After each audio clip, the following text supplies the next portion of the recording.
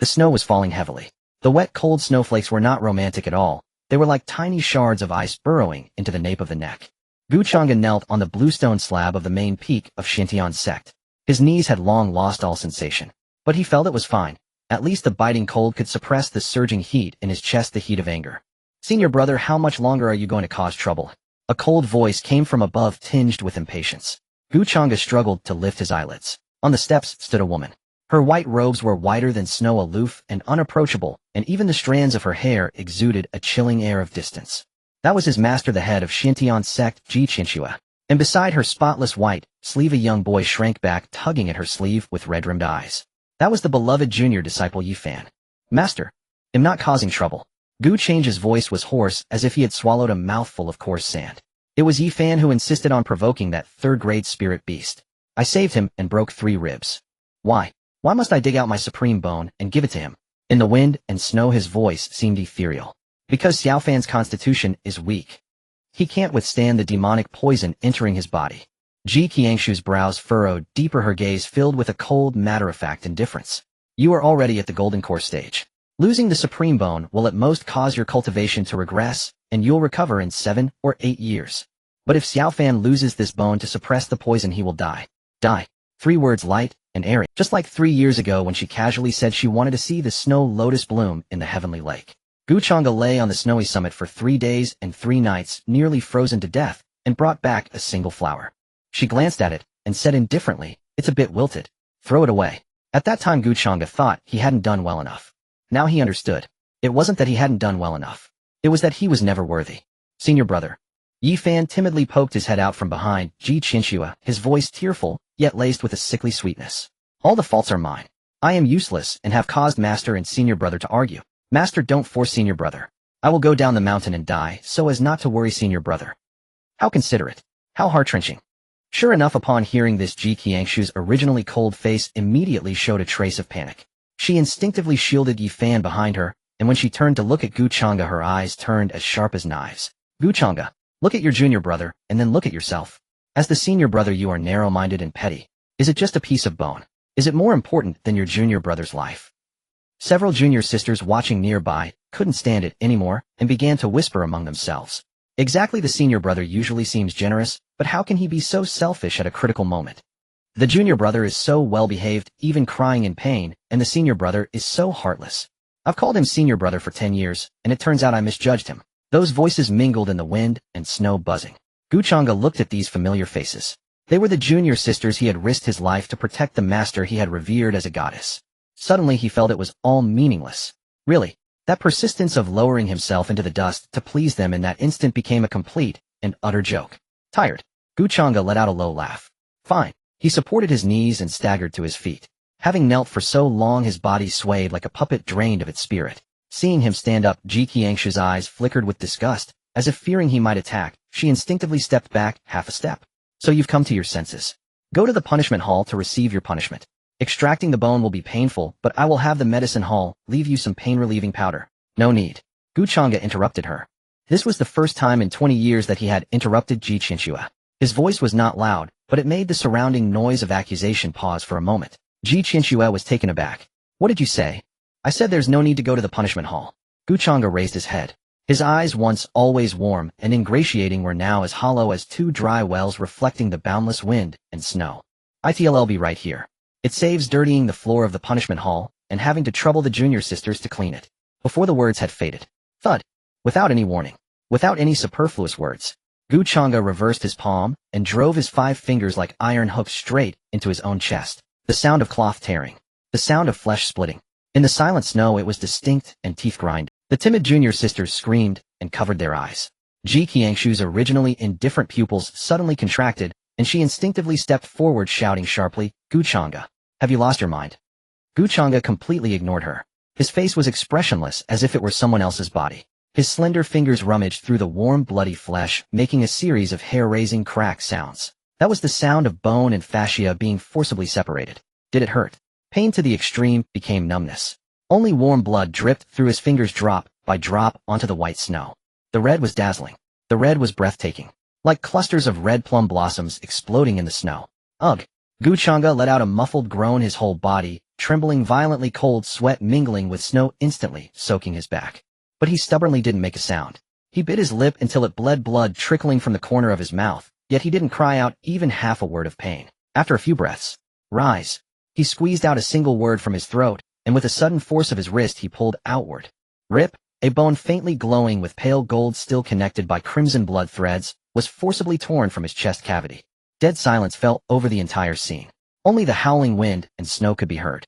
Even the junior disciple Xiaofan, who had been pretending to be pitiful, was stunned by the gruesome sight, forgetting to cry, his face pale, as he shrank into Qianxue's arms. Cough cough. Qianxue's figure swayed precariously, a horrifying bloody hole in his chest with internal organs faintly visible. He casually threw the supreme bone, which countless cultivators dreamed of like garbage, to the feet of Qianxue. The bone rolled twice on the ground, getting stained with mud. Its light dimmed. "Take it." Qianxue's voice was very light, as if it would drift away with the wind. "Master, this bone along with 20 years of fostering grace, I have repaid in full." Qianxue looked at the bloodied bone at her feet, then at the horrifying hole in Qianxue's chest.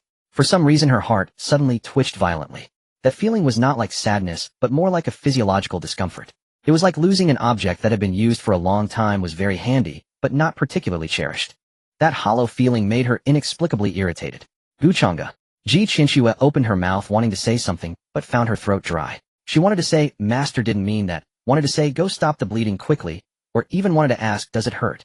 But Changge didn't give her the chance. He tremblingly untied the inner disciple's robe embroidered with the sect's emblem. That robe was very precious, a personal gift from Qianxue when he became the chief disciple. He had always cherished it, brushing off even a speck of dust. Now, he casually threw it onto the snow. He let the muddy snow stain the once sacred cloud patterns. That was what he once regarded as a symbol of honor. But now it was nothing more than a shackle that had bound him for 20 years. Only his thin undergarments soaked through with blood clung tightly to his lean body, revealing a broken, yet resolute beauty. The wind grew stronger, blowing him as if he would fall at any moment. From now on, Changge turned and walked step by step into the depths of the wind and snow. With each step a bloody footprint was left on the ground. Changge of Xuantian Sect is dead. We owe each other nothing. The junior sisters around finally came to their senses. Some wanted to step forward, but were scared off by the icy look in Changge's eyes. There was no hatred in that gaze. Only a calm as still as dead water. That calm was more unsettling than a hysterical roar. "Master." Xiaofan seemed to sense the change in Qianxue's mood and quickly tugged at her sleeve, whispering, "Senior brother. Is he angry? It's all my fault. Should I go after him?" Qianxue came back to her senses. She looked at the back that was about to disappear into the white expanse, took a deep breath, and forcibly suppressed the inexplicable irritation in her heart. "No need to chase." Her voice resumed its usual coldness, but upon closer listening there was a barely perceptible tremor. With his temperament, he won't survive 3 days outside the sect. Once he suffers out there, he will naturally come back on his knees and beg me. Qianxue bent down and picked up the bloodstained supreme bone from the ground. The tips of her fingers touched the lingering warmth on the bone. It was so hot that it made her flinch. She instinctively tried to wipe off the mud, but no matter how she wiped it wouldn't come clean. The bright red bloodstains like a brand had seeped into the bone. The wind and snow covered Changge's departing footprints. It was only much later that Qianxue would realize that young man who always followed behind her, calling her master, timidly, and who would smile and say it's fine, no matter how great the grievance, had truly never returned. Outside the mountain gate of Xuantian Sect, Changge hadn't gone far. He dragged his broken body, struggling to walk 10 li until he could no longer see the towering sect gate, then finally collapsed. With a thud, he fell in front of a dilapidated mountain temple. His consciousness gradually faded. The excruciating pain in his chest was consuming his last shred of rationality. Was he going to die? That was fine. This miserable life was finally over. A self-deprecating smile curled at the corner of Changge's mouth as he slowly closed his eyes. However, just as his consciousness was about to sink into darkness, a cold mechanical voice suddenly exploded. Detected that the host has completely severed past bonds with a heart leaning toward both good and evil meeting activation conditions. Ding. Heaven's villain system is binding. Binding successful. Detected that the host is critically injured distributing the newbie gift pack. Chaotic primordial divine body. Boom. A terrifying black aura instantly erupted from Changge's body, shattering the surrounding wind and snow. Pain. It felt like 10,000 ants were gnawing at his marrow. When Changge woke up, he found himself still lying in that dilapidated Xuantian temple. The temple was drafty on all sides, a large piece of the roof tile missing, and the wind and snow howled in. Snowflakes fell on his face, melting into cold water that trickled from the corner of his eye into his ear. That kind of cold seeped into the bones. Yet he didn't feel cold. On the contrary, he felt hot. The bloody hole in his chest which he had gouged out with his own hands was now burning fiercely. Ding. Chaotic primordial demon body. Fusion progress, 100 congratulations host reshaping the demon bone, seeking life through death. That cold mechanical voice in his mind sounded again. Changge subconsciously reached out and touched his chest. The skin there was smooth and new, even more delicate and resilient than before. In his originally empty chest cavity, a powerful new heart was beating slowly and heavily. Thump, thump. Each heartbeat sounded like a war drum being struck. The sound of blood flowing was as clear as a great river breaking its banks, washing through his dried-up meridians. Changge slowly sat up. The clay statue of the mountain god in the temple had collapsed halfway at some point, leaving only a pair of compassionate, yet eerie eyes silently watching him. He lowered his head and looked at his own hands. The fingers were long, the knuckles distinct, and the skin showed a sickly pallor faintly, emitting a cold, jade-like luster in the dim snowy light. The tiny scars left from years of sword practice were all gone. And his hair, the neatly tied crown had long since disappeared, and his jet black hair cascaded down like a waterfall draping over his shoulders. That black was so deep it seemed to absorb all light. So this is the demon body. Changge clenched his fist. The air in his palm was compressed and popped with a crisp sound. That feeling of brimming power was 100 times stronger than when he possessed the supreme bone. If before he was a meticulously polished, warm, and gentle gentleman's sword, then now he was a fierce weapon just pulled from a pool of blood still dripping black blood. Heh. Change's lips curled into a smile. He was laughing, but in his eyes there was a dead red. Deep in his pupils it seemed as if mountains of corpses and seas of blood were surging. He casually grabbed a handful of withered grass from the ground. With a thought, the grass was instantly entwined by a black aura and turned to ash, scattering in the wind and snow. Qianxue. Changge softly uttered the name, his tone as calm as if speaking of a stranger. You longed for the supreme bone to save that waste. Now I have given it to you. But this demon bone, I'm afraid you won't be able to take it. Just then, bang. The rickety wooden door of the temple was violently smashed open from outside. The wind and snow mixed with a strong smell of blood rushed in. Changge frowned, but did not move. He just sat quietly in the shadows like a lifeless statue. A red figure stumbled in. It was a woman. A very beautiful woman. If Qianxue's beauty was like snow on a high mountain, cold and untouchable, then this woman before him was like the spider lilies blooming on the road to the yellow springs, enchanting enough to make one want to sin. She wore a striking red dress, but now it was torn in several places, revealing large areas of snow-white skin. Wounds were bleeding, dyeing the red dress even darker, like dark red flowers blooming on her body. The worst part was, she was barefoot. Her feet were extremely white, stepping on the dirty mud floor. 2 strings of silver bells were tied around her ankles, jingling with her staggering steps. But this sound now, instead of being pleasant, carried a sense of desperate urgency. Huff, huff. The woman seemed to have exhausted her last strength. As soon as she entered the temple, her legs gave way, and she collapsed directly onto the pile of grass in front of Changge. As luck would have it, she was lying right at Change's feet. She lifted her head with difficulty, revealing a pale, yet still breathtakingly beautiful face. She had a pair of classic fox eyes, the corners slightly upturned, which should have been captivating, but now they were filled with mist and bloodshot veins. Her condition was very wrong. Not just severe injuries. Her cheeks were flushed with an unnatural red, her breathing was rapid and hot, and her slender neck was covered in fine sweat, sticking wet strands of hair to her collarbone. It was a state of extreme craving for a certain antidote. Save me. The woman's voice trembled as if squeezed from her throat. She seemed unable to see who was in front of her, only instinctively feeling that the man before her exuded a coolness that was extremely soothing to her. That was the innate energy of the chaotic, primordial demon body. For someone poisoned by joyful powder or yang toxin, it was the most lethal temptation in the world. Changge looked down at her. His gaze was cold, even with a hint of scrutinizing amusement. He didn't reach out, nor did he speak. He just watched this injured prey struggle to crawl toward him. So hot. The woman seemed to be delirious with. She felt as if she had fallen into a furnace, and the man before her was the only piece of ice. She reached out and grabbed Change's ankle. That hand was icy cold, slippery, and stained with blood, yet surprisingly not unpleasant. Following the ankle, she clung to him like a lifeline, pressing herself against him regardless of all else. Her burning body separated only by Change's thin inner garment pressed tightly against his leg. Give me, please, she murmured, her voice soft and clingy. Changge still didn't move. He simply extended a finger and lifted the woman's chin. The gesture was flirtatious, but his eyes were cold as ice. Are you from the Xuantian Sect?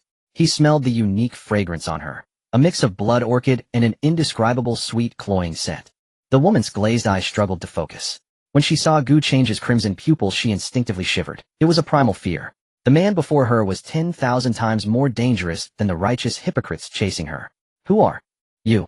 She wanted to retreat, but her Buddhist instinct made her reluctant to leave this ice block. Changge didn't answer, because from outside the temple door chaotic footsteps could be heard again. That demoness ran inside. Quick, don't let her escape. She's been hit by my 1,000 silk bind, she can't run far. Hee this demoness usually acts so high and mighty. Today she's fallen into our hands, well make her pay. 3 men in Orthodox sect robes burst in. When they saw the scene inside the temple, they froze for a moment. In the dim temple, a handsome man bare-chested with black hair hanging loose was sitting lazily on a pile of grass. And the demoness from the demon sect who they had been chasing for 3 days and nights was now lying disheveled on this man's lap. Her face flushed her posture. Extremely intimate. Oh, so she has a lover waiting for her. The leading middle-aged Taoist sneered, his eyes scanning Changge's. No spiritual energy fluctuations. He looked like a mortal or a cripple whose cultivation had been destroyed. Kid, if you don't want to die, get out of the way. The middle-aged Taoist licked his lips, his gaze greedy on the woman in red. This demoness is a wanted criminal of our Tianzhong alliance. Take your dirty hands off her. Changge acted as if he hadn't heard. He lowered his head and looked at the woman in his arms. The woman, though trembling with fear, mustered the last bit of reason, bit her lip, and tried to climb off Changge. Don't mind me. You go. Her voice was small, but carried a fierce determination. Changge raised an eyebrow, a little surprised. A demoness from the demon sect. Shouldn't she do anything to survive? How could she have the conscience to let a passerby go first? Much better than that junior brother who pushed him out to block the blade when danger came. Go. Where can you go? The 3 Taoists had already surrounded them, lascivious smiles on their faces. Since you've seen something you shouldn't, you'll die together. Anyway, this is a desolate mountain. No one will know if we kill one more pretty boy. As he spoke, the leading Taoist flicked his long sword and thrust it directly at Changge's throat. The sword wind was fierce. If this had been the old Changge, even if he didn't die, he would have been severely injured. But now, in Changge's crimson demon eyes, the speed of this sword was as slow as a crawling snail. How noisy! Changge's lips moved slightly, spitting out 2 words. The next second, he didn't get up. He just held the woman in red and gently raised his right hand. His slender index finger gently tapped the air. Boom! A terrifying, suffocating black wave of energy instantly erupted from him. It was pure demonic chi. Overbearing, violent, destroying everything. The leading middle-aged Taoist didn't even have time to scream. It was as if he had been hit by a speeding train. Bang! He exploded into a cloud of blood mist midair. Not even a bone fragment remained. The remaining 2 Taoists were petrified. They stared wide-eyed at the rain of blood and the man sitting in the blood rain who hadn't even blinked. Duh! Demon cultivator. Great demon. Run. The 2 turned to flee. Since you're here then. Changge's voice was still very soft, like a lover's whisper. He grabbed the air with his 5 fingers. Thud! Thud! The 2 men who had just reached the door were suddenly caught by an invisible giant hand around their necks, dragged back, and slammed heavily at Changge's feet. Mercy! Senior, mercy! We had eyes but failed to see. Crack! Crack! 2 crisp sounds. The pleas stopped abruptly. Changge didn't even look at them, just casually broke their necks. As easy as crushing 2 ants. The broken temple fell back into dead silence. Only the wind and snow outside continued to howl. The woman in red in his arms was completely stunned. She looked up at Changge's face, so close to hers. Blood splattered on his cheek, tracing down his perfect jawline to drip onto her collarbone. Seductive. Powerful. Unrivaled. This was the true demon. In comparison, she, the demon saintess hunted by the righteous path, was as innocent as a little white rabbit. Seen enough. Changge lowered his head, meeting her dazed fox eyes. He reached out a blood-stained finger and gently wiped it across her lips, the gesture carrying a dangerously aggressive edge. Seen enough, then get up. My lap isn't something just anyone can sit on. The woman in red trembled. The uncontrollable drug effect and her instinctive submission to the strong made her take an extremely bold action. She didn't get up. Instead, she reached out her arms and tightly hugged Changge's waist. Her cheek pressed against his cold chest, listening to the powerful heartbeat, her voice soft enough to drip honey. I won't get up. So cool. Hold me a little longer. I also don't want to die. Changge was stunned for a moment. Then for the first time a genuine smile appeared on his cold face. It was a smile of satisfaction with his prey. Interesting. He didn't push her away. Instead, he hooked his arm around her slender waist, lifting her up and pulling her against him. Since you don't want to die, then use your life to exchange for this moment of coolness. The wind and snow grew stronger. They drowned out all sounds in the temple. Only the sound of silver bells echoed in the wind for a long, long time. Outside the dilapidated temple, the snowstorm continued unabated. Inside, the cloyingly sweet fragrance grew ever denser. Changge looked down at the woman in his arms. Xuantian was now completely delirious with fever. Her originally alluring fox-like eyes were half-closed, shrouded in a misty haze, and her hands clung to his waist like an octopus, her burning cheek rubbing against his chest. Give it to me. I feel so terrible. She was begging for intimacy. This was the instinctive reaction after being hit by the thousand silk entanglement, a secret drug of the Xuantian Sect. Even a chaste woman would become a wanton under its influence, let alone a demoness of the demonic sect who practiced seduction arts. If those 3 dead Taoists had been in his place, they would have pounced like starving wolves. But Changge did not. His blood-red eyes held not a trace of lust, only 2 unfathomable pools of 20 years of righteous cultivation, and the gentlemanly spirit etched into his bones had not completely vanished, even though he now possessed a demonic heart and demonic bones. He was decisive in killing because the world was unjust. But he was not base. Don't move recklessly. Changge frowned, his voice cold. He extended a finger blocking Su Hongyi's restless hand that was trying to slip into his robe. His finger was icy cold, making her tremble, and let out a whimpering cry. It hurts. Knowing it hurts is good, Changge said calmly. He neither pushed her away, that would be too affected, nor took advantage of the situation, that would be too despicable. He slowly raised his right hand, and in his palm a mass of black, demonic energy surged. But if one looked closely at the very center of the demonic energy, a trace of pure majestic, pure spiritual energy could be faintly seen. That was the supreme forgetfulness scripture he had cultivated for 20 years at the Xuantian Sect.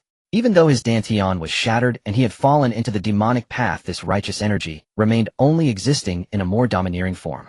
Bear with it. Changge's hand pressed against Su Hongyi's burning back. A surge of extremely domineering and frigid spiritual energy instantly rushed into her body. Up.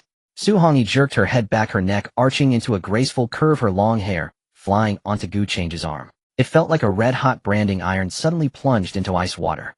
Extreme heat and extreme cold collided wildly within her.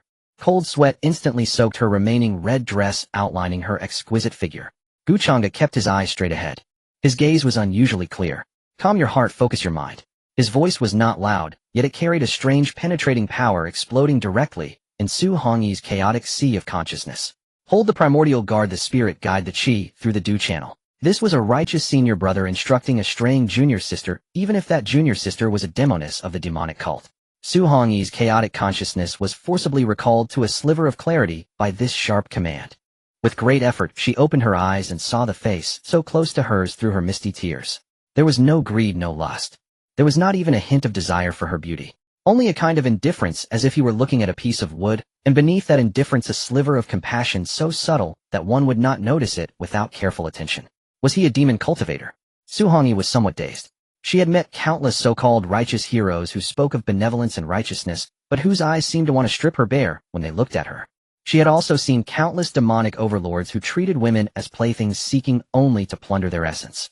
But this man before her, though his demonic energy billowed, though he had just crushed 3 people to death without blinking an eye, his hand pressed against her back was so steady. Even though she was disheveled, even though she threw herself into his arms, he did not take the slightest advantage of her. What was this? A demonic exterior with a Buddhist heart? Or a true gentleman of this world? Time passed. Su Hongyi's flushed complexion gradually receded, and her burning temperature slowly returned to normal. But due to exhaustion, she lay limply in Changge's arms, too weak to move even a finger. Changge withdrew his hand. The demonic energy in his palm dissipated. Sensing that the woman in his arms was fine, he prepared to set her upright so she could sit on her own. However, as soon as he moved, Su Hongyi, like a startled kitten, suddenly reached out and grabbed his sleeve again. This time it was not because of the drug's effect, but because of dependence. Don't leave me. Her voice was weak with a hint of cautious probing.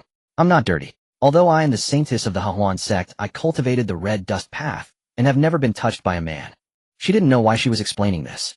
But looking at Changge's cold eyes, she suddenly felt afraid. Afraid that he would despise her, afraid that he would think she was a loose woman and abandon her in this icy wasteland after saving her. Changge paused. He looked down at the red-clad demoness notorious in the cultivation world, who now looked at him timidly like a child who had done wrong. I know, Changge spoke. Just 3 simple words, yet they made Su Hongyi's tears suddenly You know. Changge casually removed his own blood-stained thin inner robe and draped it over her, revealing his muscular upper body covered in demonic tattoos. The Xuantian Sect seduction arts emphasize innate seductive charm. If one's chastity is broken, the vermilion mole between the brows will disperse. Yours is still there. He said it very calmly, as if stating a fact. But to Su Hongyi, it was like a thunderbolt. He was from a righteous school. He was so knowledgeable about the cultivation methods of various sects. And he even had the leisure to observe the mole between her brows. An unprecedented sense of security instantly enveloped her. Put it on. Changge stood up and walked to the door of the dilapidated temple, his back to her. It's a bit torn, but it can block the wind. Xuantian clutched the inner robe, still warm with his body heat, and smelling of blood, her fingers turning white. She looked at that silhouette, black hair wildly dancing, demonic patterns coiling around his body. It looked so lonely, so cold. But he had just expended his own foundational demonic energy to help her expel the poison without touching her even once. He had given her his only garment and stood in the doorway to block the wind. Hey, Xuantian suddenly spoke, her voice a little hoarse. What's your name? Changge did not turn around. He looked at the swirling snow outside the temple, his eyes somewhat dazed. Just a few hours ago, he was the senior brother of the Xuantian Sect, forced by his master to shatter his own foundation in exchange for a bone for his junior brother. And now he had saved a demoness of the demonic cult who was being hunted by the righteous path. The demoness asked his name. Ironic. Quite ironic. But for some reason Changge felt that the heavy stone that had been pressing on his heart had loosened a little. Changge. His voice drifted in with the wind and snow. Changge, the discarded disciple of the Xuantian Sect. Xuantian was stunned for a moment. Then she wrapped the clothes tighter around herself, and a light brighter than flames flickered in her fox-like eyes for the first time. She silently repeated the name in her heart. Then a bewitching smile curled at the corner of her lips. Changge. The Xuantian Sect doesn't want you, but I do. Meanwhile, thousands of li away at the Xuantian Sect. Still no news of senior brother. The junior sister rushed into the main hall flustered. It's been 3 days. Usually, even if senior brother left in anger, he would return within half a day at most. This time, why hasn't he come back yet? In the hall, Qianxue sat at the head seat, her face somewhat pale. She tightly clutched the bloodstained supreme bone in her hand, her knuckles white. 3 days. In the 3 days since Changge left, the Xuantian Sect had fallen into chaos. The protective formation unattended leaked spiritual energy, causing a large area of spirit fields in the back mountain to wither. In the past, all these trivial matters were handled by Changge, and they had never realized how troublesome maintaining a large formation could be. And also, what's the panic? Qianxue scolded forcibly, suppressing the inexplicable unease in her heart. He's a golden core cultivator. Even without the supreme bone, he won't die. He's just sulking outside waiting for us to beg him to come back. But the junior sister bit her lip. That supreme bone. Little junior brother can't fuse with it. What? Qianxue stood up abruptly. The elder of the medicine hall said that the bone is filled with senior brother's resentment, which rejects little junior brother's body. If we don't bring senior brother back to personally dispel the resentment, little junior brother will still die. The teacup in Qianxue's hand fell to the ground and shattered into pieces. Bring him back. The image of Changge's resolute eyes that day suddenly flashed before her eyes, along with his words, our ties are severed.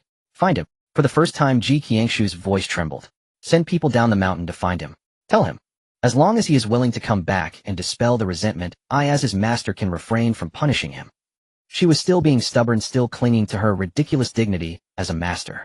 Little did she know that her eldest disciple had already become someone else's savior. The bonfire in the dilapidated temple was almost extinguished. Only a few dim red embers flickered in the pitch-black night, like the dying breath of a man on the verge of death. When Xuantian woke up, she felt a sour weakness throughout her body, as if she had been dismantled, but the tormenting heat had subsided, replaced by an unprecedented lightness. She shifted her body. A loose male undergarment slid off her shoulder, revealing a large expanse of jade-like glossy skin. It was Changge's clothes. The faint scent of blood still lingered on it, along with an indescribable cold aura like pine wood after snowfall. Xuantian instinctively wrapped the garment tighter, burying her face in the collar and taking a deep breath. It smells wonderful. You're awake, then leave. A cold voice came from the temple entrance. Xuantian jerked her head up. Changge was sitting on the stone steps at the door. He was bare-chested, his back to her. On his muscular back, a few dark demonic patterns slithered slowly under the moonlight, like living things exuding a heart-stopping aura. The wind and snow landed on him, but instantly evaporated into white mist by the protective demonic qi surrounding his body. I'm not leaving. Xuantian blurted out without a second thought. She was a clever woman, but also a wild and mad demon cultivator. Since she had latched onto this lifeline, even if he were a block of eternal ice, she would melt him down. She propped herself up, stepped barefoot on the ground, and walked quietly like a cat to stand behind Changge. Then once again she embraced him from behind. Changge's body stiffened slightly. Changge. Xuantian's voice was soft and sweet, hoarse from just waking up. I am the saintess of the Xuantian Sect, and you are the abandoned disciple of the Xuantian Sect. We are a demoness and a devil, a perfect match. You saved me. Those hypocrites of the righteous path won't let you off. Why not come back to Nanjiang with me? They'll let you take my place as saintess. Or would you like me to make you the sect leaders? At the last sentence, she couldn't help but giggle, her fingers mischievously tracing circles on Changge's hard ass. Changge ignored her teasing. He slowly opened his eyes, gazing into the dark, snowy depths. A flicker of mockery passed through his crimson irises. I'm afraid we can't leave now. Xuantian was startled. What? Before she could react, clang. A sharp sword cry suddenly tore through the sound of the wind and snow. Then several piercing sword beams streaked across the night sky, like shooting stars carrying an aggressive aura, and embedded themselves directly into the snow before the dilapidated temple. Senior brother, you really are here. A sharp female voice rang out. Xuantian sensed the approaching presence, and her expression shifted slightly. She was familiar with this aura. It was clearly the cultivation technique of the Xuantian Sect. Changge remained seated, not even changing his posture. He simply looked indifferently at the figures emerging from the darkness. 3 young people in the inner disciple robes of the Xuantian Sect. The leading girl, with a high ponytail and a long sword in hand, carried an innate arrogance in her brows. She was his third junior sister, Qianxue. In the past, this girl loved to cling to him. Whenever she slacked off during sword practice and was punished, Changge would secretly bring her food in the middle of the night. But now, Qianxue stood in the snow, her sword tip not directly pointing at Changge, yet her eyes were filled with disappointment, anger, and a condescending sense of charity. Senior brother. Qianxue looked at Changge, naked above the waist and entwined with demonic qi, then at Xuantian, who was clinging tightly to him with disheveled clothes. The disappointment in her eyes instantly turned to disgust. Master said you acted on impulse and sent me down the mountain to bring you back. I didn't believe you would stoop so low. I never expected you to actually be mixed up with a demoness of the demonic cult.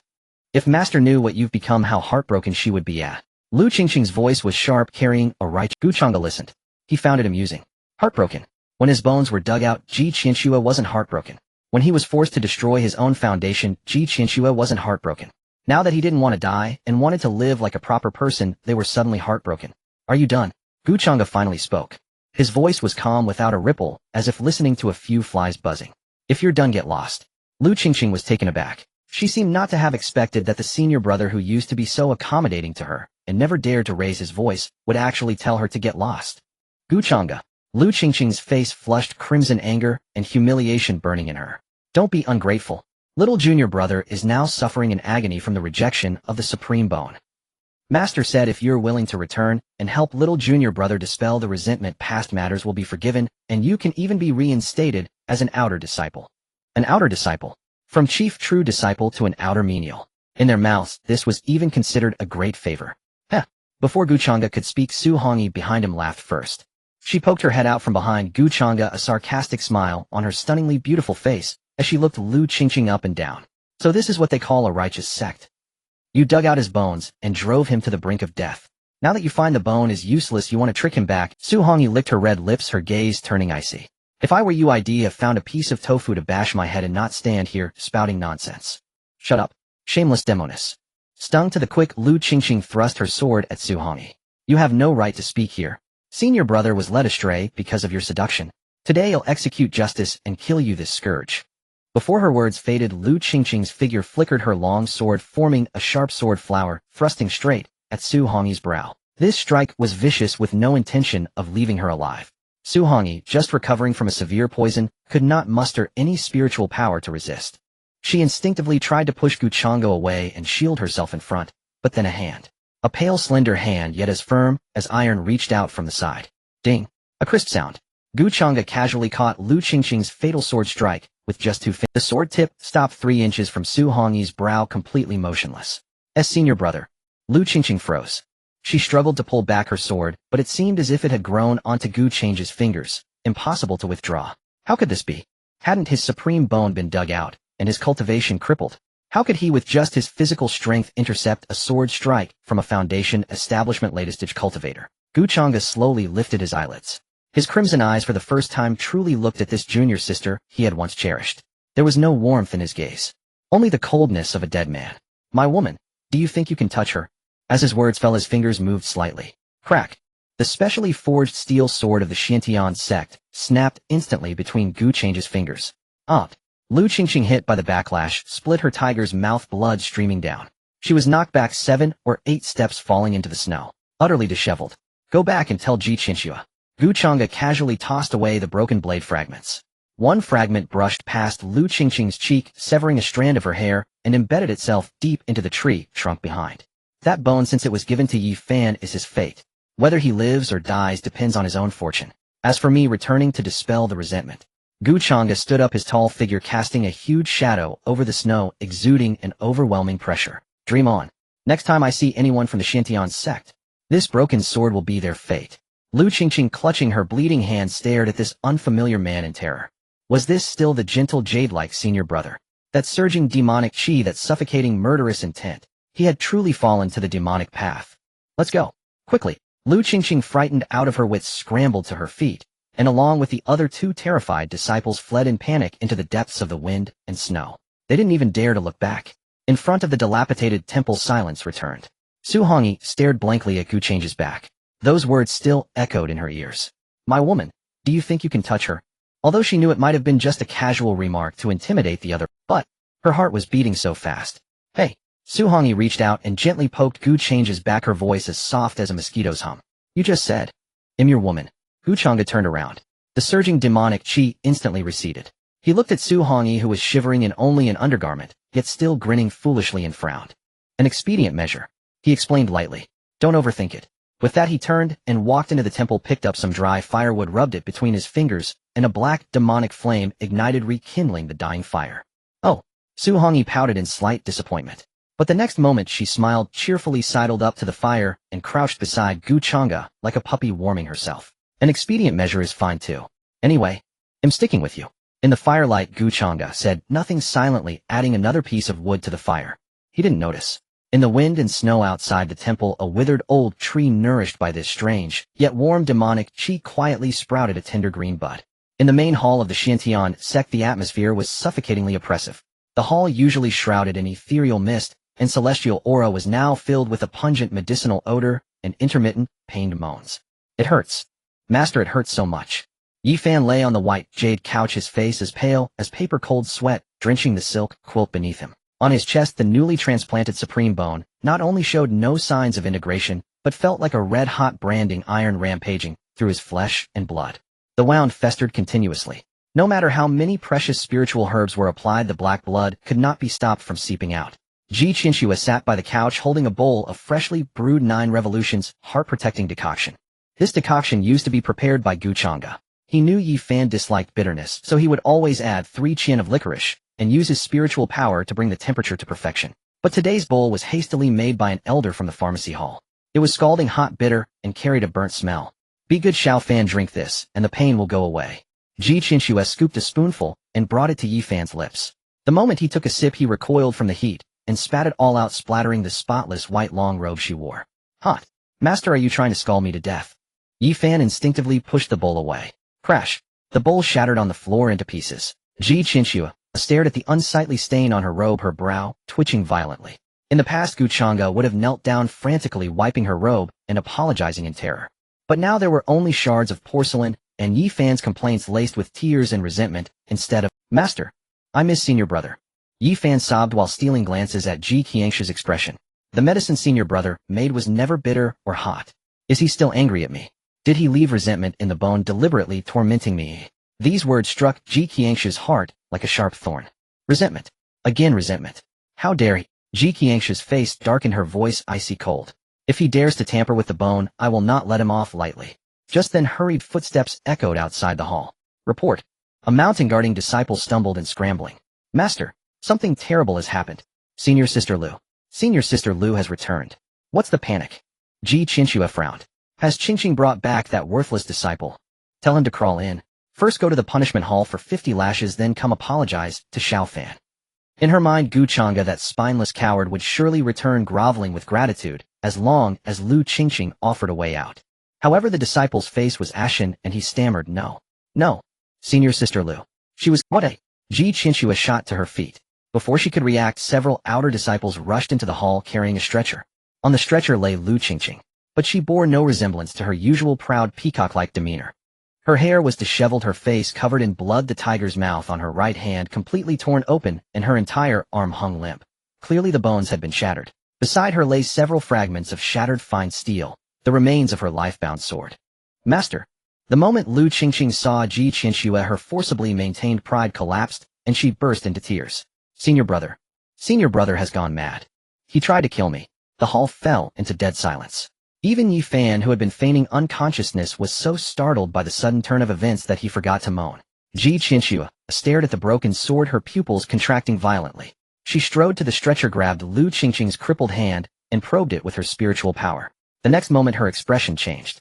Such a domineering force. It was not merely pure spiritual power oscillation, but also laced with a chilling demonic qi. This force had directly destroyed the meridians in Lu Qingqing's hand.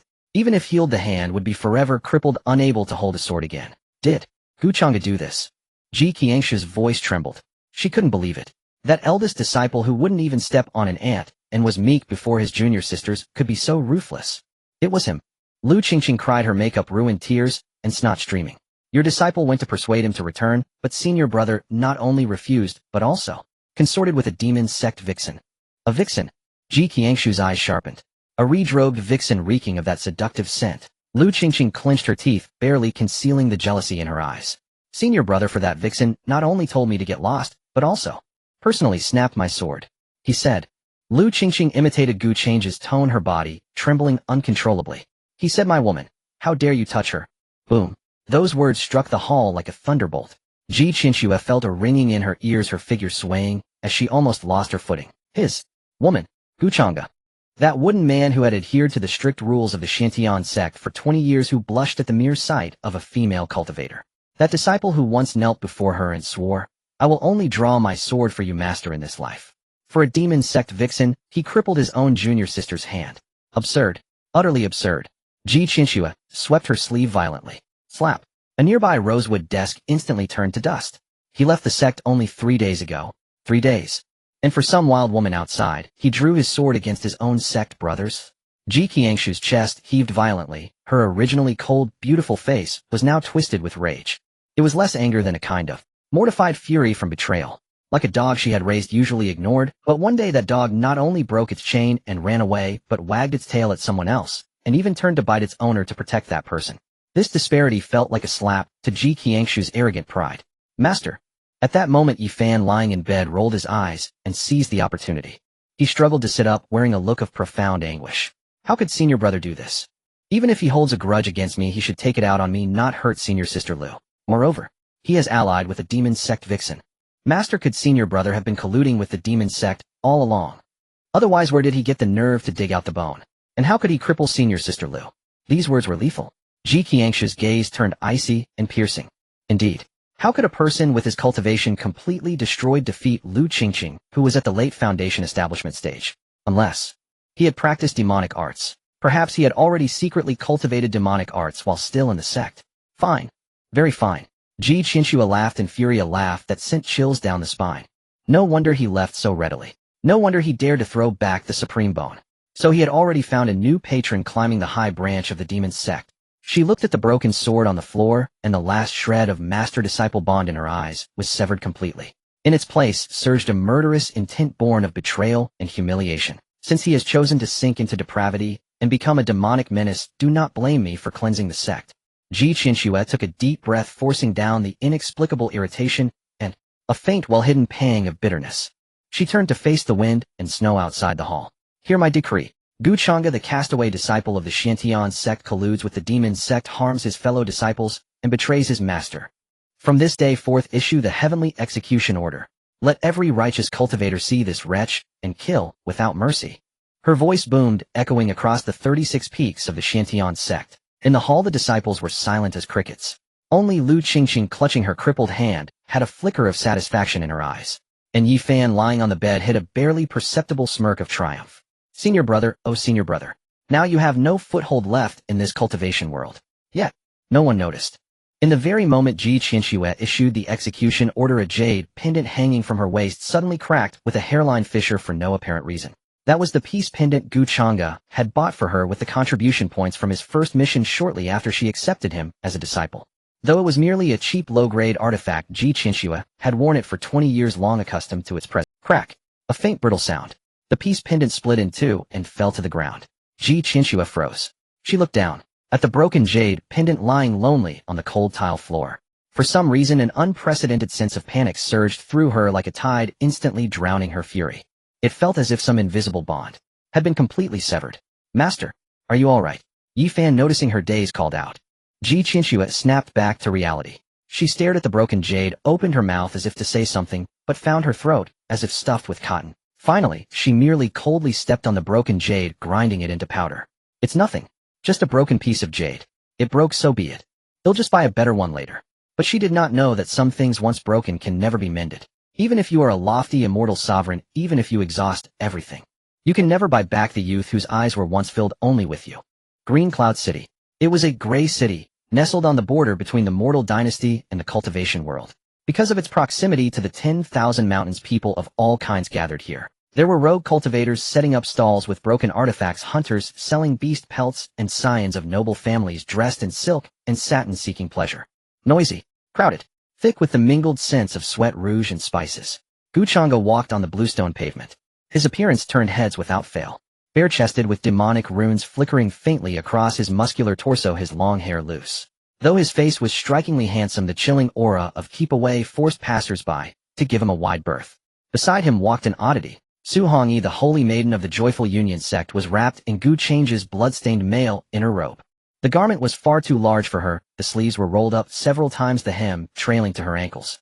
Loose and baggy, she somehow wore it with the lazy allure of borrowing a boyfriend's shirt. Most strikingly, she was barefoot. Her delicate white feet trod on the muddy stone pavement, the silver bells on her ankles jingling. Hey Changge. Xuantian quickened her pace and tugged at his arm. Slow down, the stones hurt. Changge stopped and looked down at her feet. The soles, once smooth as jade, were now smeared with mud and dust. Her toes curled slightly from the cold, tinged with a faint pink. Delicate, Changge commented with 2 words. I'm a holy maiden, not an ascetic. Xuantian rolled her eyes dramatically without the slightest self-awareness of being a captive or rescued one. She pointed at a shop called Rainbow Silks Pavilion and said matter-of-factly, let's go in. I need to buy shoes and clothes. This ragged inner robe reeks of your sweat. It's disgusting. Changge didn't move. I have no money. He had accumulated quite a savings when he was the senior disciple of Xuantian Sect, but he had left in such a hurry that he had left his storage pouch at the sect along with his broken sword. Now he was penniless. No money. Xuantian was stunned and laughed as if she had heard the biggest joke. She looked him up and down, her eyes carrying 3 parts surprise and 7 parts disdain. The chief disciple of Xuantian Sect, and you don't even bring spirit stones when you go out. Do those old fogies of the righteous path abuse you? With that, she curled her lips and flicked her wrist. Though her storage ring had been lost during the righteous path's pursuit, she still had an inconspicuous wooden hairpin stuck in her bun. She casually pulled out the hairpin and infused a trace of demonic energy. Clatter. The spatial restriction inside the hairpin opened. A large handful of golden leaves and several high-quality, medium-grade spirit stones fell like rain. Here. Xuantian casually tossed a spirit stone to Changge, her gesture as nonchalant as giving alms to a beggar. From now on, stick with me. They'll take care of you. She lifted her chin, revealing her graceful, swan-like neck. The expression of a sugar mommy was unexpectedly adorable. Changge caught the spirit stone. Feeling the warm spiritual energy on it, he was silent for a moment. At Xuantian Sect, outer disciples had to work desperately for 3 months to earn a few medium-grade spirit stones. Every time Qianxue bestowed spirit stones, she would put on an air of, "This is your master's grace." And this demonic enchantress had casually thrown one to him. "What are you staring at?" Xuantian had already swaggered into the Rainbow Silks Pavilion. She turned back and crooked her finger at him, her fox-like eyes curving into crescent moons. "Come in and carry my bags." Changge watched her retreating figure. The corner of his mouth twitched almost imperceptibly. This feeling of being protected wasn't so bad. Inside the Rainbow Silks Pavilion, the shopkeeper Sharpied immediately recognized Xuantian as a big spender and hurriedly approached. Half an hour later, Xuantian was transformed. She changed into a flowing crimson fairy dress, made of premium fire cloud gauze. As she walked, it seemed like a blaze of fire was burning around her. On her feet were soft-soled boots embroidered with golden silk union flowers. Her once messy hair was casually pinned up with a red jade hairpin. The enchanting demonic enchantress had returned. "Shopkeeper." Xuantian lounged on a daybed, idly playing with a new string of pearl bracelets, and casually pointed at Changge, who stood like a sentinel at the door. "Get him a set of clothes too. Black. The most expensive ink brocade, dirt-resistant. And don't bring anything flashy. Narrow sleeves, easy for easy for work." Changge frowned. "I don't need." "Shut up." Xuantian glared at him. "You're my man now. If you go around in rags, you'll embarrass me." She walked up to Changge, stood on tiptoes, and reached out with slender fingers to straighten his messy sideburns. Her movements were as natural as if they were a long-married couple. Besides, she leaned close to his ear, her warm breath brushing against his earlobe, and lowered her voice with a mischievous grin. "Your muscles are indeed nice to look at, but but I don't want every woman on the street to get a free show. I get jealous. Qianxue's body stiffened slightly. He lowered his eyes and met Su Hongyi's sparkling gaze. There was no testing, no calculation in those eyes. Only a direct, fervent, even possessive desire. It was completely different from Qianxue's, "You are my disciple, so you must obey me." Su Hongyi's meaning was, "Because I like you, I want to be good to you, and I want to have you all to myself." Troublesome, Changge muttered, but his body betrayed him as he turned and followed the shopkeeper into the back room. Moments later, when Changge emerged in his new clothes, the entire shop fell silent. He wore a black and gold outfit that perfectly accentuated his broad shoulders and narrow waist. The ink brocade fabric absorbed light, making him appear even more somber and stern. His usually loose hair was tied high with a black ribbon, revealing his angular jawline. If not for his crimson eyes, he would still be the unparalleled, elegant gentleman of legend. But if one met his gaze, he seemed like a walking Azura. "Tis." Su Hongyi circled him once, nodded in satisfaction, unable to hide the amazement in her eyes. "Not bad, really not bad. My man looks good, even in a sack." She hooked her arm through his, practically hanging on him. "Come on, let me take you to a good meal. I've been living on abstinence pills for days and my mouth is watering." Changge looked down at the hand resting in the crook of his arm and did not push it away. Just as they stepped out of the shop, a commotion erupted near the announcement board down the street. "Look, Black Heaven Sect has issued a heavenly execution order. Heavens, this is a huge bounty. 10,000 spirit stones for a clue. A Xianxue cultivation technique for the head. Who is that person in the portrait? So handsome. They say it's Changge, the senior disciple of Black Heaven Sect. Rumor has it he colluded with demonic cults, betrayed his master, and even tried to rape his own junior sister. You never know a person's true nature." The crowd buzzed with gossip. Changge stopped. He looked up at the newly posted notice. The artist was skilled. The man in the portrait had delicate features. It was him. And the list of crimes beside the portrait was written in blood: brutal by nature, colluded with an enchantress, harmed fellow disciples, betrayed master and ancestors. Let all who see this kill him. Every word seemed carved by Qianxue's own hand. The people around continued pointing and jeering. "Disgusting. I used to admire him. Such a scum deserves to be cut into pieces. I heard he stole his master's supreme bone. What an ingrate." The slander buzzed in his ears like flies. Changge's face was expressionless.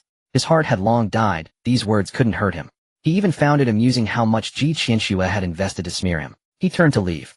"Let's go," he said flatly. But someone didn't move. He felt the hand gripping his arm suddenly tighten, nails digging into his flesh through the fabric. Changge looked down. Su Hongyi was staring at the notice, her usual enchanting face, now covered in a terrifying frost.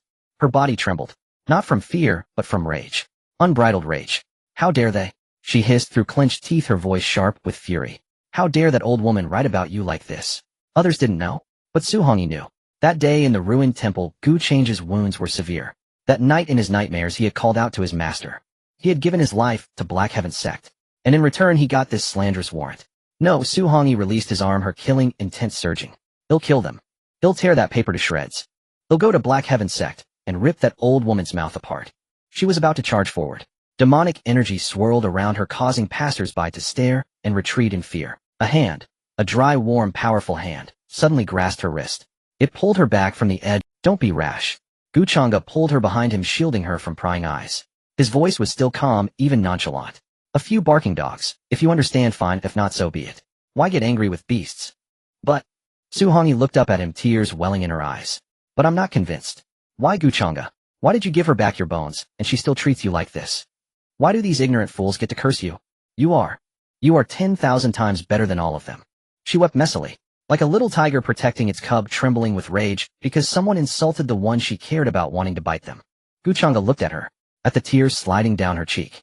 At that moment, the ice that had frozen in his heart for 20 years let out a faint crack. Qianxue had raised him for 20 years, but never shed a tear for him. And this demonic enchantress whom he had known for less than 3 days was crying for him in the middle of the street like a wronged child. Enough. Changge reached out. He originally intended to wipe her tears, but considering they were in public, he stopped mid-motion. Finally, his hand landed on her head, gently tousling her soft hair. The motion was a bit clumsy but tender. "Don't cry," Changge said, his voice low. "It's not worth crying over people, but I'm angry." Su Hongyi sniffled, still aggrieved. "Angry?" The corner of Changge's mouth curled into a smirk, and a chilling malevolence flickered in his crimson eyes. "Then don't hold it in." He turned and looked at the cultivator, who was cursing the loudest at the notice. That cultivator was in full swing. "I think that Changge is born evil. I heard his mother was a witch." Before he could finish, a terrifying black energy burst from Changge's fingertip without warning. No flourish. It pierced straight through the cultivator's throat. "Guh." The cultivator's eyes widened. He clutched his spurting neck and fell straight down. Even in death, he didn't understand what happened. Silence fell. Then the crowd erupted, screaming and scattering in all directions. Murder. A demonic cultivator. Demonic cultivator in the city. Amid the chaos, Changge remained expressionless, not even glancing at the corpse. He simply took Su Hongyi's hand again, feeling the warmth of her palm. One curse, one kill. If the whole city curses, he'll slaughter the city. Changge turned his head, looking at the stunned Su Hongyi with a doting smile. Now are you feeling better? Su Hongyi looked at him. At this man who had casually killed someone in the busy street, just to cheer her up. She felt no sense of cruelty. She only heard her own heart pounding wildly. Thump, thump. It was over. Su Hongyi gripped his hand back, tightly, smiling brighter than any flower. Though her tears were not yet dry, she was already alluring. I'm better. Changge, the way you just were. That was really cool. The scent of blood dissipated slowly in the air. The once noisy street was now so silent that a pin drop could be heard. Changge stood still, watching the cultivator fallen in a pool of blood, his fingertips still retaining that faint burning sensation. That was the residual warmth left when demonic qi pierced through the throat. Changge. Su Hongyi was still smiling, her eyes brimming with admiration and fervor almost overflowing. She instinctively reached out to pull at the corner of his robe. Changge, however, sidestepped slightly, avoiding her hand. His movement was gentle, yet carried a cold hardness that pushed people away. I killed him not for you. Change's voice was low, even colder than when he had killed the man. Su Hongyi froze, her outstretched hand stiffened in midair, and she awkwardly withdrew it. He insulted my birth mother, he deserved to die. Changge looked up at the notice board where the mocking wanted poster fluttered noisily in the wind. That finger strike just now had indeed been somewhat out of control. It was a side effect of the chaotic divine demon body. The most primal ferocity flowed through this body, whenever his emotions fluctuated, that killing instinct would madly scream, wanting to tear everything before him apart. This gave him an inexplicable irritation. He had practiced the Taishang Forgetting Emotions chapter for 20 years, seeking tranquility, and in action seeking equality for all beings. But now he had casually extinguished a life. Even though that person indeed deserved to die, this mentality of treating human life as nothing filled Changge with a deep disgust. It was disgust for this demonic body, and also disgust for the self that was gradually becoming unfamiliar. Let's go. Without looking at Su Hongyi, Changge turned and strode toward the city gate. His steps were steady but swift, as if something dirty was chasing him from behind. Su Hongyi stood still, watching his somewhat stiff back, and her soaring mood instantly plummeted to the bottom. She pursed her red lips, a flicker of complexity in her eyes. She was a brilliantly clever demonic enchantress, and in that instant she discerned the self-loathing in Change's eyes. This man, though he had exchanged bones and heart, the threshold of the righteous path in his heart still hadn't been so troublesome. Su Hongyi muttered, but still quickened her pace to follow him. Only this time she didn't dare to take his arm. The two hadn't yet reached the city gate. Stop! A thunderous roar rolled from behind. Immediately, over a dozen figures in dark cyan heavy armor riding vigorous scaled horses converged from both ends of the street, instantly surrounding Changge and the others. They were the city guards of Xuantian City. Leading them was a middle-aged captain at the Peak Foundation establishment stage, with a face full of brutish flesh and a sinister gaze. Committing murder in broad daylight, killing innocent people. Do you think Xuantian City has no laws? The middle-aged captain held his blade horizontally on his horse, staring down at Changge. When he recognized Change's face, his pupils contracted sharply, then he revealed a greedy, cold smile. I was wondering who it was. So it's Changge, the wanted criminal of Xuantian Sect. I've searched high and low, but now you fall right into my lap. This 10,000 spirit stones are meant for me to get rich. Changge stopped. He looked at the dozen or so people encircling him, his eyes completely devoid of any fluctuation. Even the faint killing intent was thoroughly concealed. He insulted my birth mother first, and I killed him afterward. This case will hold up anywhere. Changge spoke calmly, his tone carrying a rigid logic befitting a righteous senior brother. As city guards, you should discern right from wrong, not just fixate on those 10,000 spirit stones. Right from wrong. The captain laughed as if he had heard a joke. Here spirit stones are right and wrong. Xuantian Sect says you are a demon, so you are a demon. Brothers, seize him. If he resists, kill without mercy. As the words fell, the dozen guards simultaneously drew their long blades, the gleaming edges reflecting cold light in the sun. Su Hongyi watched, sneered, and the red ribbon in her hand began to faintly glow. Changge, you see now, this is the righteous path. You protect the right and wrong you speak of. She turned her head, looking at him with some mockery. You reason with them, but they talk spirit stones with you. How long will you still cling to your rules? Changge said nothing. He just slowly exhaled a turbid breath. Then he moved. But he did not directly use demonic qi as he had when killing the cultivator earlier. His figure flickered as fast as a ghost, instantly appearing before the middle-aged captain's horse. The captain was greatly startled, and his long blade instinctively slashed down. Changge sidestepped to avoid it, then, with his right hand forming fingers like a sword, lightly flicked at the captain's wrist. Clang! The captain felt a tremendous shock in his tiger's mouth. Half his arm went numb, and the long blade flew from his hand, heavily embedding into the ground. Next, Changge did not stop. He moved among the dozen scaled horses, his form erratic and elusive. No screams. No bloodshed. Only continuous thuds and muffled groans. In less than 10 breaths, when Changge stood still again in the middle of the street, all those dozen guards were knocked off their horses. They curled on the ground, clutching their wrists or shoulders, faces full of terror, yet they found that aside from losing combat ability, they had not a single wound. I am not killing you because I dare not. Changge looked down at the captain, whose face had lost all color, his voice terrifyingly calm. It's because you are not worthy of making me break my 20 years of cultivation. Go back and tell your city lord Changge will wait for him at the Duanhuan slope outside the city for 3 days. If you want to capture me, come yourself. Finished speaking, Changge turned and glanced at Xuantian, who was somewhat. What are you still gaping for? Let's go. Xuantian snapped back to reality, looking at the guards groaning on the ground with none dead. She cast a sidelong glance at Changge and felt an inexplicable sense of defeat. This man, he had clearly fallen into demonic path, yet his manner of doing things was still so. Like a senior brother. He killed that cultivator because the other had touched his reverse scale. He didn't kill these guards because he didn't want to turn himself into a mindless killing monster. This extreme calm and principle made Xuantian feel an immense distance. She had thought he killed Event for her, but now it seemed merely her wishful thinking. He was still that solitary Changge, and no one could enter his heart. Outside the city, wind and snow raged across the wilderness, a vast expanse of white in sight. Changge walked slowly, Xuantian silently followed behind. The originally lively and restless enchantress was now unusually quiet. That finger strike earlier, thanks. Changge suddenly spoke, without turning his head. Xuantian was taken aback, then pouted. What's there to thank? You didn't kill for me. But you did get angry on my— Changge stopped, turned around, and looked at the girl wrapped in his red robe. Snowflakes fell on her eyelashes, making her fox-like eyes less seductive and more of the purity befitting her age. Xuantian. Changge called her name seriously. Xuantian instinctively straightened her back. What? I saved you because I wanted to. I brought you into the city because I don't like owing favors. Changge looked at her, his gaze clear and rational, even carrying an embarrassing frankness. But don't waste your time on me. My heart is already dead. I can't give you what you want. Once we leave this region, find an opportunity. You go back to your southern frontier, and I'll take my own path. These words were like a bucket of ice water, drenching Xuantian's burning heart. She looked at Changge, looking at his face that clearly said, don't touch me. If it were any other woman, she might have been mortified and turned. But who was Xuantian? She was the craziest saintess in the history of Xuantian Sect. Not only did she not get angry, but she suddenly burst into laughter.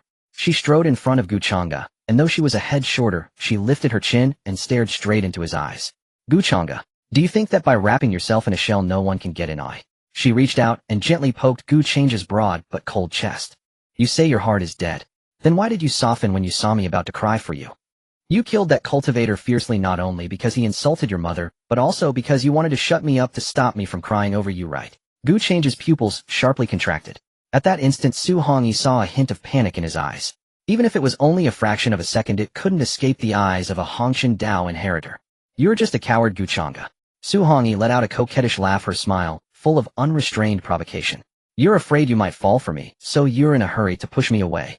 But let me tell you, the men I've set my eyes on never escape. You want to drive me away? Fine, try killing me. If you don't kill me, then I'll cling to you for life. As she spoke once again right before Changge, she stood on tiptoe and gently pecked his face, cold as ice, like a dragonfly skimming the water. Then before Changge could react, she had already run ahead with a giggle, her red skirts in the blizzard like a dancing flame, dazzlingly bright. Changge, don't just stand there. Where's Duanhuan slope? Lead the way. Changge stood still. He touched the cheek that had been kissed, where a trace of warm softness and sweet fragrance lingered. The cold wind blew, but he felt that half of his face was actually burning. Madman, Changge cursed softly, his voice very low. But he himself didn't notice that his perpetually furrowed brow had at this moment quietly relaxed a little. Xuantian Sect. Report. Another urgent announcement. Qianxue looked at the disciple rushing in her heart, suddenly pounding, the ominous premonition growing stronger. Speak. Did you find Changge? Her voice trembled unbeknownst to herself. Master. Gu. Senior brother Gu has appeared in Qingyun City. The disciple reported fearfully. He killed a cultivator of Tianzhong Alliance, and crippled over a dozen guards of Qingyun City. Qianxue's face turned pale. He is still obstinate. He actually laid hands on his righteous peers. And also, The disciple hesitated, then said in a low voice, "It is said that the enchantress is with him, and they are very close." That enchantress kissed him on the street. On the street. Boom. The temperature inside the hall instantly dropped to freezing point. Qianxue felt a tightness in her chest. The feeling of betrayal and humiliation surged over her like a tide. Kissed him. In broad daylight. Changge, how dare you? How dare you let that kind of woman touch your body? Master, are you alright? Xiaofan, seeing Qianxue's ferocious expression, shrank back in fear. Qianxue said nothing. She abruptly looked at the broken sword on the desk that originally belonged to Changge. Deliver my decree. I will personally descend the mountain to cleanse the sect. 3 days later. Duanhuan slope. Dark clouds pressed down upon the city as rain poured in torrents. The usually desolate burial ground was now filled with fluttering banners and a murderous aura that pierced the heavens. Zhao Wuji, the city lord of Qingyun City, clad in heavy black iron armor and wielding a colossal mountain-splitting axe, stood with all of Qingyun City's elite behind him. 300 black-armored iron cavalry and 5 foundation establishment realm retainers. Such a formation would be enough to besiege even a minor sect, let alone capture a single man. Stay sharp. Zhao Wuji wiped the rain from his face, his expression grave. Though Changge's cultivation has been crippled, he harbors demonic arts, and severed one of my captain's arms with a single strike. He is no ordinary foe. Yes, sir.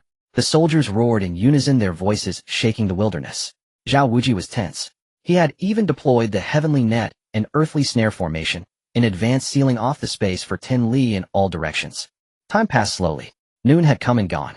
The rain continued to fall. On the only path leading to Duanhuan slope, there was nothing but mud and weeds, not even a shadow of a ghost. City Lord.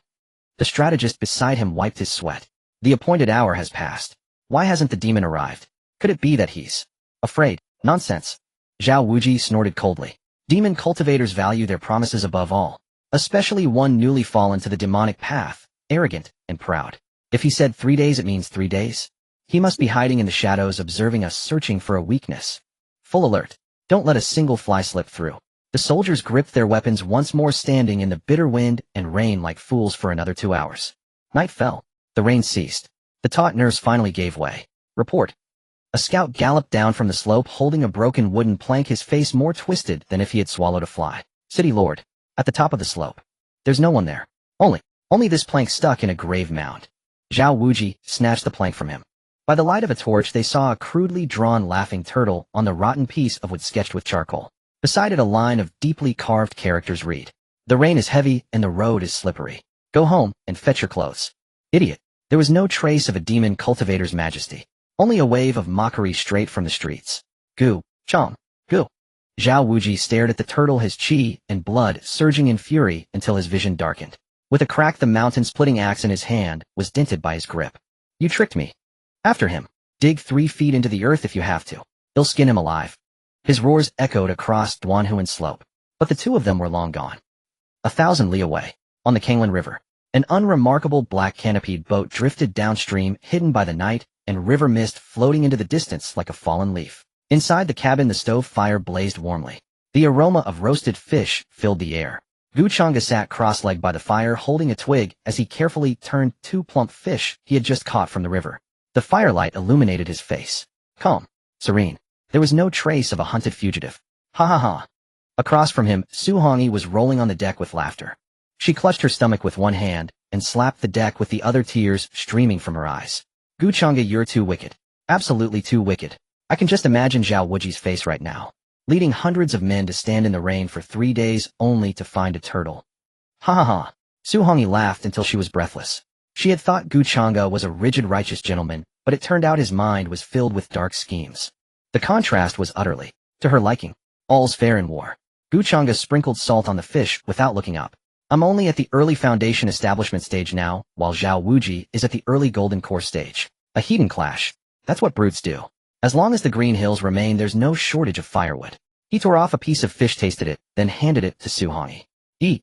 Xuantian took the fish, not minding the heat, and took a bite. Her eyes sparkled as she looked at him. My, you've changed. Xuantian licked the grease from her lips, her voice carrying a hint of significance. In the past, for the sake of that so-called righteous backbone, you would rather break your bones than tell a single lie. Now, you can deceive, you can flee, and you can even curse someone an idiot. She leaned in closer. Under the firelight, her enchanting face was strikingly beautiful. But I like you better this way. You have the scent of mortal life. You seem like a living person. Changge's hand paused. A living person. Yes. In those 20 years at the Xuantian Sect, he lived like a deity. Unable to cry, unable to laugh, devoid of personal desires. Even fleeing was considered a disgrace. And now, he sat on a broken boat, eating roasted fish with the surging river behind him and an unknown martial world ahead. Yet he felt an unprecedented lightness. Eat your fish. Changge pushed Su Hongyi's approaching head away. Too talkative. Humph. Su Hongyi pouted, but wasn't angry. She finished the fish in a few bites, then lay down unceremoniously on Changge's lap. I'm exhausted. Lend me your thigh as a pillow. She found a comfortable position like a well-fed and contented cat. Changge looked down at her. This time he didn't push her away. Instead, he silently stoked the stove fire brighter, making the cabin warmer. Where are we going? Su Hongyi asked, her voice drowsy with closed eyes. West. Changge gazed at the undulating waves on the river, a sharp glint flashing in his eyes. To the Chaos Demon Sea. Su Hongyi's eyes snapped open. The Chaos Demon Sea. That's a place that devours people without spitting out bones. It's full of desperados and demonic overlords. What are we going there for? To earn money. To kill. To level up. Changge was succinct. He extended his hand, looking at the dancing black demonic chi in his palm.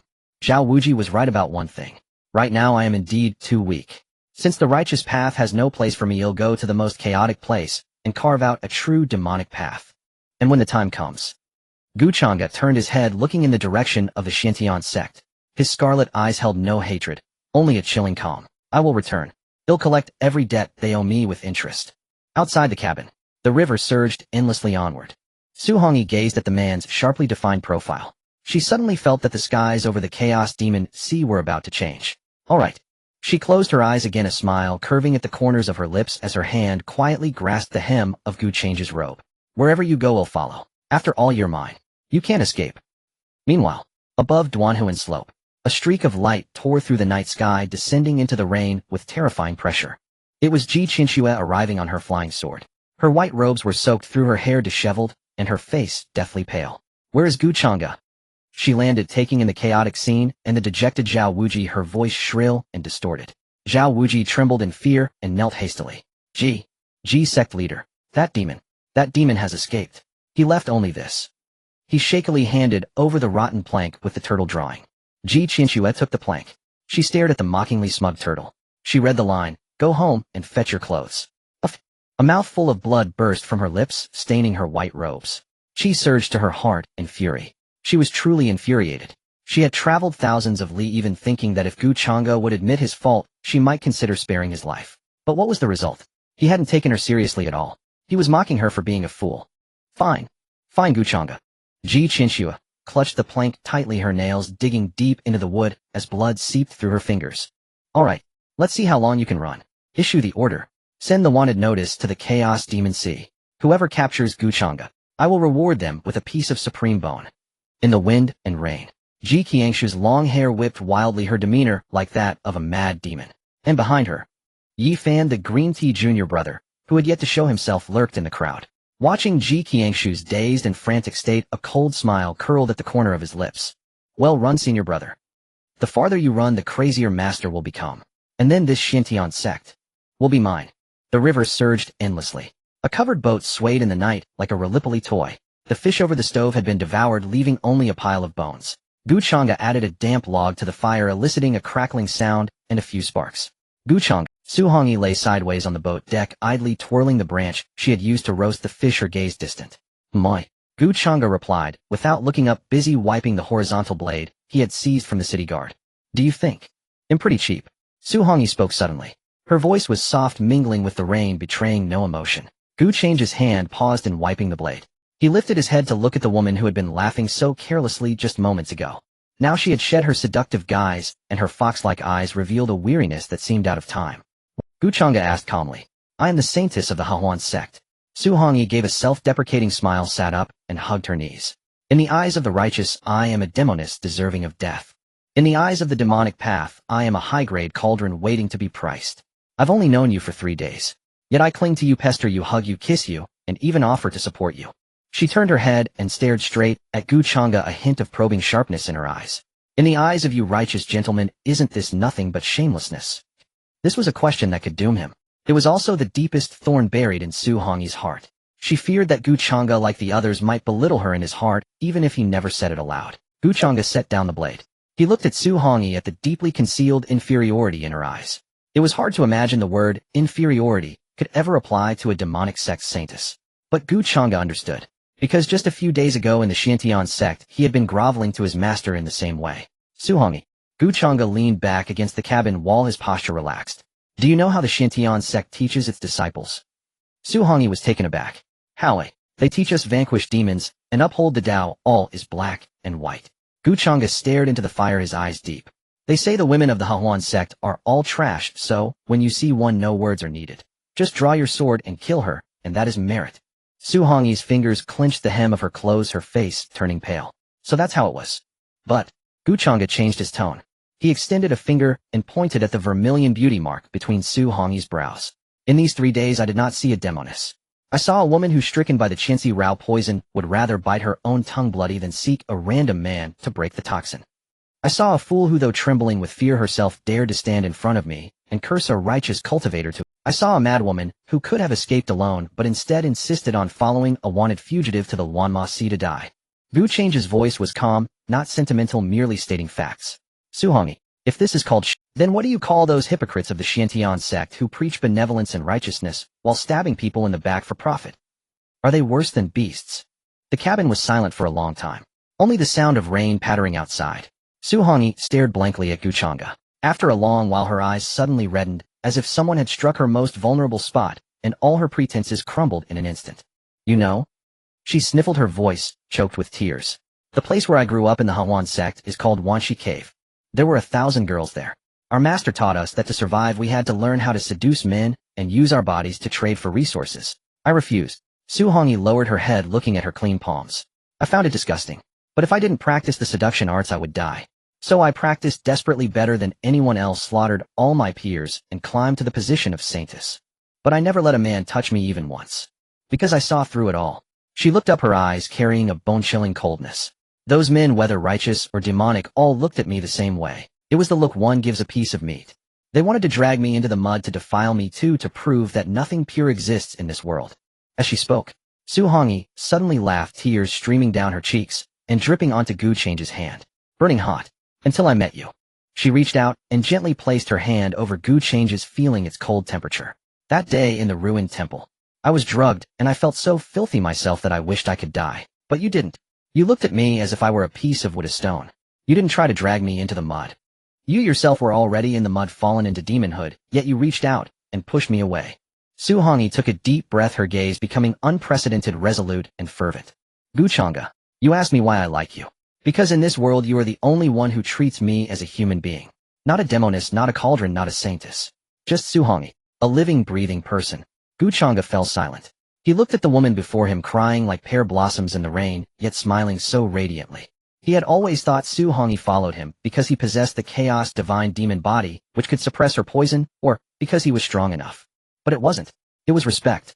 In this man-devouring cultivation world, a respect that required no price was rarer than a supreme bone. Fool, Changge muttered under his breath. He turned his hand and grasped Su Hongyi's. No extra movement, just a firm hold. Since you've chosen to follow me, don't regret it. Changge looked at her, the icy barrier that had always been between them finally melting, completely revealing a man's sense of responsibility. I, Changge, may not be a good man, but as long as I live, no one will treat you like a piece of meat. If anyone dares to look down on you, I'll gouge out their eyes. If anyone dares to touch you, I'll chop off their hands. Su Hongyi was stunned. Then she burst into laughter, threw herself into Changge's arms, and clung to him like an octopus. If you ever dare to despise me in the future, I'll bite you to death. As she spoke, she really opened her mouth and bit hard on Changge's neck. It didn't hurt. It tickled, like stamping a seal. Changge sighed helplessly and let her have her way. The wind and rain outside the cabin seemed to soften. In this world of only slaughter and betrayal, two scarred, broken monsters finally found their kind in this moment, huddling together for warmth. Together till death, never forsaking. The chaotic demons see the city of sin. There was no daylight here. The black miasma that perpetually shrouded the sea surface blocked out the sun, leaving this city built on a massive island forever trapped in a gray, murky gloom. An indescribable odor permeated the air. It was a blend of cheap cosmetics, moldy seafood, rusted chains, and the stale stench of old blood. Splash. The awning boat docked. Changge was the first to jump ashore, his black boots sinking into the slippery mud, splashing up dark water. He casually tossed a piece of silver to the boatman. The boatman was a one-eyed old man, missing 2 fingers, severed years ago for failing to pay protection fees in the chaotic demon sea. He took the silver his one remaining turbid eye fixed on Changge. Young man. The old man rasped his voice like sawing wood. Since you paid so readily, I'll give you a word of advice. Once you enter those gates, don't think of yourself as human. And don't think of others as human either. With that, the old man pushed off with his bamboo pole and vanished into the mist, as if fleeing. Changge said nothing. He turned and reached out to steady Su Hongyi as she prepared to jump down. Su Hongyi hadn't been idle during the journey either. She had changed her appearance, using a special herbal juice to darken her skin, concealing her strikingly beautiful features, adding a touch of worldly weariness to her eyes and brows, making her look like an ordinary down-and-out female cultivator who had eloped with her lover. So this is the city of sin. Su Hongyi covered her nose and mouth in distaste, looking at the piles of rotting fish and shrimp on the dock and the vagrants squatting in the shadows staring at them with eyes like hungry wolves. How filthy, she murmured, instinctively shrinking closer to Changge. Filth is good, Changge replied calmly, pulling her hood up for her. The filthier the place, the easier the money and the cheaper the lives. They had barely taken a few steps from the dock when a sharp-faced, scrawny man in a greasy short jacket slithered out like a loach's face plastered with a fawning smile. Oh. Honored guests, new arrivals, I presume. I'm called Baodatin. There's nothing in the city of sin that I don't know. The man's beady eyes roved over them appraising. The man, though concealing his aura, wore clothes of good material, the ink-black brocade Su Hongyi had bought. The woman, though plain-looking, had a bracelet on her wrist, also bought by Su Hongyi, of excellent quality. Fat sheep. And 2 fat sheep who didn't know the rules. Are you looking for a place to stay, or to unload stolen goods, or to buy medicine? Baodatin rubbed his hands together, grinning with a mouthful of yellow teeth. The inns are packed lately. Without someone to guide you, you'll be sleeping on the streets. Changge ignored him. He merely cast a casual glance at the man. Early Foundation establishment. His chi was unstable, clearly boosted by pills. Find a quiet inn. Changge tossed a low-grade spirit stone with the practiced ease of a seasoned operator. Lead the way. Baodatin caught the spirit stone, his eyes bulging. A low-grade spirit stone. Hard currency. Right away. You two just follow me. I'll take you to the Yueli Inn in the East District, the cleanest and fairest establishment. Baodatin bowed and scraped as he led the way, but when his back was turned, a venomous smile curled at the corner of his mouth. Clean. Indeed, it was clean. Everyone who entered got cleaned out, completely. The Yueli Inn. It was tucked away at the very end of a dead-end alley. The character U on the signboard had fallen off, leaving only Lai, which creaked eerily in the wind. The main hall was dimly lit, with only a few oil lamps flickering. At a few greasy tables sat several bare-chested brutes drinking in silence. When they saw Changge and Su Hongyi enter, they stopped, their eyes fixed on them like slabs of meat waiting to be butchered. Boss. Customers. Baodatin shouted, then turned to Changge with a smile. Here we are, honored guests. You two take a seat. I'll go to the kitchen and hurry them up with some fine wine and food. With that, he scurried off. Changge remained impassive. He found a relatively clean table and sat down, his long fingers tapping lightly on the surface. Tap, tap, tap. Su Hongyi sat across from him, chin in hand, looking at the hostile gazes around them. Suddenly she smiled. She extended a finger and wrote a character on the table. Black. Then she winked at Changge, as if to say, we've walked into a black inn. Changge said nothing. He just picked up the teapot and poured a cup of tea. The tea was murky with a strange, oily sheen and smelled faintly of bitter almonds. That was the scent of weakness powder. A generous dose, enough to fell an elephant. Honored guest, your food and wine are here. A fat landlord with a face full of meat and a butcher's apron around his waist emerged, carrying a steaming plate of meat buns. They were meat buns in the truest sense. Thin-skinned and generously stuffed, but the filling was an unnaturally red color, exuding a nauseating rancid smell. Enjoy your meal. This is our signature dish, fresh from the steamer. The fat landlord set the plate down heavily, his squinty eyes fixed on Changge, a fake smile plastered on his face. The tea is good too, quenches your thirst, fills you up. The surrounding brutes also closed in. Some held butcher knives, others spiked clubs, encircling the table. The front door had been shut at some point. The sound of a lock clicking was especially clear in the silent hall. What's this? Changge held the poisoned tea, swirling it gently, his tone calm. For sale? For sale? The fat landlord burst out laughing, grabbed a cleaver from the chopping board, and slammed it into the bang. Wood splinters flew. Kids still haven't figured it out. Once you step through my door, your money is mine, and your life is mine. The man gets chopped up for meat buns, and the woman. The fat landlord's lecherous gaze fell on Su Hongyi, and he licked his lips. She's a bit dark, but she's got a good figure. Might fetch a few coins at the brothel. If you're smart, hand over your storage pouches, and I'll give you a quick death. The cards were on the table. This was the law of the chaotic demon sea. No rules. Whoever has the biggest fist makes the rules. Su Hongyi sighed. She looked at the fat landlord with a hint of pity and shook her head. Boss, you're not doing this business right. Oh, the landlord was taken aback. What do you mean? Look at these buns. Su Hongyi poked one with her chopsticks in disgust. Too thick-skinned, the filling too gamey, obviously made from old meat. The texture is bad. Next time use something more tender. And this knockout drug. She pointed at the teacup. This weakness powder mixed with datura flowers is potent, but it gives you a rash. For us girls it's really bad for the fat landlord was stunned. The brutes were stunned too. Was this woman crazy? At death's door, and she's critiquing the menu. Stop your bullshit. The landlord flew into a rage. If you won't drink a toast, you'll drink the dregs. Brothers, get them. Chop the man to pieces, grab the woman alive. Roar. The brutes bellowed and charged, weapons raised. Murderous intent filled the air. But Changge still sat there unmoving. He just held the cup of tea and sighed softly. Too noisy. The moment the words left his mouth. Splash. He casually tossed the murky tea outward, a seemingly careless gesture. But the tea upon leaving the cup transformed into dozens of droplets like each droplet carried a wisp of pitch-black, demonic chi. A series of muffled sounds. The four brutes leading the charge didn't even have time to scream. The droplets pierced straight through their foreheads, exiting the backs of their skulls, trailing redand white sprays of blood. Thud, thud, for corpses collapsed stiffly to the ground, eyes wide open in death. Dead silence fell over the hall. The fat landlord who had been shouting moments before was now like a duck with its neck squeezed, mouth agape, unable to make a sound. What kind of technique was that? Killing with water droplets. He was at Foundation establishment. That was at least golden core level. We've hit a metal plate. The landlord trembled, cold sweat instantly soaking his back. He reacted quickly, dropping to his knees with a thud, kowtowing frantically. Spare me, senior. This humble one failed to recognize your greatness. This humble one deserves death. I'll give you all the spirit stones in the shop. No need. Changge rose slowly. He walked over to the fat landlord, looking down at the bloated thug. I'll take them myself. With that, he reached out and placed his hand on the landlord's crown. He didn't waste time with righteous sermons. Soul search. A domineering demonic chi surged directly into the landlord's sea of consciousness, brutally rifling through his memories. Aya! The landlord let out a blood-curdling shriek, foaming at the mouth, convulsing. A few breaths later, Changge withdrew his hand. The landlord's eyes rolled back, went limp, reduced to a drooling idiot. Changge took out a handkerchief, wiped his hands with distaste, then looked at Su Hongyi, who was cheerfully looting. Found it. Changge said flatly. This fat man is an outer member of the Black Dragon Gang. There's a stash of supplies from their recent raids in the backyard cellar. Not much, but enough to buy us a decent identity in the city. Su Hongyi's eyes lit up.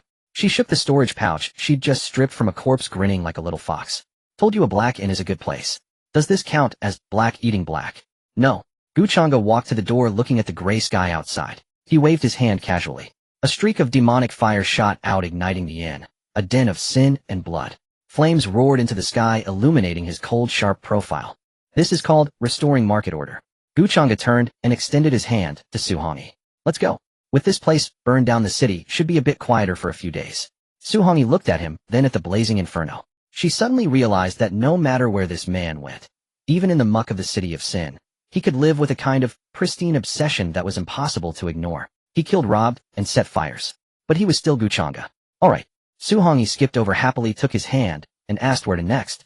I think I saw that guide Baodadan running west. A faint smile tugged at the corner of Changge's mouth. Since we're here, we should let them know. The city of Sin has new rules now. In the Sin City West District, this was the largest den of indulgence in the entire chaotic demon sea and the only safe zone. As long as one paid enough spirit stones, anyone could purchase temporary peace here. Inside an inconspicuous inn with a clatter, Su Hongyi dumped the contents of several storage pouches onto a few blunted chipped blades, several bottles of inferior wound salve, and a pile of scattered spirit stones and silver coins. Poverty. Su Hongyi disdainfully poked through the heap of junk, curling her lips. That fat innkeeper looked like a walking mound of lard, but turned out to be a pauper. All this together isn't even enough to buy a single root of that netherworld herb. She sighed, flopping onto the table like a salted fish that had lost all ambition. Changge, how about we just go rob someone? I think that pawnshop we passed earlier would do nicely. The owner's an old man, should be an easy target. Changge sat by the window, engrossed in a book titled Illustrated Guide to Herbs of the Chaotic Demon Sea that he had fished from the fat innkeeper's storage pouch. Without looking up at Su Hongyi's words, he said, robbery carries too much risk. It's likely to attract the attention of the city lord's mansion. Besides, it's too slow to make money. Su Hongyi rolled her eyes. Too slow? Then tell me what's fast. You're not going to sell yourself, are you? She gave Changge a once-over. Broad shoulders, narrow waist, sharp brows, and starry eyes. Even with demonic corruption, he exuded an air of ascetic restraint. If you did sell yourself, it would probably be quite fast. Su Hongyi nodded thoughtfully. But I won't allow it. You're mine. Anyone who tries to buy you, I'll kill. Changge closed the book. He walked to the table, picked through the junk, and selected a few withered medicinal herbs, then took out a rust-covered alchemy furnace. He had bought this at a roadside stall earlier for 3 low-grade spirit stones. I know alchemy, Changge said calmly. Huh. Xuantian stared at him, as if he had spoken of something preposterous. You know alchemy. Aren't you a sword cultivator? In Xuantian Sect those alchemists have their heads in the clouds.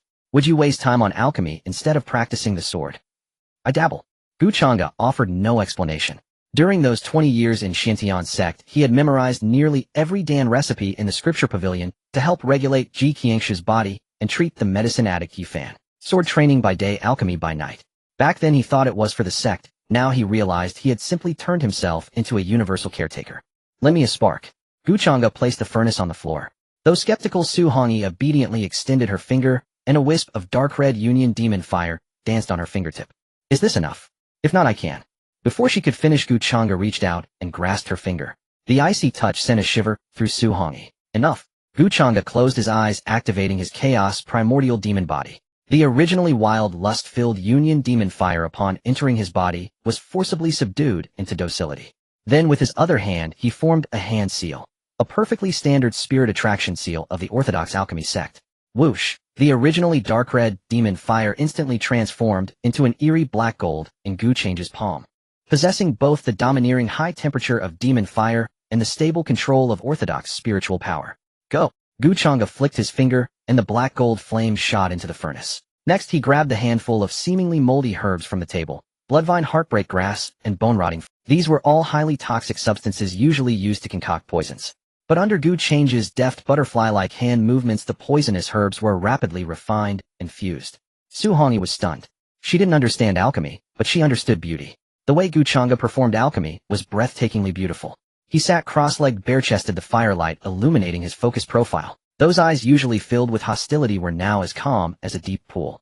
His long fingers danced in the air, each hand seal as precise as playing a zither. That aura of absolute control made Xuantian's throat feel dry. This man.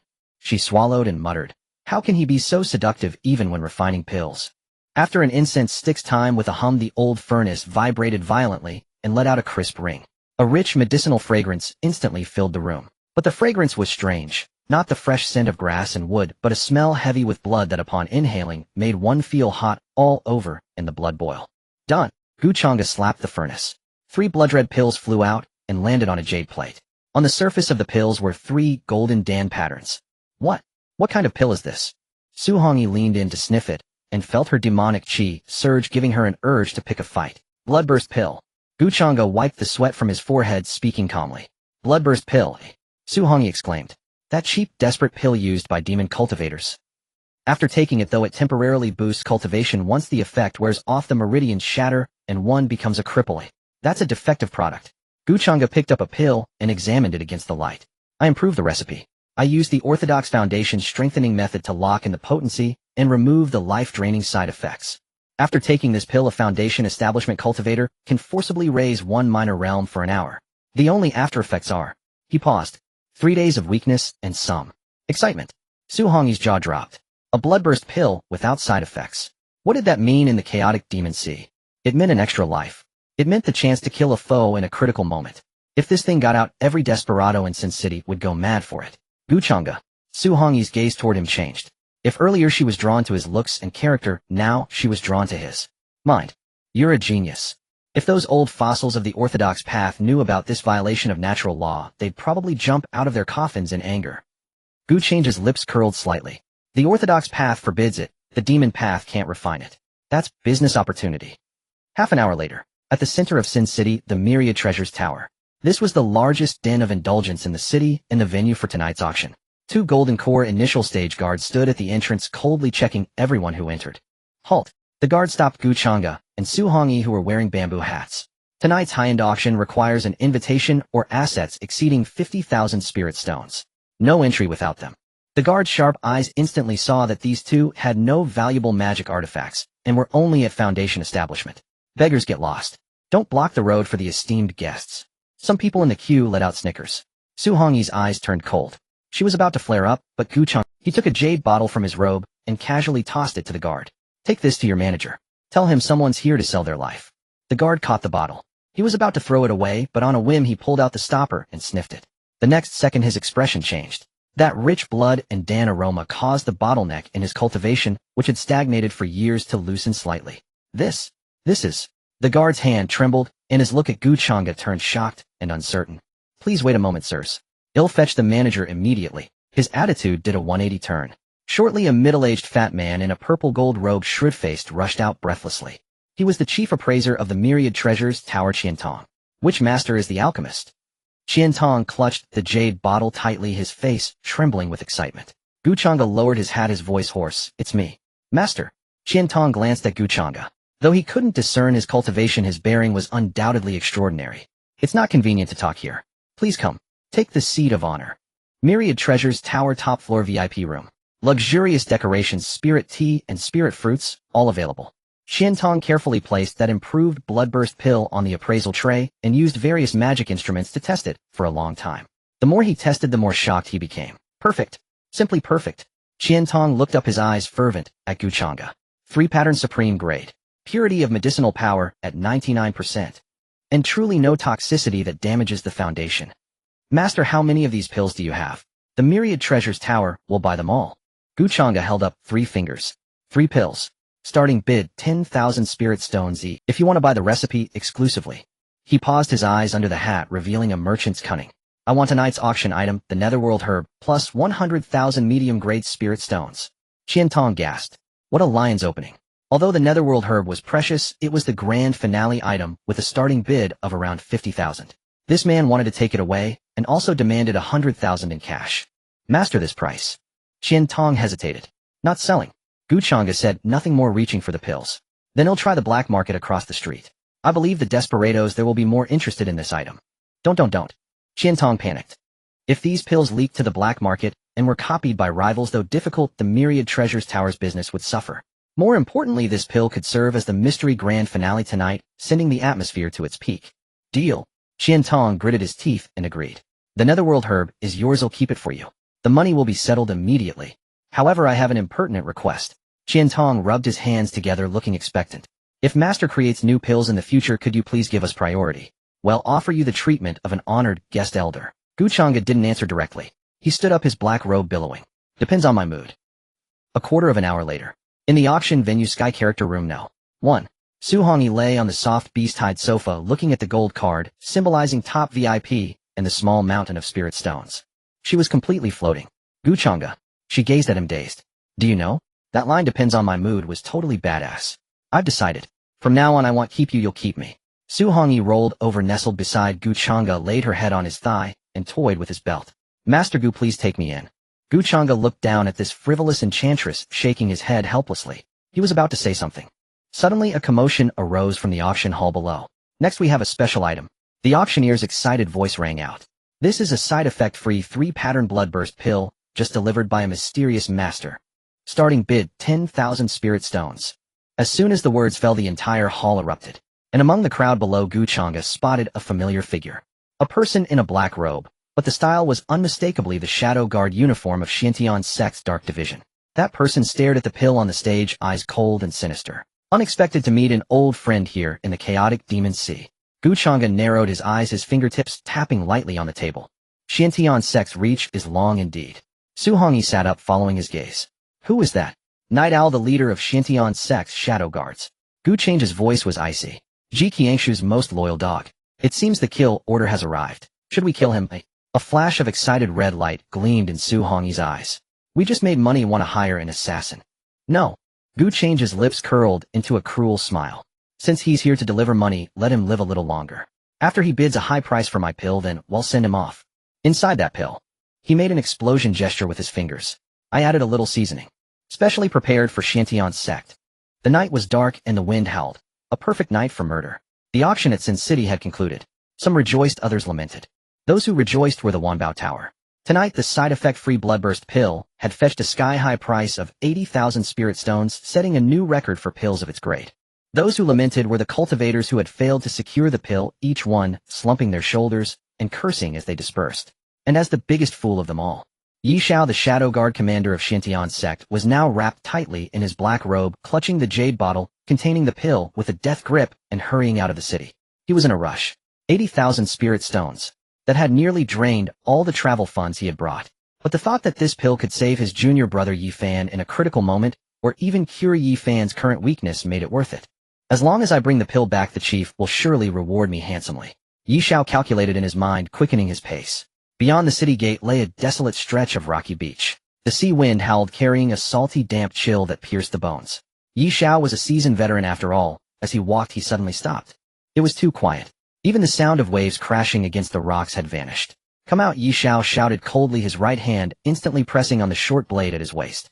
You've been following me all this way. Aren't you tired? He thought it was some reckless rogue cultivator trying to kill him for the treasure. But then from the darkness 2 figures emerged, making his pupils contract sharply. A man and a woman. The man wore a form-fitting ink-black outfit, his posture tall and straight as a spear, a half-silver mask covering his face, just bought from the black market. The woman wore a red dress, barefoot, twirling a candied hawthorn stick still dripping with blood. Xiao recognized the woman in red. That was Su Hongyi, the seductress of Xuantian Sect, ranked among the top 10 on Xuantian Sect's kill list. Then the man beside her. Captain Yi, long time no see. Changge removed his mask, revealing a face Xiao knew all too well. But those eyes, no longer the warm, humble black of before, but gleaming with a blood-chilling red light. Changge! Xiao cried out in shock, then a burst of ecstasy flared in his eyes. Heaven has a road you refuse to walk. Hell has no gate you barge in. I was worried I couldn't find you, and yet you deliver yourself to me. In his view, with Changge's supreme bone dugout, he was now, at most, a foundation establishment cripple. And Xiao was a solid golden core initial stage. Killing Changge would be as easy as taking something from his pocket. Go. Kill him. Cut off his head, and bring it back to the chief. Xiao could not even be bothered to act himself. With a flick of his hand, 4 shadow guards at the peak of foundation establishment charged forward like ghosts. Changge stood still, not moving an inch. He simply turned his head and glanced at Su Hongyi, who was eating her candied hawthorn. Hold my clothes for me. Changge removed his ink-black outer robe, folded it neatly, and handed it to Su Hongyi. This fabric is expensive. Don't get it dirty. Sure thing. Su Hongyi took the clothes with a grin, licking the sugar coating off her candied hawthorn. Hurry up, the sugar is melting. It was the ultimate display of contempt. The 4 shadow guards felt insulted and let out a furious roar, their poisoned daggers aimed at Changge's throat, heart, and dantian. Changge finally moved. But he did not draw his blade. He merely took a step forward. Boom.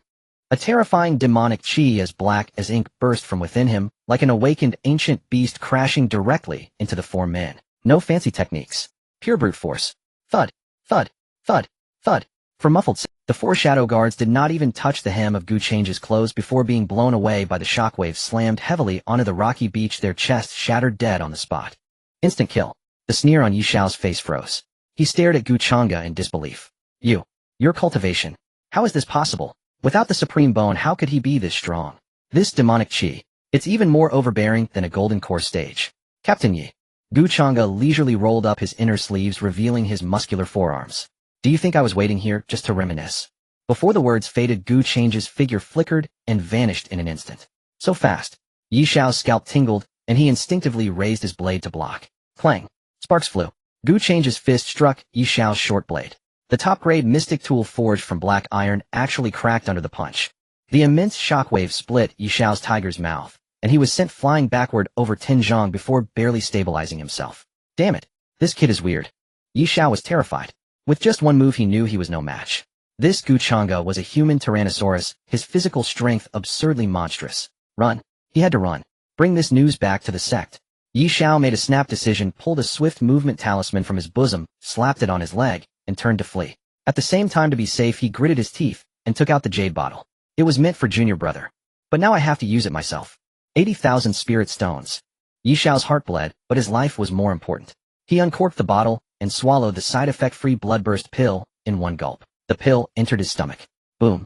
A violent surge of medicinal power exploded, coursing through his limbs and bones. Xiao felt his cultivation skyrocket. From golden core initial stage, it instantly surged to golden core mid-stage, and still climbing. Ha ha ha. The surge of power gave Xiao instant confidence. He stopped, turned to face the pursuing Changge, and revealed a cruel grin. Changge, you're finished. Thanks to this divine pill, I can crush you like an ant. After I kill you, I'll capture that seductress as a furnace. He was certain of victory. The pill lived up to its reputation, no side effects at all, making him feel completely at ease. But then he noticed that Changge was not afraid. On the contrary, Changge stopped 10 paces away and looked at him with the expression of someone watching a fool. Divine pill. Changge curled his lips into a playful arc. Captain Yi, have you forgotten who refined? Yi Xiao was taken aback. What do you mean? The pill came from that mysterious master of Wanbao Tower. Wait, mysterious master. Black robe, bamboo hat, that figure. Yi Xiao's eyes widened, and he pointed at Gu Changge, his finger trembling. It was you. That master was you. Gu Changge did not answer. He simply snapped his fingers. Explode. Just that one word. The next second the smile on Yi Xiao's face froze. He felt the originally docile medicinal energy inside him suddenly turn into countless venomous snakes madly burrowing into his meridians, dantian, and even his sea of consciousness. Aya! Yi Xiao let out a blood-curdling scream. His body began to swell visibly, his skin writhing as if countless insects were crawling beneath. You poisoned the pill. Yi Xiao clutched his stomach, fell to his knees, blood streaming from his 7 orifices. Poison. Gu Changge shook his head, walked over to him, and looked down at the Shadow Guard commander who had once lorded over him. I only added a bit of demon-attracting herb powder. If a demonic cultivator eats it, it's a powerful tonic. If a righteous cultivator eats it. Gu Changge crouched down, gazing at Yi Xiao's face, twisted in agony, his voice soft. The spiritual energy clashes with the demonic qi, and you go boom, turning into fireworks. No. Please. Yi Xiao reached out, desperately grasping at Gu Change's trouser leg. Save me. I watched you grow up. Changge. Senior brother. Don't call me that. Gu Changge sidestepped in disgust. Disgusting. Boom. A loud explosion.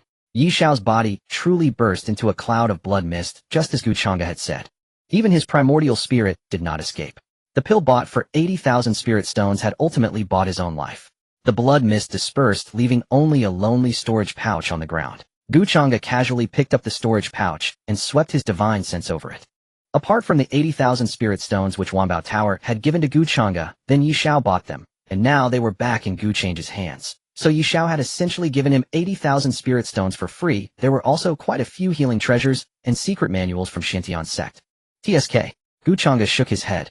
What a good man. Traveling 1,000 li to deliver his head. The gift is light, but the sentiment is heavy. Gu Changge. Su Hongyi finally strolled over leisurely, holding Gu Change's clothes. She glanced at the bloodstains on the ground and pursed her lips. You're too wasteful. Blown up so finely, the smell of blood is everywhere. It's really unpleasant. As she complained, she naturally took out a handkerchief and wiped a drop of blood from Gu Change's cheek. Can't you kill someone more elegantly next time? Gu Changge allowed her to wipe his face, then took his clothes and put them on.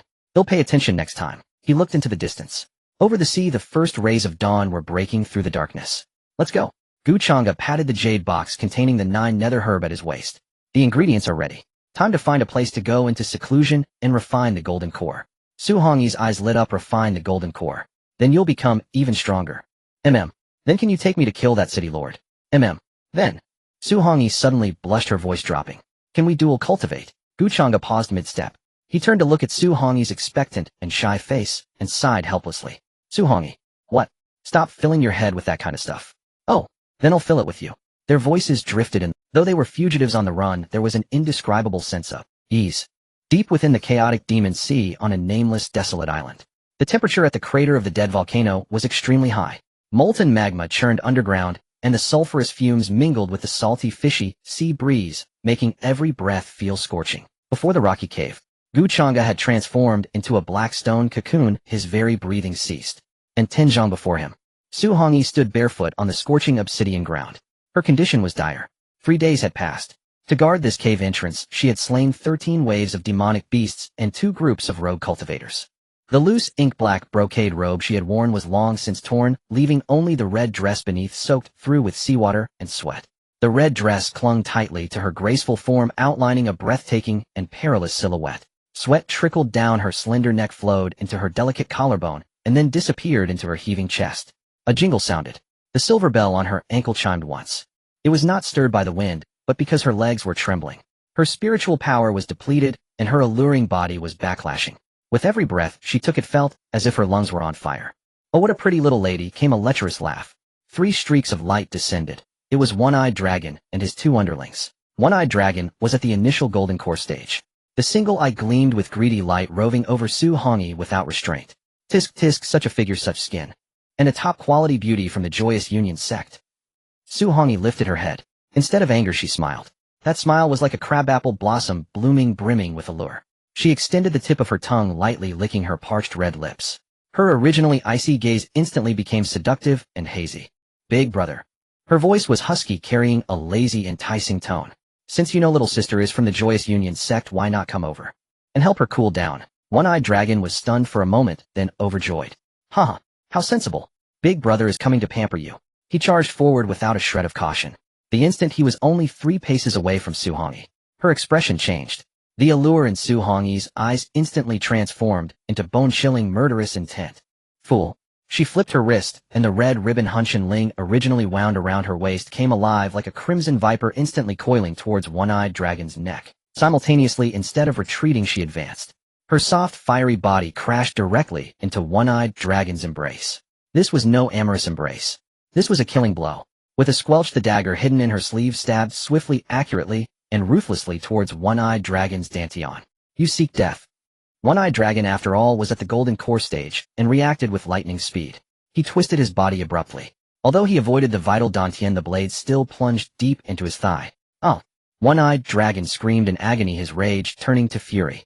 He struck out with a palm carrying the terrifying force of a golden core cultivator and slammed it heavily onto Su Hongyi's chest. Bang! Su Hongyi was sent flying like a broken kite. She spat a mouthful of blood in midair, the blood splattering onto her red dress, making it impossible to distinguish blood from garment. She crashed heavily onto the rocks, letting out a heartbreaking groan. Cough! Cough! Su Hongyi struggled to prop herself up. That palm strike had broken 3 of her ribs. Yet she was still smiling. She wiped the blood from the corner of her mouth. Her blood-streaked face now bore a breathtakingly morbid beauty. Golden core stage. Is nothing special after all, Su Hongyi panted, her chest heaving violently. A flash of fair skin was startlingly prominent against the blood. So little strength. Haven't had your dinner. Such provocation paired with her swaying fragile posture did not intimidate the enemy, but instead further inflamed One-Eyed Dragon's sadistic desires. Good. Spicy enough. One-Eyed Dragon pulled the sword from his leg and limped closer. If I don't make you cry for your mommy today, my surname isn't Zhao. Go. Cripple her arms and legs. I want her alive. The 2 underlings at the peak of Foundation establishment grinned viciously and pounced. Su Hongyi watched them. She knew she could not hold out any longer. She turned her head and looked at the silent black stone cocoon. Changge. She murmured softly, a flash of determination in her eyes. Heavenly demon self-destruction art. Su Hongyi bit her tongue and sprayed a mouthful of vital blood onto the red silk in her hand. Boom. The red silk instantly ignited, turning into a sky full of crimson mist. Within the red mist, Su Hongyi danced barefoot. It was not an ordinary dance. It was the joyous Xuantian Sect's forbidden life-saving technique. Moment in the mundane world. Burning her lifespan in exchange for a fleeting moment of ultimate allure and power. The bells rang loudly. Jingle, jingle, jingle. The frantic ringing was like a death knell. The 2 pouncing underlings suddenly had vacant expressions, their movements sluggish, as if they were seeing some blissful illusion, foolish smiles spreading across their faces. Die! Su Hongyi moved like a specter weaving through the red mist. The short sword in her hand slashed across their throats. 2 heads flew into the air. Blood splattered all over her. But this was her limit. The moment she killed the 2, One-Eyed Dragon's ghost head blade descended. You asked for it. One-Eyed Dragon slashed his blade across her back. Ryup. The already damaged red dress was torn open from behind. A vicious wound ran across her jade-like smooth back. Flesh curled outward, the wound deep enough to show bone. Oh! Su Hongyi let out a piercing scream of agony. She collapsed before Changge's stone cocoon. The pain was excruciating. She felt as if her spine was broken. Warm blood flowed down her back past her waist, soaking the ground. Run now? Why aren't you running? One-Eyed Dragon stepped on her ankle, grinding it with force. The silver bell on her ankle was crushed, letting out a mournful sound. MMPH. Su Hongyi bit her lip hard, refusing to cry out again. Her 10 fingers dug deep into the dirt, her nails breaking and bleeding profusely. But she did not move, not even an inch, because behind her was Changge. Beg me. One-Eyed Dragon crouched down, grabbing Su Hongyi by the hair, forcing her head up. Looking at her face covered in blood, yet still stunningly beautiful, the lust in One-Eyed Dragon's eyes blazed fiercer. If you crawl over now and lick my shoe like a dog, you'll spare your life. Su Hongyi was forced to look up. Her vision was already blurry, blood and water clouding her eyes. But she still forced her eyes open wide, staring at the ugly man before her. Then, too, a mouthful of bloody phlegm landed directly on One-Eyed Dragon's face. Su Hongyi laughed. It was a miserable laugh, yet also arrogant. You can't even compare to a single toe of his. You want me to beg you? In your next life? You ugly freak. One-Eyed Dragon wiped the bloody phlegm from his face. He was so angry he laughed. Good. Very spirited. He raised his ghost head blade, aiming it at Su Hongyi's slender neck. Since you want to die, I'll grant your wish. Die. The blade fell. It carried the whistling sound of death. Su Hongyi closed her eyes. A final clear tear slid from the corner of her eye. Changge. It seems like this really is the end. I never even got the chance to have you take care of me. What a loss. the wind suddenly ceased. The ghost-headed blade, carrying the pressure of a golden core stage cultivator and poised to sever Su Hongyi's neck, hung in midair with extreme abruptness. The blade's edge was only a paper's thickness from Su Hongyi's pallid skin. The one-eyed dragon was stunned.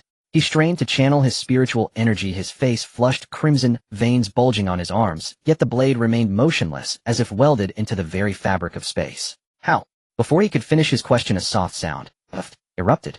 The indestructible mid-grade magical artifact, the ghost head blade, instantly disintegrated into countless fine iron filings like rotten wood weathered for a millennium. The black iron filings scattered down, drenching the one-eyed dragon's face. Immediately after, the black stone cocoon that had been silent behind Su Hongyi melted soundlessly. There was no earth-shattering explosion, no lightning and thunder effects, only darkness, pure viscous light-devouring darkness, spreading from the stone cocoon like ink. The lava beneath stopped churning. The waves froze in midair, poised to strike the shore. Even the dust particles in the air stood still. A figure stepped out of the boundless darkness, walking slowly. He was bare-chested, his black hair unbound, casually strewn over pale shoulders. His skin had a translucent cold jade quality. On his chest, the once hideous scar had vanished, replaced by a faint dark gold demonic pattern that flickered in and out of sight. Changge opened his eyes. Those eyes held no crimson glow, no killing intent. Only a dead ashen gray, like two dried wells that could draw a person's soul into them at a single glance. The one-eyed dragon's every hair stood on end. As a golden core stage cultivator, his instinct screamed, "Don't move. Move and you die." Changge did not look at him. He didn't even spare him a sidelong glance. He simply lowered his head, gazing at Su Hongyi lying on the ground, drenched in blood, at the bone-deep blade wound on her back, at her deformed ankles still twitching faintly, at her torn red dress, and the broken fingernails mixed in the mud. Change's footsteps faltered for a moment. Then he stepped past the one-eyed dragon, walking straight towards Su Hongyi. The instant he passed by the one-eyed dragon's side. "Fellow cultivator." The one-eyed dragon's teeth chattered as he tried to kneel and beg for mercy, but found himself unable to move. Not only his body, but even his golden core and divine soul were suppressed by a terrifying force. Changge still did not look at him. As they brushed past, he merely flicked his finger lightly in the air, a casual motion as if brushing away a speck of dust from his shoulder. Crack! The one-eyed dragon's expression froze. He didn't even feel pain. The next moment, his body, starting from the crown of his head, split into fine cracks like shattered porcelain. No blood spurted out. All his blood bones and meridians were instantly reduced to powder by the invisible. With a rustle, by the time Changge reached Su Hongyi, the one-eyed dragon behind him had become a pile of human-shaped ash scattering in the wind. He didn't even have a chance to scream. Su Hongyi was still conscious. Struggling to open her blood-clotted eyes, she saw through blurry vision a pair of bare feet stop before her. The feet were pale, clean, untainted by dust. "Gu." She tried to speak, but coughed up a mouthful of bloody foam. Changge said nothing. He slowly crouched down, kneeling on one knee in the blood-soaked soil. He didn't mind the dirt. He didn't mind the gore. He reached out, moving with extreme slowness, as if afraid of disturbing something, and gently, cautiously lifted Su Hongyi from the ground. Hiss! Su Hongyi shuddered in pain, instinctively trying to curl up. Change's arm stiffened. Then a warm, mellow stream of spiritual energy, imbued with vibrant vitality, the primordial life force transformed by the chaos divine demon body, flowed from his palm into Su Hongyi's body unceasingly. The pain was instantly enveloped by a warm current. Su Hongyi finally saw his face clearly. It was still cold and expressionless. But in those deep, unfathomable gray eyes, only her blood-stained reflection was captured. Only her. Changge. Su Hongyi wanted to smile, to use her usual teasing tone, to say, "You're finally awake, or I took a huge loss this time." But for some reason, seeing Change's silent demeanor, her nose suddenly stung, and all the grievances welled up. "My dress." She grabbed his arm, her voice choked with tears like a wronged child complaining it's torn. "So ugly."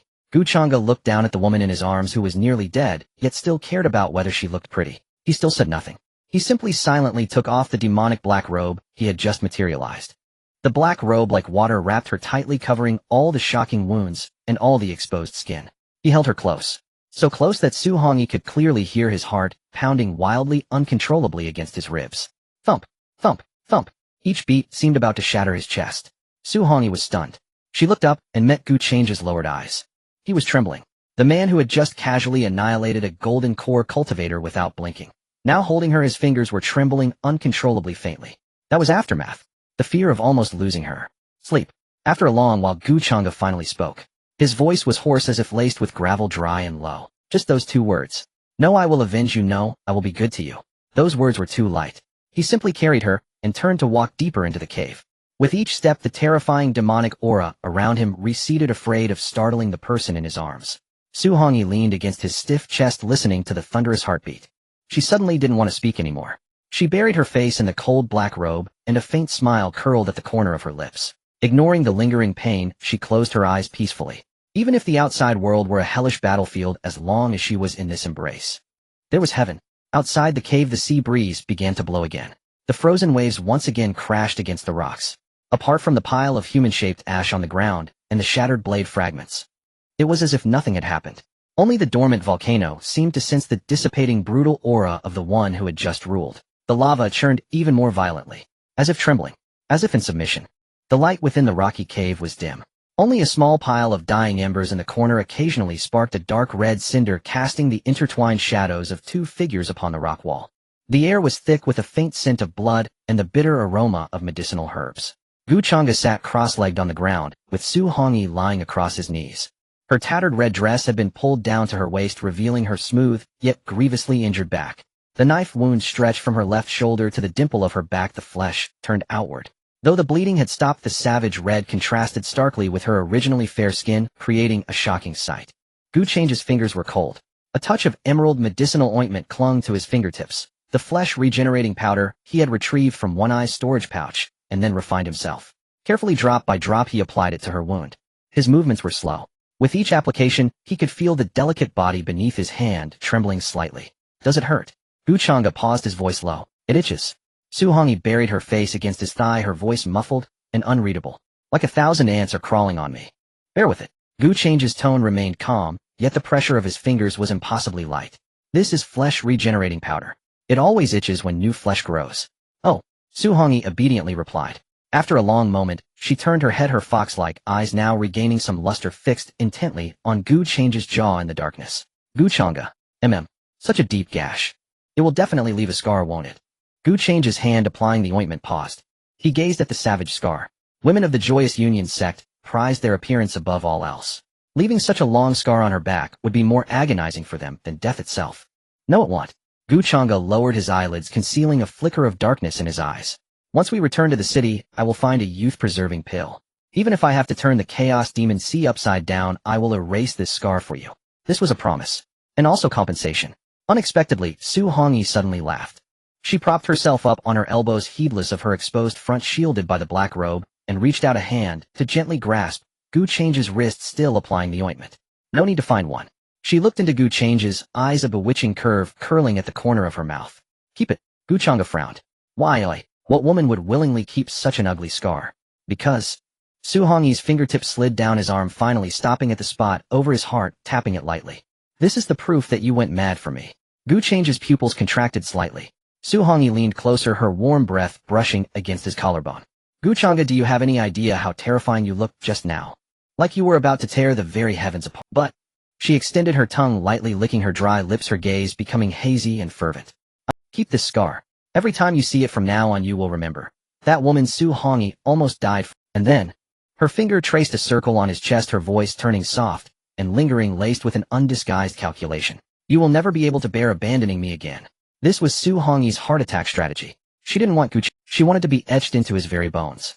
She would turn this scar into a chain binding this man's heart forever. Changge looked at her.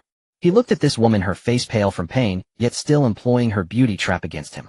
His demon heart, which had just calmed, began to pound uncontrollably once more. If this were the Changge of the past, he might have thought it was a vixen's trick. But the Changge of now only felt his throat. Su Hongyi. Change's voice was hoarse. Su Hongyi blinked, her expression innocent. You really are good at. Changge took a deep breath as if suppressing something. Riding the wave. Of course. Su Hongyi raised her chin proudly. That's a basic skill of our Xuantian Sect. So how about it? Senior brother Gu, feeling a little tempted. Changge said nothing. Instead, he turned his hand and grasped hers, which was causing mischief on his chest. Then, to Su Hongyi's astonishment, he lowered his head to the edge of the savage scar on her uninjured shoulder blade and bit down hard. Not heavily, but certainly not lightly. It even left a clear teeth mark. Su Hongyi gasped, her body trembling. Are you a dog? Changge raised his head, his thumb gently stroking the teeth mark. In his gray eyes, for the first time, a fiercely possessive look characteristic of a demon cultivator appeared. Since you want to keep the scar as proof, then I'll leave a mark too. From now on, if anyone dares to look at your back, they'll have to answer to these teeth first. Su Hongyi was stunned. She touched the teeth mark, still wet with his saliva. Her face flushed crimson. She thought she was seducing him, Instead, she was the one being seduced. And with such a reserved yet powerfully possessive claims, Gu Changge. Su Hongyi buried her face into the pillow, which was actually Gu Changge's thigh, her voice muffled, but brimming with barely concealed laughter. You've turned bad. But I love it. Half an hour later, the medicine was applied. The wound was bandaged with clean gauze. Can you walk?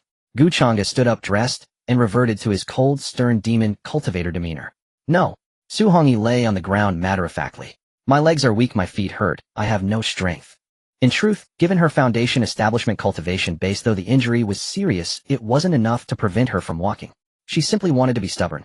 Gu Changge glanced down at her. He didn't expose her little trick. He turned around and crouched down. Get on. Su Hongyi's eyes lit up. Like a joyful little monkey, she pounced on Gu Changge's back, wrapping her arms tightly around his neck. Because of the wound on her back, she could only lie sideways, pressing her cheek into the hollow of his neck. Let's go. Su Hongyi waved a hand, pointing at the boundless night outside the cave mouth. Destination Sin City. Gu Changge supported her legs, standing steadily. He walked out of the cave. The sea breeze was cool. The moon peeked out from behind the dark clouds, casting a shower of cold silver light. Gu Changge. Su Hongyi, lying on his back, suddenly spoke. Speak. That one eye said he was the vice chief of the Black Dragon Gang. So does the Black Dragon Gang have a chief? Is the chief stronger than One Eye? Gu Changge did not stop walking. He looked at the distant Sin City looming in and out of the night's shadows, a flicker of icy murder flashing in his eyes. I don't know if he's stronger, but I promised you, I would make the entire Black Dragon Gang pay with their lives. Su Hongyi pressed her face closer against him. She nuzzled into the hollow of his neck as if searching for the most comfortable spot. So where are we going now? Gu Changge's voice was exceptionally clear in the sea breeze. To kill. And to seize some territory to give you a new home.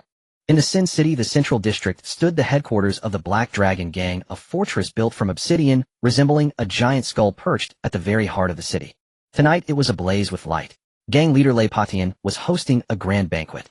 In the hall, the aroma of wine and meat filled the air, and over a dozen scantily clad dancing maidens swayed their hips at the center. Seated on both sides were the high-ranking members of the Black Dragon Gang, each with a forcibly taken female cultivator in their arms, clinking glasses and reveling in merriment. Chief. A trusted subordinate raised his cup, his face full of fleshy folds trembling. I heard the vice chief went to the seaside to catch those 2 fat sheep. Shouldn't he be back by now?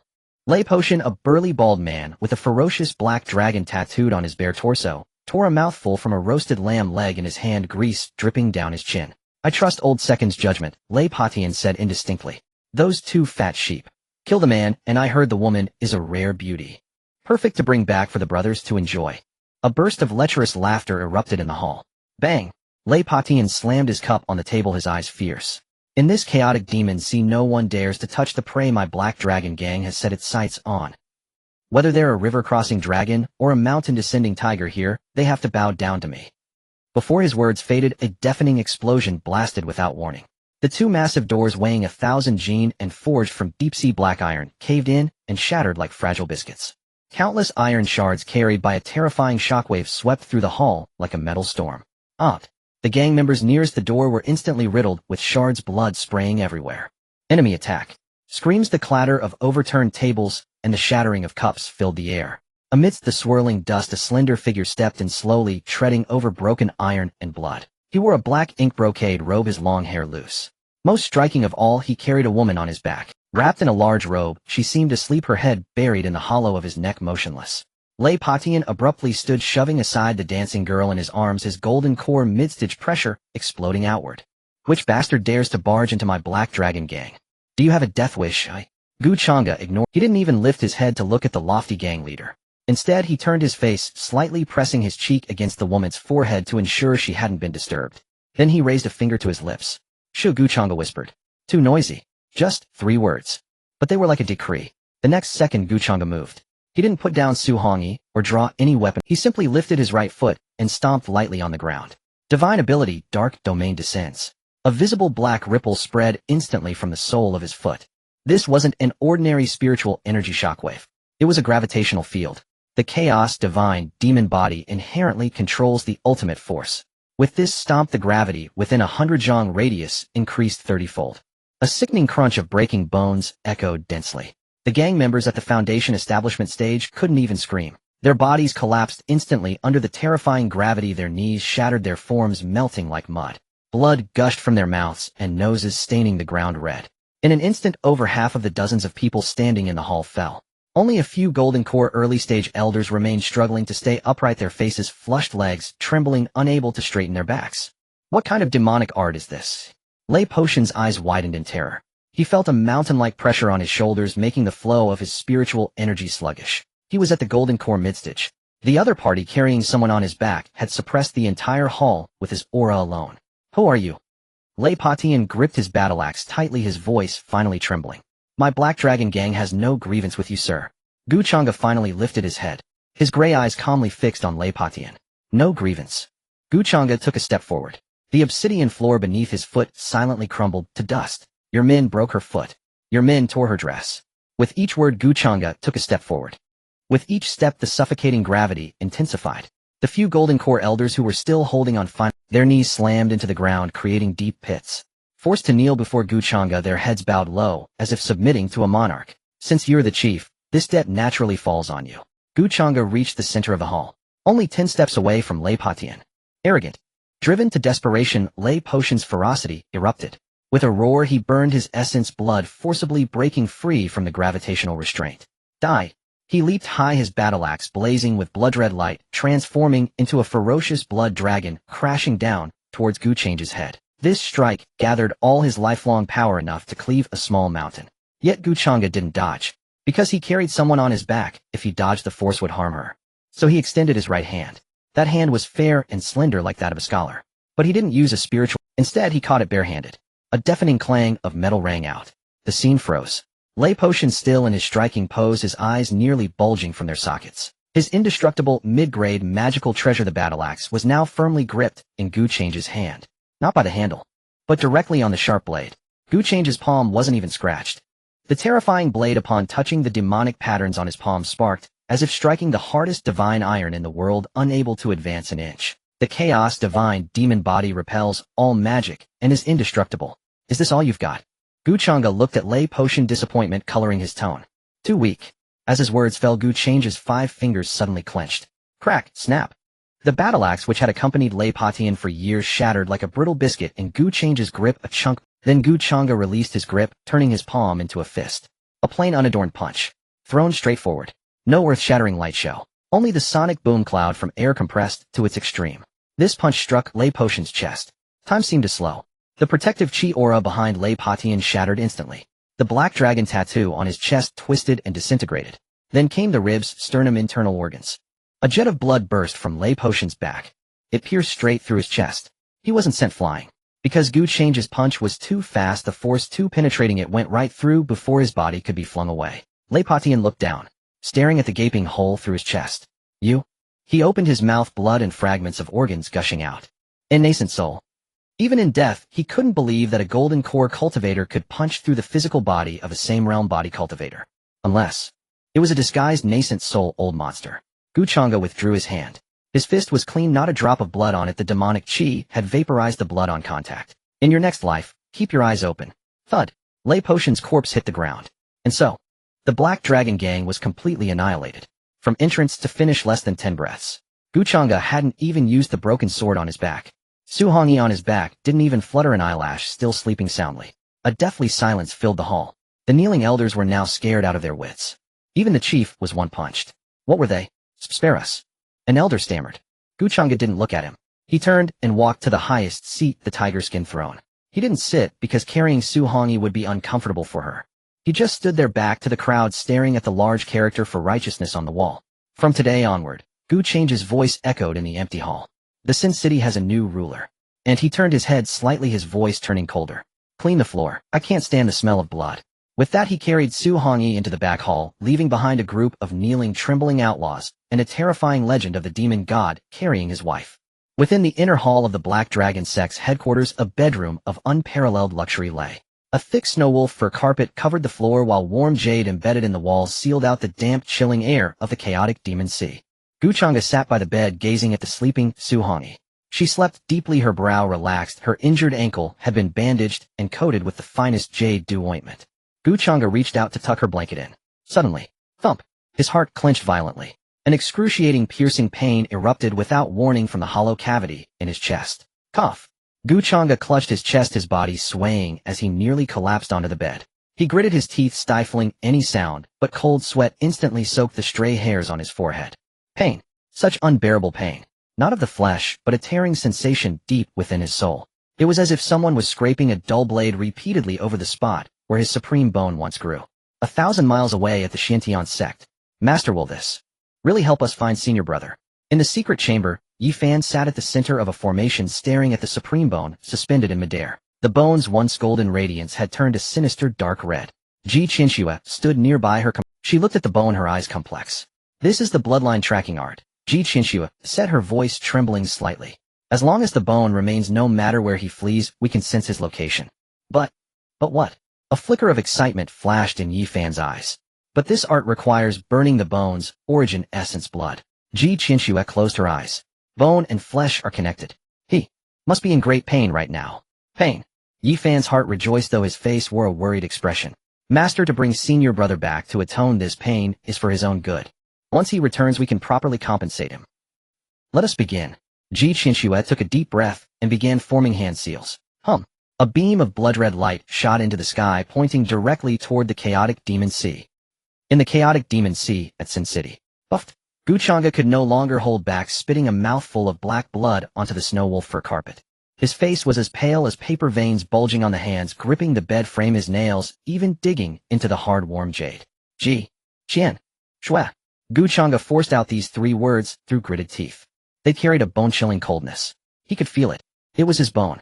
The woman he once protected with his life was now using the bone he gave her to torment him, to track him down. Was there anything more ironic? I sacrificed my bone to repay my debt, yet you use it as a curse to drive me to death. Just then, rumble. The sky over all of Sin City suddenly darkened.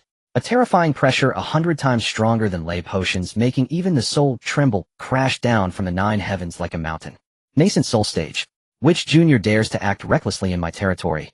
An ancient, sinister voice echoed throughout the city. Changge jerked his head up, a glint of resolve flashing in his gray eyes. It had arrived. The true ruler of Sin City, the city lord who had been in seclusion for years. The skeleton old demon. Early nascent soul stage. Changge was currently at mid-golden core. In his prime, with his divine demon body, he might have stood a chance. But now, with the bloodline curse flaring up, he could barely stand. Damn it. Changge wiped the blood from his lips. He glanced at Su Hongyi, still sleeping soundly on the bed. He couldn't fight here. It would harm her.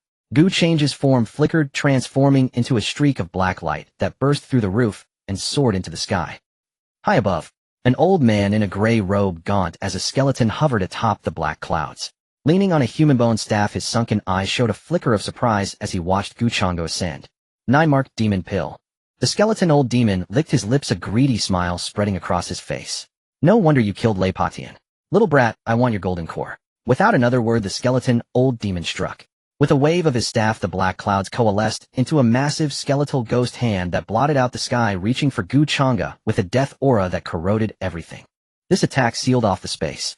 There was no way to dodge. Changge hovered in midair. The searing pain in his chest blurred his vision, and his demonic energy, disrupted by the curse, flowed sluggishly. But he did not retreat. Get lost. Changge roared. He burned a single drop of his freshly condensed heart demon blood. Divine ability, demon god transformation. Boom. His body instantly expanded, his skin turning dark gold, his eyes bloodshot, and the faint phantom of a 3-headed, 6-armed demon god loomed behind him. He raised his right fist, and with all his might, he punched the skeletal ghost hand. Bang! An earth-shattering explosion. The shockwave collapsed a large swath of the buildings below. The skeletal ghost hand was shattered by the punch. But Changge was also blasted back hundreds of feet, crashing heavily into the ruins of the Xuantian Sect headquarters. Another spray of blood, this time mixed with fragments of his internal organs. The gap was too vast. A grievously wounded body pitted against a nascent soul cultivator. This was suicide. Still alive. The skeleton old demon was somewhat surprised, then his expression darkened further. It seems you have many secrets. In that case, I'll extract your soul and search it thoroughly. He took a step and appeared above the ruins. His staff pointed down once more. This time it was a killing blow. A jet-black beam of death shot straight for Changge's forehead. Changge lay among the rubble. He wanted to move, but the curse in his chest bound his limbs like chains. Qianxue's ritual was intensifying. Was this the end? Changge watched the descending beam of death. There was no fear in his heart, only a burning sense of unwillingness. I haven't taken my revenge. I haven't taken that foolish woman to buy a new dress. At that critical moment, a red figure suddenly rushed out from the inner hall. She wore no shoes. Her red dress was disheveled, her hair unkempt. In her hand, she held the blunted short sword she had taken from One-Eyed Dragon. She had no idea what the nascent soul stage was. All she knew was that someone was attacking her man. Don't touch him, Su Hongyi screamed. Like a moth diving into a flame, she threw herself in front of Changge. The beam of death which would have pierced Changge's forehead in an instant veered slightly off course due to her sudden appearance. Schluck! The death beam pierced through Su Hongyi's shoulder. It pinned her directly to the stone pillar behind her. Oh! Su Hongyi screamed in agony, her body convulsing violently, as blood instantly stained the pillar red. Hongyi! Changge's pupils contracted to pinpricks. In that moment his gray eyes turned a bloodshot. Reason. Calm. To hell with it all. Old bastard. Changge let out a beast-like roar from the dead. He ignored the curse in his chest. He didn't care if his meridians would rupture. Heavenly demon dissolution. Burn the demon's soul. Boom. Changge's aura began to skyrocket.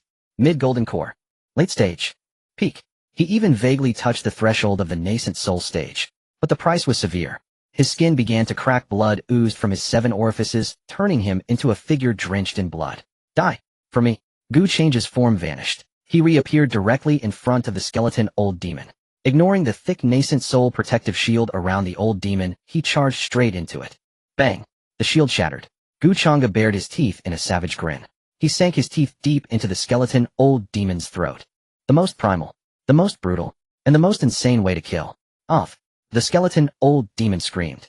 He never expected this young man to be so utterly mad. Get off! The skeleton old demon slammed his palm onto Changge's crown. Crack! Changge's skull fractured, but he refused to let go. He tore a massive chunk of flesh from the old demon's neck with his teeth. At the same time, Changge's fingers dug deep into the old demon's eye socket. Schluck! Madman! You're a madman. The skeleton old demon was terrified. Even as a nascent soul cultivator, he feared this kind of reckless rabid dog. Forgetting about killing for treasure, he forcibly burned his lifespan, transforming into a streak of blood light to flee. I will remember this grudge. The old demon had fled. Changge did not pursue. He fell from midair. He crashed heavily to the ground. His face was covered in blood, the blood seeping from the crack in his skull, blurring his vision. But he still struggled, crawling inch by inch toward the stone pillar. He crawled to Su Hongyi's feet. Su Hongyi was pinned to the pillar unconscious. Blood dripped from her toes, falling onto Changge's face. With trembling hands, Changge grasped her eyes. Don't be afraid. His voice was barely a whisper. Not dead. His vision faded. Changge's head lolled to the side as he fell unconscious. But one of his hands still clung tightly to Su Hongyi's ankle. His knuckles were white. He would not let go even in death. The rain continued to fall. It washed over the ruins of the Black Dragon Gang's headquarters, and black blood mingled with the water flowing into the sewer drains. Upon the rubble, several sharp-nosed corpse dogs, scavengers of the Chaos Demon Sea, were rummaging for valuables among the corpses. Hurry up, before other factions arrive. There's a survivor here. Finish him off. The footsteps drew nearer. They were less than 10 zhang away from where Changge lay unconscious. Suddenly a grimy hand reached out from a nearby pile of debris and grabbed Changge's ankle. Then it seized Su Hongyi's waistband. Damn, he'll take a gamble, the man muttered in a shrill voice. Summoning all his strength, he dragged the 2 blood-soaked figures into the hidden entrance of an underground passage. Click! The cover of the passage closed. Just as it shut, the corpse dogs stepped onto it, thumping the cover loud. Beneath the earth, utter silence reigned. An unknown time passed. Su Hongyi woke, jolted awake by pain.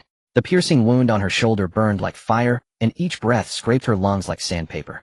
She coughed out a mouthful of clotted blood, her vision darkening. This was a damp, dark cellar. The air reeked of moldy, pickled vegetables, and a sickening stench of blood. In the corner, a faint oil lamp flickered, casting a dim yellow light that illuminated a pale face beside her, Changge. He lay on a tattered straw mat right next to her. But his appearance made Su Hongyi's heart skip a beat. He was in a terrible state. The man who had always stood tall and cold now looked like a porcelain doll that had been shattered and clumsily reassembled. His skin was covered in web-like cracks, the backlash from forcibly activating the demon god transformation. Black demon blood had seeped from the cracks, dried, and formed hard scabs. His chest, where the hollow had been, now exuded a chilling aura of death. Changge. Su Hongyi, ignoring her own injuries, crawled to his side and reached out a trembling hand to feel his breath. No breath. No. There was still some, but so faint it was almost imperceptible. His body was as cold as a piece of tinta sandy-rolled ice, and even his demonic patterns had dimmed. Don't die, please. Su Hongyi panicked. She had never feared anything in her life, but in this moment fear gripped her, making her hands and feet icy cold. She rummaged through her storage pouch for all the healing pills, bloodburst pills, spring restoration powder, jade dew ointment, and forced them into his mouth. But she couldn't feed him. His jaw was clenched tight. His body had entered a self-sealing mechanism, rejecting all external medicinal power. It's useless. A shrill voice came from the corner. Su Hongyi spun around, murderous intent flashing in her eyes, her short blade already drawn. No, no. Spare me, lady. I saved you. Bao Dating cowered in the corner, raising his hands with a bitter smile. I'm the guide. The one who led you here. Su Hongyi recognized him. Why did you save us? She didn't lower her blade. An investment. He wiped the cold sweat from his forehead. That man wiped out the Black Dragon gang, a powerful ally. I thought. Maybe I'd hit the jackpot. He glanced at Changge and shook his head. But it seems I've lost the bet. This is essence depletion, Bao Dating said, pointing at Changge. He forcibly strained his life force, and now his demonic energy is rampaging and his meridians are shattered. Unless a nascent soul powerhouse performs a top-down infusion, he won't survive the night. A nascent soul powerhouse. In this devouring chaos demon, see who would save a demon lord. Su Hongyi's hand dropped. The short blade clattered to the floor. Not survive the night. She turned and looked at Changge's lifeless face. She saw his tightly furrowed brows. Even in his coma, he seemed to be enduring immense pain. Don't be afraid. I'm not dead. The last two words he said before losing consciousness echoed in Su Hongyi's ears. This fool. He was on the verge of death himself, yet he still grabbed her ankle to comfort her. Who said there's no hope? Su Hongyi suddenly spoke. Her voice was soft, but steady. She raised her hand and pulled the hairpin from her bun. Her long hair cascaded down like a waterfall, hiding her pale cheeks. Get out. Su Hongyi said to Bao Dating. Huh. Bao Dating was stunned. Get out and guard the door. Su Hongyi's eyes became eerily calm, a calmness that was terrifying. No matter what you hear, don't come in. Otherwise, he'll kill you. Bao Dating shuddered. He was a smart man and saw the desperate determination in Su Hongyi's eyes, a resolve to live through death. All right. Take care, lady. He scrambled out of the cellar and closed the heavy stone door behind him. In the cellar, only two people remained, and a single lamp. Su Hongyi knelt on the straw mat. She reached out and unfastened her tattered red dress. The red dress slipped down, revealing her scarred, yet breathtakingly beautiful body. She was the holy maiden of the Xuantian Sect. She cultivated the red dust path. Her master had once told her, Hongyi, your primordial yin is the finest furnace in the world. If you give it to a man, his cultivation will soar, but you will become a mortal, wither, and die. So she had guarded it for 20 years. Even when cornered in the 10,000 snake pit, she never let any man touch her. She thought this body would be hers alone forever. Until she met this fool. You lucky bastard, Changge. Su Hongyi leaned down, her fingers tracing his brow. Tears fell on his lips. This is your holy maiden's dowry, saved up for 20 years. If you dare die, I'll dig out your supreme bone and feed it to the dogs. With that, she took a deep breath, closed her eyes, and kissed him. It was not a kiss of passion, but a ritual.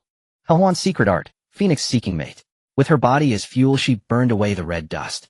A pink radiance bloomed in the dim cellar. That was Su Hongyi's burning essence. She poured the purest yin energy from within her, without reservation, into Changge's mouth.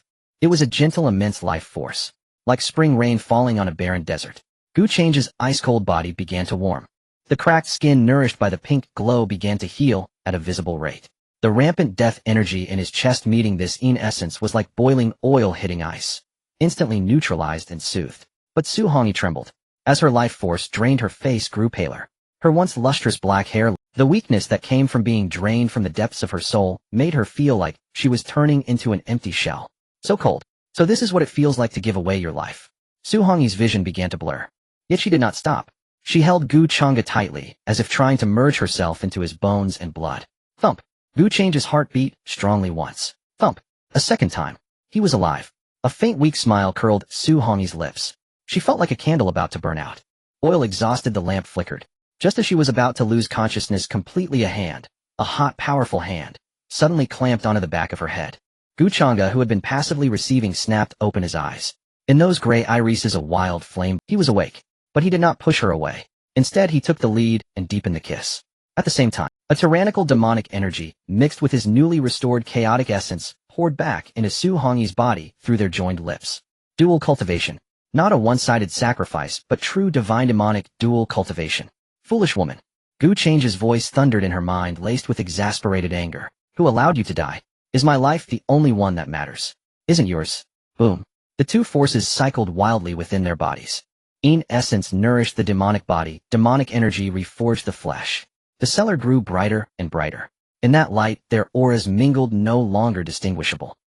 That night the oil in the lamp burned out. But another lamp within the depths of both their souls burned each. The next morning sunlight filtered through the cracks of the passage, sprinkling a few motes of dust. Su Hongyi stirred her eyelids and woke up. She instinctively touched her face. Not aged. Her hair wasn't white either. And she felt that her once dry dantian was now brimming with a power she had never known. It was not spiritual energy, nor demonic energy. It was a warm golden current. Foundation, establishment, great perfection. She was only a hair's breadth away from forming a golden core. Awake! A lazy hoarse voice came from above.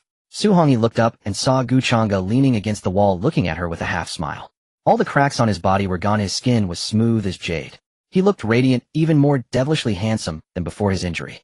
And he wasn't wearing a shirt. The tooth mark on his chest was still there, looking particularly intimate. You. Xuantian blushed as memories of the night flooded back, even though she had done it to save him the process. Well, it had happened. What?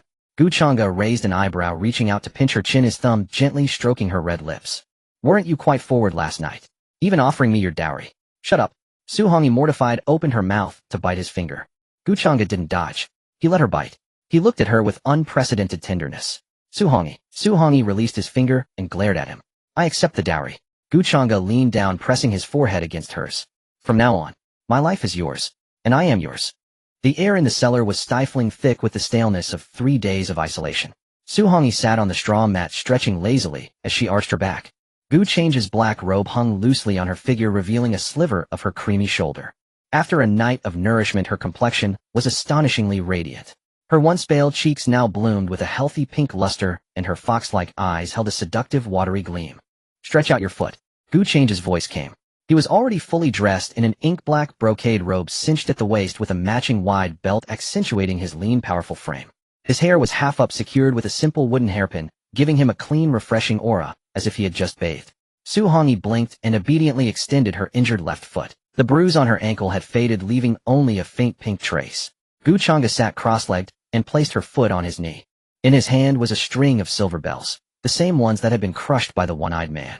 Now they were Changge had used demonic flame to reforge the silver bells, adding a trace of the extremely precious star-patterned steel extracted from the one-eyed man's ghost-headed blade. The bells now shimmered with a dark gold undertone, ringing with a clearer, more crisp sound that held a faint, soul-piercing sonic attack. It might feel a bit cold. Changge lowered his head, his fingers deftly tying the red string around her ankle. His movements were slow, meticulous. Occasionally his fingertips brushed against the delicate skin of her inner ankle, sending a tingling electric current through her. Xuantian watched his focused profile. She watched this merciless demon lord who now seemed like a skilled artisan, meticulously fussing over her bell. Changge. Xuantian gently rubbed her toes against his abdominal muscles. Stop that. Changge grasped her restless foot and tied the final knot. It's done. He released his grip. Xuantian shook her foot.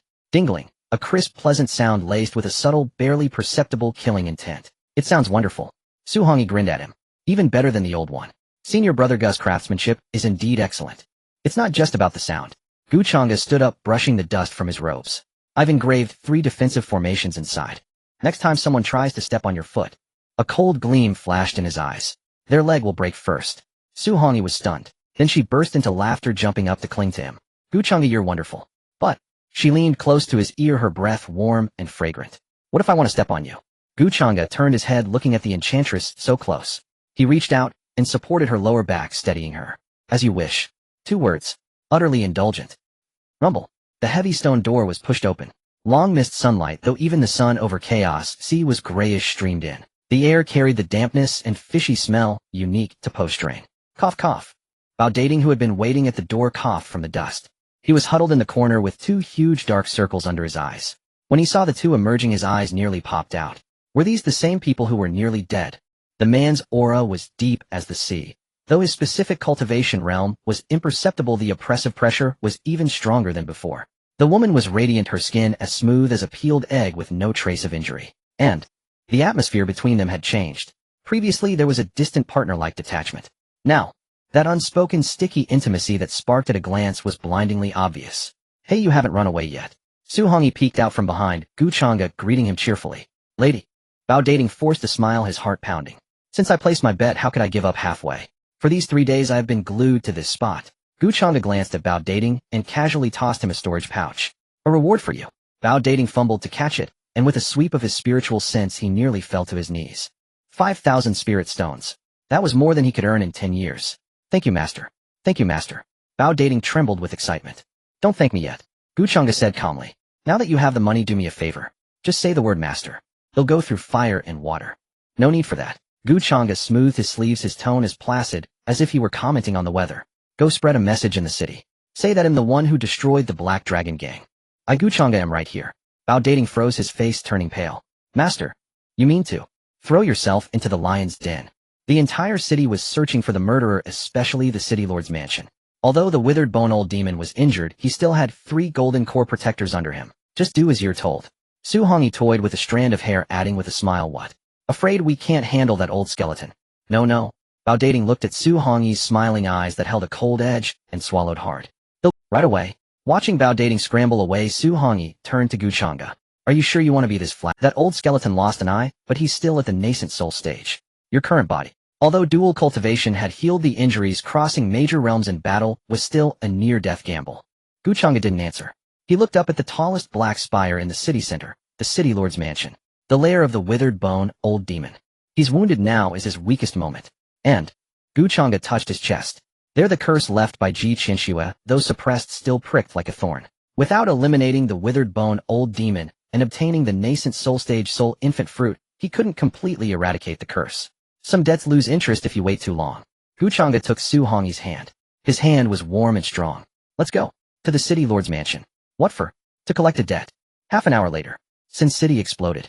A shocking rumor spread like wildfire through every street. The ruthless man who destroyed the Black Dragon gang hadn't fled. Not only did he not flee, but he was openly heading toward the city lord's mansion. Is he crazy? That's the withered bone old demon's territory. I heard the old demon was injured and has been hunting people to suck blood for healing. Going there now is suicide. Let's go. Go see. This is going to be a spectacle. Cultivators poured out from every corner, trailing far behind. On the long street, the normally crowded masses parted to form a wide path. Changge walked in the middle, dressed in ink black brocade, his expression indifferent. Su Hongyi walked beside him, her red dress like fire, the bells on her ankle ringing with each step. Dingling, dingling. The sound pierced the dead silence of the street like a death knell. Ahead, the towering white bone gates of the city lord's mansion were tightly shut. On the walls, crossbowmen were densely packed, their arrowheads gleaming with a ghostly blue poison. Halt! A golden-armored giant on the wall roared. He was the eldest disciple of the withered bone old demon at the latest age golden core. This is the city lord's mansion. Trespassers die. Changge, you killed my master's beloved disciple, the one-eyed man, and today you dare come to die. Changge stopped. He was still 100 zhang from the gate. He looked up first at the golden-armored giant, then at the closed white bone gates. Su Hongyi. Changge suddenly spoke. Here. Su Hongyi stood beside him, toying with a short blade, her smile enchanting.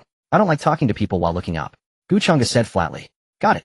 Su Hongyi snapped her fingers. Then let him come down and kneel while speaking. Before the words faded, Changge raised his right hand and made a downward pressing gesture toward the void. Divine ability, gravity domain, 30-fold. Boom. The wall 100 zhang away collapsed without warning, as if struck by an invisible giant hand. The golden-armored giant who had been shouting on the wall didn't even have time to scream. He was forcibly sucked down from the wall by the terrifying gravity, crashing onto the ground. Thud. Both knees hit the ground. Kneecaps shattered. The ground cracked. He knelt before Changge, his face twisted in terror, blood oozing from his 7 orifices. And the so-called indestructible white bone gate under that same pressure exploded into powder. Dust rose. Changge lowered his hand, brushing non-existent dust from his sleeve. The gate is open. He extended his hand to Su Hongyi, his tone gentle, as if inviting her on an outing. Let's go. Inside to kill.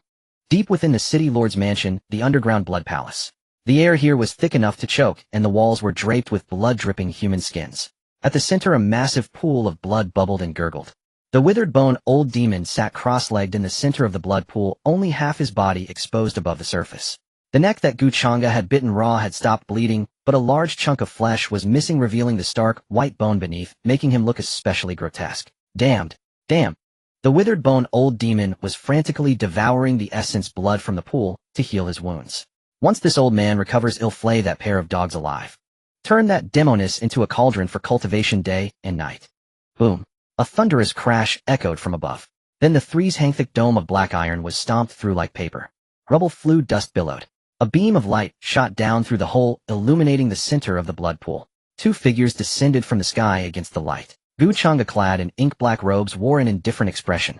Su Hongyi's red dress was like fire, and the bell on her ankle chimed once. Dingling. Old fool. Changge landed steadily, crushing a skull underfoot. He looked at the withered bone old demon in the blood pool, his gaze calm, as if watching a chicken awaiting slaughter. What were you muttering about behind my back? Go on, curse away. Am listening. The withered bone old demon shuddered in terror, nearly suffering a chi deviation. You? How did you get in? What about my mountain protecting formation? My golden armor guard? Su Hongyi covered her nose and mouth in disgust, looking at the stinking pool of blood. Trash like that isn't even enough to warm up my man. You? The withered bone old demon was furious. But he was a nascent soul old monster after all. His eyes rolled, and he let out a vicious grin. Good. You don't take the path to heaven, so you break into the gates of hell. Since you're here, don't leave. My 10,000 souls banner is still missing 2 main souls. Splash. The withered bone old demon slapped the blood pool hard. A pitch-black banner flew out from the blood, swelling in the wind and instantly blanketing the entire underground palace. Woo! A mournful wind howled, ghosts wailed. Countless shrill screams rose. On the banner's surface, densely packed, were twisted human faces. Tens of thousands of vengeful spirits carrying overwhelming resentment and deathly chi surged like a black tide toward Changge and the others. These spirits could tear flesh and also deliver powerful mental attacks. If an ordinary golden core cultivator so much as glanced at them, his soul would shatter, leaving him an idiot. Ha ha ha. The withered bone old demon roared with laughter. This is a treasure I've refined for 100 years. Every single spirit was tortured to death over 14 days. Even a nascent soul-misted cultivator would have to avoid their edge. Die. The black tide of ghosts instantly engulfed the two. Yet instead of the expected screams, there was only a contemptuous chuckle. It came from Su Hongyi. Is that all? Standing amid the ghost tide, the ferocious clawing spirits that lunged at her stopped dead 3 feet away from her. Because Su Hongyi moved. She didn't draw her blade or use a spiritual shield. She merely lifted her bell-adorned foot and lightly tapped the ground. Dingling. Huan's secret art, soul-stealing bell sound. This single chime carried no killing intent, but a seductive charm that pierced straight into the soul. The originally ferocious spirits suddenly became dazed. Most of them had been men in life, and even as ghosts they couldn't escape the lust ingrained in their bones. Ugly freaks. Su Hongyi extended her slender jade finger and gently hooked it in the air. Her fox-like eyes shimmered with pink light. Wanna bite me? Look in the mirror first, see if you're worthy. Kneel. 2 simple words. They carried supreme authority and allure. Thud, thud, thud. The hundreds of spirits at the front actually knelt obediently before Su Hongyi like well-trained dogs. The ferocity in their eyes vanished, replaced by an almost obsessive stupor. The withered bone old demon was dumbfounded. What? What kind of demonic art is this? How can my ghosts obey you? Demonic art. Su Hongyi covered her mouth and laughed, her body trembling with mirth. This is called field expertise. Trying to play mental control tricks in front of the Xuantian Sect saintess. You really underestimate our profession. As for the rest. Su Hongyi pointed at the lingering spirits that hadn't knelt, then turned to Changge. Honey, those are too ugly. I don't want them. They're yours. Changge nodded. Good. He stepped forward, facing the swarm of ghosts that even Su Hongyi disdained to control. He didn't dodge or use any spell. He simply opened his mouth. Divine ability, devourer of gods and demons. Roar. Behind Changge, a colossal, indistinct phantom of a demon god materialized. The demon god also opened its gigantic mouth and inhaled sharply at the ghost tide. Whoosh. A hurricane swept through the underground palace. The tens of thousands of vengeful spirits let out screams of utmost terror. They sensed the presence of a natural enemy. The trembling from the depths of their souls made them desperately try to flee back into the 10,000 souls banner. But it was too late. The demon god's mouth was like a black hole. No matter how they struggled, they were sucked in by an irresistible force. Crunch. Crunch. The grating sound of chewing echoed through the underground palace. Those spirits that made even nascent soul cultivators pale were like brittle beans chewed and swallowed by the demon god phantom. Changge swallowed. An unnatural flush of overnourishment rose on his pale face. The curse mark on his chest under the torrent of soul energy actually faded somewhat. Mediocre taste, Changge commented. Too much impure resentment, a bit stuck in the teeth. The withered bone old demon was completely broken. He looked at his 10,000 souls banner, which he had painstakingly refined for a century, now bare, not a single ghost left. Then he looked at the 2 monsters who had treated his ultimate skill as snacks and toys. Monsters. You're monsters. The withered bone old demon shrieked, turned around, and fled. He didn't hesitate to burn his nascent soul origin, transforming into a streak of blood light, charging toward the exit. Run! Changge wiped the corner of his mouth, though there was no residue. His figure flickered and vanished. When he reappeared, he was already blocking the exit. Without a word, Changge raised his hand. On that slender palm, the resentment of the 10,000 ghosts he had just devoured swirled dark as ink. Bang! A slap. It fiercely struck the withered bone old demon's face. The old demon's protective spiritual light shattered instantly. He flew back like a torn sack, crashing heavily onto the edge of the blood pool. Puffed. The withered bone old demon spat out a mouthful of old blood mixed with a dozen broken teeth. Before he could get up, a small foot in a red embroidered shoe had already stepped on his chest. Xuantian looked down at him from above. The short blade in her hand danced between her fingers. Just now you said you wanted to turn me into a cauldron. Xuantian smiled sweetly gently. Old fool, can that thing of yours still work? The withered bone old demon stared at the gleaming blade, scared out of his wits. Don't kill me. I have a treasure trove. I have a fortune. I'll give it all to you. All right. I have a soul infant fruit. It can repair the soul and cure all poisons. Hearing the words soul infant fruit, Changge's eyes flickered. That was exactly what he was looking for. He walked over and stood beside Xuantian. Where is it? The withered bone old demon tremblingly pulled out a jade box covered in talismans from his bosom. Here. For you. Spare my life. Changge took the box. He opened it and glanced. Inside lay a blood-red fruit shaped like an infant, exuding a dense soul power. It was genuine. Nice item. Changge closed the lid and stored it in his spatial pouch. Then he looked at the withered bone old demon. But the road is gone. You? The old demon's eyes bulged. You're breaking your word? Why keep my word to a dead man? Changge said indifferently. He turned around, took Xuantian's hand. Hongi, finish it. Don't dirty your dress. Xuantian smiled sweetly. Got it. Her short blade traced a graceful red line. Puffed. The withered bone old demon's head hit the ground. His nascent soul tried to escape, but Changge grabbed it and crushed it with a backhand.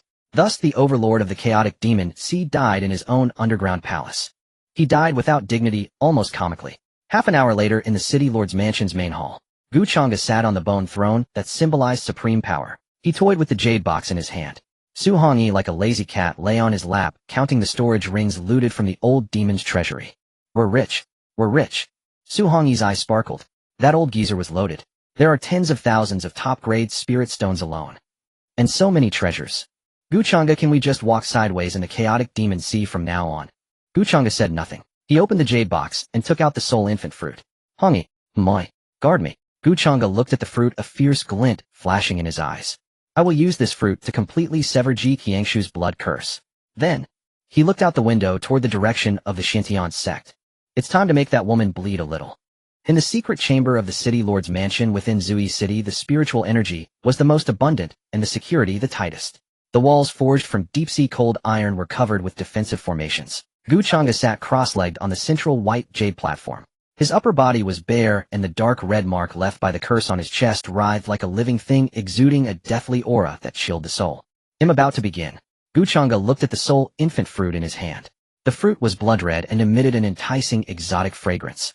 Xuantian sat nearby, hugging her knees, clutching the short blade tightly in her hand. She wore none of her usual playful demeanor. Her fox-like eyes were filled with solemnity. Rest assured. Her voice was low but carried a fierce determination.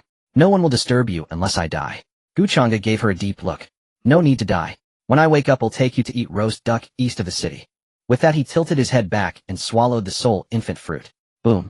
As the fruit entered his stomach, it instantly transformed into an immense, icy-cold force of soul power that surged straight into his sea of consciousness.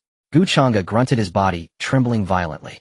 His consciousness was instantly pulled into a gray, hazy space. There he saw a thick, blood-red thread. One end was rooted deep in his soul, the other stretched into the distant void. This was the bloodline curse connecting him to that supreme bone. Found it. Changge's consciousness form sneered coldly.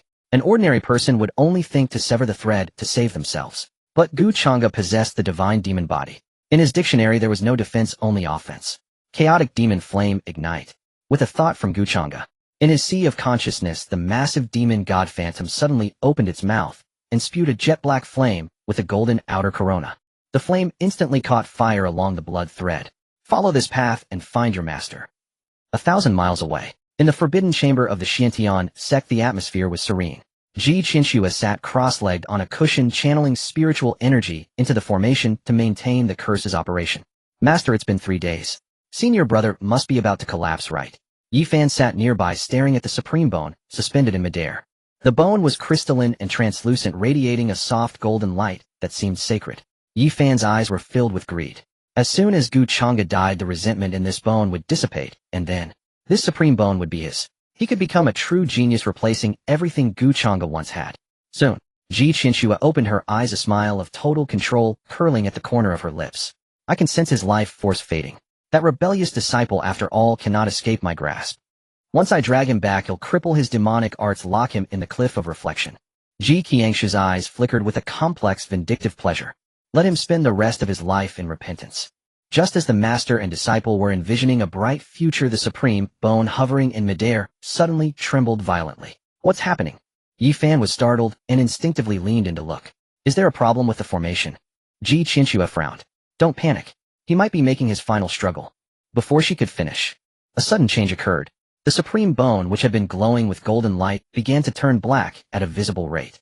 A terrifying demonic flame, bursting with brutality and destruction, erupted from within the bone without warning. The flame was not red but black golden, carrying an aura of annihilation that burned everything. No, it's demon chi backlash. Fall back. Qianxue's expression changed drastically. Reacting quickly, she grabbed Xiaofan's shoulder to retreat. But it was too late. Xiaofan was too close. He had almost pressed his face against the bone to get a better look. Boom. The indestructible supreme bone, under the erosion of the demonic flame, actually exploded. Countless bone fragments wrapped in demonic fire like the sharpest hidden weapons instantly swept through the entire chamber. Ah, my face. My eyes. Xiaofan let out a piercing scream. He covered his face with both hands and rolled on the ground in agony. Several burning bone shards had deeply embedded themselves in his face, and one had even pierced his left eye. The demonic flame burned on his face, producing a sizzling sound like roasting meat. That face, which he had once prided himself on for playing innocent and winning sympathy, was utterly destroyed. It had become a charred, twisted, horrifying ghoul's visage. Xiaofan. Qianxue's eyes nearly split with rage. She wanted to save Xiaofan, but she was in dire straits herself, as the master of the formation and the source of the curse. When the curse was violently broken and backlashed, she bore the most severe soul impact. Qianxue spat out a mouthful of heart blood. Her face instantly turned deathly pale, and she collapsed weakly. In her sea of consciousness, it felt as if a giant hammer had struck her, cracking even her nascent soul. How is this possible? Qianxue clutched her chest in agony, disbelief in her eyes. He was already crippled. Where did he get such power? Just then, in the ruined chamber, the air twisted. A massive pitch-black demon god phantom slowly materialized. Its face was indistinct, but its gray eyes coldly gazed down at the two wretched figures on the ground. Changge's voice, crossing thousands of miles, thundered in their ears. Master. His tone was icy, laced with mockery. Do you like this gift in return? Qianxue looked up at the phantom, trembling all over. Changge, you traitor who defies your master and betrays your sect. You dare to destroy the supreme bone. You dare to injure your junior brother. Heh. The phantom let out a soft laugh. Qianxue, you've got one thing wrong. That bone was mine. I give it to whomever I want, and if I want to destroy it, no one can stop me. Changge's gaze shifted to the charred mess still writhing and howling on the ground. Xiaofan. Hearing his name, Xiaofan stiffened, forgetting even his screams. With his one remaining eye, he stared in terror at the demonic shadow. Senior brother, spare me. I was forced. It was all Master's doing. Xiaofan cried out, his voice distorted by pain. Shoo. Changge's voice was very soft. Your face is too thick. Your senior brother helped you peel off a layer. No need to thank me. Keep this life well. Wait for me to return. I will personally shatter your bones one by one. With that, the demonic phantom dissipated, leaving only a scene of devastation and two utterly broken people. In the secret chamber of the city lord's mansion in Qianxue, Changge's eyes snapped open. The dark red curse mark on his chest had completely vanished. An unprecedented sense of lightness spread through his entire body. It was as if he had cast off a yoke he had carried for 20 years. Changge. Xuantian, who had been guarding him, immediately rushed over and anxiously examined him. How are you? Are you all right? Do you feel any discomfort? Changge looked at her anxious face. Suddenly he reached out and pulled her into his arms, holding her tightly. It's all right now. Changge rested his chin on top of her head, his voice carrying a hint of barely perceptible exhaustion and relief. It's all over. That bone is broken. Xuantian was stunned for a moment. Then she felt the unbound, surging energy rising from Changge. Good that it's broken. Xuantian nodded fiercely and hugged him back. That kind of rotten bone only brings bad luck if you keep it. Changge. Moi. Are you extremely powerful now? Not bad. Then when are we going to eat roast duck? Changge couldn't help but laugh. The vibration in his chest passed to Xuantian. He released her and stood up. His dark hair flew, his gray eyes flashed like lightning. Let's go now. He took Xuantian's hand and walked toward the chamber exit. His steps were firm, with no lingering attachments. After the roast duck, it's time to prepare for forming the nascent soul. After the rain, the city of Sin cleared up. On the highest observation terrace of the city lord's mansion, the view was excellent, overlooking the turbulent waves of the Qianxue Sea. The sea breeze dispersed the blood-stained air, bringing a long-lost freshness. A large rosewood soft couch was placed in the center of the terrace, covered with a priceless snow silkworm silk cushion retrieved from the bone demon's treasury. Changge reclined lazily on the soft couch. He had changed into a loose black robe with the collar slightly open, revealing a patch of cold white clavicle. His ink-black hair was not tied up, casually scattered over the white cushion, black and white distinct, exuding an indescribable sense of asceticism. Across from him, Xuantian was lying inelegantly on the table, her hands all over a freshly roasted duck that was still sizzling with oil. Hot, hot, hot. Xuantian blew on her fingers while deftly tearing off a drumstick. The duck skin was roasted to a glossy jujube red, and when she bit into it, it let out a crisp crack. Grease trickled from the corner of her mouth and on the face of this enchantress, a beauty that could topple kingdoms. It surprisingly revealed a touch of childish, earthy charm. Delicious. Xuantian squinted her eyes in satisfaction, her bare feet swinging under her skirt, the bells on her ankles letting out a languid, crisp jingle. Changge, you try it too. She held the drumstick she had bitten to his lips, her fingertips still greasy. Changge tilted his head slightly. He didn't show any disgust. He opened his mouth and, taking it from her hand, bit into it. How is it? Xuantian looked at him expectantly. Isn't it 10,000 times better than those bland bigo pills of the Xuantian Sect? Changge swallowed slowly. Too greasy, he commented casually, then picked up a handkerchief and wiped the grease from the corner of Xuantian's mouth. However, his fingers paused on her full lip, gently pressing. Sweeter than that time. Xuantian was stunned. Then she realized he was referring to that kiss, tainted with blood. Her face flushed instantly. Pervert. She muttered, retracting her hand, but hugged the drumstick that Changge had bitten even more preciously as she gnawed on it. Report. A flurry of hurried footsteps broke the romantic atmosphere. Bao Dantang, now the Grand Steward of the City Lord's mansion, ran up to the terrace, sweating profusely, holding a thick stack of gift lists. See, City Lord. Madam. Bao Dantang had smoothly changed his address. Xuantian's ears twitched at the word, madam, and her mood visibly improved. She lifted her head from the duck carcass and gave Bao Dantang a rare, kind look. What's the panic? If the sky falls, there are tall ones to hold it up. No. It's not the sky falling, it's money raining down. Bao Dantang was so excited his hands trembled. The remaining forces in the city, the Bloodfiend Sect, the Paradise Pavilion, and the leaders of the Independent Cultivators Alliance, heard that the two of you have taken over the City Lord's mansion, and they are all kneeling at the gate with heavy gifts. They said, this is a tribute, begging the City Lord to grant them a living. Changge didn't even lift an eyelid. He picked up the spirit tea beside him and blew on the floating foam. Let them kneel. His voice was light, but carried a casual coldness. Kneel for how long? Bao Dantang asked cautiously. Until this pot of tea grows cold. Changge took a sip of tea. Or until the madam finishes this duck. Bao Dantang gasped. The tea had just been brewed, and the duck was only half eaten. This was the new City Lord's show of power. Yes, he'll go deliver the message immediately. Bao Dantang withdrew. The terrace fell silent again. Xuantian gnawed on a duck wing while tilting her head to look at Changge. Changge, my. You're looking more and more like a villain now.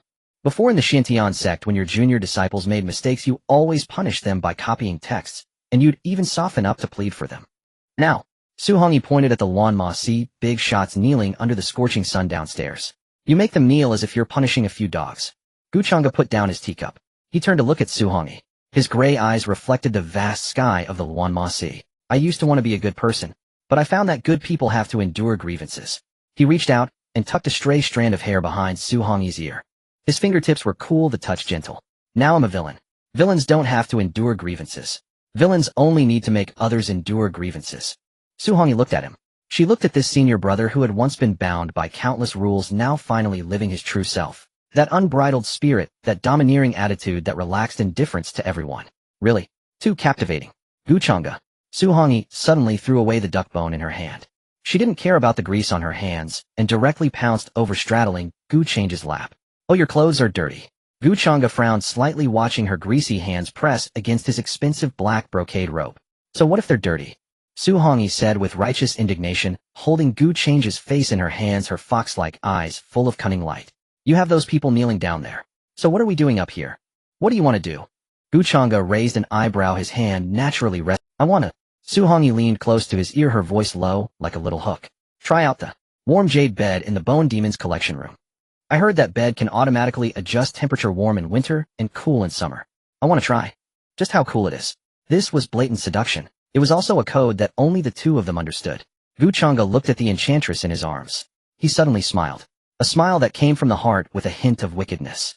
He didn't speak. He just waved his sleeve. Bang. The terrace curtains instantly fell, blocking the sunlight outside, and also covering all the spring scenery. Since Madam wants to try, Changge's voice came from behind the curtain, tinged with hoarseness. Then, try to your heart's content. Downstairs, the leaders of the major forces of the Yuan Masi under the scorching sun knelt on the burning stone slabs, sweating profusely and trembling. They didn't know when the new city lord would see them.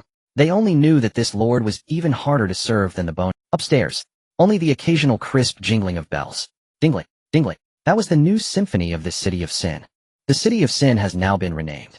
The bloodstained plaque bearing the character Sin at the main gate was taken down and replaced with one personally inscribed by Changge, the city of eternal night.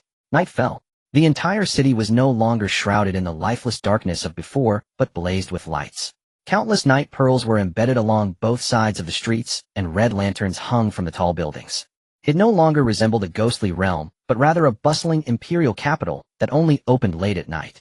In the city lord's mansion, the meeting hall, a massive rosewood table was piled high with account books and spirit stones. Xuantian was dressed in a bright red brocade robe newly bought by Changge, embroidered with golden phoenixes, holding an abacus in her hand, clicking it rapidly. The blissful pavilion in the east paid 80,000 spirit stones this month. The blood fiend sect in the west delivered 3 carts of spirit herbs and 500 demonic cores. And the alliance of scattered cultivators sent a batch of cold iron ore dug from the deep sea. Xuantian grew more excited as she calculated, her eyes curving into crescent moons. Changge, we've earned more this month than the Harmony sect made in a whole year. Changge sat in the main seat, holding a scroll of formation diagrams, making final adjustments. This is just the beginning. Changge put down his brush, picked up his teacup, and took a sip. The former Luan Mo Hai only knew murder and plunder. That's the lowest form of business. What I want to do is monopolize. He pointed to a bottle of pills on the table. That was the upgraded 3-pattern bloodburst pill, now a hard currency, in Luan Mo Hai. The righteous path forbids the circulation of this pill, and the demonic path cannot refine it to this quality. As long as they want to survive and grow stronger, they have to come begging to me, offering spirit stones, resources, and even their lives. At this moment, Bao Dating, the chief steward, walked in, his face full of admiration. City lord, as you commanded, the city protecting formation has been upgraded. The old 10,000 ghost formation of the skeleton demon was too sinister. It consumed spirit stones and was easily struck by lightning. This 9 revolutions golden demon array you modified has tripled the defensive power and can automatically absorb heaven and earth's spiritual energy to operate. Now those troublemakers in the city see this formation and become as docile as grandsons. This is a technological barrier. He stood up, walked to the window, and looked down at the city that had been reborn under his hands. No more corpses everywhere, no more stench. Although it was still a gathering place for demonic cultivators with rules and order, came prosperity. Xuantian, Changge turned around. What? Xuantian was busy stuffing spirit stones into her storage ring. Get ready. A playful smile curled at the corner of Changge's mouth. Hold an auction in a few days. Besides the bloodburst pills, also sell those joy pills you brought from the Harmony sect. Xuantian was startled, then blushed and spat. Pervert. Those are for enhancing pleasure. Here they're a divine medicine for stress relief. Changge said calmly. Those hypocrites of the righteous path shout for blood and death on the surface, but privately they buy more eagerly than anyone. This time they'll take the business to their side. Let their money flow into our pockets. Then use their money to buy knives and kill them. Meanwhile, 1,000 miles away at the Xuantian Sect, the sky was overcast, drizzling with rain. The originally ethereal sect was now shrouded in a layer of oppressive gloom. Bang! Outside the mountain gate, a dull thud. Several young men dressed in the outer disciple robes of the Xuantian Sect were thrown back, like trash, crashing heavily into the muddy water. Oh, so these are the disciples of Xuantian Sect. They can't even take a hit. Outside the mountain gate stood a group of cultivators wearing purple, thunder-patterned robes. They were from the Legian Sect. The Legian Sect used to be a vassal of the Xuantian Sect, bowing and scraping at the sight of any Xuantian disciple. But ever since news spread of Changge's defection and Qianxue's severe injury and seclusion, their attitude changed. You're going too far. A Xuantian disciple, his face battered and swollen, climbed up with humiliation written all over his face. This spirit mine was clearly discovered by our Xuantian Sect first. So what if you discovered it first? The leading Legian disciple sneered, stepping on the disciple's hand. In the cultivation world, the strong rule. You don't even have a proper golden core stage cultivator now, and you still want to occupy the spirit mine. Go back and tell your number 1 beauty master. If you don't give up the mine, well, storm your mountain gate and teach her disciples a lesson. Ha ha ha. The Legian people laughed arrogantly and swaggered away, leaving those Xuantian disciples shivering in the mud. Whoa, my hand is broken. Before Before, when the senior brother was here, how would the Qianxue sect dare to be so arrogant? Exactly. Last time, when the young master of Qianxue sect was disrespectful to senior sister Lu, the senior brother directly stormed their mountain gate and forced their sect master to apologize in person. And now, senior sister Liu's hand is crippled. She hides in her peak and won't come out. Junior brother Xiaofan. His face is ruined. He goes crazy in his secret chamber, smashing things every day. The master doesn't care about us anymore. The rain fell heavier. The cold rain soaked their bodies, but it couldn't be colder than their hearts. The youngest female disciple couldn't help but cry. I miss the senior brother. The senior brother was strict, but he never let us get bullied outside. Did we do something wrong? These words pierced everyone's heart like a thorn. Before, when Changge was here, if the formation broke, it would be fixed the next day. If pills ran out, they could go to the alchemy hall and get the best. If they were bullied, the senior brother's sword was always the first to draw. They thought it was all taken for granted. They followed Xiaofan in calling Changge a control freak and cold-blooded. Until now, the one who sheltered them from the wind and rain had left. The umbrella that hung over their heads was withdrawn. Only then did they realize that the rain outside was so cold, so heavy. Xuantian Sect main peak secret chamber. Crash. Another bronze mirror shattered into pieces. Xiaofan, with disheveled hair and a half-silver mask, his single remaining right eye bloodshot. He stared at his own reflection in the broken mirror shards on the floor, looking like a demon. Half of his face was burned flesh, pitted and hideous. Ayah! Xiaofan let out a beastly roar. Changge, you ruined me. You ruined everything. Previously relying on his face and that supreme bone, he was the sect's favored son, the master's darling. And now, the female disciples who once cast flirtatious glances at him now avoided him as if they'd seen a ghost. Even the master. Cough, cough. From deep within the secret chamber came a few weak coughs. Qianxue sat cross-legged on the couch. Her condition was not much better than Xiaofan's. Her nascent soul was damaged, her divine soul severely wounded. Her once cold and stunning face now showed a sickly pallor and even a hint of fine lines at the corners of her eyes. What's the noise? Qianxue frowned, her voice carrying an unprecedented irritability. Master, you must avenge me. Xiaofan rushed over and knelt before the couch. That demon Changge. He's living it up in Luanimo High. I heard he even became a city lord. He's making a fortune. We have to kill him.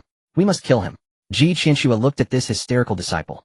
For some reason, her mind suddenly conjured an image of Changge from before. When Changge was injured, he never complained of pain, only silently bandaged himself, and still brought her hot tea the next day. When Changge was misunderstood, he never argued, only proved his innocence through actions.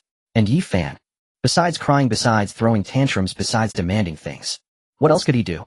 Enough. Qianxue closed her eyes, hiding a trace of disappointment.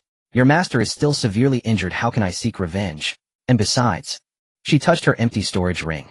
To maintain the sect's grand formation previously maintained by Changge, now only burning spirit stones to sustain it and treat Xiaofan's injuries, the sect's treasury was almost empty. We'll talk about revenge later. Qianxue waved her hand tiredly. Withdraw for now, I want to be alone. Xiaofan was stunned. This was the first time Qianxue had ever dismissed him. Before, she would always hold him in her arms and coax him.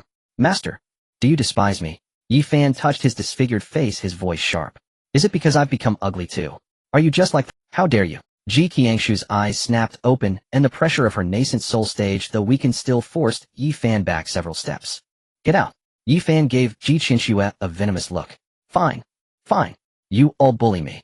He turned and rushed out of the secret chamber. The secret chamber returned to dead silence. Qianxue looked at the empty room. Suddenly, she saw a white robe neatly folded in the corner. It was the last sect robe Changge left behind before he left. On it were embroidered the two characters, peace, sewn by her own hand. Qianxue walked over, as if possessed, picking up the robe. The garment no longer held the person's aura. Only a faint coldness, as if mocking her current plight. Changge. Qianxue clenched the robe, her knuckles white. A single tear.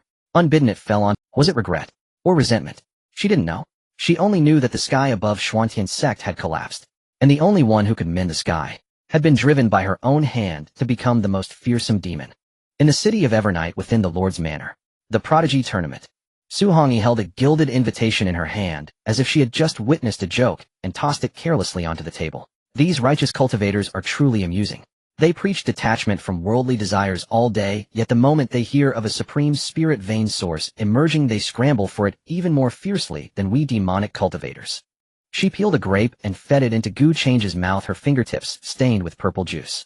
Look at this list. Thundersword Sect, Alchemy Tower, Beast Taming Sect. Tisk, even the nearly crumbling Xuantian Sect is here. Gu Changge swallowed the grape. He sat behind the desk holding a freshly carved jade mask. The mask was half-faced, covering only the upper half, revealing a straight nose bridge and thin, cool lips. Spirit vein source. Gu Changge's fingers traced the mask.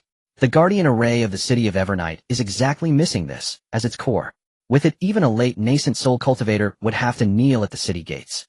Su Hongyi's eyes lit up. You mean? We're going to take it. She rubbed her hands excitedly. Excellent. They'll gather the troops right away, bring a few magic crystal cannons, and blast that Heaven Cloud Mountain to pieces. Crude. Gu Changge cast her a glance, his tone indifferent. We are civilized people. He rose to his feet and fastened the mask over his face. It concealed his highly distinctive gray eyes, leaving only a deep shadow behind. Since they send out the hero invitations summoning heroes from all over the world. Then we shall attend, as overseas rogue cultivators, and join the fun. If they willingly hand over the item, it's for the best. If they refuse. Gu Changge adjusted his sleeves, a smile curling at the corners of his lips. Warm as jade, yet enough to send a chill down one's spine. Then we shall make them understand. Who truly sets the rules of this cultivation world? 3 days later. Heaven Cloud Mountain Prodigy Platform. This was the sacred ground of the Righteous Alliance, veiled in mist and clouds with cranes dancing in the air. On the vast white jade square, thousands of cultivators had already gathered. The banners of various major sects fluttered in the wind, a grand spectacle. Yet beneath this seemingly peaceful atmosphere, undercurrents surged. In a corner, the position of the Xuantian Sect appeared unusually desolate, even shabby. Other sects were led by elders with disciples in droves, all dressed in splendid attire, their artifacts gleaming with spiritual light. But at the Xuantian Sect's side, Qianxue sat in the prime seat. She wore a veil concealing a face pale with illness. Though she forced an imposing aura of the nascent soul stage, anyone with discerning eyes could see her breath was feeble, a sign of unhealed severe injuries. Behind her stood only a few people. Lu Qingqing had lost an arm, her sleeve hanging empty, her expression gloomy. Xiaofan wore a full-face silver mask hiding his disfigured face from the explosion. His single remaining eye brimmed with envy and spite, glaring fiercely at the celebrated prodigies in the center of the arena. Oh, isn't this the Xuantian Sect? A grating voice rang out. Lei Pujuan, the young master of Thundersword Sect, swaggered over, waving a folding fan. Behind him followed more than a dozen disciples at the peak of Foundation establishment, their momentum aggressive. Headmaster Ji, you're still in one piece, I see. Lei Pujuan's eyes roamed lasciviously over Ji Qianxue's figure, a lecherous glint flashing in his gaze. I heard your senior disciple Gu Changge defected. Now is it this disfigured second disciple of yours who's in charge? How dare you? Xiaofan shrieked like a cat whose tail had been stepped on. Who says I'm disfigured? Lei Pujuan, watch your mouth. Tisk still denying it. Lei Pujuan sneered. What? Want me to take off your mask so everyone can see your peerless visage? You. Xiaofan trembled with rage, about to draw his sword, but Ji Qianxue stopped him. Young Master Lei. Ji Qianxue's voice was icy. This is a tournament venue. Are you trying to provoke a sect war? A war? Ha ha ha. Lei Pujuan laughed as if he had heard a huge joke. With the Xuantian Sect, as it is now, what do you have to fight with? That half-dead nascent soul of yours? Or these useless pieces of trash? The surrounding sects all watched the spectacle, none offering a word of help. This was reality. When a wall collapses, everyone pushes. Ji Qianxue's nails dug deep into her palm beneath her sleeve. If it were before. If Gu Changge were here. Who would dare speak to her like this? Who would dare humiliate the Xuantian Sect like this? Just as the Xuantian Sect members were drowning in despair and humiliation. Roar! A dragon's cry that shook the 9 heavens suddenly resounded from the horizon. Everyone was stunned. They all instinctively looked up. In the eastern sky, an enormous black flying ship tore through the clouds. The ship was 100 zhang long, forged entirely from precious black gold, with a ferocious demon head carved at the prow. And on both sides of the ship 2 flood dragons were pulling it. Dragons pulling a ship. What a grand gesture. Even the Righteous Alliance leader did not have such a display. Who was that? What terrifying aura? Has some hidden family emerged? A black gold ship. Dragons clearing the way. Could this be a demonic overlord from somewhere? Under countless astonished, wary, and envious gazes, the flying ship hovered above the square. A red carpet rolled down from the bow into the air. Then, 2 rows of maidens in black gauze, breathtakingly beautiful, carried flower baskets and scattered petals through the air. Amid the rain of flowers, 2 figures walked down slowly. The man wore an ink-black brocade robe, his figure tall and straight, with a half-faced jade mask. His demeanor was cold and noble, like a banished immortal walking among mortals. The woman was clad in a fiery red dress, a golden fox mask covering her face, revealing only a pair of soul-stirring eyes and crimson lips. She leaned on the man's arm, bells on her ankles tinkling in the wind. Jingle, jingle. The moment this pair appeared, the entire square fell silent. Even those righteous female cultivators who prided themselves as fairies or saints paled instantly before this woman in red. It was a total suppression from the level of life and wealth. I am the lord of the city of Evernight. Changge's voice was not loud, yet it echoed clearly across the entire arena. The voice disguised became low and magnetic. Hearing of the righteous tournament, I have come. To have a cup of tea. What? Changge's gaze swept across the crowd, finally stopping on Lei Pejuan, who still stood with his mouth agape in a daze. Not welcome. Just a single look. Without using any spiritual energy. Yet Lei Pejuan felt as if he had been targeted by a primordial beast. Thud. This young master of the Thunder Sword sect who had been so arrogant moments before went weak in the knees and fell to his knees on the spot. The entire crowd erupted. Changge paid no attention to these ants. He took Su Hongyi's hand and walked straight to the top of the viewing platform, the seat originally reserved for the Righteous Alliance leader. This spot is not bad, Changge remarked casually. Su Hongyi smiled. With a flick of her sleeve, she swept the Alliance leader's chair away. Then from her storage ring she produced a large purple sandalwood couch cushioned with snow-white silk, and set it down comfortably. Husband, please sit. Su Hongyi said softly. Changge lifted his robe and sat down. Su Hongyi leaned into his arms, took a peeled grape from a nearby maid, and fed it to his lips. This scene, supremely arrogant, supremely luxurious. Below, Qianxue stared fixedly at that ink-black figure. Although she could not see his face clearly, although his aura was completely different, the demonic qi was hidden. Yet for some reason, the moment she saw that figure, her heart suddenly ached fiercely, as if something was slipping away forever. Who is he? Qianxue murmured to herself. But Xiaofan beside her was full of envy and greed, lord of the city of Evernight. What a grand style. Master, he must have countless treasures. If we could. Qianxue ignored Xiaofan. Her gaze could not move away from that masked man. That sense of familiarity filled her with dread. Tianyan Mountain Martial Arts Arena. The competition had reached a fever pitch. But in Changge's eyes it was nothing more than children playing house. That sword stroke was too slow, limp, as if you haven't eaten. That fire user burned his own eyebrows off, you fool. Changge lounged lazily on the soft couch, idly twirling a jade wine cup in his hand. Su Hongyi sat in his lap, peeled a lychee, popped it into her own mouth, and mumbled, "Not even our watchdogs in the nocturnal city fight as excitingly." Just then from below came a burst of harsh jeers. Huh. One-armed heroine. More like one-armed. On the martial arts arena, Lei Jianzong's chief disciple Zhao Lei Pojan's lackey was looking at the opposite Lu Qingqing with a sneer. Lu Qingqing had lost one arm, and her cultivation had fallen to the middle stage of foundation establishment. She gripped her sword with her left hand, her body trembling with anger and humiliation.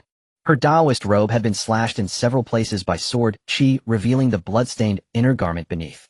"Senior Sister Lu, I suggest you stop fighting." Zhao Lei flourished his sword with a lewd gaze sweeping over her body. "Since that hand of yours is useless anyway, why not marry me as a concubine? Though you're a cripple, your face is passable. I want mine." Shameless. Lu Qingqing was so furious that tears welled up in her eyes. Once she was the proud prodigy of the Xuantian Sect. When had she ever suffered such humiliation? Subconsciously, she turned her gaze toward Qianxue on the viewing platform. Qianxue was at that moment being locked onto by the qi of a Lei Jianzong elder, her face iron gray, yet unable to intervene. "Elder Lei, your Lei Jianzong is going too far. Bullying." Elder Lei sneered. "If you're not skilled enough, you must accept it. Head G, this is a grand competition. Life and death are not to be considered." On the stage, seeing Lu Qingqing distracted, Zhao Lei's eyes flashed with cold light. "You dare to be distracted while fighting me?" Shua. A lightning-tinged sword qi shot straight toward Lu Qingqing's chest. This sword strike was extremely despicable, not meant to injure, but to tear open her robe. "Ah!" Lu Qingqing cried out in alarm, retreating awkwardly. Though she avoided the vital area, the collar was slashed open in a large gash, revealing a large expanse of snow-white skin and a pink belly band. "Huh! As expected, plenty of goods." Zhao Lei roared with laughter. "Junior brothers, look quick. The senior sister from Xuantian Sect is giving us a treat." Below the stage, the disciples of Lei Jianzong whistled and jeered in an uproar.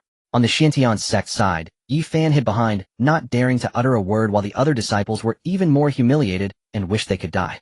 Lu Qingqing covered her chest and closed her eyes in despair. She wanted to die. She really wanted to die. Just then, a crisp sound like the shattering of jade came from the highest viewing platform. The entire arena fell silent. Everyone instinctively looked up. They saw that red-robed woman with a look of disgust throw the wine cup in her hand down. The wine cup traced a graceful arc through the air, hitting Zhao Lei squarely on the forehead. Bang! Zhao Lei cried out in pain, clutching his head as blood gushed. "Who? Which blind fool dares to ambush me? So noisy." Su Hongyi stood up. She smoothed her skirt, and her red robe fluttered in the wind like blazing flames. "If you're going to fight, just fight. No need to get handsy. Su Hongyi looked down at Zhao Lei, her gaze as if looking at a pile of garbage. Not manly, not a swordsman. Disgusting. You? Zhao Lei was about to curse back, but seeing the huge black gold flying boat, he chickened out. This is the Righteous Path's grand competition. What's it to you?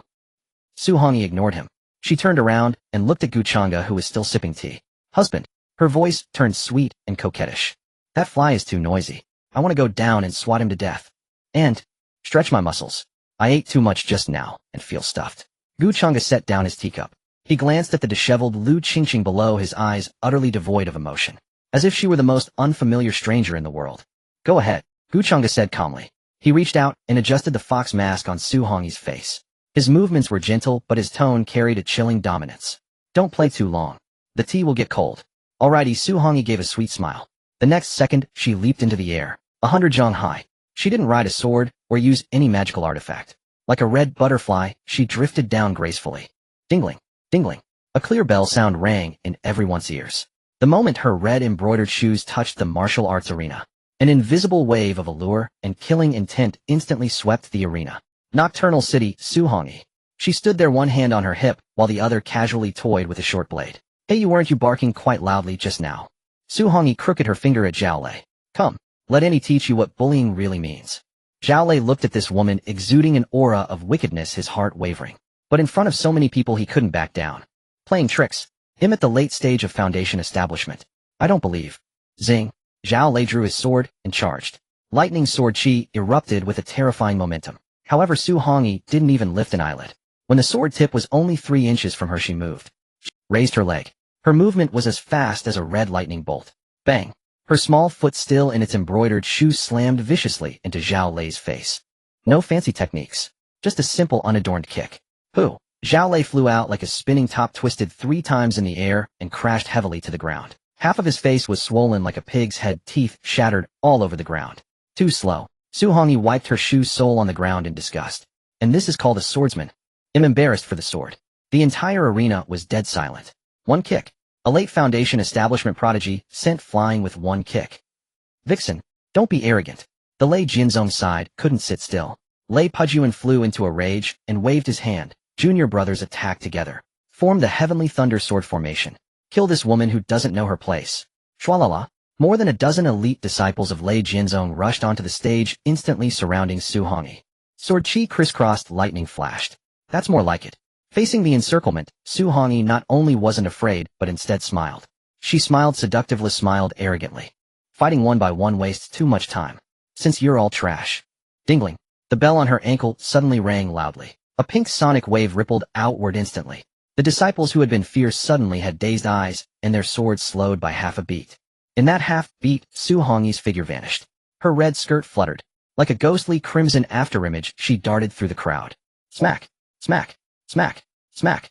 A series of loud slaps rang out. Crisp, melodious, and rhythmic. With each sound a disciple flew out screaming. Some clutched their faces, some their stomachs, some were knocked unconscious. In less than 10 breaths the so-called Heavenly Thunder Sword formation collapsed. A dozen elite disciples lay scattered on the ground, groaning in pain. But Su Hongyi still stood in the center of the arena. Her red robe was undisturbed, her breathing steady. Not even a single strand of hair was out of place. She clapped her hands and looked at the dumbfounded righteous cultivators below. Her fox-like eyes curved into crescent moons, and her tone was full of mockery. These are the righteous prodigies. Is that it? Anyone else? Su Hongyi swept her gaze across the entire arena. Wherever her eyes passed, no one dared to meet them. Finally, her gaze landed on Lei Pujuan on the viewing platform. And beside him, Qianxue. I think you should stop coming up one sect after another. Su Hongyi extended her slender finger and pointed around. Lei Jinzong Alchemy Tower Beast Taming Sect. Oh right, and that Xuantian Sect. You so-called righteous path. Come at me all at once. Your Andy is in a hurry to go back for tea. The wind was a little cold. On the martial stage a dozen or so elite disciples of the Xuantian Sect lay scattered in disarray. Some were clutching their faces and wailing while others had fainted. Every one of them bore a swollen red handprint on their face. The culprit behind all this, that crimson-clad enchantress, stood at the center of the stage idly playing with a short sword that had not even been drawn from its scabbard, yawning with a look of utter boredom. Is that all? Su Hongyi's voice was not loud, but it struck like a resounding slap across the face of every righteous cultivator present. Enchantress, do not be so arrogant. Finally someone on the reviewing stand could no longer sit still. Lei Lai, the Grand Elder of the Qianxue Sect, a powerhouse at the Golden Core Peak, half-step to nascent soul, slammed his hand on the table and rose abruptly. He looked at the disciples groaning on the ground, at the young master Lei Pujuan, whose fate was unknown, and his old face flushed a deep beach red. If he allowed this enchantress to walk off the stage unscathed today, how could the Qianxue Sect continue to hold its head high in the cultivation world? This old man will act on behalf of heaven today and exterminate this scourge. Lei Lai bellowed, his body transforming into a streak of purple lightning as he instantly charged toward the martial stage. The oppressive aura of a Golden Core Peak cultivator was released without restraint, causing the heavens to change color and dark clouds to press down from above. Die! Lei Lai summoned his top-grade spirit artifact, the Thunderbolt Sword, which surged with devastating lightning, aiming directly for Su Hongyi's crown. This strike was as swift as lightning and utterly ruthless. This was the way of the righteous. When outmatched, gang up. When ganged up on, have the elders ambush. Below the stage, countless gasps erupted. Shameless. A Grand Elder actually ambushing a junior. It's over. That woman in red may have strange footwork, but she cannot possibly withstand a strike from a Golden Core Peak. What a pity for such a beauty. Lu Qingqing, clutching her broken arm, looked at the crimson-clad woman who had once stood up for her on the stage, a flicker of despair in her eyes. Even she could not stop it. However, faced with this lethal strike, Su Hongyi did not dodge. She did not even change her smile. She merely tilted her head slightly, glanced at the lightning in the sky, then blinked at the lofty reviewing stand. The next moment, a low hum suddenly resounded, like the mournful cry of space being forcibly compressed. On the reviewing stand, Changge still lounged lazily on the soft couch, holding a cup of steaming spirit tea. He did not even lift his eyelids, but his left hand, which had been resting on his knee, made a gentle pressing motion toward the martial stage below, as if crushing a buzzing fly by his ear. Divine ability, Dark Domain, 50-fold gravity. Boom. Lei Lai, who had been charging ferociously and was about to strike Su Hongyi, suddenly halted in midair. He felt as if he had crashed into an invisible mountain. No, it was as if the entire sky had collapsed and slammed heavily onto his back. Blood gushed from Lei Lai's mouth in a torrent. His proud protective lightning under that terrifying gravity shattered like a thin pane of glass. Then came his top-grade spirit artifact, the Thunderbolt Sword. Crack.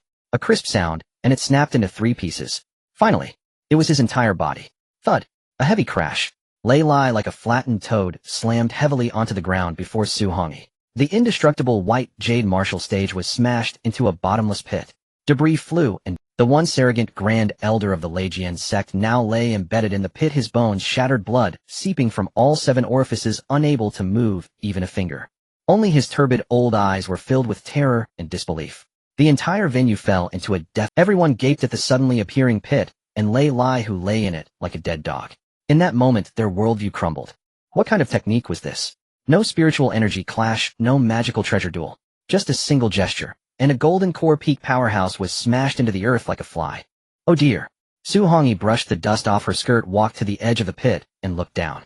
Tisk tisk tsk. She shook her head, a look of pity on her face. I told you all to come at me together.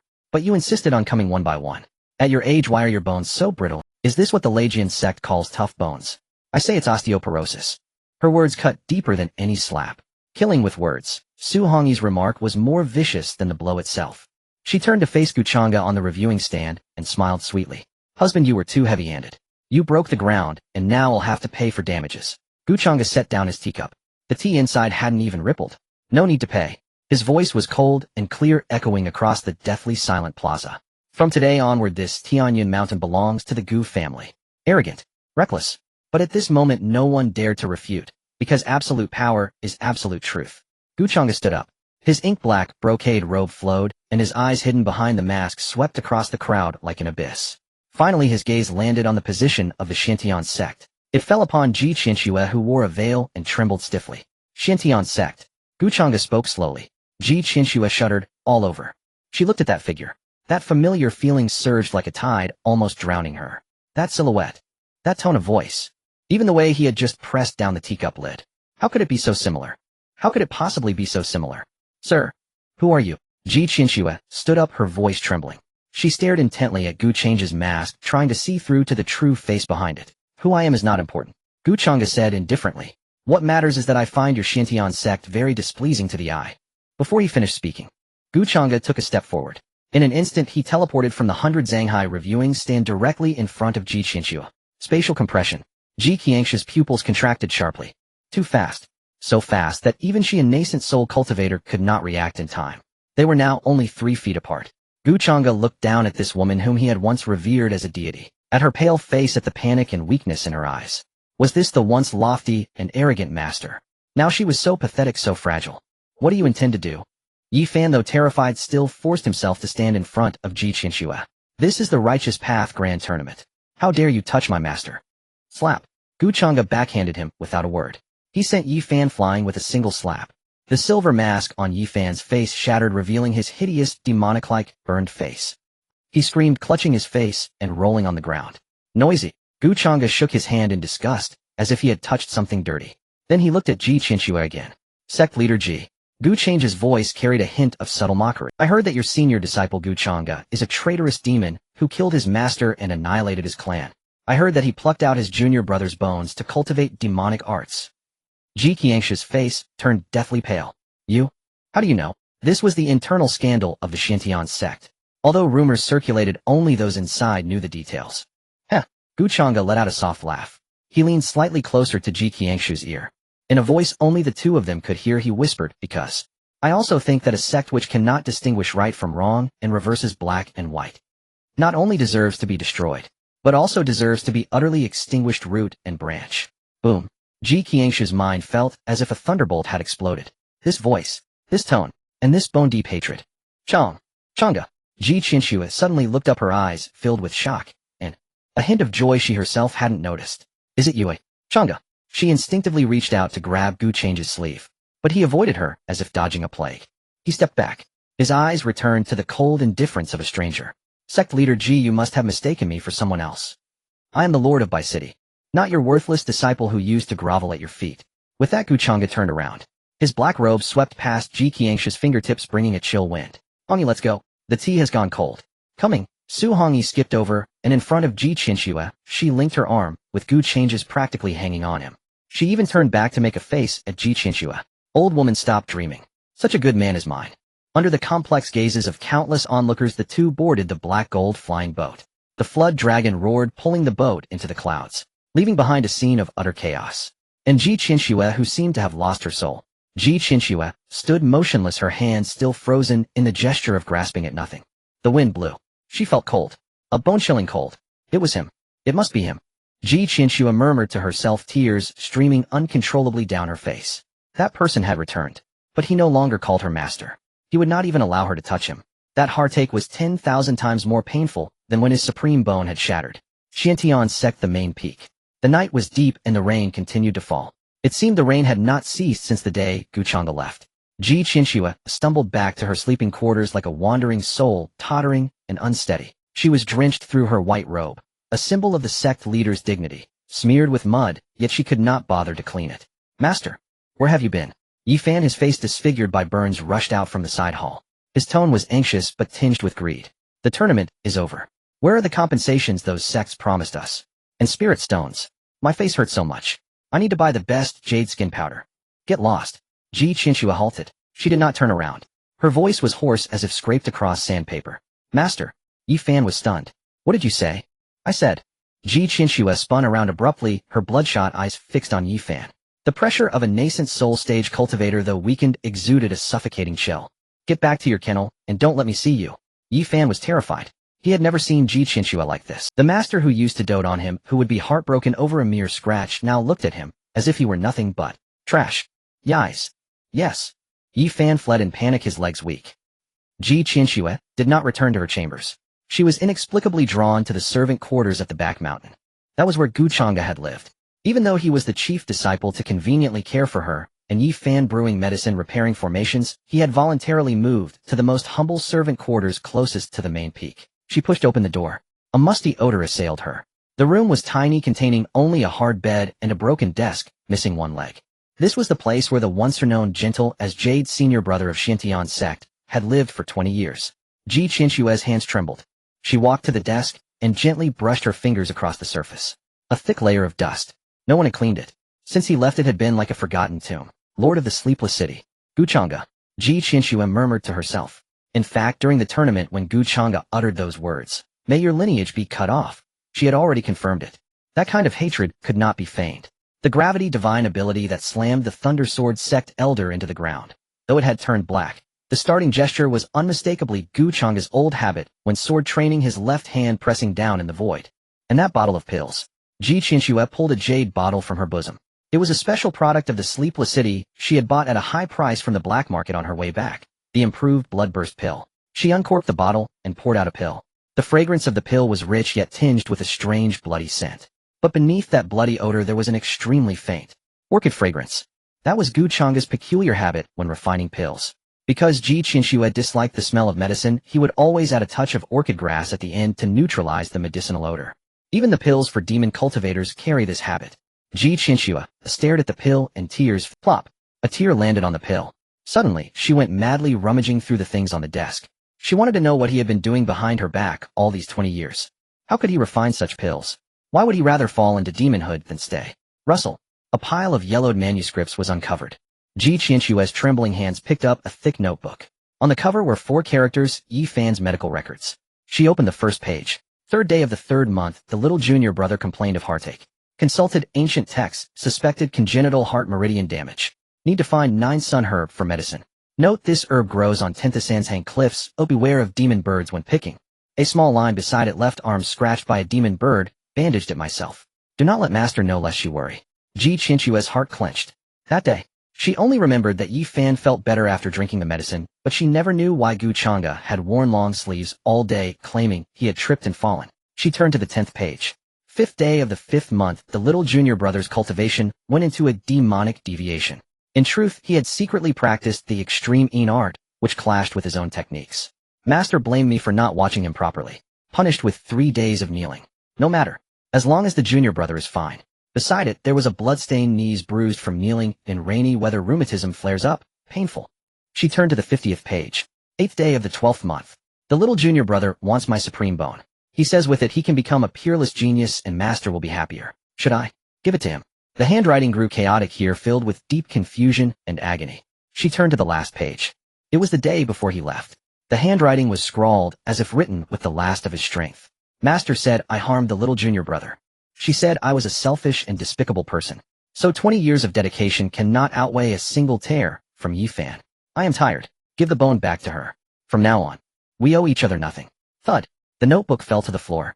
Qianxue collapsed onto the dusty ground, covering her face with both hands, letting out a suppressed, agonized cry. Woo.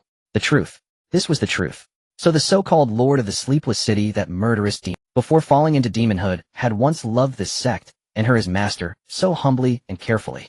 For Xiaofan's illness, he had been covered in wounds. He had endured injustice for her sake. He had even gouged out his own supreme bone to fulfill her biased favoritism. And what had she done? When Xiaofan framed him, she punished him without listening to reason. She humiliated him publicly on various occasions. When he tore out his bone to repay the debt and lay on the verge of death, she was still cursing him for pretending. I was wrong. Changge, I was wrong. Qianxue wept, her whole body trembling. Her nascent soul stage cultivation was utterly useless at this moment. She was like a mortal woman who had lost her most precious treasure, with regret gnawing at her heart like a venomous serpent. Just then, footsteps sounded outside the door. A mountain-guarding disciple cautiously entered. Sect leader. The disciple's voice was very low, afraid of angering this formidable figure. Outside. Outside there's a person claiming to be an envoy from the Sleepless City. They brought something. They said. It is to be returned to its original owner. Qianxue's head snapped up. Bring it in. Quickly. The disciple handed her a plain wooden box. Qianxue opened the box with trembling hands. Inside lay a sword. A broken sword. It was Gu Changge's lifebound sword, Changge. It was the sword Qianxue had personally given him when he first joined the sect. The blade was broken into 3 pieces covered in rust and nicks. Beneath the broken sword lay a slip of paper. The handwriting was wild and free, exuding a resolve to sever all ties. The sword is broken, the bond is severed. Next time we meet, we shall be mortal enemies. Sleepless City, Gu Changge. There was no address of master. No room for mercy. Qianxue stared at the broken sword. She stared at those words. Uft. A mouthful of blood erupted onto the broken sword. The bright red blood seeped into the rusted blade, glaringly conspicuous. Qianxue's vision went dark and she collapsed in a dead faint. But in the moment before unconsciousness, her mind held only the image of Gu Changge's masked face, cold as ice, and the mocking words echoing in her ears. Do you like this return gift? I like it too much. This gift named regret. It pierces the heart. Sleepless City, achoo. Gu Changge sneezed. What's wrong? Su Hongyi was lying on the couch asking him to massage her lower back. She had overexerted herself in a fight last time. Is that old woman cursing you? Changge rubbed his nose. No. He glanced out the window in the direction of Xuantian Sect. She should be crying. Su Hongyi turned over grinning like a little fox. Serves her right. Who told her not to cherish? Who is she crying for now? As if tears are pearls. Changge smiled. He reached out and pinched Su. Forget her. Was the package delivered? Delivered. Bao Dacting reported from the side. I personally chose the shabbiest wooden box, and as you instructed sent that broken sword back. I heard Qianxue coughed up blood and fainted on the spot. Now Xuantian Sect is in chaos. Good. Changge stood up. He walked to the map and tapped his finger on several red dots in the Chaos Demon Sea. Personal matters are settled. Time for business. Issue the order. Changge's eyes turned sharp as a blade. Tonight the sleepless city will be under full lockdown. I am going into seclusion to form my nascent soul. The day I emerge. His finger pressed heavily on the center of the map. Will be the moment the Chaos Demon Sea is unified. The city that never sleeps, the forbidden area of the Back Mountain. This place was once the private paradise of the withered bone old demon, but has now been refurbished by Changge. It has channeled the millennium's spiritual spring from underground laid with the finest white jade and surrounded by night hibiscus transplanted from the ruins of the Xuantian Sect. Nightfall. The moonlight like water filtered through the gauzy spiritual mist spilling onto the shimmering surface of the water. Splash. The sound of water arose. A foot as white as jade gently broke the tranquil water's surface. Su Hongyi was lying on the warm jade platform by the pool. She was wrapped in a thin translucent red gauze dress, which clung tightly to her body when wet, outlining a figure that could tempt even a saint to break their vows. Her long jet black hair lay damply across her back, the tips still dripping with water. I'm exhausted. Su Hongyi rested her chin on her crossed arms, her voice lazy like a cat basking in the sun. The accounts of the Bloodslaughter sect are simply a mess. They have me overwhelmed. And that old madam from the Bliss Pavilion insists on shoving some top-tier girl at me, saying she wants to honor the city lord. Changge, tell me, do you want that top-tier girl, or do you want me? Changge slowly opened his eyes. The steam from the spiritual spring softened his features, making his gaze appear less sharp and more sensually moist. Bare from the waist up, water droplets slid down the dark golden demon pattern on his chest, disappearing into the firm lines of his abdominal muscles. Top tier. Changge chuckled lightly, his voice resonating deeply in the spacious bathing pool. With you here, who would dare call anyone a top tier? Well, at least you know how to speak. Su Hongyi huffed, but the corner of her mouth couldn't help but lift. She turned over, lying back on the warm jade platform, extending a long leg to gently kick Changge's chest with her toes. Come here. She curled her toes, and the bell chimed crisply. Dingling. What do you want? Changge raised an eyebrow, catching hold of her restless foot. My back hurts. Su Hongyi pointed to her lower back with a sense of righteousness. These past few days calculating your accounts has nearly broken my back. City Lord, shouldn't you show some concern for your loyal subjects? Show concern. Changge gazed at her fox-like eyes, which appeared particularly enchanting amidst the mist. What kind of concern do you want? A massage. Su Hongyi blinked. I heard that righteous cultivators know how to do that to a na. It can clear the meridians and apply pressure to those tender spots. Changge fell silent for 2 seconds. Then a meaningful smile curved his lips. All right. I'll sat. He stood up. Water flowed down his body in a cascade. Striding forward, he approached Su Hongyi. As he drew nearer, the intense scent of masculine hormones enveloped the air. Su Hongyi had initially just intended to tease him, but seeing his imposing figure approach, she felt a bit intimidated and instinctively shrank back. Be gentle. Changge said nothing. He reached out and grasped her slender waist. His palm, the demonic energy swirled, transforming into the gentlest warmth. Here. His thumb pressed against an acupoint on her lower back, gently kneading. Su Hongyi trembled all over, letting out a soft moan that was both blush-inducing and heart-tracing. It's sore. That's the Qianxue acupoint. Changge explained with utmost seriousness, yet his hands did not stop moving. It seems you've indeed overexerted yourself these past few days, feeling a bit weak. You're the weak one. Your whole family is weak. Su Hongyi retorted, as if someone had stepped on her tail, wanting to flip over and bite him. But Changge did not give her the chance. He pressed down on her shoulder with his other hand, forcing her back onto the warm jade platform. Don't move. His voice had grown a tad husky. I haven't finished yet. His hands began to wander downwards, from her lower back to the spine, and then... Changge, where's that? Su Hongyi exclaimed, her face turning as red as a ripe tomato. That's the Huantiao acupoint. Changge maintained a straight face. Clearing the lower limb meridians is beneficial for someone like you who enjoys fighting with their legs. His fingers were quite strong. Each press landed perfectly on critical spots, bringing just the right amount of pain and tingling sensation.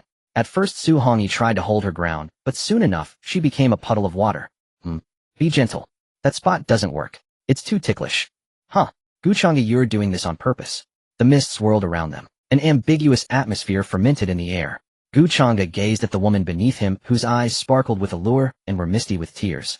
The red gauze on her body had become disheveled, large patches of her snow-white skin exposed to the air, blushing softly from both shyness and pleasure. Her legs, usually filled with murderous intent, were now weakly draped over his. Honey. Changge suddenly halted his movements. What's wrong? Hongi opened her eyes sleepily, her gaze somewhat unfocused. Tomorrow is the tribulation. Changge leaned down, resting his forehead against hers. Their breaths intertwined. The dazed look in Hongi's eyes faded somewhat, replaced by deep. She reached out, wrapping her arms around Changge's neck. Will you die?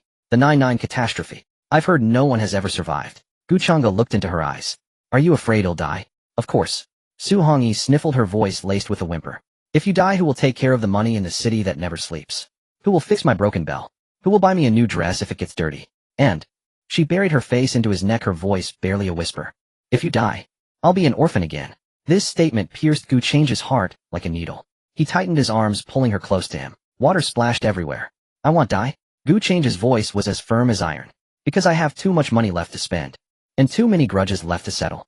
Most importantly, he lifted Hongi's chin, gazing at her lips that were, I haven't truly devoured you yet. Hongi froze for a moment. Then her face flushed crimson. But this time she neither dodged nor scolded him. She closed her eyes, her eyelashes fluttering. She willingly offered her lips. You better keep your word. If you dare die during the tribulation, I'll go to the underworld, sleep with you, and kill you again. Splash. Water surged. Changge kissed her. This kiss was more fervent and deeper than any before. It felt as if they were swallowing each other's souls completely. The night hibiscus by the pool seemed to sense something, shyly folding its leaves. Only the clear sound of the bell rang out intermittently amidst the sound of water. Dingling, dingling. This night, boundless in romance. Dawn, but no sunlight. The entire sky over the Wanma Sea seemed to have been torn apart by an invisible giant hand. The originally gray clouds had now turned into a desperate ink black. Within the clouds, countless purple-golden thunder dragons rolled and roared, emitting a terrifying pressure that could crush the soul. The 9-9 extinction tribulation. This was the forbidden heavenly tribulation that could only be triggered when an ancient demon god descended.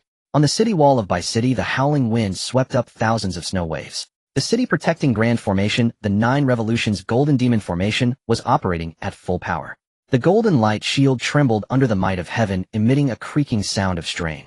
Inside the city, tens of thousands of demon cultivators prostrated themselves, not daring to lift their heads. The fear stemming from the level of life made them feel like ants facing the sky. Only one person stood upright. Changge, in a black robe with long hair wildly dancing. He stood at the highest point of the city tower, hands behind his back. The mask had been removed, revealing a face so handsome it was almost demonic. His eyes were no longer gray. Instead, 2 dark, demonic flames burned within, staring straight at the thunderclouds that seemed about to crush the world. It's here. Changge spoke calmly. 3 steps behind him, Hongi, in a red dress, had already drawn. She did not look at the sky but stared fixedly at the void outside the city. There the waves surged, and dozens of powerful auras lurked in the shadows. There were enforcement elders from the Righteous Alliance, reclusive old monsters from the depths of the Wanma Sea, and even the terrifying divine sense of a nascent soul stage cultivator.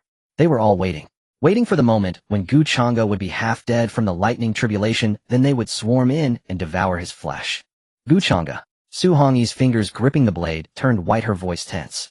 There are quite a few. That nascent soul stage old undying is also here. No matter. A cruel smile curled at the corner of Changge's mouth. The more that come, the better. It saves me the trouble of hunting them down one by one. Boom. The first heavenly thunder fell without warning. It was not a bolt of lightning, but a pillar of purple-golden light 100 zhang thick.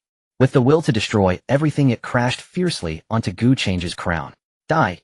Countless hearts in the shadows rejoiced wildly. A lightning tribulation of this magnitude would instantly annihilate even a latest-stage nascent soul cultivator. However, Changge did not summon any artifact. He did not even activate his protective spiritual shield. He made a move that made everyone's scalp tingle. He opened his arms as if to embrace a lover and actively welcomed the devastating thunder. Divine demon body activate. Boom. The lightning instantly engulfed his figure. The entire Bai City trembled violently. Is he dead? Surely he's turned to ash. This is the extinction tribulation. As the smoke cleared, everyone's pupils contracted sharply. That man was still standing there. Not only was he not dead, but even his clothes were not torn. Those terrifying purple-golden lightning bolts did not tear his body apart, Instead, they slithered like docile snakes over his skin, burrowing into his pores, tempering his demonic bones. He was devouring thunder. Taste good. Changge twisted his neck, producing a crisp crack. He looked up at the depths of the clouds, his eyes full of provocation. Did you not eat enough? Come again. Rumble. The heavenly Tao seemed enraged. The clouds churned more violently, and the second, third, and fourth thunderbolts were brewing. This time it was the red, karma fire red lotus lightning. Just then attack. Now, the nascent soul stage old monster in the shadows could no longer contain himself. He realized that Changge was using the lightning tribulation to temper his body. Once he succeeded, the consequences would be unimaginable. Swoosh, swoosh, swoosh. A dozen streaks of light shot toward the city tower from all directions. All were nascent soul stage experts.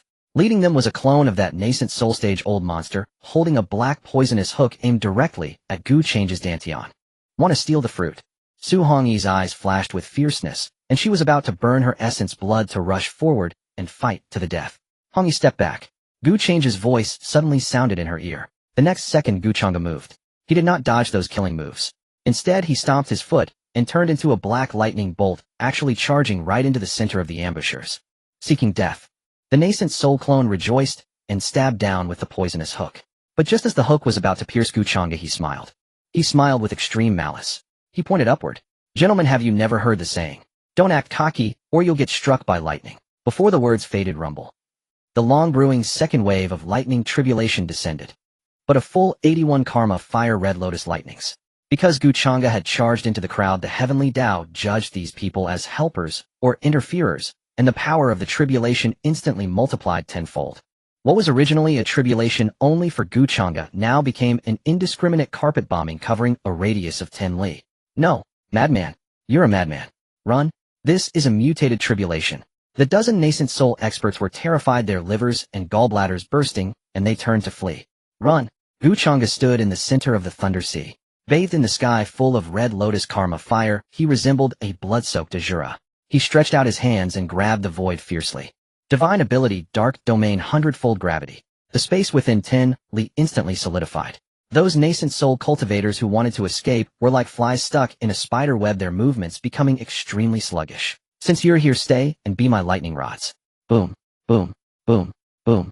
The devastating thunder fell. This was a massacre. Piercing screams rose and fell one after another. Those nascent soul old monsters, usually lofty and mighty, were as fragile as paper before the multiplied extinction tribulation. Their protective artifacts shattered instantly. Their physical bodies were burned to ashes by the karma fire. Their nascent souls barely managed to escape, only to be struck by the following lightning bolts, dispersing their souls. Even that nascent soul stage clone, struck by 3 red lotus lightnings simultaneously, let out a reluctant roar and exploded into a plume of black smoke. And Changge, he stood at the very center of the thunder sea. Though he was also torn and mangled, his aura was rising madly. Each lightning strike helped to purge impurities from his body. With each enemy's death, the scattered essence, chi, and spirit were brutally plundered and devoured by his divine demon body. He was using heaven to kill. He was using blood to refine pills. A quarter of an hour later, the thunder gradually subsided. On the sea outside the city, a dozen charred corpses floated. That was power enough to sweep half the cultivation world. Now it had all become the nourishment for Changge's advancement. In the sky, the dark clouds dispersed. A brilliant golden light burst from Changge's body, shooting straight into the sky. In that golden light, a small pitch-black nascent soul, with 9 golden patterns on its forehead, slowly emerged. It sat cross-legged atop Changge's head, its small hands forming seals, exuding an aura of unparalleled dominance. 9-pattern nascent soul. Divine demon perfected. Changge opened his eyes. In the depths of his pupils, it seemed as if stars and moons were falling.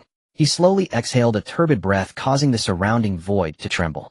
He looked down. He gazed at the woman in red who had stood on the city wall, gripping her blade, not retreating even a step before the thunder sea. Changge's figure flickered. Instantly, he appeared before Su Hongyi. His black robe had been shattered in the lightning tribulation, revealing a perfectly sculpted upper body that glowed with a dark golden luster. But he did not care. He reached out and gently took the short blade, now soaked with sweat, from Su Hongyi's hand. It's over. Changge's voice was a little hoarse, yet it carried an unprecedented lightness. Su Hongyi stared at him blankly, at this man who had just tricked a group of nascent soul old monsters to their deaths, and stood here as if nothing had happened. Suddenly, she threw the blade aside. She lunged into Changge's arms and bit down hard on his shoulder. Changge, you bastard. You scared me to death. I thought you were going to die with them. Changge let her bite. He reached out and firmly pressed the back of her head, pulling her closer. Die together. Changge sneered, his gaze fixed on the direction where the true nascent soul-stage-old monster was hiding. Are they even worthy? I told you. My life is yours. If the king of hell wants to take it, he must first ask for your permission. The rain poured down like a torrent. The sky above the Wanma Sea seemed to have a massive hole as black rain cascaded in sheets, striking the protective array of Bai City and stirring up turbid ripples. In the city lord's mansion, the council hall remained unlit. In the dim light, Changge sat in the main seat, his fingers unconsciously tapping the armrest. His complexion was pale, a lingering effect from having just undergone tribulation. His cultivation base not yet stabilized, coupled with the forced overdraw of his divine sense to maintain the grand array. How much longer can the array hold? Changge's voice was somewhat hoarse. Xuantian stood by the window, gazing at the flickering golden barrier outside. Her usually vibrant red dress now seemed muted under the gloomy sky. At most 3 hours. Xuantian turned back, her eyes devoid of their usual playfulness, replaced by solemn gravity. That old fiend hasn't even made a real move yet. Just the pressure of his divine consciousness has already caused cracks in the array foundation. Half of the cultivators in the city have fled, and the remaining half are waiting for death. This was an unequal war. The soul formation stage stood at the pinnacle of this realm. Changge had only just formed his nascent soul. There was an entire major realm between them. It was a chasm that could not be bridged by talent or physique alone. 3 hours. Changge closed his eyes and took a deep breath. That's enough. Just then the door was pushed open. Soaked through Bao De Ting walked in, his expression grim. City Lord, the Righteous Alliance has sent someone. They say. It's an ultimatum. Bring them in. Moments later, a bedraggled figure was brought forward. It was a woman clad in the tattered robes of the Xuantian Sect, covered in mud with an empty left sleeve swinging limply as she moved. It was Qianxue. She was neither bound nor escorted, because there was no need. She was like a dog whose spine had been broken, her eyes hollow, her face ashen. The Xuantian Sect had sent her precisely to humiliate her and to send her to her death. Qianxue entered the hall, glanced blankly at Changge, then mechanically pulled a soaked letter from her bosom and placed it on the floor. Master. No, Qianxue said, scatter your cultivation and surrender. Perhaps you'll be granted a whole corpse. Qianxue's voice was faint, as if she were talking in her sleep. Changge did not look at the letter. He merely looked at Qianxue. At this woman who had once followed him in the sect, calling him senior brother, now, with one arm, severed, neither human nor ghost. There was no sense of retribution. Only an indescribable absurdity and sorrow. You may leave, Changge said flatly. Qianxue froze, then let out a bitter laugh. Leave? Where to? Returning is death, staying here is death. She collapsed to the floor, staring at her empty sleeve. The people from Xuantian Sect said that if I don't persuade you to surrender, they'll cut off my other arm. No one from the Xuantian Sect spoke up for me. Dead silence filled the hall. The rain outside grew heavier, accompanied by the dull thuds of the array being bombarded like a countdown for the city. Changge watched her, his brow slightly furrowed. Not out of pity. It was simply unpleasant to behold. Like seeing a once exquisite piece of porcelain shattered and discarded in the mud, an unpleasant visual impact. He casually retrieved a jade bottle from his storage ring and tossed it over. The bottle rolled across the carpet and stopped by Qianxue's knee. This is a bone-growing pill. Changge's tone was indifferent, as if speaking of a trivial matter. It's not something special. The side effects are severe, and it will hurt a lot. Qianxue shuddered, looking up in disbelief. Why give it to me? A whim. Changge closed his eyes again, leaning back in his chair. You look too disheartening right now. This place is already on the verge of collapse, though I don't need another mourner. Take it and get lost. Don't die in front of me. Qianxue gripped the jade bottle, her fingers turning white. She didn't say thank you, nor did she cry again. She pulled out the stopper and swallowed the pill in one gulp. Agony surged instantly. She gritted her teeth, curling up on the floor, but not a single sound escaped her. In this hopeless rainy night, the pain ironically made her feel alive. Xuantian had been watching coldly, but now she walked over and nudged Qianxue's foot. Go to the woodshed in the back courtyard.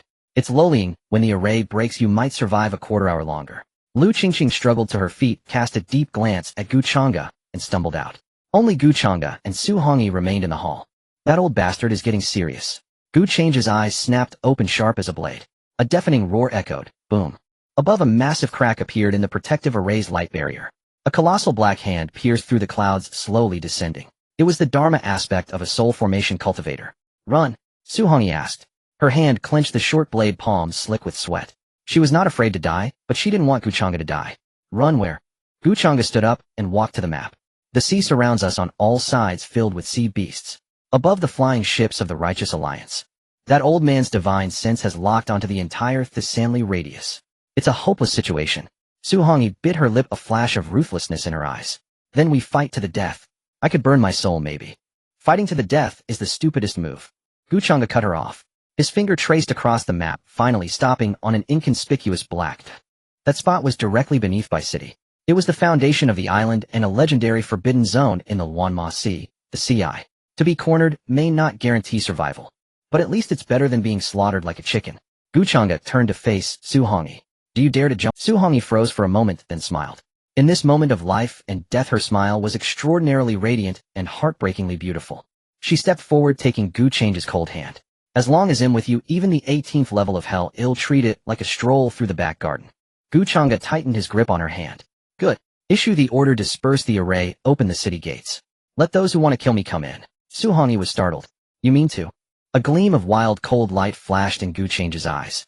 Since we can't defend it, we destroy it. This city, the spiritual veins beneath, and the hundreds of thousands of gene of black powder. I need to leave a welcome gift for that senior of the soul formation stage. Boom. The grand array shattered completely. The torrential rain instantly engulfed the solitary city. Countless war cries surged from all directions, and in the deepest darkness a mad destruction was counting down. The moment the city protecting grand formation shattered, the sound was not particularly loud. It was like a thin layer of ice being crushed underfoot, producing a crisp crack. Then the endless rain, no longer blocked, swept in with the icy sea wind and instantly flooded the once glorious Nevernight city. The originally resplendent towers now looked bleak and desolate in the torrential rain. Kill! The battle cries shook heaven and earth. The flying boats of the Righteous Alliance pierced through the clouds, and swarms of cultivators like locusts sweeping across the land scrambled to pounce on the city lord's mansion. The light in their eyes was not the justice of eradicating demons, but stark, unadulterated greed. Nevernight City was wealthier than any kingdom. Whoever charged in first would seize the most spirit stones and treasures. There, Changge is there. Someone pointed at the highest terrace of the city lord's mansion and shouted. Changge stood there. He did not flee, nor did he hide. He still held the folding fan he used to play the part of a dandy, but it was now soaked through, hanging limp and sodden. Xuantian stood behind him, drenched to the bone, her red dress clinging to her trembling figure. She gripped the short blade fiercely, her knuckles white. They're here. Changge watched the surging crowd, a bitter smile curling at the corner of his lips. So many. In the sky, the enormous black palm did not strike directly. The nascent soul old monster was cautious. He waited for the cannon fodder to test whether Changge had any last tricks. This gave Changge an opening. Changge, prepare to die. The elder of the Thunder Sword Sect charged at the forefront, his face twisted with fury. Hand over the treasures you got from the old demon Kugu, and maybe he'll leave you a whole corpse. Changge ignored him. He lowered his head and glanced at the ground beneath his feet. Hong-yi, he called softly. I'm here. Xuantian's voice trembled, but her feet did not retreat. Hold me tight. Without a moment's hesitation, she wrapped her arms around his waist from behind. The next instant, Changge snapped the formation flag in his hand. Everyone, he said, looking up at the greedy cultivators filling the sky, a hint of madness flashing in his eyes. Accept this gift. A deafening roar. Not from the sky, but from the earth below. A deep, thunderous explosion like the heart of the earth bursting erupted from directly beneath Nevernight City. The entire island trembled violently. The ground cracked open instantly, and countless searing beams of fire surged from the depths. It was the supreme grade spirit vein beneath Nevernight City. Changge had spent an entire month planting detonation arrays at the vein's key nodes. He had turned the city's very foundation into the largest powder keg in the world. No. The elder of the Thunder Sword Sect, who had been charging at the forefront, saw his greed turn to terror in an instant. He wanted to flee, but it was too late. The terrifying energy released by the exploding spirit vein instantly swallowed the city lord's mansion and half of Nevernight City. It was a cataclysmic flood capable of tearing apart even nascent soul cultivators. Rocks and soil flew into the air, and seawater rushed in. The cultivators who had not yet landed were tossed like dumplings by the shockwave. Those weaker had their internal organs shattered and turned into a rain of blood. Even the enormous nascent soul hand in the sky was momentarily halted by the surging storm of spiritual energy. Madman. He blew up the spirit vein. Has he lost his mind? From the depths of the sky came the furious roar of the nascent soul old monster. But at the very epicenter of the explosion, no one saw Changge's body. At the exact moment of detonation, the ground beneath his feet collapsed into a massive black hole. It led directly to the sea beneath the island. An abyss from which even light could not escape, the final destination of all currents in the chaotic demon sea, and a forbidden zone for cultivators. Entering meant a slim chance of survival. Not entering meant certain death. Jump! Changge growled. He grabbed Xuantian's wrist, and the two of them, like falling leaves, leaped into the endless darkness just before the flames consumed everything. The wind howled in their ears. The sensation of weightlessness made them want to vomit. Su Hongyi kept her eyes tightly shut, clutching Changge's hand desperately. Around them debris and turbulent currents tore at her skin, causing sharp pain. Changge, she shouted into the wind, her voice shredded into fragments. I'm here. Changge's voice, though faint, remained calm. He pulled Su Hongyi into his arms, shielding her with his own back against the falling rocks. A massive stone struck his back. Changge groaned, a trace of blood seeping from the corner of his mouth. But he only held her tighter. Don't be afraid, he gasped in her ear. As long as we're not dead, there's still a way. Above ground, Nevernight City had been reduced to ruins. Everywhere lay broken walls and charred corpses. Seawater poured in, drowning the former splendor. The Righteous Alliance had suffered heavy losses. More than half were dead or wounded. The survivors, covered in dust and shame, had lost all pretense of executing heavenly justice. Qianxue stood on a flying boat, her face pale, as she gazed at the devastation below. She saw where the city lord's mansion had once stood, now nothing but a bottomless pit, with seawater madly gushing in. Is he dead? Her voice trembled. He must be dead, said Xiaofan beside her, wounded, but with eyes full of vindication. A spirit vein self-detonation plus falling into the sea. Even a nascent soul cultivator couldn't survive. The demon is finally dead. Ha ha ha. Qianxue said nothing. She stared at the whirlpool. Her heart felt hollow, as if a piece had been carved out. Dead. That boy who had followed her silently, enduring even when wrong, the disciple who had dug out his own bones to repay her kindness. Was he really gone without even a corpse to be found? Search. Qianxue suddenly shouted, her voice shrill. Alive or dead, I want proof. Even if it's his body, I will bring it back. And deep beneath the fathomless sea, darkness, cold suffocation. The immense water pressure threatened to crush them into pulp. Changge had long lost consciousness. But one of his hands still gripped Su Hongyi's wrist, even as his bones dislocated and his flesh tore. He did not let go. The two of them drifted with the currents, floating and sinking in the unknown abyss. Like two specks of dust abandoned by the world, yet clinging to each other. After an unknown length of time, in the endless darkness, a faint, ghostly blue light flickered once. Perhaps that was hell. Or perhaps it was a new world. A bone-chilling cold. It was as if she had fallen into an ancient ice cavern, where even her blood was about to freeze. Su Hongyi was awakened by the sensation of suffocation. She snapped her eyes open, only to be met with a despairing pitch-black darkness all around. The seawater pressed in from all directions like heavy walls, causing her eardrums to ring, and even allowing her to hear the groaning of her own bones. Gurgle. She instinctively opened her mouth to breathe, only to swallow a mouthful of salty, icy seawater. Where is this? That's right. The sea. They had jumped down. Su Hongyi flailed her arms in panic, trying to find that familiar figure. In that instant, an immense fear gripped her heart. What if she couldn't find him? What if he was swept away by the turbulent currents?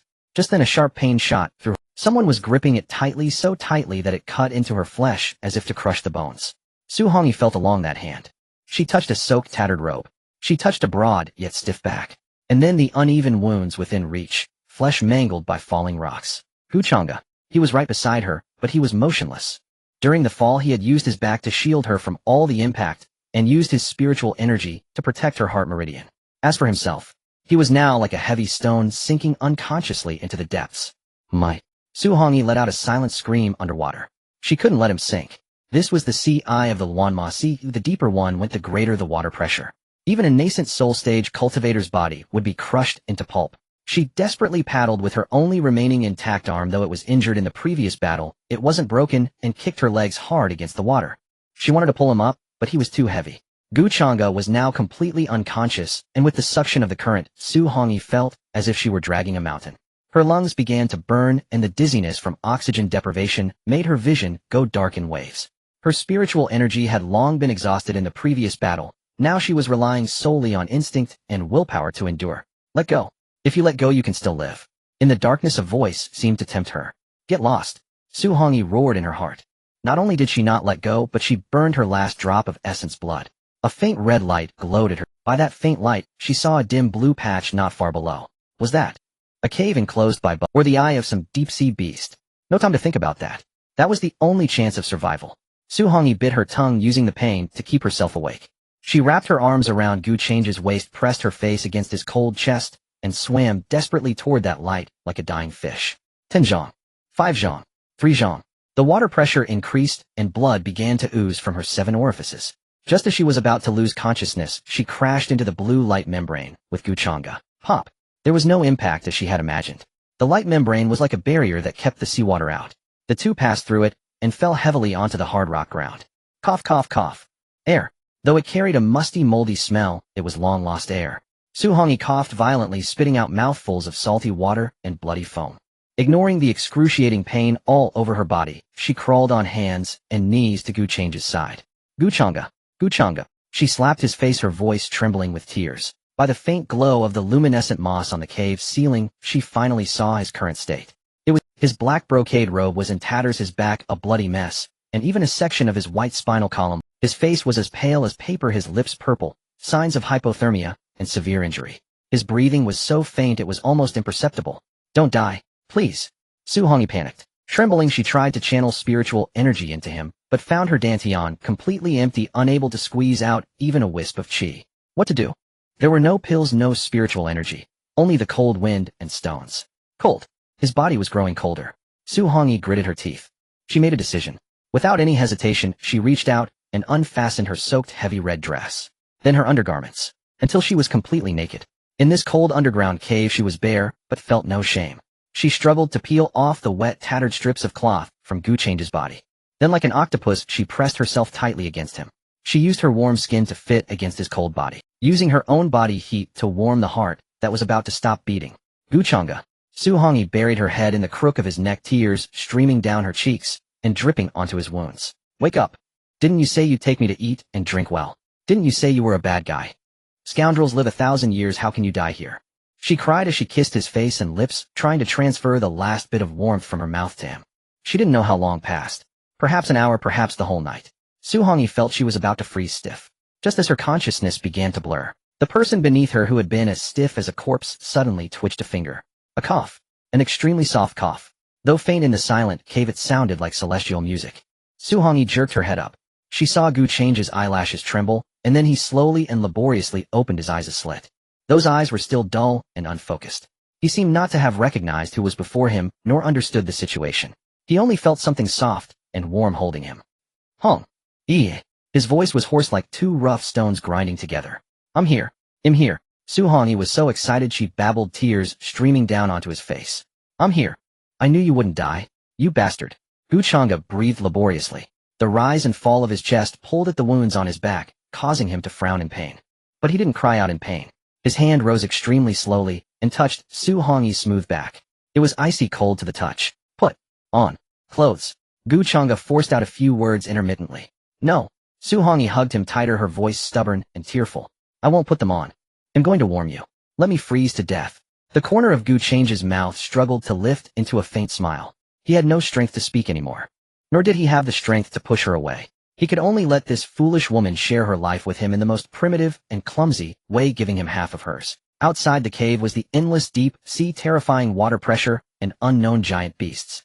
Inside the cave, two battered bodies held each other tightly in the darkness. There was no splendor of the nightless city. No glory of being the center of attention. Only two hearts warming each other in utter despair. At this moment, they were not a demon lord, nor a seductress. They were just two mortals who did not want to die. An indeterminate amount of time passed. The light within the rocky cavern remained perpetually dim, with no distinction between day and night. Only the patches of cerulean moss on the ceiling flickered intermittently, like the breath of some monstrous creature. Gu Changge awoke. Yet he could not move. His spine was shattered. The excruciating pain radiated from his back throughout his entire body, and his lower half was completely numb. For a cultivator, this was worse than death. He struggled to turn his head, and caught a glimpse of the blinding white beside him. Su Hongyi lay naked, pressed tightly against him. She was asleep, her brow furrowed, her hand still clutching his arm with a death grip. Her skin bore numerous tiny scratches inflicted by the shattered stones in the turbulent currents earlier. Gu Changge wanted to reach out and cover her with the tattered robe, but he realized he lacked even the strength to lift his arm. Cough. A hoarse guttural sound escaped his throat. Su Hongyi jolted awake. She practically sprang up, heedless of her exposed form, and rushed to hover right in front of Gu Changge's face. You're awake. Her voice was raspy, her eyes rimmed with red. Does it hurt? Where does it hurt? Are you thirsty? Gu Changge gazed at her. He looked at this once pampered little enchantress who would throw a tantrum if her hem got dirty, yet now resembled a savage. Covered in mud hair, disheveled, her eyes filled with nothing but panic. Clothes. Gu Changge's voice was barely a whisper. Put them on. It's cold. I'm not cold. Su Hongyi sniffled, shaking her head stubbornly. The Yin energy here is too dense. I cultivate an extreme Yin technique. I can withstand it. You have no spiritual power left. You'll freeze to death. Gu Changge lacked the strength to argue. He closed his eyes for a moment, assessing his internal condition. His dantian was depleted, his meridians shattered, his divine sense damaged. Most critically, my legs, Changge stated calmly, I can't feel them. Su Hongyi froze. She instinctively reached down to touch his leg, pinching it hard. Here, does it hurt? Changge shook his head. Su Hongyi's hands began to tremble. She knew what this meant. A damaged spine in this desolate land bereft of medicinal herbs was tantamount to a death sentence. Even basic daily life would be impossible. It's okay. It's okay. Su Hongyi wiped her tears frantically. I'll heal you. Even if I can't, I'll carry you on my back. I have strength. I'll carry you for the rest of my life. Changge watched her incoherent ramblings, and some soft place in his heart was struck hard. He wanted to laugh, but the movement aggravated his wounds. Don't cry. I'm not dead yet. Help me up, Changge said. No, your bones are broken. You mustn't move. Help me up. Though weak, Changge's gaze held an unyielding determination. I need to see our surroundings. Waiting to die is not my style. Su Hongyi could not refuse him. Carefully, as if handling a fragile piece of porcelain, she supported his upper body and leaned him against the rock wall. Changge gasped for breath, his forehead covered in cold sweat. He looked around. This was a sealed underground cavern, the air damp and thick with a heavy stench of decay. Not far away, a pool of water connected to an outer sea eye. Suddenly, Changge's gaze fixed on a pile of pale white objects in the corner of the cavern. It was a massive skeleton. Judging by its shape, it seemed to be some kind of deep-sea leviathan. Only half of it remained wedged in a crevice of the rocks. And at the spine of that skeleton, a faint golden light flickered. Hongyi, Changge pointed in that direction. Go see what that is. Su Hongyi followed his gaze, hesitated for a moment, then picked up the short blade from the ground and walked over barefoot. She reached the skeleton and pried open the massive bone. A rich, suffocatingly fragrant aroma of blood burst forth. In the marrow cavity, a small pool of golden liquid had accumulated. It was viscous, warm, and radiated a powerful life force. Is this dragon whale marrow? Su Hongyi exclaimed in surprise. The dragon whale was a dominant seed beast of the chaos demon sea, rumored to possess a trace of true dragon bloodline. Its marrow was a sacred medicine for body refinement and a supreme remedy for injuries. Changge, we're saved, Su Hongyi shouted excitedly. There's dragon whale marrow here. If you eat it, your bones will heal. She reached out to scoop it up. Don't move. Changge suddenly barked in a low voice. Dragon whale marrow is as fiery as flame. If you touch it directly with your bare hands, you'll be burned. And once it leaves the marrow cavity, its medicinal effect will dissipate. Then what do we do? Su Hongyi grew anxious. You can't move now, and you can't get over here. Changge fell silent. He stared at the pool of golden liquid, then at the short Tinjiang distance between them.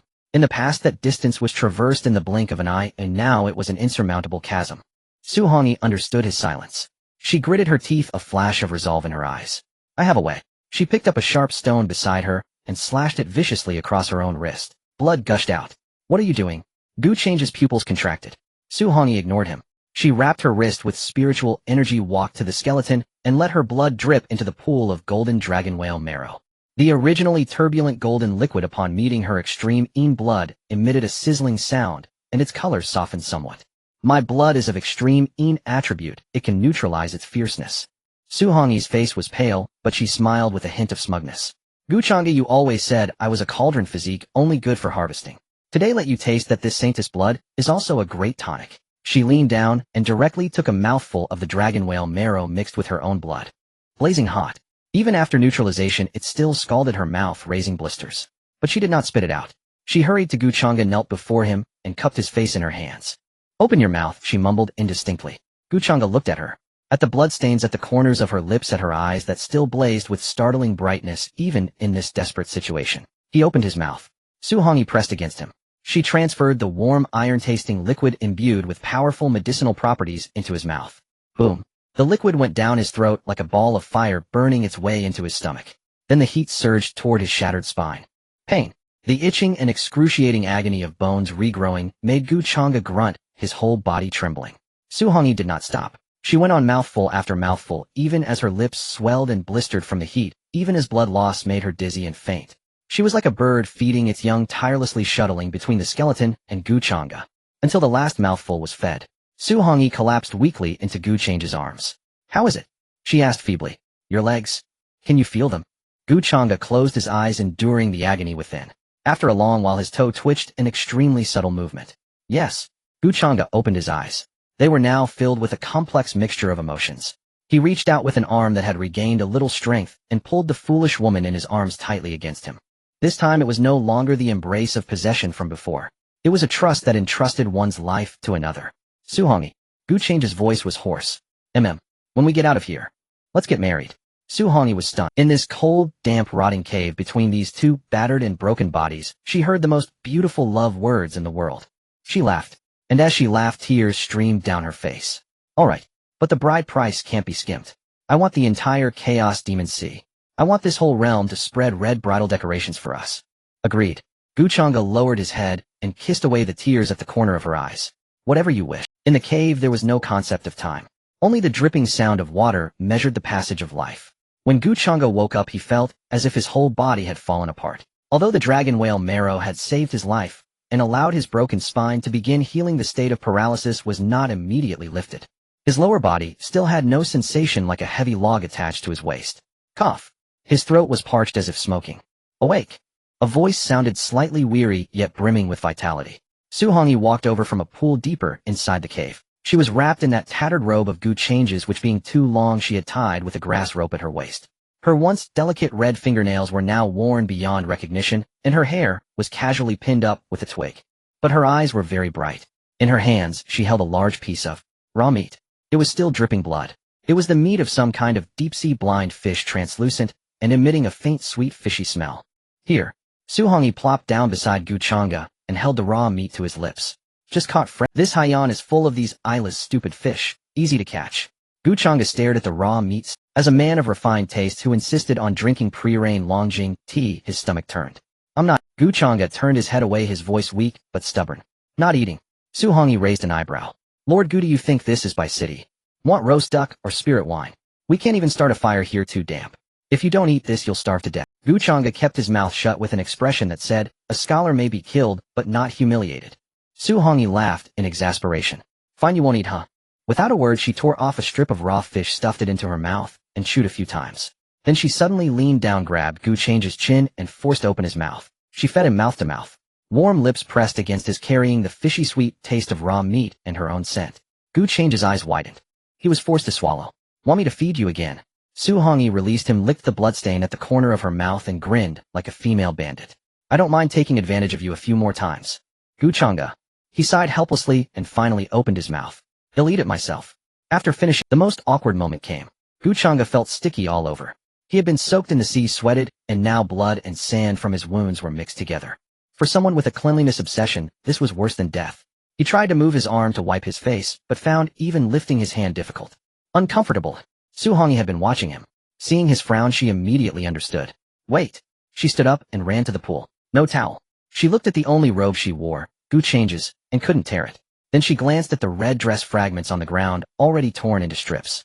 She picked up a relatively clean piece of cloth and washed it in the pool. The water was freezing cold, and the biting chill instantly turned her fingers red. Suhongi returned with the wet cloth. It might be a bit cold, bear with it. She knelt beside Gu Changge and skillfully untied the tattered cloth that barely covered his body. When Gu Changge's battered body was exposed to the air, Suhongi's hand paused. Where once his skin was jade-like, it was now covered with purple bruises and hideous wounds. Especially the collapsed vertebrae on his back, a sight that made one's heart skip a beat. Don't look. Gu Changge turned his head away in embarrassment. He was too ugly, too weak now. He didn't want Suhongi to see him like a stray dog. So dramatic. Suhongi snorted lightly, but her hands were very gentle. The cold, wet cloth wiped across his forehead, removing the dried blood. Then his neck, collarbone, chest. She wiped meticulously. Each stroke was as if she were handling a rare. When she reached below his waist and abdomen, Gu Changge's body stiffened noticeably. Though he had no sensation, the shame brought a faint flush to his pale cheeks. It's not necessary. Gu Changge's voice was strained. Shut up. Suhongi didn't even look up. You're dirtier than a mud monkey, and still shy. What part of you haven't I seen? Though her words were harsh, her movements became even gentler. She avoided the wounds, still oozing blood, only cleaning the dirt around them. Gu Changge. As she wiped, Suhongi suddenly spoke. My, weren't you quite imposing before? Suhongi looked at his numb legs, her voice low. Back in Xuantian Sect you walked with a breeze, your clothes spot. Later in by city you were still aloof, afraid to dirty your hands, even when killing. Now you've become like this. Do you feel humiliated? Gu Changge was silent. Humiliated. Falling from the clouds into the mud, even needing a woman to help him with toiletry and bathing. Indeed, it was humiliating. Even despairing. He looked up at the dark rock ceiling. After a long silence he slowly spoke. If someone else saw me like this I would kill her, and then kill myself. Suhongi's hand trembled. What if it's you? Gu Changge turned his head, and in his gray eyes reflected Su Hongyi's face, dirty but full of concern. If it's you, I think. It's okay, Su Hongyi. He extended the hand that could still move and gently grasped her frozen red fingers. You've seen the most humiliating side of my life. From now on, he'll just have to cling to you. Su Hongyi's tears fell without warning. It was the first time she had cried in these days. Not from fear, not from hardship, but because this man who had been bearing everything alone had finally let down all his defenses before her. Cling then. Su Hongyi roughly wiped her face and tossed the wet cloth aside. She leaned down and buried her face in the crook of his neck. You must cling to me for a lifetime. Not a day less. And she sniffled, her voice hoarse from crying. If you're ever mean to me in the future, I'll draw a picture of you in this pathetic state and plaster it all over the cultivation world. Gu Changge. He smiled helplessly. His chest shook, pulling at his wounds, but he felt an unprecedented. Okay, whatever you say. In the cave the light was dim and the cold was biting. But the two people leaning together became the only source of warmth in this abyss. This was a long healing process, not just of the body but of the soul. The sound of water dripping in the cave was magnified infinitely in the silence. Gu Changge leaned against the rock wall, the sharp pain in his spine preventing him from falling asleep. But he made no sound, merely closing his eyes and enduring. Su Hongyi was also awake. She curled up beside him like a frightened little beast, her fingers unconsciously stroking the string of silver bells on her ankle. Gu Changge. She suddenly spoke, her voice very soft, carrying an echo in the hollow cave. Gu Changge opened his eyes and turned his head to look at her. Have you always thought that I, the saintess of the Xuantian Sect, am not exactly proper? Su Hongyi laughed self-deprecatingly, twirling a strand of her hair around her finger. Always flirting with you, wearing too little, talking indecently like a wanton woman who's never seen a man. Gu Changge looked at her.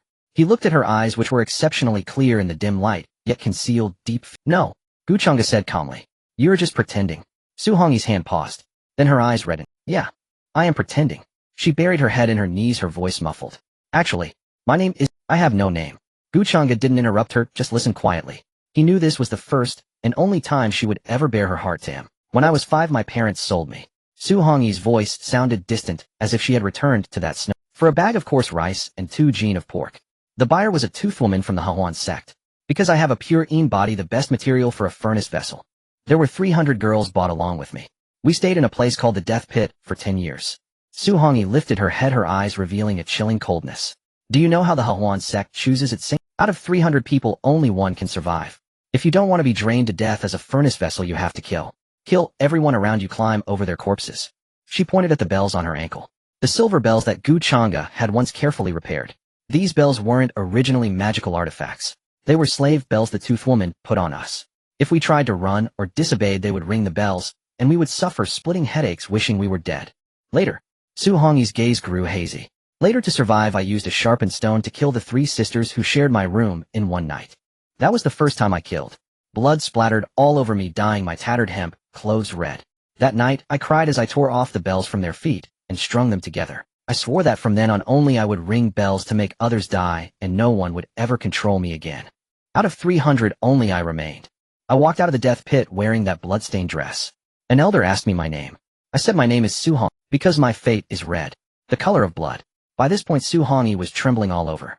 The bloody past she had deliberately forgotten surged back like a tide, threatening to drown her. Gu Changge. She suddenly grabbed his hand, her nails nearly digging into his flesh. Everyone outside calls me a demonist, says I've known countless men. But the truth is, I'm afraid of men. I'm terrified. In the Xuantian Sect, if you show even a hint of weakness, the male disciples will devour you to the bone. So I pretend to be more promiscuous than anyone, pretend to be more ruthless than anyone. Whenever a man dares to approach me, I smile at him, and then, when he drops his pants, I slit his throat. Su Hongyi lifted her head, tears blurring her vision. She looked at Gu Changge with an almost humble plea, and I'm a madwoman. I'm a monster covered in blood, crawling out of a pile of corpses. My body may not have been given to anyone, but my heart has long been tainted. A person like me. Do you really dare to want me? The cave fell into dead silence. Only her stifled sobs could be heard. Gu Changge looked at her. He looked at this girl who had shed all her disguises and torn open the ugliest, most vulnerable scars for him to see.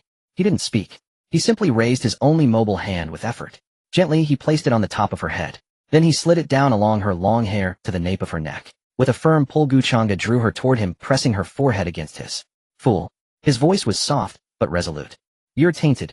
He smiled, a hint of self-mockery in his eyes. I dug out my own bones to survive. I blew up a city to avenge myself, killing hundreds of thousands of lives. To climb up, I've eaten rotten flesh and drunk human blood. The two of us. Changge looked into her eyes and said each word deliberately. Were mud and broken tiles. A perfect match. Xuantian was stunned. Looking into those gray eyes so close, she saw no disgust, no fear, only the pity of one kindred spirit for another. And besides, Change's fingers gently brushed over the bells on her ankle. From now on, these bells are no longer slave bells. When they ring once, you'll know you're here. Each time they ring, it's you calling me. As long as the bells still ring, I will forever be your Changge. Wah! Xuantian could no longer hold back. She threw herself into Change's arms, crying loudly, crying heart-wrenchingly without any dignity, as if she wanted to pour out all the grievances, terror, and loneliness of the past 20 years. In this lightless abyss, two shattered souls finally fit perfectly together. No more secrets. No more disguises. Only two hearts clinging tightly together in the mud. From this day on, she was no longer the killer saintess of the Xuantian Sect. She was his wife. The tenderness did not last long. In this abyss of devouring, tranquility itself was a luxury. The water pool in the cave suddenly rippled. A splash. The faintest sound of water breaking shattered the silence between them. Change's gaze shifted instantly.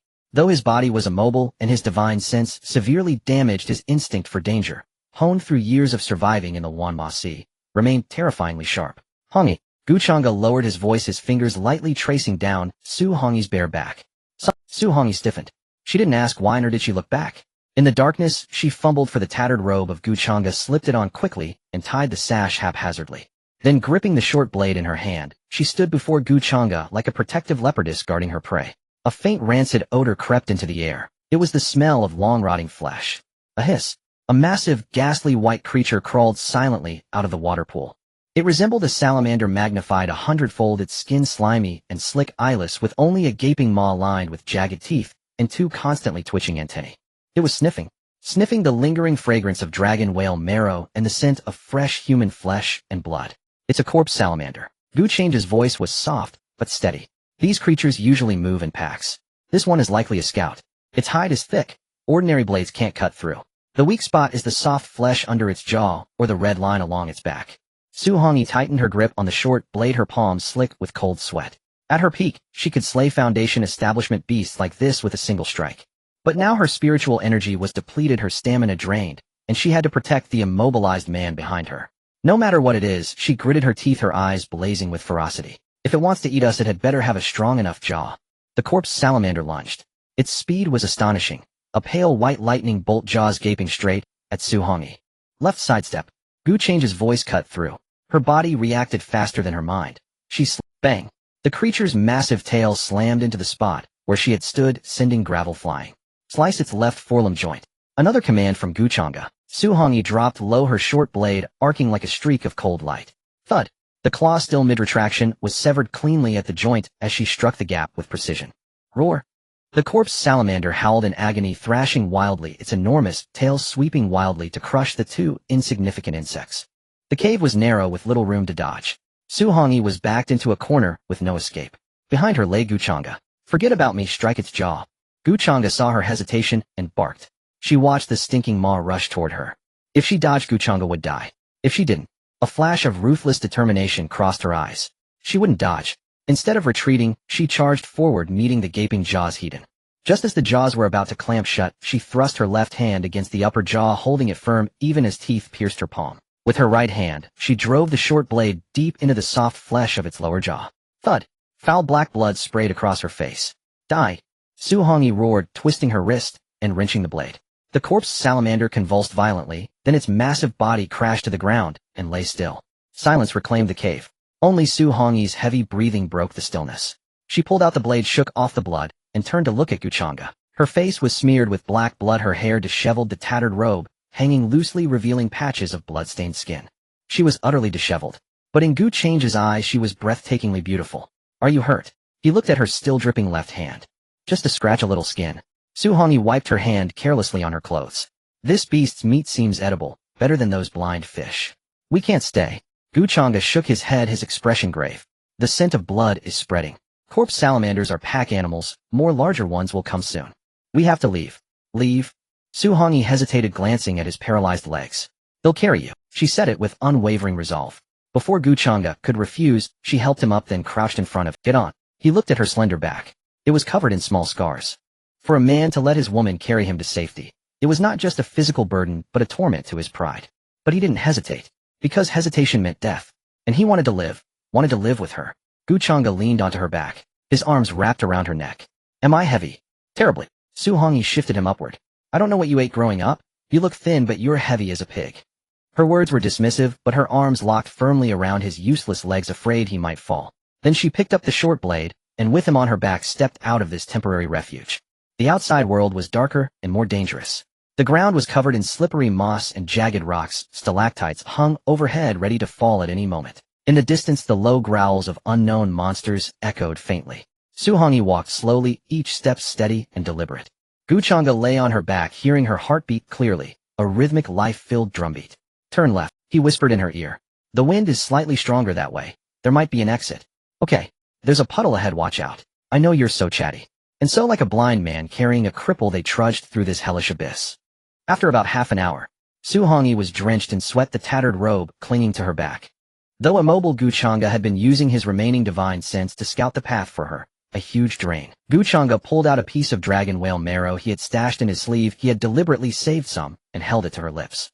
Suck on it. Xuantian took it into her mouth, feeling the warmth surge through her limbs and restore some of her strength. Changge, she said, chewing the marrow and panting. Moi. When we get out, I'm going to write this debt down in my ledger. However many miles I carried you, you'll have to carry me that many. Not a single step less. Changge rested his chin on her shoulder, breathing in the scent of blood mixed with her youthful fragrance. He closed his eyes, a faint smile curling at the corner of his lips. Deal. Then he'll carry you all the way from Bani City to the imperial capital of Qianxue. Let the whole world see how magnificent Lady Changge is. Xuantian laughed. In this pitch-black despair, her laughter was crisp and melodic, like a wind chimes swaying in the breeze. Then it settled. If you go back on your word, he'll throw you into the sea to feed the turtles. Ahead, at the edge of the darkness, a faint breeze seemed to stir. Though still cold, it carried a hint of the scent of life. The path seemed to stretch endlessly. The air within the cavern grew thinner, yet the nauseating stench of decay only intensified. It was the scent of a pack of corpse salamanders. Like hyenas catching the whiff of blood, they stalked from behind, not rushing to attack, but rustling in the darkness, waiting for their prey to exhaust its last ounce of strength. Huff! Huff! Xuantian's breath came like a broken bellows. With every step, her legs trembled. Changge on her back could clearly feel her body heat fading. Her tattered robe, soaked through with cold sweat, clung stickily between them. Put me down. Change's voice was low, carrying a restrained calm. There's a fork ahead. Leave me on the left path, and you run to the right. The corpse salamanders will be drawn to my flesh. You'll have a 3 in 10 chance to survive. Shut up. Xuantian didn't stop, she only moved mechanically. Her feet were covered in blood, the marks of walking barefoot on sharp rocks for an hour. Each step left a bloody footprint on the moss. Xuantian being serious. Change's fingers dug into her shoulders. My spine is broken. I'm a cripple. Carrying me will both die. I said shut up. Xuantian suddenly snarled. She halted abruptly, her body swaying as she nearly fell. She adjusted Changge on her back, her voice laced with a neurotic stubbornness. Who said you're going to die? You've already taken the dragon whale marrow. In a few days you'll be able to move. When that time comes, then you'll have to carry me. Trying to welch on your promise. Changge fell silent. He could feel it. On Xuantian's back there was a deep wound, a gash from a juvenile corpse salamander that had pounced from the rock wall. The flesh was turned outward, the bone visible beneath. Blood streamed down her spine, soaking his chest. She was trembling from the pain. Squeak! A sharp shriek suddenly came from above. Change's pupils constricted sharply. Duck! Xuantian reacted swiftly, bending low. A blast of rancid wind grazed past Change's scalp. Bang! An adult corpse salamander the size of a full-grown man crashed down in front. Then 2, 3, 5. Countless pairs of glowing green eyes lit up in the darkness. They were no longer just watching. The prey was exhausted. The hunt had begun. So many. Xuantian's hand gripping the short blade grew stiff. She glanced around. The path ahead was blocked. The way back was sealed. Changge. Xuantian switched the short blade to her left hand. Her right hand's tiger's mouth had been torn open in the earlier fight, and she could no longer hold a weapon. Hold on tight. Xuantian took a deep breath, forcing a grim smile. If I drop you, I won't have the strength to pick you up again. Before the words faded, the swarm of corpse salamanders surged. Like a tide of grayish white, they instantly engulfed the 2 tiny humans. Killed. Xuantian let out a hoarse roar. There were no elegant techniques, no dazzling spiritual light. Only the most primal of slashes and thrusts. Squelch. The short blade sank into a corpse salamander's eye socket, spraying black blood across Xuantian's face. But before she could withdraw the blade, another salamander had already sunk its teeth into her calf. Up! Su Hongyi cried out in pain, whipping her blade around to sever the creature's head. The fangs released, but a chunk of flesh was brutally torn away. Blood gushed freely. On her back, Changge watched it, all his eyes burning with fury. He hated himself. Hated this broken body. He desperately tried to rouse his withered dantian to squeeze out even a single thread of spiritual energy. Move. Just move. He roared in his mind, his nails digging deep into his own palms. But the broken spine was like an insurmountable chasm, severing the transmission of all power. He could only lie there like a useless burden on a woman's back, watching her be bitten apart piece by piece. Watch your left. Changge shouted. Su Hongyi heard him, but her body could no longer keep up with her mind. Bang! A thick tail slammed brutally into her side. Crack! The sound of ribs breaking. Su Hongyi was sent flying, crashing heavily into the rock wall. Even as she fell, she instinctively twisted around, using her own back as a cushion, shielding Changge with cough. Cough! Su Hongyi lay on the ground, mouth gushing bloody froth mixed with fragments of shattered organs. She tried several times to get up, but her legs would no longer obey. The pack of corpse salamanders slowly closed in. They seemed to savor the death throes of their prey. And behind the swarm, the ground began to tremble. A colossal beast, 10 times larger than an ordinary corpse salamander, crawled slowly from the shadows. It was covered in black armored plates, exuding a suffocating pressure, the presence of a demonic beast comparable to a peak golden core cultivator. The corpse salamander king. It was over. Completely over. Changge lay beside Su Hongyi. He looked at the approaching monster, then at Su Hongyi, who could no longer even hold her blade. An unprecedented calm settled in his eyes. Hongyi. Changge reached out and wiped the blood from the corner of her mouth. His touch was incredibly gentle, as if afraid of hurting her. Don't move, Changge said softly. It's enough. Su Hongyi's unfocused eyes stared at him, her fingers still unconsciously clawing at the ground, trying to stand. No. Can't. We haven't made it. Haven't gotten out yet. We're not getting out. Changge smiled. He suddenly used his strength to push Su Hongyi away slightly. Then he looked at the corpse salamander king, a resolute will to die shining in his eyes. Even though I can't move. But this flesh of mine. Within Changge's body, the long-dormant, divine demon bloodline, ignited by extreme rage and despair, began to burn in reverse. He was going to self-destruct. Even if it couldn't kill the king, it would blast a path for Su Hongyi. Changge, what are you doing? Su Hongyi seemed to sense something. Her eyes flew wide open, and with a surge of dying strength, she lunged over, pressing down firmly on Changge's chest. Are you insane? You're going to self-destruct. If you die, what will I do? It's the only way. Changge looked at her, his gaze tender yet cruel. Listen to me. When it explodes, jump into that pool of water. There's an undercurrent there. Maybe you can survive. I won't listen. I won't listen. Su Hongyi shook her head wildly, tears and blood mingling. She suddenly looked at the corpse salamander king, then at Changge's lifeless legs. A maddening thought exploded in her mind. If she didn't die, Changge would die. If she died, Changge might live, because she still had one last card to play. A trump card she had never told anyone. The blood sacrifice, the life-saving secret art of the Xuantian Sect's holy maiden. Changge. Su Hongyi suddenly grew quiet. She lowered her head, looking into his eyes. You said before that I am your wife. Does that still count? Changge was stunned, a great unease rising in his heart. It counts. But what does that have to do with now? It's enough that it counts. Su Hongyi smiled. It was a smile of heartbreaking beauty, like the last crimson lotus in a raging storm. Then let me, as your wife, help you one last time. Before Changge could react, Su Hongyi pressed her lips fiercely against his. This was not a kiss. It was a seal. Changge felt an icy power surge into his body, sealing his burning blood essence and paralyzing his ability to move. Then Su Hongyi pushed him away. She staggered to her feet. With the blunted short blade, she aimed at her own heart and drove it in deep, with blood as the guide. Burn the soul. Puffed. Heart's blood gushed forth, not falling to the ground, but transforming into a mass of eerily beautiful red mist, instantly shrouding the entire crimson, blinding crimson. That blunt short blade was deeply embedded in Su Hongyi's heart. Not much blood flowed out, for all her essence blood was drained in an instant, transforming into a blazing, blood-colored flame that enveloped her entirely. Hongyi, no, don't. Changge lay on the ground watching this scene helplessly. His body was firmly sealed by the restriction Su Hongyi had left, unable to move even a finger. He could only strain his eyes wide, the corners cracking from the forced tears of blood streaming down his cheeks. In his mind, he screamed and roared, madly desperate to break through the seal, even if it meant self-destructing his soul. But it was useless. This was the soul-burning blood sacrifice, performed by the saintess of the Xuantian Sect at the cost of her life. Unless she died, no one could undo it. Roar! The corpse salamander king across from them seemed to sense a terrifying threat. Its massive body began to tremble, instinctively recoiling. Within that crimson flame lay a power that made its soul shudder, the eruption of a pure Yin body burning to its extreme. Su Hongyi paid no heed to the monsters. She slowly turned to look at Changge on the ground. Her face was now as pale as paper, and her once jet-black hair was turning white at a visible rate. Her life force was rapidly draining, yet her eyes blazed with astonishing brightness like the final flare of a dying lamp. She staggered over to Changge and knelt down. "Don't cry." Su Hongyi reached out her blood-dripping hand, trembling as she tried to wipe the tears of blood from Changge's face. But her hand was too dirty, only smearing his face further. "I wanted to leave this place with you. I wanted you to carry me to buy a new dress. What a pity." Su Hongyi smiled, black blood mixed with bits of internal organs gushing from her mouth. She lowered her head to look into Changge's eyes filled with despair and supplication.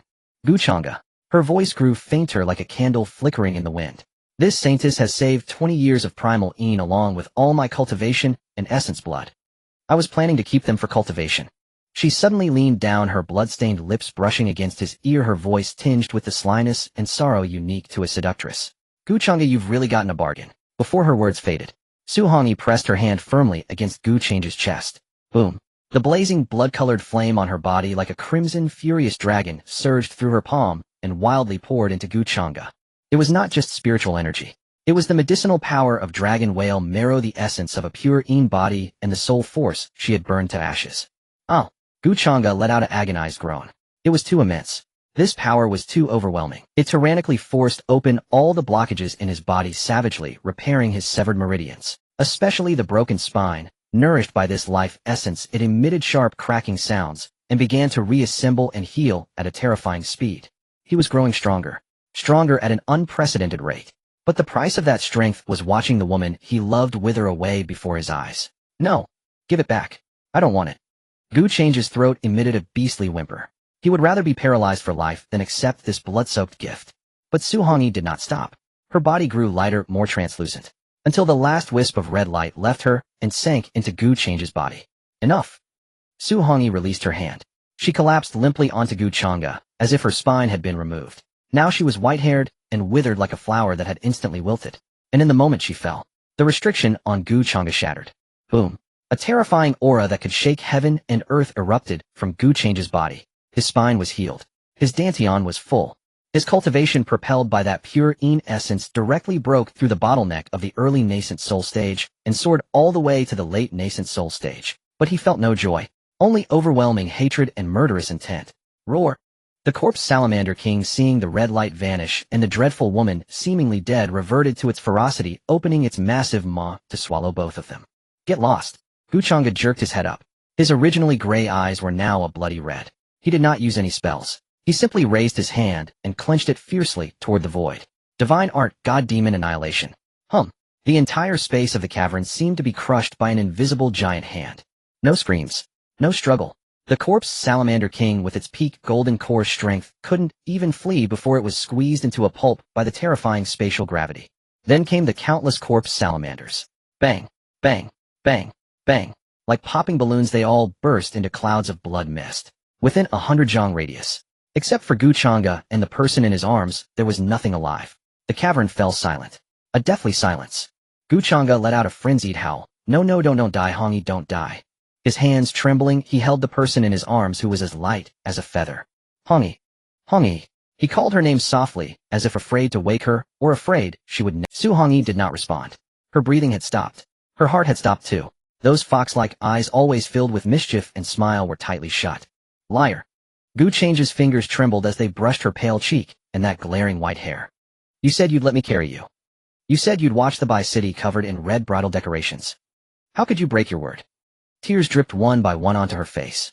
But the person in his arms was growing colder. That coldness was more piercing than the ice at the abyssal eye of the sea, freezing from his arms straight into his heart. Suddenly, jingle, a faint crisp sound, came from Su Hongyi's ankle. It was the string of silver bells. It seemed to sense its mistress' departure, gently shaking without any wind. The original silver-white luster on the bell's surface rapidly dimmed, turning a dull gray. But deep within that grayness, a faint, barely visible red light flickered and vanished. Changge froze. He stared at the bells, his divine sense madly probing into them. There, at the core of the bell's array, he sensed an extremely weak, almost dissipating remnant soul. It was Su Hongyi's last obsession. It was also the only hope she left him. You're still here. You're still here. Changge, like a madman, untied the bells from her ankle and clutched them tightly in his palm. Then he picked up Su Hongyi's cold body. He stood up, his back straight.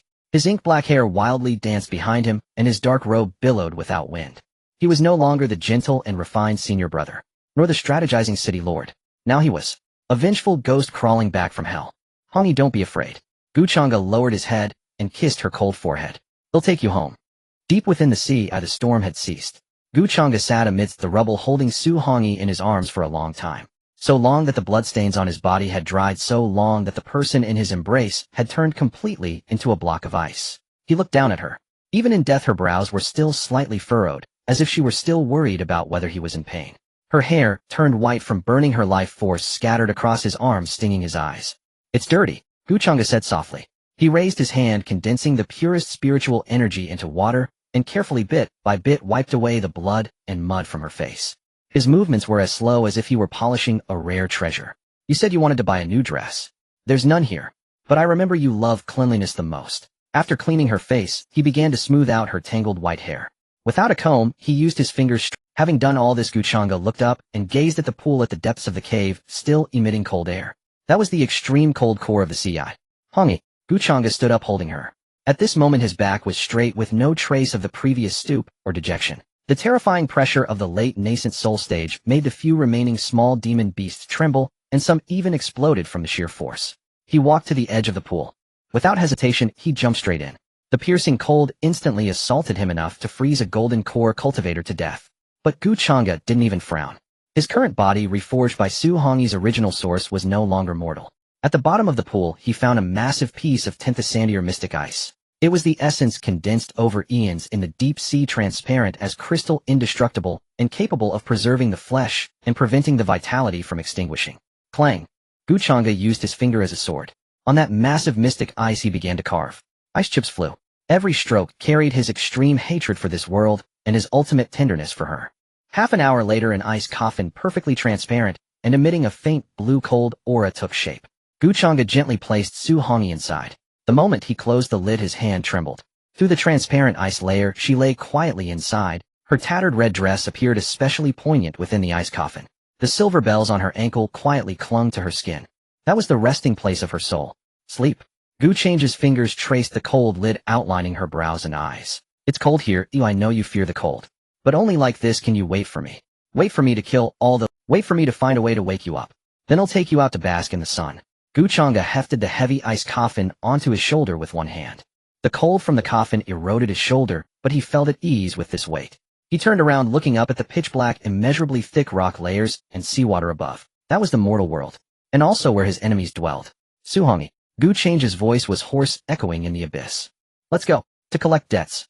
Boom. Changge stomped his foot. Terrifying spiritual energy erupted, and the entire undersea cave collapsed instantly. He no longer searched for an exit. Nor did he avoid the undercurrents. He simply carried the ice coffin like a black meteor moving against the current. He forcibly shattered the rock layers, shattered the thousand-zhang deep sea, shattered all the rules that had weighed upon him. Above the ruins of the Nevernight City, though the storm had ceased, the gloom still shrouded the sea. The Righteous Alliance and the greedy rogue cultivators had not yet dispersed. They were digging among the ruins, probing the edges of the deep pit, wanting to confirm if the demon lord was truly dead, and hoping to scavenge any leftover scraps. He's definitely dead. The new elder of the Thunder Sword Sect stood on the cliff, sneering at the rolling black sea below, falling into the sea, and detonating the spirit vein. Even a god would find it hard to survive. What a pity about that 9 nether demon zither. Someone beside him chimed in, probably shattered down there too. Gulp. A huge bubble suddenly surfaced on the calm sea. Then within a radius of 10 li the seawater began to boil, without warning. What's happening? Something's down there. The crowd retreated in panic. The next second, boom. A deafening explosion. The sea surface erupted. Not waves, but the entire sea was forcibly torn apart from the middle by a brutal, overwhelming force. Walls of water surged into the sky, blotting out the sun. Amidst the falling seawater, a figure slowly rose. He wore a tattered black robe, his long hair wildly dancing in the wind, and exuded a suffocating black, demonic chi. On his shoulder, he carried an ice coffin, transparent and emitting a faint, blue cold light. At that moment, the world fell silent. Everyone stared blankly at the man who seemed to have returned from hell, at his blood-red eyes devoid of any human emotion. Changge stood in the void. He did not look at anyone. He only gently adjusted the position of the ice coffin on his shoulder, careful not to jostle the person inside. Then he raised his head, his gaze sweeping over everyone present. Just now, who said what a pity? His voice, yet it made every nascent soul cultivator present feel their hearts skip a beat. That was the gaze from the top of the food chain. Above the sea, monstrous waves surged skyward. Changge hovered midair, the massive icy blue coffin resting on his shoulder. The coffin was heavy not only in weight, but because he had to constantly divert half of his spiritual energy to maintain its low temperature and stability, ensuring the tremors of battle would not crack even a single line of frost. This meant his combat power was directly halved. Playing tricks. The new elder of the Thunder Sword Sect, nascent soul Midstage, was startled by Changge's entrance, but quickly regained composure. He saw the truth. Don't fear, everyone. This fiend carries a burden. The Thunder Sword Sect elder sneered. That is someone he cares about. Just attack that coffin, and he can only take it passively. Let's all gang up and wear him down. Despicable. Though some cursed under their breath, which of the dozen or so remaining nascent soul cultivators wasn't shrewd? Strike while the iron was hot. Kill. Dozens of artifacts, flying swords, and thunder talismans surged like a storm toward Changge and the coffin on his shoulder. His pupils sharply contracted. Inside him, the pure Yin origin left by Su Hongyi was violently clashing with his divine demon bloodline, his meridians feeling like they were being cut by knives. Facing this siege in the past, he could have directly activated his gravity domain to crush them. But not now. Once the gravity domain was unleashed, if uncontrolled, the first thing it would shatter was the coffin on his shoulder. He couldn't dodge. If he dodged, the coffin behind him would be exposed. Changge did not retreat. He made a move that stunned everyone. He abruptly turned, using his own back to stubbornly block those attacks. Thud, thud, thud. The sound of flying swords piercing flesh. The crack of thunder talismans exploding. Changge grunted, a trickle of black blood seeping from the corner of his mouth. His back was instantly a bloody mess, but his shoulder, the one bearing the coffin, remained rock steady. Not even a single speck of frost fell from the coffin. Fool. The Thunder Sword Sect elder rejoiced. Keep going. Hit the coffin. Let's see how many times he can block it. Another round of attacks came. Changge felt his consciousness begin to blur. Pain. But this pain kept him lucid. Relying only on brute force won't protect her. In his mind, a voice seemed to echo. It was a fragmentary manual he had once seen in the Xuantian Sect scripture library, the desolate halberd art. Back then he had scorned the art as too clumsy and crude, lacking the grace of swordsmanship. But now, Changge's eyes snapped open. His gaze fell upon the sea, where a broken, rust-covered black iron pillar floated. It was one of the array foundations of the former Nightless City's protective formation, forged from deep-sea mystic iron and weighing 30,000 jin. Come. Changge made a grasping motion with one hand. The 30,000 jin black iron pillar burst from the water and instantly landed in his free right hand. Heavy. Extremely heavy. But this weight brought him an inexplicable sense of solidity. In the past, I cultivated the sword, prizing agility. Changge gripped the pillar tightly, veins bulging on the back of his hand. But now I bear her life on my shoulders. Agility cannot protect anyone. Only weight can. Changge closed his eyes. The two conflicting energies within him, divine demon Qi and pure Yin Qi driven by his formidable will, began to circulate along a new obscure pathway. It was not a technique from the Xuantian Sect. It was the extreme of power realized in the throes of life and death. First stance, river span. As the Thunder Sword Sect elder's third wave of flying swords struck, Changge moved. There were no flashy moves. Merely gripping that thick iron pillar with one hand, he swept it forward, agonizingly slow yet weighty as 1,000 jun. Seemingly slow, yet it was fast to the extreme.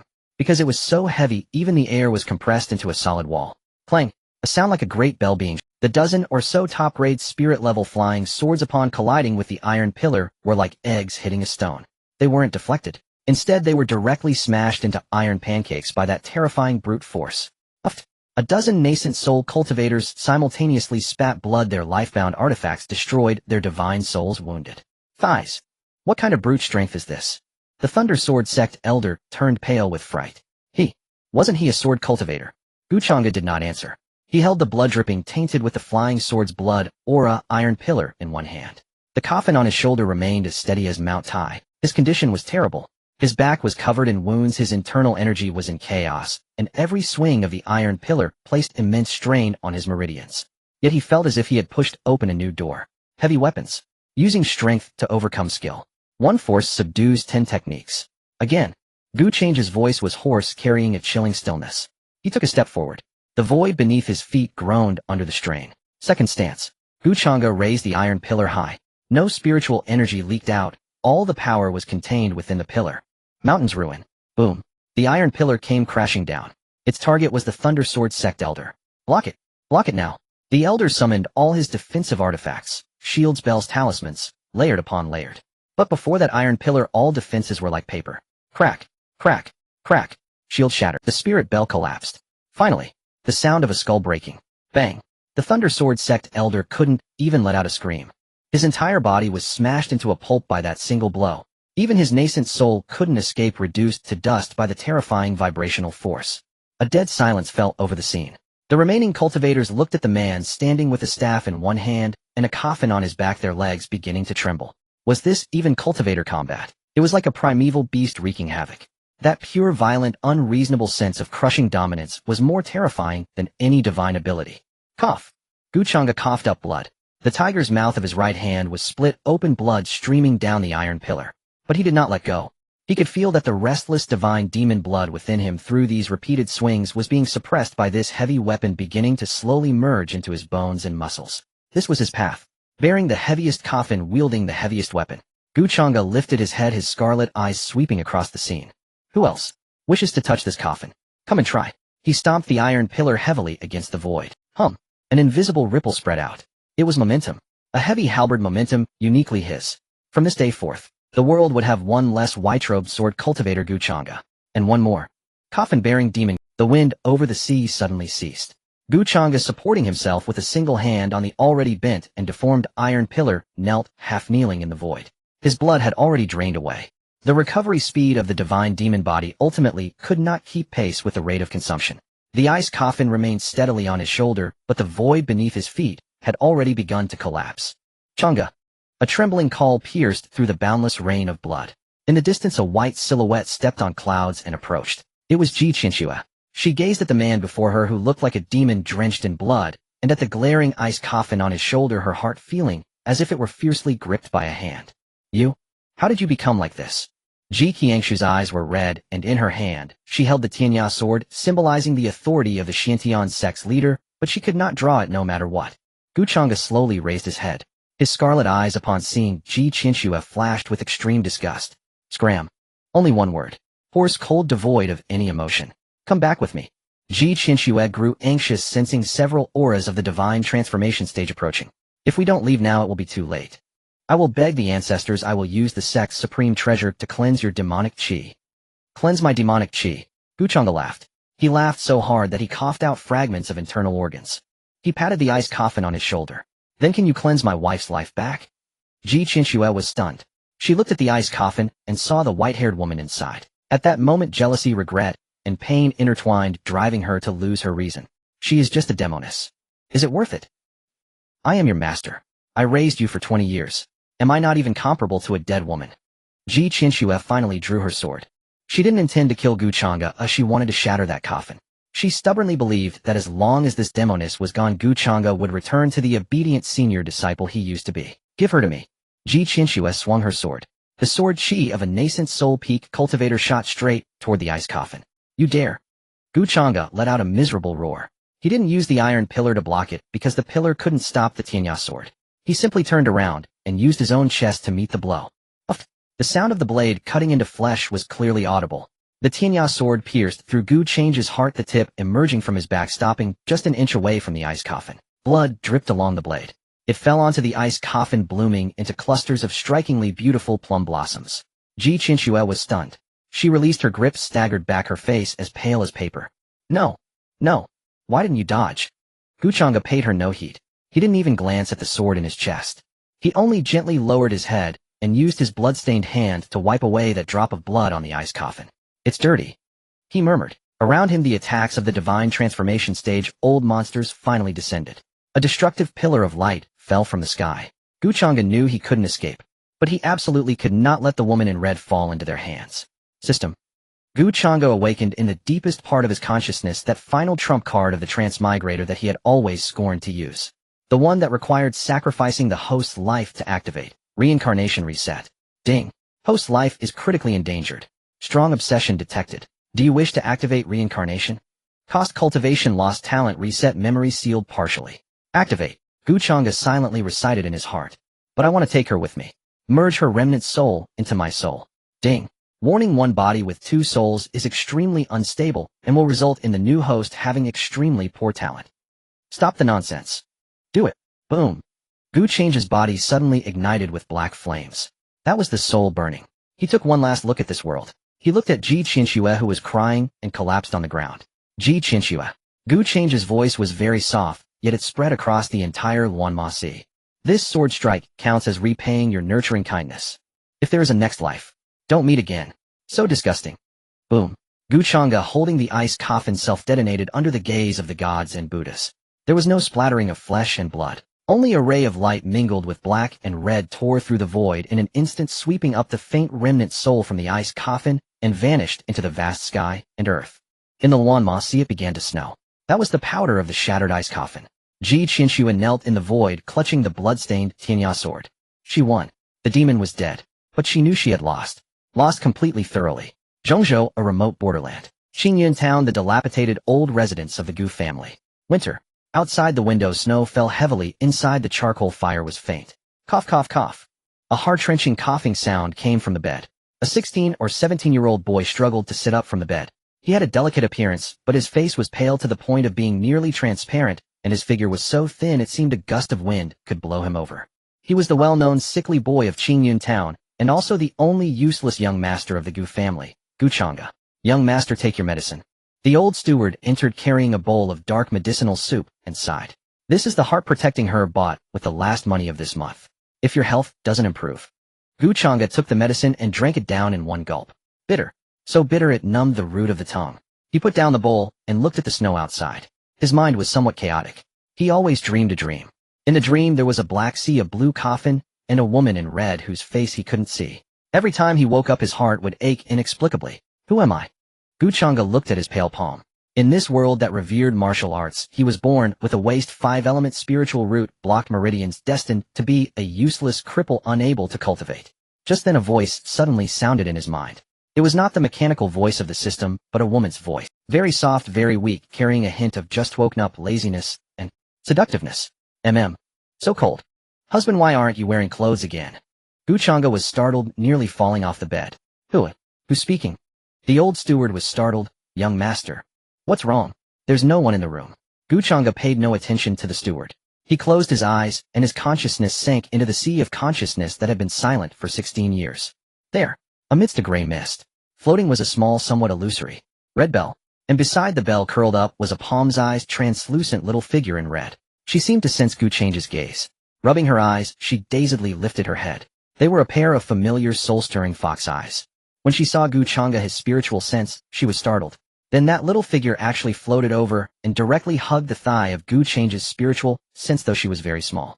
Changge, you've become uglier, and you have no cultivation. But that voice sounded in the depths of his soul, carrying a trace of joy that transcended life, death, and reincarnation. Great. This time it's me inside your body. From now on no one will ever separate us. In reality, Changge opened his eyes. 2 streams of clear tears flowed down without warning. He didn't remember who she was. His memory was sealed. But the moment he heard that voice, his originally empty heart suddenly became full. It was as if the half of his life that had been lost for so long had finally been found. The snow outside fell heavier and heavier. The young Changge touched his own chest. There the sound of 2 heartbeats. Thump thump. Thump thump. Outside the window a thick layer of snow had accumulated. The charcoal brazier in the room had long gone cold, leaving the space as frigid as an ice cellar. Yet Changge felt an unexpected warmth. This was because within his mind a tiny figure no larger than a palm, clad in a red dress, hovered in the center of his spiritual sea. With hands on her hips, she scolded him with an expression of utter disappointment. Changge, how did you end up in such a state? Look at your meridians. They're as clogged as a drain that hasn't been cleared in centuries. And look at your dantian. It's full of holes leaking everywhere. And this physique of yours. Su Hongyi soul fragment version floated before Qianxue's spiritual consciousness, extending a finger no bigger than a grain of rice to poke at his face. You're as skinny as a monkey. Where's the guy with 8-pack abs? Now when I want to touch it's all bones. In reality, Changge sat by the bed, his face blank. He thought he might be terminally ill and hallucinating. Why else would there be such a fiery little person in his head? And despite her stunning appearance, her speech was so down to earth. Changge tentatively asked in his mind, may I ask which immortal sister are you? In his spiritual sea, Su Hongyi was taken aback. She looked at this Gu Changge whose eyes were so clear and foolish, completely oblivious to her memory. A pang of bitterness struck her heart. But quickly she curved her lips into a smile, revealing her signature fox-like eyes. Immortal sister. Su Hongyi drifted to his ear and mischievously blew a breath. Wrong call. Call me ancestor. Gu Changge. Alright, just kidding. Su Hongyi flew back to midair, crossing her legs like a seasoned boss. Listen up. My name is Su Hongyi. I'm your creditor from your past life. You owe me a mountain of money and countless paths to walk. So in this life I've come to collect the debt. Gu Changge nodded blankly. Though he didn't understand, he felt no aversion. In fact, upon hearing the name, Su Hongyi, his hollow heart inexplicably settled. Then, Miss Su, what should I do now? Gu Changge gave a bitter smile, gazing at his pale hands. I'm a waste with a 5-element waste spiritual root. I can't cultivate. My family is even discussing casting me out. Cast you out. Su Hongyi's gaze turned icy, and the thumb-sized red glow around her instantly surged. This is an outrage. How dare these ants bully the man of Su Hongyi? She sprang up, pointing at Gu Changge. Gu Changge, listen to me. So what if you have a waste spiritual root? It's just heaven being jealous, afraid you'll cultivate too fast and scare everyone to death. With me here, even a pig can be fattened into the heavenly marshal. Now close your eyes. Cross your legs. Big sister will teach you the first move. But before Su Hongyi could finish, bang! The already shaky door was kicked open. A gust of cold wind mixed with snowflakes rushed in, overturning the broken bowl on the table. Oh, the waste young master isn't dead yet. A sarcastic voice rang out. In walked a fat man in brocade clothes, his face full of flabby flesh, spinning 2 walnuts in his hand. He was Gu Dafu, the steward of the Gu family. Relying on his distant kinship with the second elder, he habitually skimmed off Gu Change's allowances. Gu Dafu swaggered in, disdainfully covering his nose with his sleeve. This room reeks of medicine. What a nuisance. He glanced at Gu Changge sitting on the bed, pulled a crumpled paper from his bosom, and slapped it on the table. Gu Changge, hey, race a notice. Next month is the family tournament. The Elders' Council said the Gu family doesn't support idlers. This main room needs to be cleared for the second young master Gu Yin as his training chamber. As for you, Gu Dafu pointed to the woodshed in the corner of the yard piled with odds and ends. Move there. You won't live much longer anyway. Anywhere is the same. This was an unbearable humiliation. It wasn't just eviction, it was a death sentence. That woodshed was drafty on all sides. With his current health, Gu Changge would freeze to death within 3 days. He clenched his fists. His nails dug into his flesh, but he felt no pain. Was this his fate? Whether it was the faceless woman in red from his dreams, or his current helpless self? What if I refused to move? Gu Changge lifted his head. Though his body was frail, a long-lost stubbornness flickered in his eyes. Gu Dafu laughed as if he'd heard a joke. With a sneer, he reached out to grab Gu Change's collar. Then I'll help you move. He'll throw you out. That greasy, oversized hand was just 3 inches from Gu Change's face. At that moment, a cold snort from Su Hongyi echoed in Gu Change's mind. How filthy. Gu Changge, don't be afraid. Raise your hand. Gu Changge instinctively lifted his right hand. Empty your mind and entrust your body to me. Just for an instant. Gu Changge didn't hesitate. In this world, aside from the old steward, no one had ever been kind to him. Since this self-proclaimed creditor wanted to help him, he would trust her. Just this once. Gu Changge closed his eyes. Boom. A strange yet familiar chill erupted from the depths of his spiritual sea, seizing the meridians of his right arm. Just as Gu Dafu's hand touched Gu Change's collar. Suddenly, Gu Change's hand moved. Faster than lightning. It clamped down on Gu Dafu's wrist. SSS, so cold. Gu Dafu felt as if he'd grabbed a piece of eternal ice. A bone-piercing cold shot up his wrist straight to his head. He tried to shake it off, but the grip was terrifyingly strong, like a vice locking him in place. Gu Changge slowly opened his eyes. His left eye remained its original black, tinged with confusion.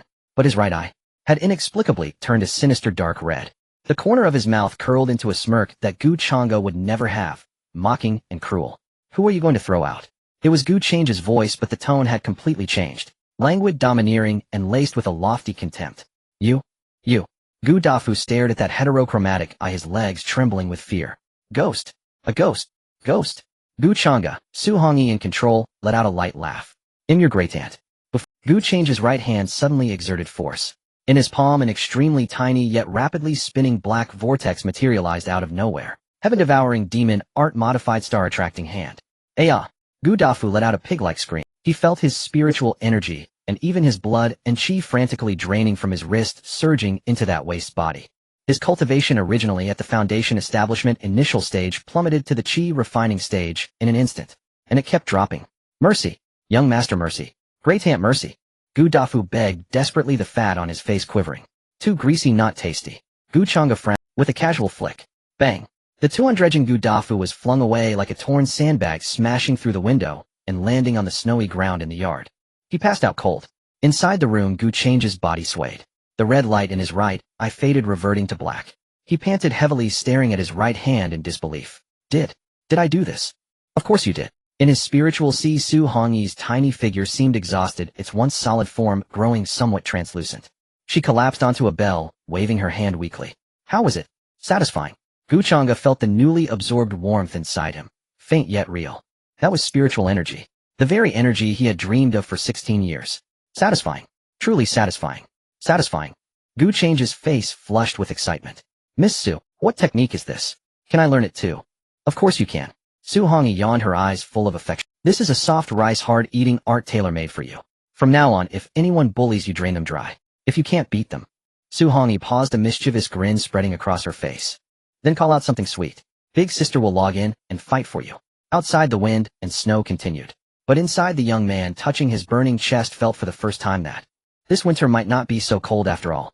In the dilapidated firewood yard, snow and wind swirled into the room through the shattered window. Gu Changge took a deep breath and, following the guidance of the little red-clad figure in his mind, slowly pressed the mixed spiritual energy he had just absorbed from Gu Dafu into his parched dantian.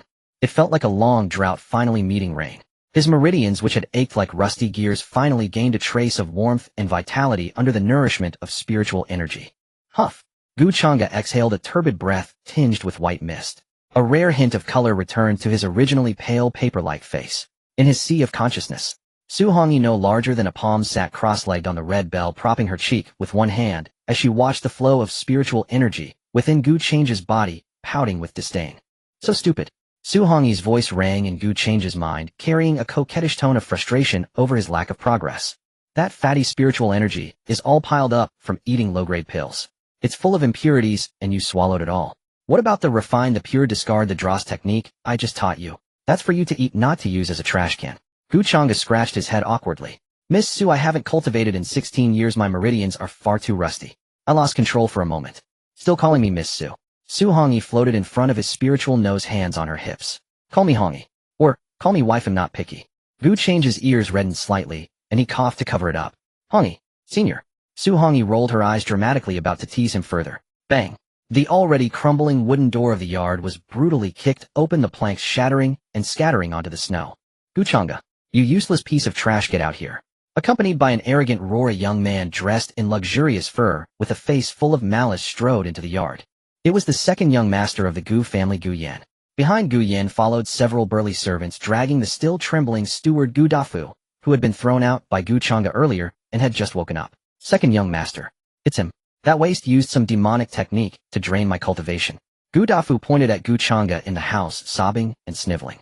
Gu Yan sneered, standing outside the window looking down at the thinly clad Gu Changge inside. Trash getting bold, huh? You dare to lay a hand on my man. Gu Yan erupted with the spiritual energy fluctuation of the 8th layer of Qi refining, forcing the surrounding wind and snow back half a foot. I'm here to collect the house today. Since you don't know when to back down, don't blame me for showing no brotherly love. Men, break his legs and throw him to the wolves in the back mountain. Several servants pounced like wolves and tigers. Gu Changge stood still, his brows furrowed. Though he now had some spiritual energy in his body, it was only equivalent to the 2nd or 3rd layer of Qi refining. Against so many servants and Gu Yan at the 8th layer, he stood no chance. Would he have to let Senior Hongyi possess him again? But when she possessed him for a moment earlier, her soul seemed to have become much more transparent, clearly a great drain.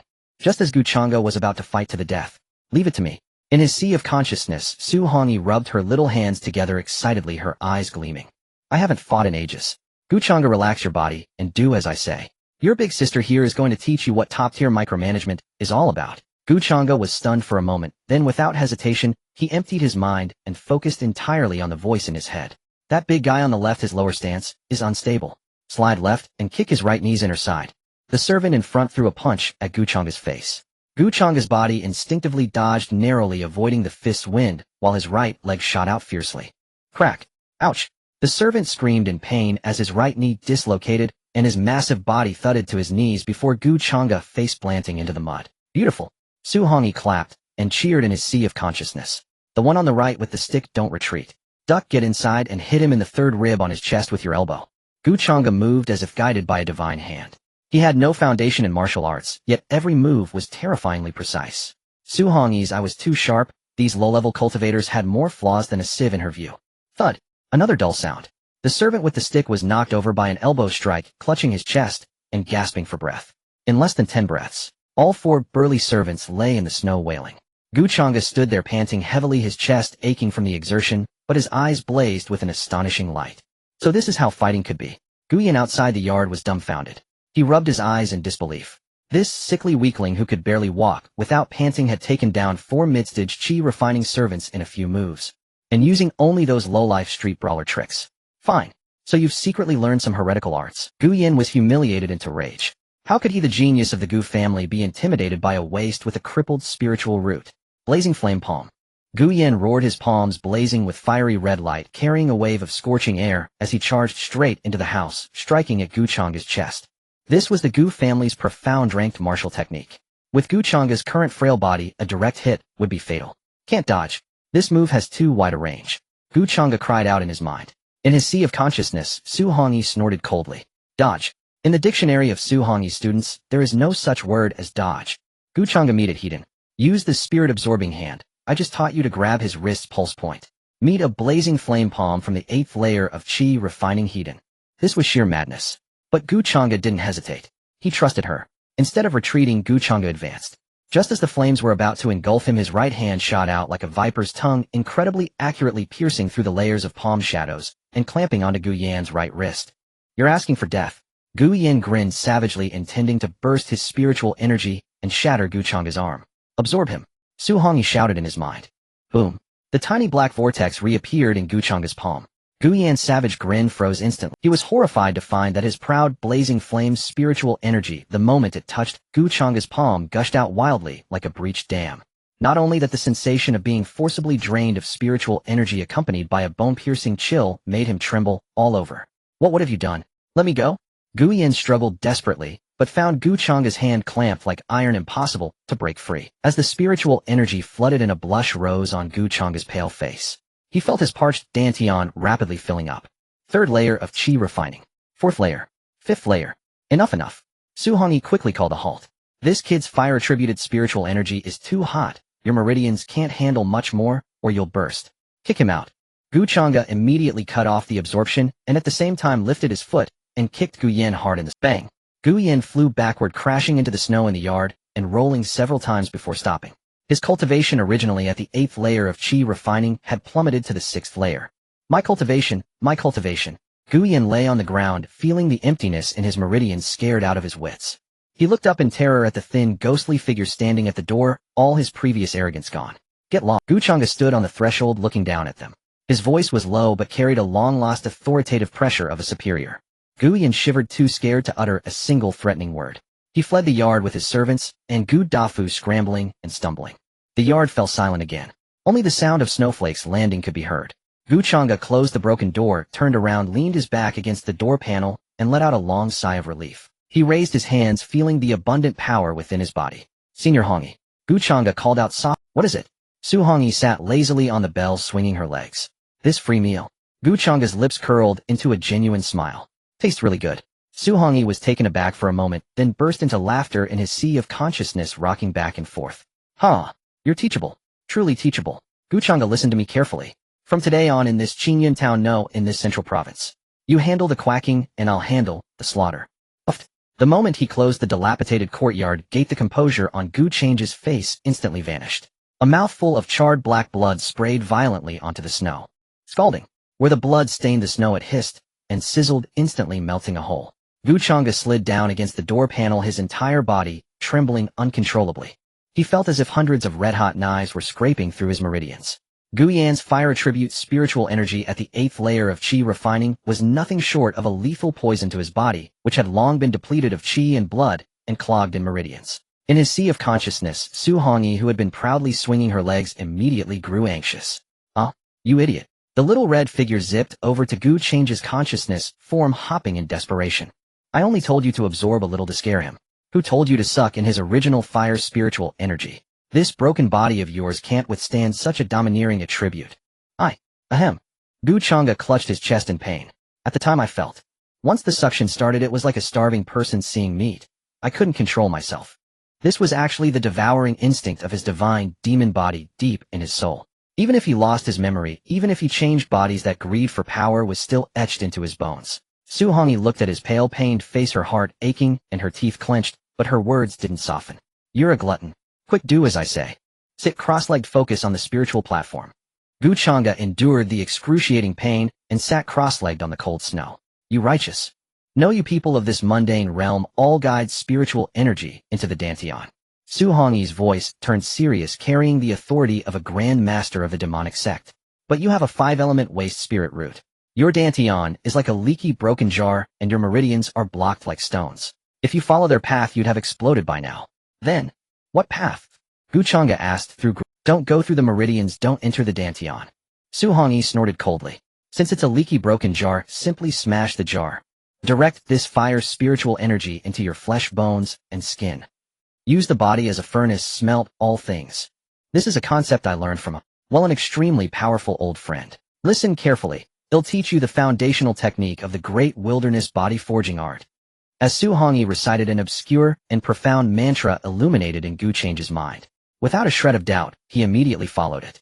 The fire spiritual energy that had been rampaging through his meridians suddenly changed direction under the guidance of the mantra, like countless tiny hammers brutally pounding his flesh and bones. Ugh! Changge let out a pained roar.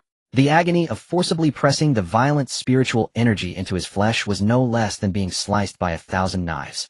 A fine layer of blood beads seeped from his skin, and his entire body steamed like a boiled shrimp in the snow. Changge, hold on. Su Hongyi stared at him intently. In the sea of consciousness, her small hands clenched into fists. If you endure this, the foundation of this waste body will be completely solidified. Then we'll have a bigger appetite for freeloading. Pain. Ripping pain. But Changge's eyes were unusual. In his mind, the past 16 years of scorn and humiliation flashed along with the poignant image of a woman in red being frozen in some dream. A voice in his heart roared, I can't stay a waste.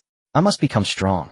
Half an hour later, the wind and snow gradually subsided. The heat on Changge's body slowly dissipated. A layer of sticky, foul black impurities on his skin formed a hard crust in the cold wind. He suddenly opened his eyes, a flash of left black, right red, heterochromatic irises, then they returned to deep black. Crack, crack, crack. Changge stood up, and his entire skeleton emitted a series of sounds like popping beans. He looked down at his hands and clenched his fists. Not only was there no pain, but he was filled with an unprecedented sense of power. Though his Dantian still held little spiritual energy, his physical body had undergone a revolutionary change. Senior Hongyi. Changge's eyes were full of disbelief. I feel like I could kill an ox with one punch. How unambitious. In the sea of consciousness, Su Hongyi wiped her non-existent sweat and huffed proudly. This is just after absorbing that fire spiritual energy, barely reaching the bronze skin and iron bones realm of a mortal martial artist. But against that Gu Yin, just now you could slap him flying without my help. Changge smiled. It was the most relaxed and joyful smile he had in 16 years. Thank you. Hongyi. He dropped it, because in his heart the name felt intimate. Su Hongyi was stunned at the address, her ears secretly reddened, and she muttered quietly, You have a conscience. Just then, gurgle. An extremely loud stomach growl broke the silence of the courtyard. Changge awkwardly covered his stomach. Forging the body with the furnace consumed massive amounts of qi and blood.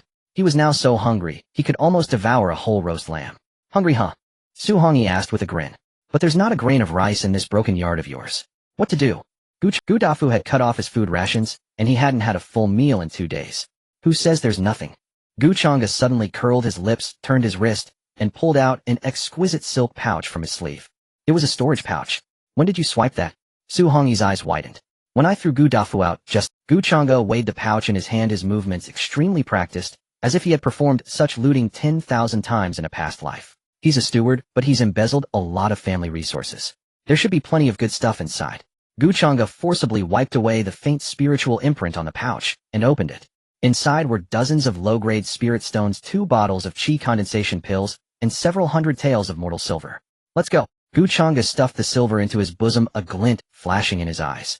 You were right earlier. To build a solid foundation, we need the best medicine and the best resources. Let's head to the town's pharmacy and restaurant, and have a good freeloading meal. Meanwhile, in the depths of the Gu family's main residence in Qingyan town, inside the study of second elder Gu Zhenghai, the atmosphere was so oppressive it could drip water. Bang! Gu Zhenghai slapped the rosewood table into pieces, his face ashen as he stared at the son kneeling on the ground, weeping bitterly. You useless waste. You've utterly disgraced me, Gu Zhenghai. Gu Zhenghai roared. You, a proud son at the 8th layer of Qi refining, ranked among the top 3 in the family, were beaten down in realm by a sickly good for nothing who couldn't cultivate for 16 years. Gu Yan clutched his stomach, his face filled with terror and venom. Father, it really wasn't my fault. That Gu Changge must be possessed. He not only has terrifying strength, but he can absorb people's cultivation. Gu Dafa's cultivation was drained dry and most of my fire's spiritual energy was sucked away. That's definitely a legendary demonic technique. A demonic technique that absorbs cultivation. Gu Zhenghai's brows knitted tightly, his eyes flickering with uncertainty. As a powerful elder of the Gu family, he had long wanted to completely kick Gu Changge, the orphan of the former patriarch, out of the family, so he could smoothly take over the properties left by the main branch. But he had never had a proper excuse since Gu Changge was still nominally the eldest grandson. But if Gu Changge practiced demonic arts? Gu Zhenghai suddenly sneered. Yin, did anyone else hear what you said? Only a few servants and Gu Dafu. They were scared out of their wits and are still lying in the side courtyard. Gu Yin quickly answered. Good. A flash of extremely sinister killing intent passed through Gu Zhenghai's eyes. Originally, I planned to find some excuse to cripple him at the next month's clan competition and chase him out of Qinyan town. Since he's seeking death by dabbling in demonic arts, things become simple. Gu Zhenghai walked to the window, looking toward the side courtyard where Gu Changge lived. Tomorrow, I'll invite the inspector of the Tianjing Alliance from Qinyan town to visit. As long as the Tianjing Alliance judges him to be practicing demonic arts without us lifting a finger, Gu Changge will be dead. Then the entire Gu family will be completely under our father and son's control. In the wind and snow, a deadly trap aimed at Gu Changge was quietly being set. And at this moment, Gu Changge, wrapped in a thin old cotton coat, braved the wind and snow, striding out of the Gu family's main gate, heading toward the busiest street in town. In his sea of consciousness, Su Hongyi was excitedly directing. Turn left. I smell roast duck. Eat meat first. After we're full, well, go to the pharmacy to buy spiritual herbs for a bath. Today, Big Sis will teach you what true dual extremes of ice and fire body forging is. On the streets of Qinyan town, wind and snow howled fiercely. Yet within the fragrant pavilion, the private booth by the window on the 2nd floor was warm and cozy. Gu Changge, clad in his faded old cotton coat, had before him a whole crispy roast duck freshly out of the oven and sizzling with oil, along with several delicate Jiangnan side dishes. Among the diners dressed in silk and satin, he appeared utterly out of place. Waiter, 2 more servings of lotus leaf buns. Gu Changge ordered calmly, his slender fingers deftly slicing off a piece of duck skin with fat, dipping it in sweet bean sauce, wrapping it in a lotus leaf bun, and placing it into his mouth. Crunch. The duck skin was crispy, the fat bursting in his mouth. Within his sea of consciousness, Su Hongyi, who had been idly rolling on her bell, suddenly stiffened and sat upright. Her fox-like eyes widened instantly. So fragrant. Su Hongyi smacked her little lips, as if she had eaten the roast duck herself. This mundane duck, though lacking spiritual energy, has an absolutely divine smoky flavor from the roasting. Gu Changge smiled slightly, and asked in his mind, can you taste it? Of course. Su Hongyi raised her chin proudly. We are now one soul in 2 bodies with our divine senses connected. Everything you see, hear, and taste, if I wish, I can experience it all as if it were my own. Saying this, Su Hongyi suddenly floated before Gu Changge's consciousness, her small face slightly flushed, her gaze a bit evasive. Hey, Gu Changge, what is it? That means if you ever sneak off to kiss another woman. Su Hongyi ground her tiny rice-sized teeth, her voice carrying a dangerous chill. I want you to see it, you'll feel it too. If you dare, I'll set a fire in your sea of consciousness and burn you into... Gu Changge's hand paused mid-reach for a dish. Though he had no memories of his past life and didn't know how ascetic he had once been. But looking at the tiny, fierce figure in his mind, he found he couldn't feel a trace of animosity. Don't worry, Gu Changge replied gently in his mind. I won't kiss anyone else. Only feed you roast duck. Su Hongyi was stunned for a moment, then let out a proud humph and turned her back to him. Yet the slight swaying of her twin tails betrayed her excellent mood. After eating his fill, Gu Changge settled the bill, left a few pieces of silver, and strode out of the fragrant pavilion, heading straight for the town's largest pharmacy, the Hall of 100 Herbs. Inside the Hall of 100 Herbs, the air was thick with the scent of medicinal herbs. The shopkeeper, who had been tallying on his abacus, glanced up, and upon seeing it was the Gu for-nothing eldest son of the Gu family, didn't even lift his eyelids. Oh, if it isn't Master Gu. What brings you here today? Buying life-saving ginseng soup, or some cough remedy roots?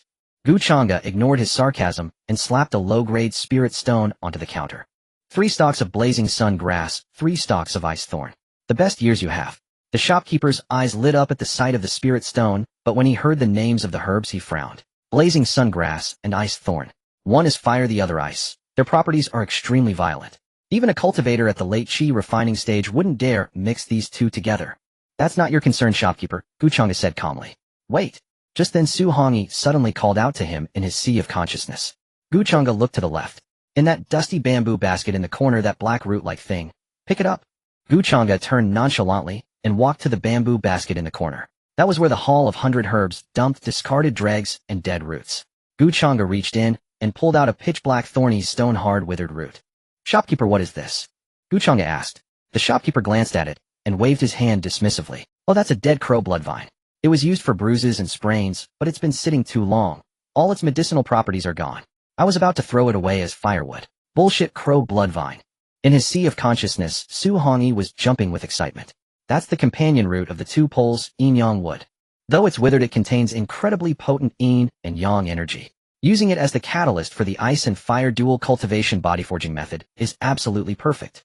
Buy it. These ignorant bumpkins are wasting a treasure. Changge understood. He pushed the black root along with the spirit stone to the shopkeeper. Along with the blazing sungrass and ice thorn, I'll take this dead root too, to prop up a table leg at home. The shopkeeper was happy to make such a costless deal, quickly wrapped the herbs and pocketed the spirit stone. Night fell. In the Gu family's side courtyard inside the woodshed, Changge found a broken old wooden barrel, boiled 2 large pots of water, and poured them in.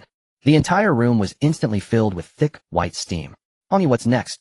Changge looked at the steaming barrel of water. Crush the blazing sungrass and ice thorn, add the yin-yang root, and throw them all in. Su Hongyi's voice turned serious. Changge, I have to warn you beforehand. This is called ice and fire marrow cleansing. Your 5 elements waste spiritual root has left your meridians like stagnant water. To reshape your physical body, you must use the most extreme cold and heat to tear apart your skin, flesh, and bones, then let them grow anew. The pain is 10 times more terrifying than death by 1,000 cuts. If you pass out midway, you'll turn into a pool of rotten flesh. Do you dare to try? Changge. Inside the barrel, as the herbs were added, the originally clear hot water eerily split into 2 halves. On the left, the water boiled into a fiery red, even emitting sparks. On the right, the water turned an icy blue, its surface quickly forming a thin layer of frost. Ice and fire intermingled, yet did not invade each other. What is there to fear? Changge did not hesitate. He stripped off his thin clothes in a few quick motions.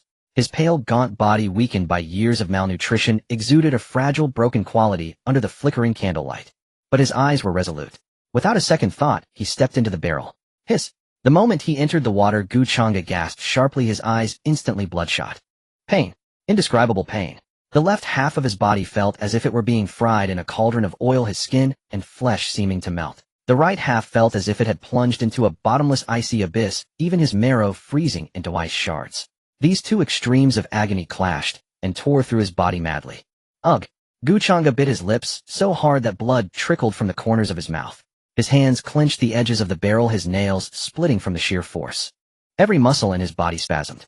On his skin, large patches of foul black mucus began to seep out, the impurities and fetal toxins clogging his meridians. In his sea of consciousness, Su Hongyi watched Changge, whose face was twisted in agony. She did not sit on the bell as before. She expended a shred of her soul origin to manifest an extremely illusory red silhouette in the real world.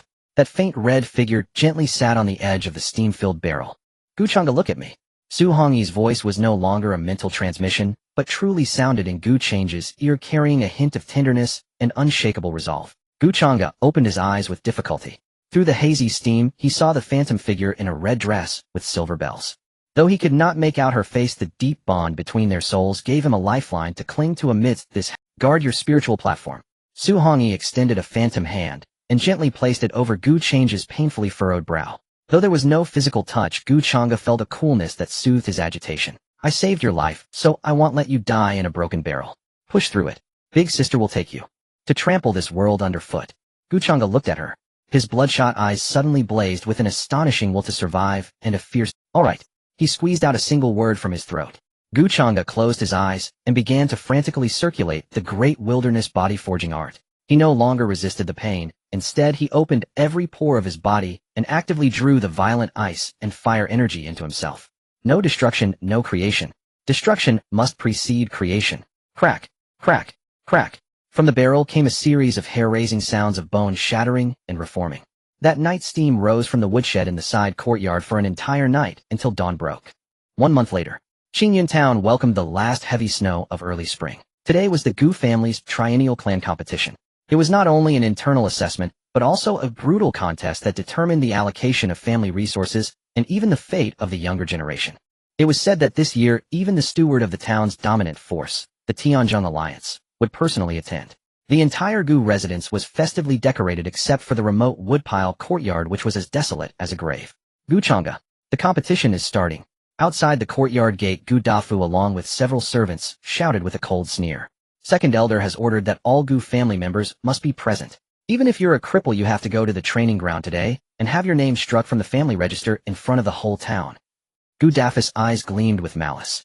He knew Second Elder's plan well. If Gu Changge dared to show up, the Tianjung Alliance would immediately examine him for practicing demonic arts. The only fate awaiting this waste was death.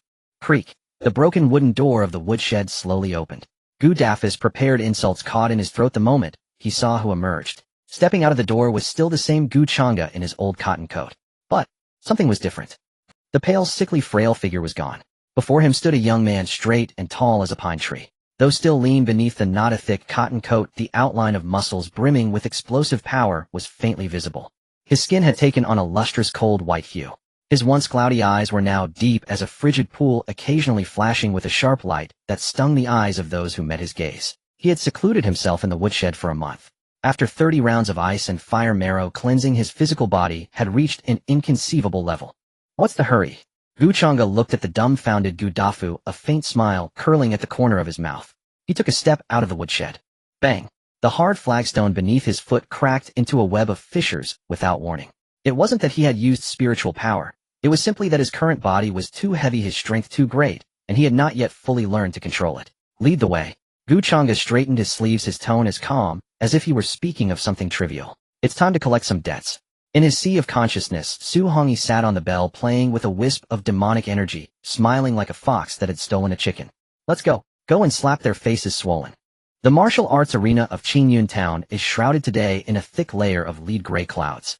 Although the snow has stopped, the chills seeping from the cracks in the ground can freeze a warrior's boots. As one of the 3 prominent families in Qingyun town, the Gu family has a vast martial arts arena. The surrounding stands are filled with a diverse crowd. There are wandering cultivators clutching rusted iron swords, huddling against the cold wind for a meager fee to witness the event, as shopkeepers from various apothecaries and pawnshops in town, their eyes darting, calculating the benefits that the change of power in the Gu family would bring after today's competition. And there are even old servants who have served the Gu family for 3 generations, their murky eyes fixed on the stage, clutching withered flatbreads, numbly watching the so-called geniuses fight to the point of injury. The legitimate grandson of the Gu family's main branch, Gu Changge. Accompanied by the high-pitched yet somewhat mocking announcement of the host, Gu Changge stepped into the arena. He walked slowly. For the first time in 16 years, he walked so steadily on this bluestone path. On the stand to his left sat a one-armed old man who had lost his sight. He was the former instructor of the Gu family, now crippled after an incident while escorting Gu Changge's father. At this moment, the old man's solitary eye seemed to sense something suddenly shaking, causing the wine gourd in his hand to drop to the ground. Such heavy footsteps. The old instructor murmured to himself. On the main seat, the second elder, Gu Zhenghai, clad in a purple gold robe, wore a dignified expression.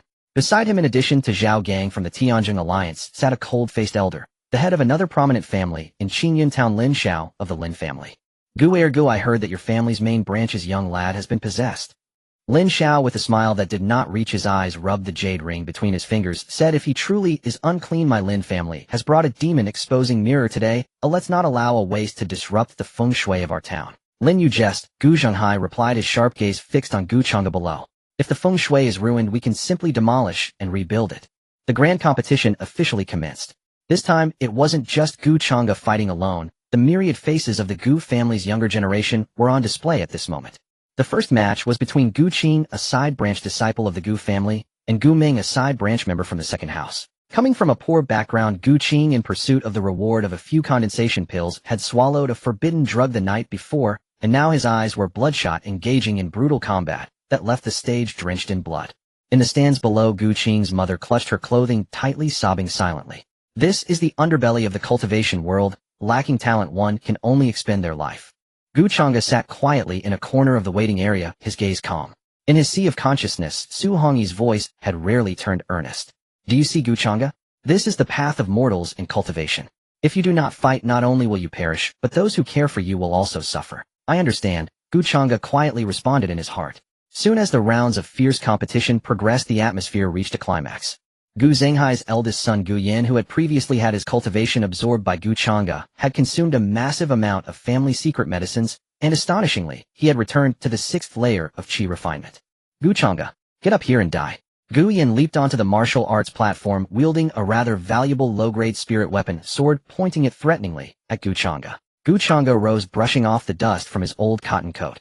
Young Master Changge. Just before he stepped onto the stage, the one-armed old instructor suddenly trembled and grabbed his sleeve. Tears glistened in the old instructor's murky eyes, his voice lowered to a whisper. Do not show your brilliance. Survive. The knife your father left behind, I buried it for you in the old house's dry well. Gu Changge's heart trembled slightly. It turned out that in this cold Gu family, there were still those who remembered his deceased father. He gently patted the old instructor's dry hand, said nothing, and strode onto the stage. Zhao Zhishir, please activate the demon tasting stone. Gu Zhenghai stood up, his voice echoing throughout the arena. Although Zhao Gang felt it was somewhat redundant, he had received many benefits from the Gu family, so he still produced that black copper mirror. A piercing white light directly locked onto Gu Changge. At this moment, thousands of eyes in the arena were focused on the slender youth. There was malice, sympathy, and pure curiosity. 1 second, 10 seconds, 30 seconds. Gu Changge stood quietly in the light. His skin, having undergone 30 rounds of ice and fire body cleansing, revealed a faint ethereal blue divine glow under the light. An extraordinary phenomenon indicating a physical body so pure that it returned to its original state. This purity of blood energy is simply unheard of. Zhao Gang suddenly stood up, exclaiming in astonishment. He is not a demon, he is the purest piece of jade in this mortal realm.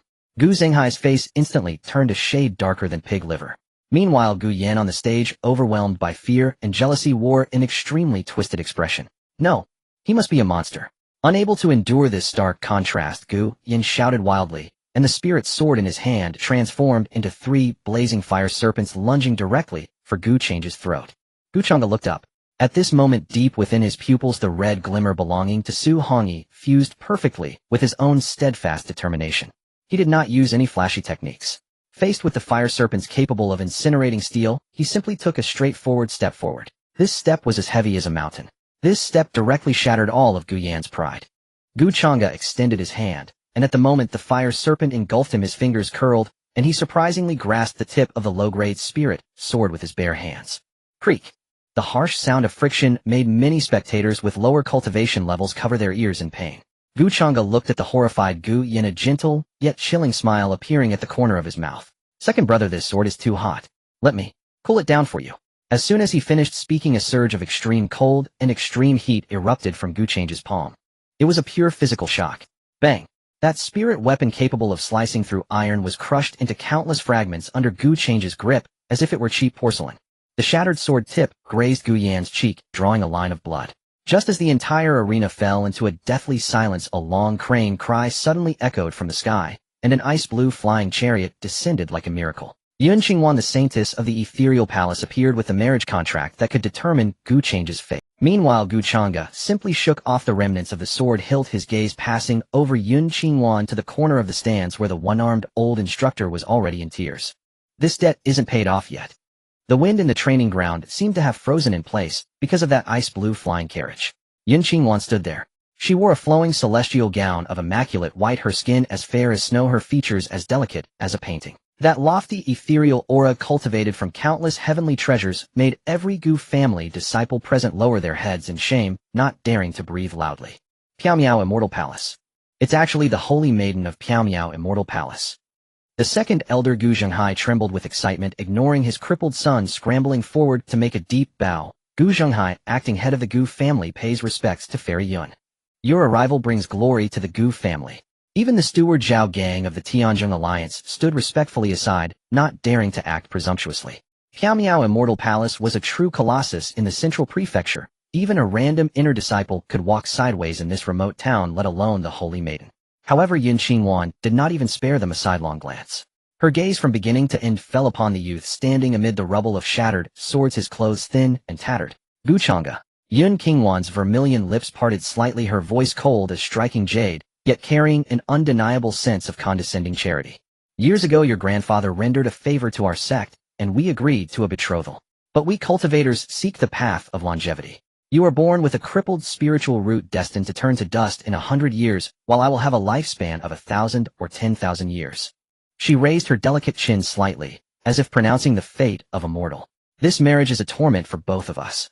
Take back this marriage contract. As compensation. She waved her slender hand, and a jade box emitting a rich fragrance of pills floated steadily toward Changge. Inside is a third-grade longevity pill. It can rid you of all ailments, allow you to die naturally without disease, and enjoy a peaceful old age. Even your Gu family with this pill can secure another century of prosperity in Qingyan town. In Yun Qingwan's view, this was an extremely fair transaction, even one that greatly favored the Gu family. A rapidly dying waste exchange for a third-grade divine pill. He should have accepted it with gratitude, weeping tears of joy, and then humbly kowtowed in thanks for the immortal's grace. But no, Changge did not even look at the jade box. He did not even glance at the marriage contract on the ground. He lifted his head, and with those deep dark eyes calmly gazed at Yun Qingwan. There was no inferiority, no anger, no humiliation of being jilted. Only a kind of indifference, as if looking at a stranger. Just then, "You little beast. You destroyed my son's foundation. He'll kill you." A furious roar suddenly erupted. Second elder Gu Zhenghai, seeing his son Gu Yan lying in the pit, life unknown, and Changge still hesitating to accept the fairy's gift, he coveted the longevity pill finally, could no longer suppress his murderous intent. His half-step foundation establishment cultivation erupted fully, his withered, eagle-claw-like hand wrapped in venomous cyan chi striking straight at Changge's back. "Young master." The old instructor howled from the stands. Zhao Gang watched coldly. Yun Qingwan also frowned slightly, but did not intervene. She too wanted to see whether this youth who had just crushed a low-grade spirit sword was bluffing or truly had a hidden card. Changge did not turn around. The great wilderness body-forging art within him circulated wildly, and his flesh, which had undergone 30 cycles of ice and fire marrow cleansing, now erupted with a roar like an ancient primordial beast. Bang! Gu Zhenghai's palm, powerful enough to shatter a 1,000-pound boulder, landed solidly on Changge's back. No blood spattered, no bones broke. Changge's body only slid forward half an inch. His thin inner garment was shattered by the chi, revealing his pale, but sharply defined back muscles bulging in that instant like a drawn strongbow. How is this possible? Gu Zhenghai's eyes bulged in disbelief. He felt as if he had struck a piece of tinta sandier mystic iron, and the recoil instantly numbed his entire right arm. Old fool. Changge slowly turned his head, a flash of savage wildness in his dark eyes. He grabbed back, firmly locking onto Gu Zhenghai's wrist, his 5 fingers sinking into the other's flesh like steel nails. Crack. Ah! Gu Zhenghai let out a miserable scream, his wrist shattered. Changge flung him violently like discarding a dead dog, slamming the half-step foundation establishment elder down beside Gu Yan. Father and son lay neatly in the same pit. The entire venue fell into dead silence. If earlier slapping away Gu Yan had been luck, then enduring the elder's strike and countering was the mark of a true monster. Yun Qingwan stood by the flying carriage, and for the first time a ripple of extreme astonishment flashed in her originally calm eyes. She looked at Changge's chest and arms exposed by the shredded clothes. It was not the soft skin of a cultivator nurtured by spiritual energy, but a body of power, sweat, and heat intertwined. A man's body. He panted slightly, his black hair dancing wildly in the cold wind like a lone wolf that had just torn apart its prey. Yun Qingwan's heart skipped a beat abruptly and unexpectedly. She had seen countless righteous prodigies, gentle and refined in flowing white robes. But she had never seen a man like Changge bearing a primitive, brutal, and aggressively wild beauty. This was a lethal contrast. Just as Yun Qingwan's gaze involuntarily lingered on Changge, good. In the sea of consciousness, a nearly gnashing shout exploded. Su Hongyi had gone completely mad. Look at her. Look at that lecherous look in her eyes. Is she looking at your body? The little red-clad figure, originally only palm-sized, now had demonic chi swirling around her, forcibly manifesting a normal-sized, graceful phantom in the depths of Changge's soul. You are mine. Who allowed her to look? Changge's body suddenly stiffened. Because he felt deep in his consciousness a pair of cold, soft, yet fiercely possessive arms tightly wrapped around. This was no illusion. The tyranny of one body with 2 souls lay in that Su Hongyi could directly touch his soul, and that touch would be fully reflected in his physical senses. Since she likes looking so much. Su Hongyi's phantom pressed against Changge's back, her face enchanting enough to captivate all, leaned close to his ear, her warm breath directly spraying onto his nerve endings. Then big sister will let her look her fill. Hongyi, don't act up, so many people are here. Changge groaned inwardly, trying to suppress the agitation deep in his soul. I want to act up. Su Hongyi's fox eyes were full of crazy jealousy and Yandra love. Her hands roamed restlessly over Changge's soul. She was using the top-tier, spiritual dual cultivation secret art of the joyful Xuantian Sect. It did not touch the body but struck the soul directly. That electric numbing sensation, like a tsunami, instantly flooded Changge's reason.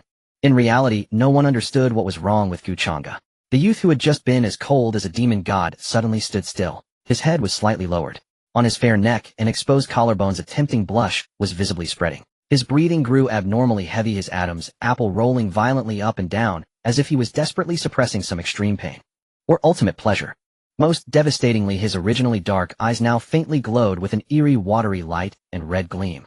Yun Qingwan was stunned. She looked at Changge at this moment at his reddened eyes and restrained expression, and an indescribable strange feeling instantly struck the heart of this aloof fairy. What was wrong with him? Could it be that because of the broken engagement, he had forcibly activated a secret art damaging his origin and was now struggling to endure the pain? He was so proud, yet he was forcing himself not to collapse in front of her. Yun Qingwan's mind uncontrollably conjured a grand drama, and in her originally cold eyes a trace of pity unexpectedly emerged. Changge. Yun Qingwan stepped forward, her voice unconsciously softening. Don't force yourself. If you damage your foundation, get lost. One word squeezed out from between Changge's teeth with a hoarse extreme breath. Yun Qingwan's footsteps were nailed to the ground, and her expression instantly froze. Changge bit his tongue hard, using pain to gain the last shred of reason, forcibly suppressing the evil fire that was about to burn him from within. In the sea of consciousness, Su Hongyi was triumphantly biting his soul's earlobe, giggling. Well said, cursor, more fiercely, I'll reward you tonight. Changge took a deep breath, lifting his eyes that were bloodshot. He bent down, and with that long, elegant hand that had just shattered the elder's wrist, picked up the gold-embossed marriage contract from the ground. Under Yun Qingwan's stunned gaze. Rip! Changge pulled with both hands. That marriage contract, representing what countless people dreamed of, the immortal palace's betrothal, was torn in half before the entire town. Then into 4, then 8 pieces. Like snowflakes, the shredded paper was casually scattered in the wind, drifting down onto Yun Qingwan's expensive flowing celestial gown. Take your medicine and keep your charity. Changge looked at Yun Qingwan's alternating red and white pretty face, a wild and unrestrained sneer curling at the corner of his mouth. Even if I, Changge, am a waste, I don't need to live on a woman's pity. Immortals and mortals are different. Remember what you said today. I only hope that when the immortal palace falls to the mortal world one day, Fairy Yun can still smile so arrogantly. With that, Changge did not look at her again.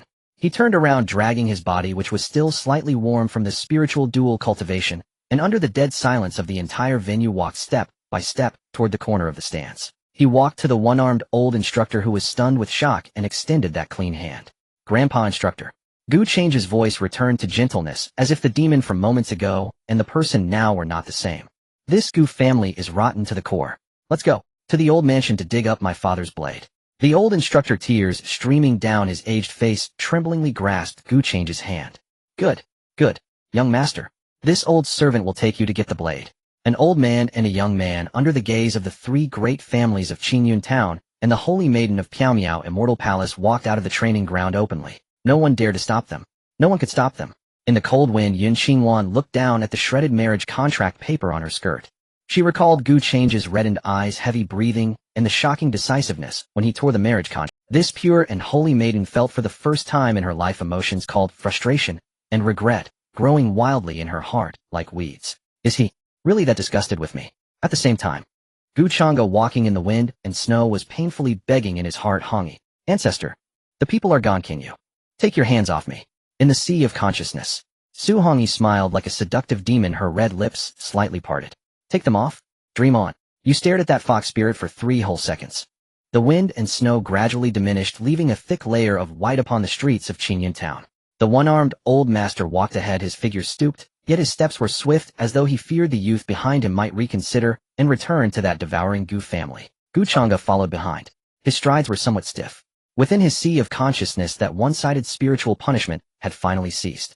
The soft arms that had tightly entwined his soul did not leave. Instead, they transformed from their earlier aggressive plunder into an exceedingly quiet embrace from behind, even tinged with a hint of attachment. Changge. Su Hongyi's phantom lay on his spiritual back, her chin resting on his shoulder. Her voice had lost its earlier jealous frenzy, becoming soft and sweet, laced with a trace of grievance she herself hadn't noticed. Your soul is so weak now. I only used a little strength and you're already panting like this. In reality, Changge let out a long breath of warm air that formed a mist. He raised a hand, using his thumb to wipe the thin layer of sweat from his temple, the unnatural flush on his pale cheeks slowly fading in the cold wind. Honey. Changge called her softly in his heart, his voice still somewhat hoarse, yet carrying a pure earnestness. What? Su Hongyi snorted. When I looked at her earlier, it wasn't because she was beautiful. Gu Changge explained slowly in his mind, treading on the creaking snow like a child afraid of being misunderstood by an elder. I was examining the material of that marriage contract and the array patterns on her flying carriage. I thought that later when I grow stronger I could get you an even more beautiful carriage and take you out of this dark sea of consciousness. In the sea of consciousness, Su Hongyi was stunned. She had been planning how to continue chiding this blockhead, but this sudden straightforward confession caught her completely off guard. In this treacherous world of cultivation, when a man looked at a woman, how could there not be a hint of lust? Even the former gentle and jade-like senior brother Gu Changge, when facing her, would have an unfathomable depth in his eyes. But this amnesiac Gu Changge was like a blank sheet of paper. As he gazed at the lofty celestial maiden, his thoughts were only about how to get a carriage for this little ancestor in his sea of consciousness who wanted to keep him. You. Su Hongyi's eyes reddened without warning. She buried her face deep into the nape of Gu Changge's spiritual neck and bit him lightly with her ethereal teeth. Idiot. You're the world's #1 idiot. I'm glad you're not angry anymore. Gu Changge's lips curled slightly, a gentle smile flashing in his dark eyes. In truth, he didn't know why he cared so much about the feelings of this little figure in his mind. He had no memories, but he could feel that whenever Su Hongyi was angry, sad, or close to him, a strange warmth would surge through his body, numbed by the pain of the ice-fire marrow cleansing. It was as if deep within his soul her name had long been engraved, an instinct that transcended life and death. Embracing quietly in the sea of consciousness, they unconsciously arrived at a desolate, deep alley. Young master, we're here. The old master stopped and pushed open a dilapidated wooden door covered in moss and frost. This was the ancestral home of the Gu family's main branch. Since Gu Changge's father fell in battle and the main branch declined, the family had completely abandoned this place. The courtyard was overgrown with weeds and snow piled up to the knees. The old master walked to a dry well in the center of the courtyard and used his only remaining left hand to clear away the snow and rubble. Young master, before the master met his end, he sensed something amiss within the family and had me bury this beneath here that very night. The old master's eyes were red. Now that you've grown up, this belongs to you. Gu Changge stepped forward, looking at the ground frozen as hard as iron. Grandmaster stepped back. He took a deep breath, needing no shovel or tool. His body, tempered and reshaped 30 times, now revealed its terrifying potential. Gu Changge formed a palm with one hand and plunged it directly into the frozen earth. Thud! The hard frozen soil was like fragile tofu before his fair fingers. He heaved outward. Boom! A large chunk of icy soil was flung away. Gu Changge fumbled at the bottom of the well for a moment and pulled out a long iron box tightly wrapped in several layers of oil-soaked waterproof cloth. The iron box was extremely heavy. The old master had needed both hands just to lift it back then. But Gu Changge carried it with one hand, gave it a slight shake, and the outer oilcloth shattered instantly. With a dull clang, the iron box opened. Inside was no radiant magical artifact or peerless divine sword. Lying quietly within was a nameless heavy blade, pitch black, devoid of any ornamentation, its blade even appearing somewhat thick and blunt. The blade was 3 feet 3 inches long, as wide as a palm, with blackened cloth strips wrapped around the hilt. A thick ancient aura tinged with the scent of rust rushed forth. Oh! In the sea of consciousness, Su Hongyi let out an exclamation of surprise upon seeing the blade. She floated down from Gu Changge's spiritual form, and through his eyes scrutinized the heavy blade carefully. An intense sense of déjà vu washed over her. She recalled her past life on that rainy night at the depths of the sea, when Gu Changge carried her ice coffin on his shoulder and wielded a broken iron pillar weighing 30,000 jin, smashing through the siege of the Righteous Alliance like an invincible demon god. A light, agile sword couldn't protect anyone. Only a heavy weapon could overcome all with sheer force. Good blade, Su Hongyi couldn't help but praise. The material is just common iron, but it's mixed with deep-sea meteor sand, making it astonishingly heavy. Gu Changge tried lifting it. Gu Changge nodded, reaching out his right hand to grasp the hilt. It was extremely heavy. This blade weighed at least 300 jin. For an ordinary person without spiritual energy wielding it, let alone lifting it, would be a struggle. But a sharp light burst from Gu Changge's eyes. He suddenly tightened his fingers, and the muscle lines hidden beneath his cold, pale skin on his arm instantly bulged like a dormant dragon. Up! Hum! He pulled the heavy blade from the iron box with one hand, and as the blade cut through the air, it emitted a muffled sonic boom. There was no flashy sword aura, just extreme weight. Extreme stability. This blade in his hand felt like a long-lost half of his body, perfectly fitting, connected by blood. Excellent. The old master, watching Gu Changge's imposing figure holding the blade with one hand as steady as a mountain, seemed to see the long-gone master of the Gu family, and tears of joy streamed down his aged face. Young master. If the master knows in the underworld, he will be gratified. Gu Changge lowered the blade's tip. It touched the stone slab, directly cracking it. He walked to the courtyard steps and sat down, pulling out half a handkerchief and used from the day at Piaosheng Tower. With cold snow water, he patiently wiped the rust from the blade bit by bit. Seeing this, the old master quietly retreated from the courtyard to clean the dilapidated rooms in the front yard, leaving this quiet space for the youth who had just experienced a broken engagement and a life-and-death struggle. Only the sound of wind and snow remained in the courtyard. In the sea of consciousness, Xuantian expended a bit of soul power to condense a red phantom only palm-sized in reality. She lightly landed on the broad back of the heavy blade, sitting cross-legged with her hands cupping her cheeks, watching Qianxue's lowered brows and eyes. Changge, she called softly. Changge continued, wiping the blade. His movements unhurried, his gaze tender. Earlier, at the training ground, when you tore up the marriage contract, you were really fierce. Xuantian's phantom stretched out a small foot and kicked Qianxue's fingers that were wiping the blade. But I like it. Changge paused. He looked at the petite woman on the blade's back, her red dress fluttering. The 16-year-old youth at this moment set aside all family grudges and survival pressures, asking a question that had long been buried deep in his heart. Honey, who are you really? His voice was very soft, afraid to disturb the wind and snow and afraid to dispel her phantom. Why are you so good to me? I don't remember owing you money, nor do I remember owing you a path. But why? Are you even willing to lend me your life? The little red figure on the heavy blade quieted down. Xuantian looked at him. She looked at this face, clean and untainted, not corroded by demonic energy or scarred by betrayal. Her eyes churned with the seas of blood and mountains of corpses from hundreds of days and nights in her past life, but it all transformed into a light smile that could captivate all beings. Because in your past life, you were a big fool. Xuantian stood up and tiptoed on the blade. She leaned close to Qianxue's nose. In your past life, you used the most precious bones in this world to buy a cold bench. And then you used the heaviest coffin in this world to build me a home. Changge didn't understand.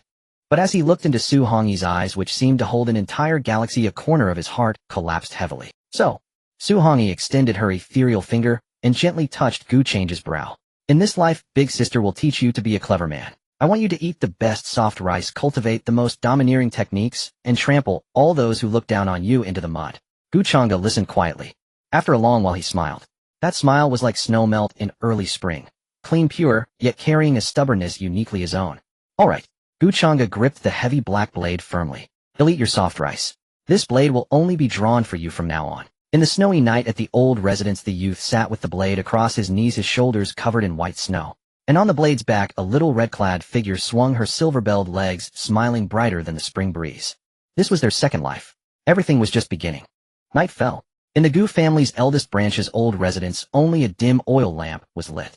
The wind and snow outside the window had ceased, leaving the world in utter silence. Linbo, the one-armed old drill master, carried a bowl of steaming coarse rice porridge and a plate of thinly sliced soy sauce beef, setting them awkwardly on the chipped wooden table. Young master, the old house has been abandoned for too long, and the stove is broken. This old servant ran to the cooked food shop at the street corner and only managed to buy these. Please make do with them to stave off your hunger. Linbo's face was full of guilt, knowing that Changge had expended great effort in today's competition and that this meager fare was far from sufficient. Changge leaned the 300 black blade against the table leg. With a crack, the blue brick floor beneath cracked under the pressure of the knife's handle. He downed the bowl of porridge in a few gulps and devoured the beef in one go. This paltry amount fell into his stomach like a cup of water poured into a parched desert, not only failing to quench his thirst, but stirring up a ravenous hunger lurking deep within his flesh and blood. After 30 cycles of ice and fire marrow cleansing, his physical body had become a blazing furnace. Without spiritual energy to sustain him, his craving for food, essentially blood and qi, rivaled that of a beast starved for 10 days. Thank you, Linbo. I'm not hungry, Changge said, setting down his bowl and suppressing the cramps in his stomach with a gentle smile. It's cold, you should rest early. I'll watch over the courtyard. Linbo looked at Qianxue's thin yet imposing seated posture, wiped his eyes, and sighed as he retreated. Once the old man's footsteps faded entirely into the back courtyard, Qianxue's composure instantly crumbled. He clutched his stomach, letting out a bitterly helpless laugh. Honey, I feel like I could eat a whole ox right now. In his sea of consciousness, the little red bell flickered faintly. Xuantian expended a sliver of soul power, manifesting a palm-sized phantom in the dim room. It drifted lightly onto the hilt of the heavy black blade. Serves you right. Xuantian sat cross-legged, resting her chin on her hands, her fox-like eyes glinting with mischief in the lamplight. Who told you to show off so hard in the training ground today? Shattering a spirit sword with bare hands, slapping a chi-refining cultivator flying. Do you realize that slap drained every bit of blood and chi you'd painstakingly accumulated? At the time, I did it to vent for you, Changge muttered softly, his gaze unwavering. Xuantian was momentarily taken aback. The barrage of mockery she had prepared got stuck in her throat. This kid, after losing his memory, had become an unrivaled master of striking straight to the heart. And with that cold ascetic face delivering such words in the most serious tone possible, the impact was doubled. Ahem. You're thoughtful. Su Hongyi turned her face away, fanning her slightly flushed cheeks with her tiny hand. But an empty stomach won't do. This body of yours is now on the path of physical ascension.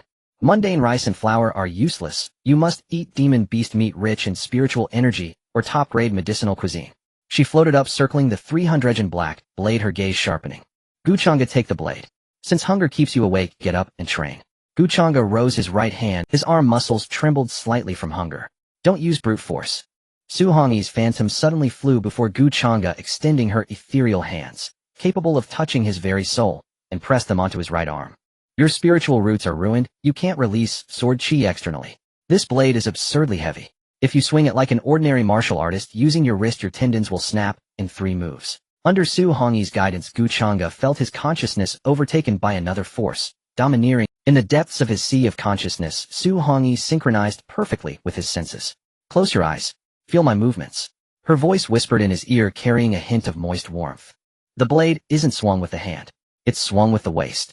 Su Hongyi's hands encircled Changge's waist in a phantom embrace. Even with just a soul's touch, Changge felt a tingling shiver at his lower back, a surge of heat rushing from his tailbone to his crown.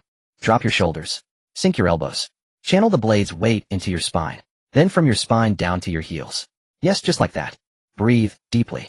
Under Su Hongyi's near-Hansen micromanipulation, Changge's posture underwent a wondrous transformation. He held the 300 black blade with one hand, yet it no longer trembled. He became like a fully drawn strong bow, and the heavy black blade was the weighty arrow nocked on the string. This saber technique your sister teaches has no name. It was originally the great wilderness halberd art that Changge had realized in his past life, but Su Hongyi was too lazy to think of a name now and simply claimed it. It has only 3 moves. The core essence is 3 words: unreasonable. No matter how dazzling the sword, chi, no matter how profound the myriad arts, if he dares to come, smash his head with one strike. First form, watch closely. Su Hongyi exerted force in the sea of consciousness. Changge's eyes snapped open. His heterochromatic pupils, left black, right red, flashed a piercing bolt of lightning in the dark room. Rise! Changge let out a low shout, his waist muscles twisting violently. His spine arched like a great dragon, turning over, unleashing a series of explosive cracks. The 300 black blade felt as light as nothing in his hand, yet carried a terrifying potential energy capable of tearing everything apart. He swung it from below in an utterly brutal upward arc. Boom. The air was instantly compressed and sliced open. A visible white shockwave surged wildly along the blade's edge. Crack. The old residence's already rickety solid wood door, along with the threshold and half the wall, were shredded like paper by the blade's shockwave. The wind and snow outside howled in. Changge held his striking posture, his chest heaving violently, steam rising from his entire body. Sweat dripped from his chiseled jawline, splattering on the blue bricks. Changge stared at the wreckage before him, his eyes filled with shock. Without using a shred of spiritual energy, it was pure physical force technique alone that had unleashed destructive power, far surpassing chi refining level sword chi. This is called mountain cleaving. Su Hongyi's phantom sat on his shoulder, panting. Guiding that strike had consumed much of her soul power, leaving her form so translucent it seemed ready to scatter in the wind. Well, isn't the soft rice your sister feeds you pretty solid? She raised an eyebrow triumphantly. Changge did not smile. He keenly noticed the change in Su Hongyi's form. Her once vibrant red dress now seemed as fragile as a phantom in the night breeze. Hongyi, your soul. Changge's brow furrowed deeply, a flicker of uncontrollable panic in his eyes. Why have you become so transparent? TCH, don't make a fuss. I'm a remnant soul. I just used a bit of divine sense to help you with the micromaneuvers. A good sleep will fix it. Su Hongyi waved her hand dismissively and yawned. I'm sleepy. I'm going back into the bell to rest. With that, she transformed into a streak of red light and dove back into the silver bell in his sea of consciousness. The bell fell silent, emitting no further sound. Changge stood before the broken door, letting the wind and snow lash against his bare chest. His fingers tightened around the blade. He knew she was lying. The consumption of soul power could never be replenished by mere sleep. Without timely nourishment from spirit-nurturing treasures, she would one day vanish entirely. You need spiritual energy. She needs soul-nourishing grass. Changge stared into the pitch-black night sky, murmuring to himself. At the root of it all, it came down to one word: poor. The meager contents of Dafa's storage pouch weren't even enough to buy the lowest-grade, soul-calming grass. Changge sheathed the black blade back into the iron case, wrapped it in old cloth, and strapped it to his back. He turned back inside and retrieved a faded black cloak with a hood, found by Lin Bo, from under the bed, draping it over his shoulders. He walked into the courtyard and glanced at the sky. It was midnight, the time when the ghost market, a gathering of all sorts of unsavory characters outside Xuantian town, opened for business. Drillmaster, I'm going out. They'll be back before dawn. Changge softly left a message outside the old man's window. Then he pulled up his hood covering most of his face.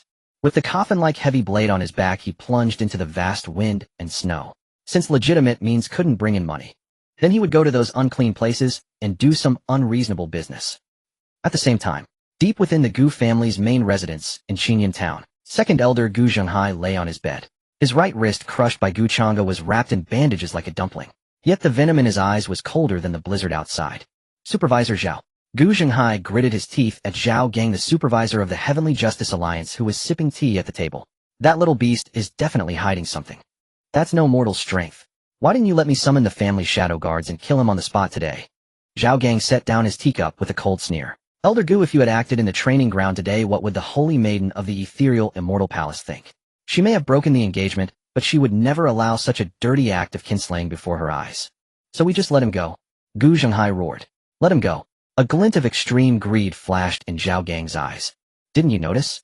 When the demon-tasting stone shone on him, his blood and qi were as pure as a human-shaped divine medicine. How could a crippled spiritual root cultivate such a perfect leak-proof body?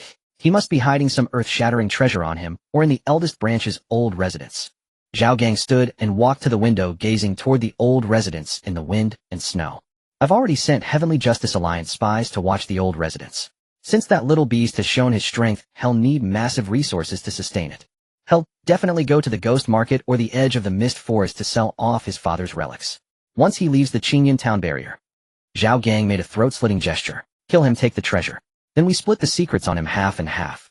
How about it? Gu Zhenghai's venomous expression gradually twisted into a maniacal grin. Good. A fine plan of killing and plundering. I agree, Supervisor Xiao. A deadly net for Changge had been silently cast in this silent snowy night.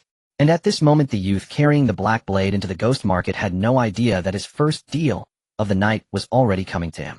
30 miles west of Xuantian town, a deep valley perpetually shrouded in gray miasma lay hidden.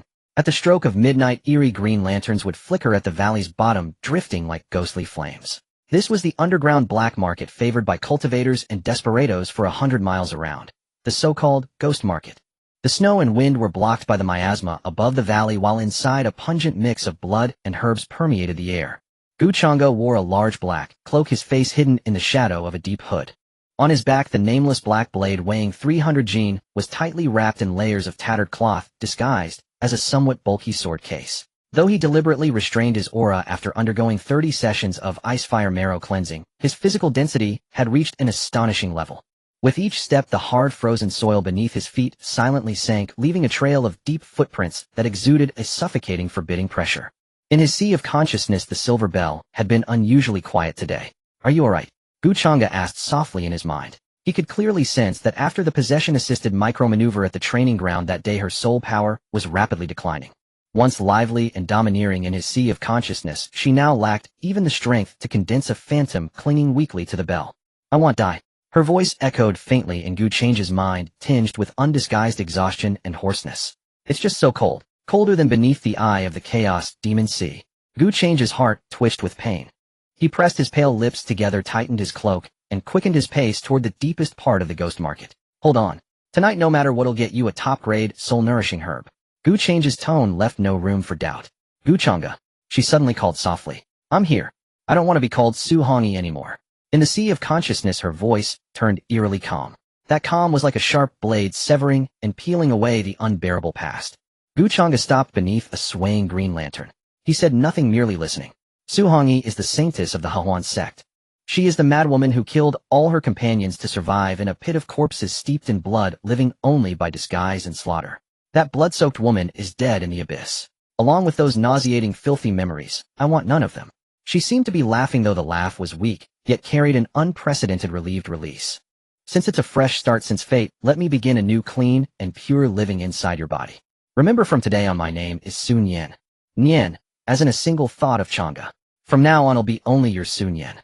Changge stood still like a silent statue. Under the hood, his deep, dark eyes flickered with an indescribable tenderness. He had no memories of the past, no knowledge of the darkest moments she had endured or the grievances she suffered in that arena of slaughter. But he could sense the weight of this name, the longing to wash away all stains and live again with purity. I remember, Changge answered solemnly in his heart. Sun Yan, I'm a good boy. Go get me something to eat, girl.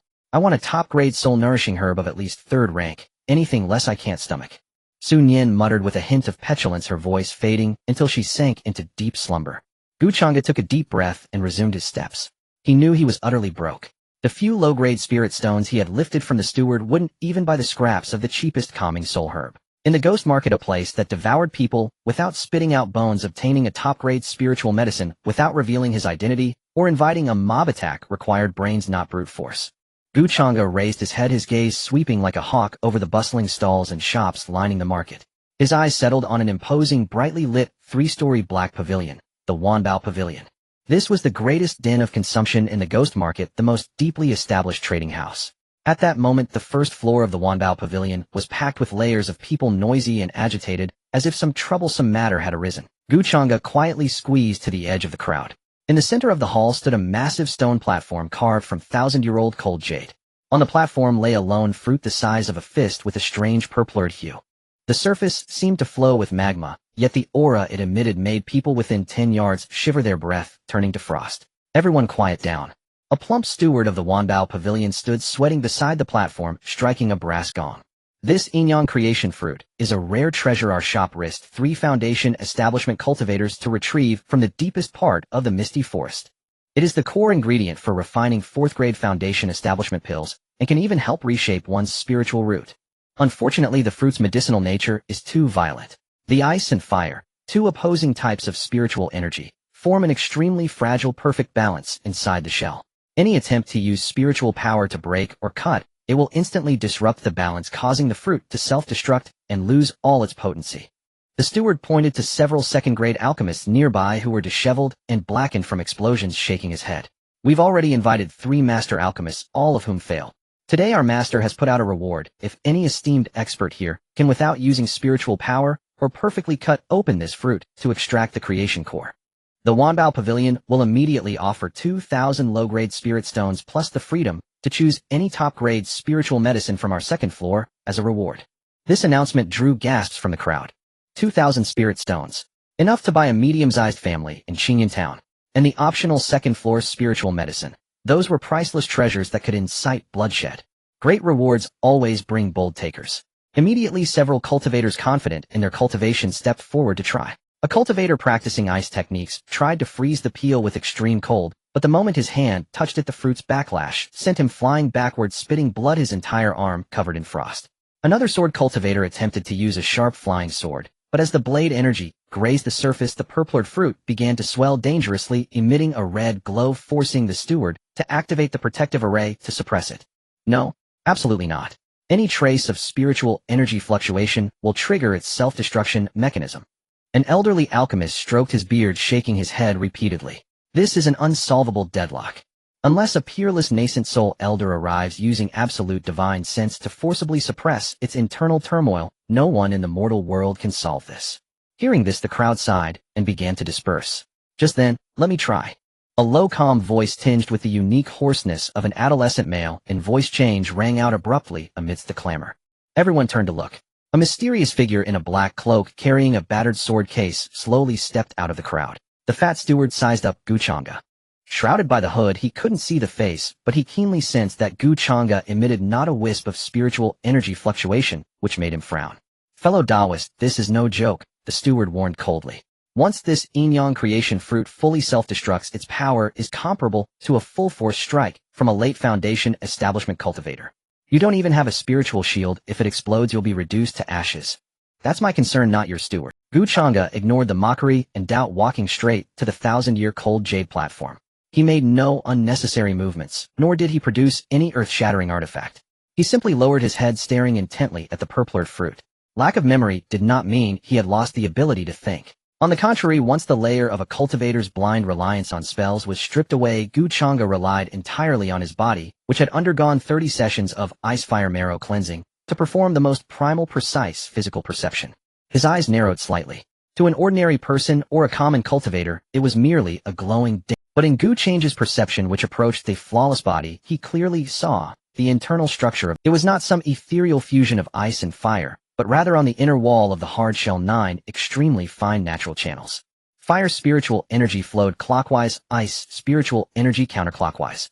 They converged at the top and bottom of the fruit, forming a perfect physical closed loop. If any channel were severed with spiritual power, the loop would collapse, triggering an explosion.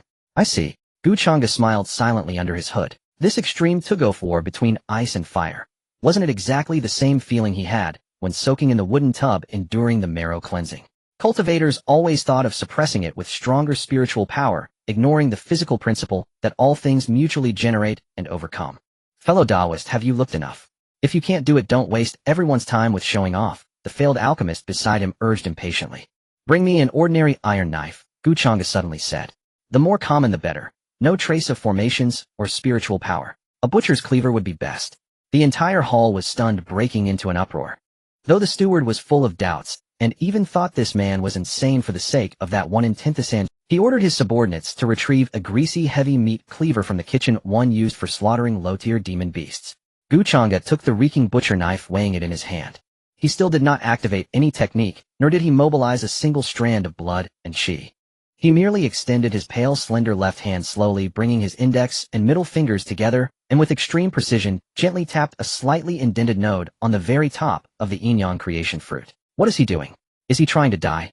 Fall back, someone shouted in terror. The moment his left finger pressed down, Gu Changge's right hand moved. There was no flash of spiritual light, no eruption of earth-shattering momentum.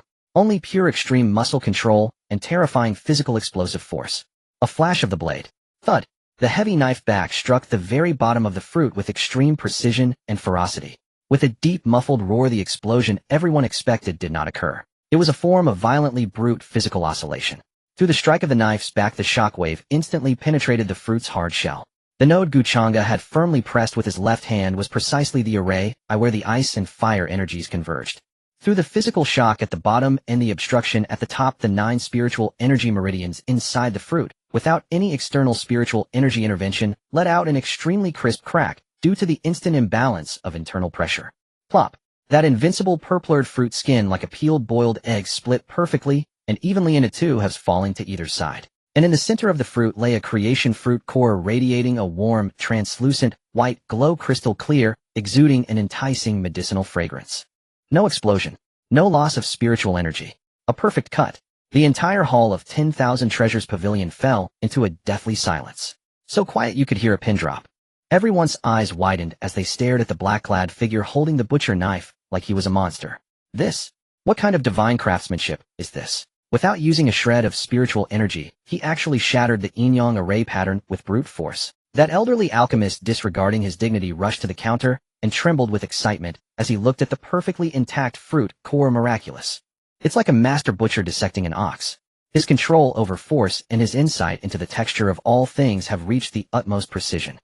The fat steward gasped in awe, his gaze toward Gu Changge instantly filled with profound reverence. In this world, one who can suppress spiritual energy with spiritual energy is called a master, but one who can unravel the array of a heavenly spiritual fruit, relying solely on naked eye observation and mortal striking techniques, that is a true grandmaster.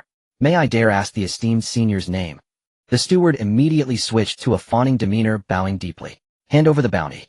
Gu Changge casually tossed aside the blunted butcher knife, his voice still hoarse and calm, without a ripple of emotion. 2,000 spirit stones. Also, I want to pick a medicinal herb from your second floor. Yes. Senior, please come in. This junior will personally guide you. The steward was as respectful as a grandson. Half an hour later, Gu Changge walked out of the 10,000 Treasures Pavilion. In his storage pouch, there were not only 2,000 heavy low-grade spirit stones, but also a top-grade spiritual herb carefully packed in an extreme cold jade box, a 300-year-old 9 nether soul-nourishing grass. That item was a treasure of the pavilion on the second floor. Although the steward's heart bled with pain, he gritted his teeth and offered it with both hands to befriend this unfathomable senior.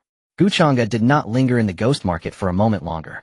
His keen intuition told him that over a dozen gazes filled with murderous intent and greed had already locked onto him from the shadows. Wealth stirs the heart, and now in others' eyes he was a fat sheep carrying a fortune, yet devoid of any aura of cultivation. He took advantage of the miasma and blizzard to stride out of the ghost market's bounds. But he did not immediately return to Qingyan town. Instead, he deliberately deviated from the path and plunged into the desolate snowy forest beyond the ghost market. As expected, he had barely walked 3 li into the snow forest when the rustling of robes cutting through the wind came from behind. For cultivators in night clothes and masks formed a semicircle blocking Changge in a clearing. From the spiritual pressure they emitted, they were all experts at the foundation establishment stage. Kid, hand over those 2,000 spirit stones and the 9 nether soul-nourishing grass obediently. If your grandpas are in a good mood, we might leave you a whole corpse. The leader, holding a curved blade dripping with blood, let out a cruel sneer. Changge stopped. The snow around him had already buried his knees. He did not panic, nor did he even speak. He merely raised his right hand slowly and grasped the sword case wrapped in rags on his back. You still want to resist? A waste without even a trace of spiritual energy. Killing you would dirty my blade. Another cultivator snorted disdainfully, formed hand seals, and a sharp wind blade materialized, instantly slashing toward Change's neck. Just as the wind blade was about to touch Changge, the muscles in his right arm suddenly tensed, and the veins hidden beneath his sleeve bulged like writhing dragons. Rip! The rags wrapping the black blade burst apart, flying everywhere. The nameless black blade, weighing 300 jin and exuding a thick murderous aura, finally revealed its true form in the cold night. No spiritual energy fluctuation, no sword aura. Changge merely followed the striking technique Xuantian had taught him. His waist twisted violently, his spine let out a series of terrifying cracks, and with one hand gripping the 300 heavy blade, he brought it down with extreme brutality against the incoming wind blade. Boom! The air was sliced open and compressed by the terrifying physical weight of that blade, forming a visible white shockwave. That wind blade, released by a foundation establishment cultivator the moment it touched the blade's back, crashed into an indestructible iron wall and dissipated completely. And that terrifying shockwave, undiminished in momentum, slammed with overwhelming force into the chest. Left crack. That cultivator didn't even have time to scream. His sternum shattered and caved in instantly. He flew backward like a broken kite for over a dozen zhang, slammed into and broke 3 thick trees, and when he landed, he was a pile of flesh, dead beyond death. The remaining 3 men in black were terrified out of their wits, their eyes nearly popping out. This? What kind of monster is this? Everyone attacked together. Use flying swords from a distance. Don't get close. The leader finally realized they had hit a wall of iron and roared madly as he summoned his flying sword. But Changge gave them no chance. His body, tempered by ice and fire, possessed fearsome explosive power. He stomped his legs, and the snow and frozen ground beneath him exploded into a large crater. His entire body shot forward like a black bolt of lightning. The 300 heavy blade turned into a black storm in his hands. This was the unreasonable blade technique Xuantian had taught him. No matter your Tao of naturalness, no matter your flying swords soaring in the sky, if this blade so much as grazes you, its terrifying weight and shockwave will instantly shatter the fragile internal organs of a cultivator. In less than 10 breaths, the snow forest returned to dead silence. The ground was littered with blood and shattered weapon fragments. 4 foundation establishment cultivators, annihilated completely. Changge stood in the center of the snow, the black blade in his hand, stained with no blood. His breathing hadn't even become disordered. He casually tore a piece of cloth from one of the men in black, re-wrapped the blade, and slung it on his back. After expertly picking up the storage pouches from the 4 bodies, he turned and set out on the return journey. When he reached the main house of the Long family in Qingyun town, the sky was nearly dawn. Changge pushed open the door, immediately sat cross-legged on the bed, and carefully took out the 9 nether soul-nourishing grass that emitted a faint blue glow. Xuantian. He called this new name softly in his heart, his tone carrying a tenderness he himself had not noted. In his sea of consciousness, the silver bell trembled faintly, as if responding. Open your mouth. Changge did not hesitate. He directly stuffed the priceless top-grade, soul-nourishing herb into his mouth and chewed it forcefully. An extremely cold yet pure and vast soul force surged from his mouth, turning into a torrent that rushed deep into his sea of consciousness. From the depths of the sea of consciousness came a highly satisfied, seductive hum. That pure medicinal power instantly enveloped the silver bell. Visibly, the soul that had been on the verge of fading away like a parched desert receiving sweet rain greedily absorbed this power. Her body began to solidify again. That jet black hair cascading like a waterfall, that fiery red dress, and those fox-like eyes that seemed to captivate the soul, all reappeared clearly in Change's perception. Xuantian stretched languidly, her soul body unfolding an extremely graceful, alluring curve in the sea of consciousness. So this blockhead does have a heart, not exchanging it for meat to eat. She floated in front of Change's divine sense, looking down at him.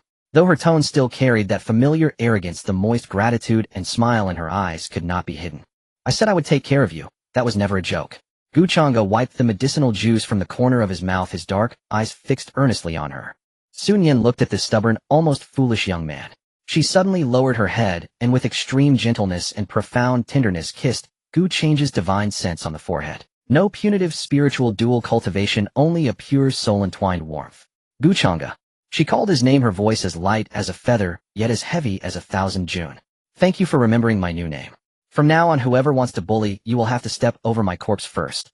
Outside the window, the wind and snow gradually ceased. In the eastern sky, a faint yet real sliver of dawn appeared. That night they finally had a foundation of their own in this cold, cruel world, and they also had a clean new beginning, belonging only to the two of them. Morning light tore through the overcast skies that had shrouded Qingyun town for days, the snow glinting with a harsh cold brilliance under the nascent sun. Inside the old ancestral mansion of the eldest branch, the charcoal fire had long since died out. Changge slowly opened his eyes, exhaling a long, deep breath of stale air. In the frigid atmosphere, this waste breath shot forth like a white arrow, extending a full 3 feet before dissipating. This was a sign that his physical Buddhist blood and qi were at their peak, with his inner breath flowing like a dragon. He sank his mind into his sea of consciousness. Deep within, a silver bell emitted a soft, mysterious radiance. Within that glow, Sun Yin lay languidly on her side. After absorbing an entire stalk of the highest grade 9 nether soul-nourishing grass, her soul body had solidified to the point of seeming almost like real flesh and blood. It was an utterly stunning visual impact. Her slender, graceful neck arched slightly backward due to the lingering effects of the medicinal power, tracing a breathtaking full curve. A cascade of jet-black hair like a waterfall lay scattered messily over her fiery red skirt, with a few strands dampened by sweat clinging seductively to her luscious crimson lips, rising and falling gently with her slightly hurried breaths. Sensing Qianxue's gaze, Sun Yin's captivating fox-like eyes slowly opened. The lingering flush at the corners and the hazy moisture in her eyes upon seeing Changge transformed into a smile that could enchant the world. Had your fill of looking. She extended her jade-white fingers, casually tucking the damp strands of hair behind her ear, a simple gesture that exuded an irresistible allure. She swayed her bare jade-like feet on the bell, saying, "This soul-nourishing grass is really potent, burning me up until I'm hot all over. If you keep staring at me like that, I can't guarantee I won't do something reckless. You're in excellent condition now." Qianxue's Adam's apple moved almost imperceptibly. He averted his gaze subtly, but his tone was utterly serious. "Your soul fluctuations are more than 10 times stronger than yesterday. Naturally. Now I can even briefly manifest a physical form and help you kill a few people out there." Sun Yin stood up, stretching with an incredibly tempting languor, then her tone turned serious. "But Changge, this foundation is far from enough. This town is too small. Those useless fools you killed last night will soon provoke a backlash. You need more resources, harsher trials." Before her words faded, the courtyard gate of the old mansion was urgently knocked. Young master, are you awake?" The one-armed old instructor Lin Boss' voice came from outside the door, filled with barely concealed excitement and anxiety. Changge pushed open the door, a gust of cold wind carrying Lin Boss, heavy panting. "Instructor grandfather, what's happened?" Lin Bo swallowed hard, a complex light flickering in his single eye. "The world has turned upside down. All of Qianxue is shaken. The 100 Sects Ascension Assembly, originally scheduled to be held 3 years from now, was suddenly announced last night to open early next month. And this time the venue has been chosen against all precedent at the Dahuang Secret Realm, 300 li outside our Qingyun town. The Ascension Assembly, the greatest event between the mortal world and the cultivation world. Countless mortal geniuses and down-and-out rogue cultivators all hope to leap through the Dragon's Gate and enter the immortal sects through this bloody trial. Not just Yun Qingwan's Piamiao Immortal Palace." Lin Boss' voice trembled. It said that even that legendary reclusive behemoth, the top Taoist lineage in Qianxue, the Xuantian Sect, has dispatched envoys to recruit inner disciples and direct disciples in this competition. At the words Xuantian Sect, a sharp, inexplicable pain shot through the depths of Qianxue's mind. It was a suppressed, instinctive aversion buried in the deepest layers of his soul. In his sea of consciousness, Sun Yin's gaze also turned instantly cold. A fierce, murderous intent flickered in her captivating eyes. Though she was not clear about Qianxue's specific past, she remembered vividly in the previous life at Wanma, the woman in white who had forced Changge to self-destruct was from the Xuantian Sect. Xuantian Sect. Changge pressed his throbbing temples, his gaze growing deep. Since they've set the stage, it would be a shame to miss the feast. Meanwhile, at the Tianzheng Alliance headquarters in Qingyun town, the air was thick with the stench of blood and nauseating decay. In the center of the hall lay 4 pieces of mangled flesh, barely assembled. These were the 4 Foundation Establishment Stage Shadow Guards who had ambushed Changge in the snow forest last night. Tianzheng Alliance steward Zhao Gang stared fixedly at one corpse with a completely collapsed chest, cold sweat rolling down his forehead like soybeans. Sitting beside him, Gu family's second elder Gu Zhenghai was so terrified that his legs trembled and he could barely hold his teacup steady. One strike, certain death. Even the magic artifact was shattered to powder. Zhao Gang's voice was hoarse with fear, no spiritual energy residue. This was pure physical force. That Gu Changge. What kind of monster is he?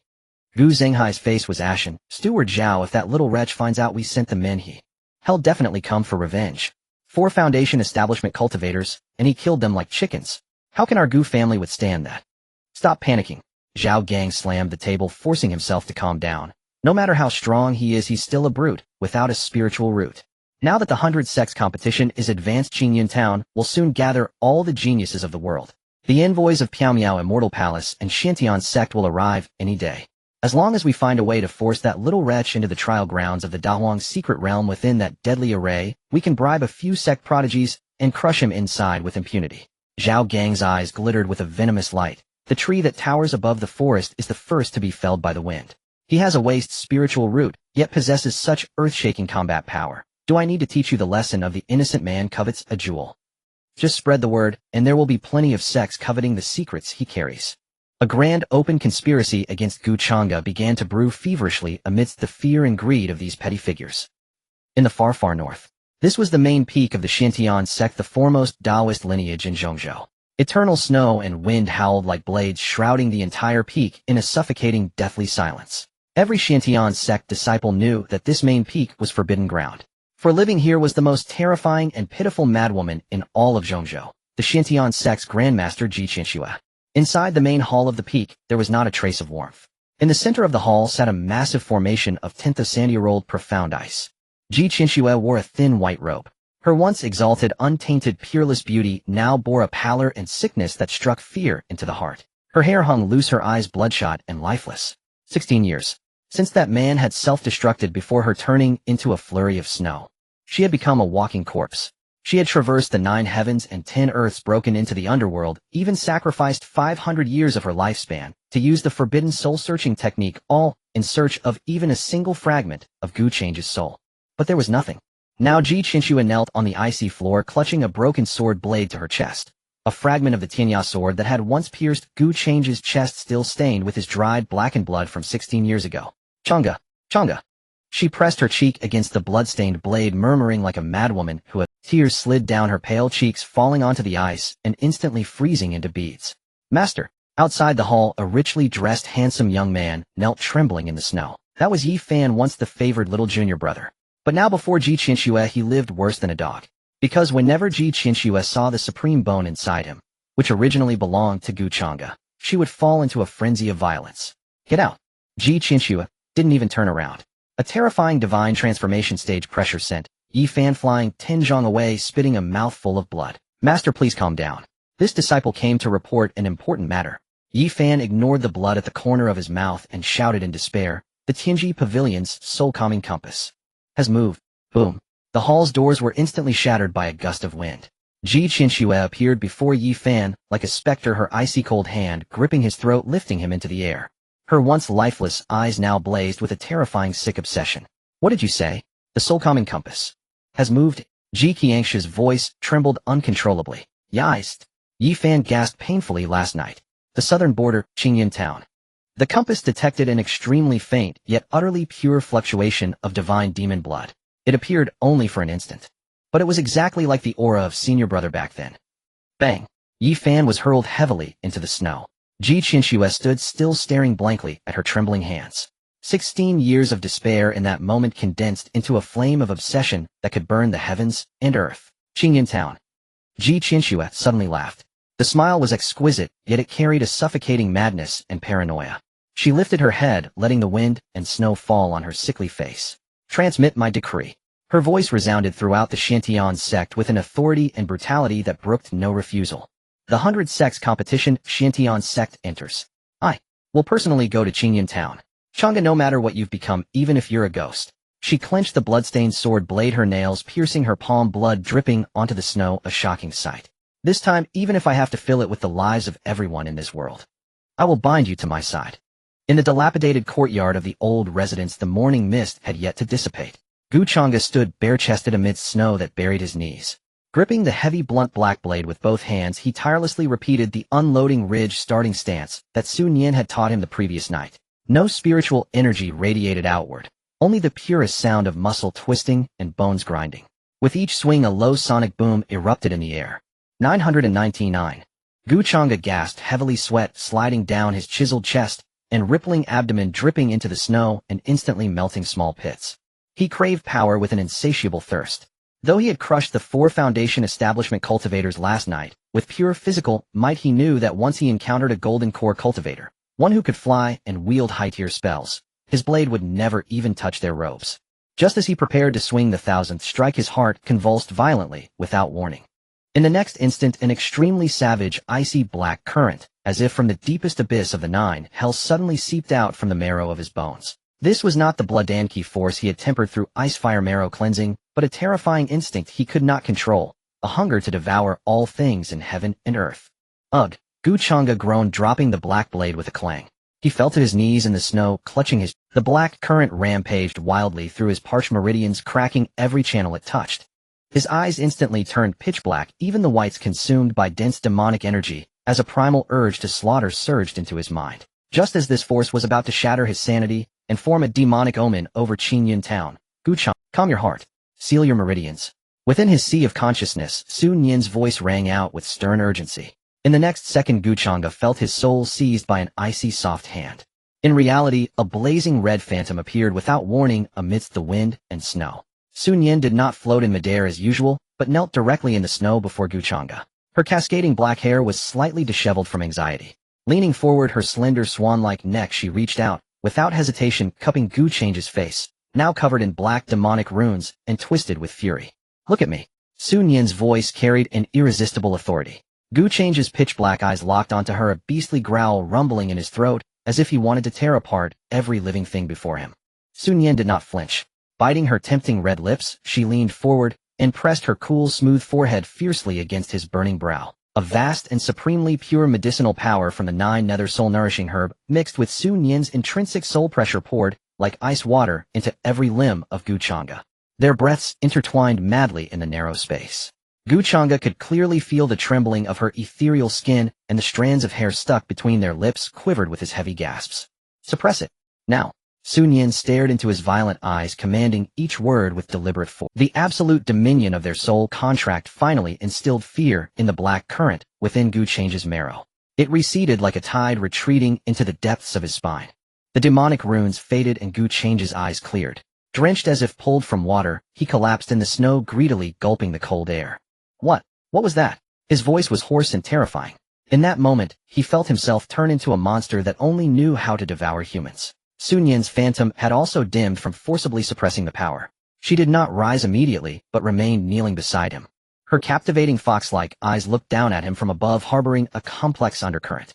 Of course it was the chaotic, primordial demon body, the world-destroying constitution that Changge had awakened in his past life after his supreme bone was dug out. She had thought that after rebirth this constitution would remain sealed along with his memories. Yet it had already begun to revive. If those righteous sects, especially that madwoman from Xuantian Sect, sense this aura, the consequences, that is the taboo within your bloodline. Su Nian extended her somewhat translucent fingertips, gliding them tenderly along his sweat-soaked jawline, her tone, laced with seduction and absolute control. Listen carefully, Changge. From now on, no matter how dangerous the situation, without my permission, you must never ever use that black power again. Why? Changge gasped, looking at her. Because your current body cannot withstand it. Su Nian's gaze darkened slightly, her fingertip lightly tracing circles over his heart. That power is... If you force its use, not only will the world brand you a demon and attack you from all sides, but your flesh will instantly collapse into a pool of blood. She leaned down, her red lips almost brushing his ear, her breath fragrant as orchid.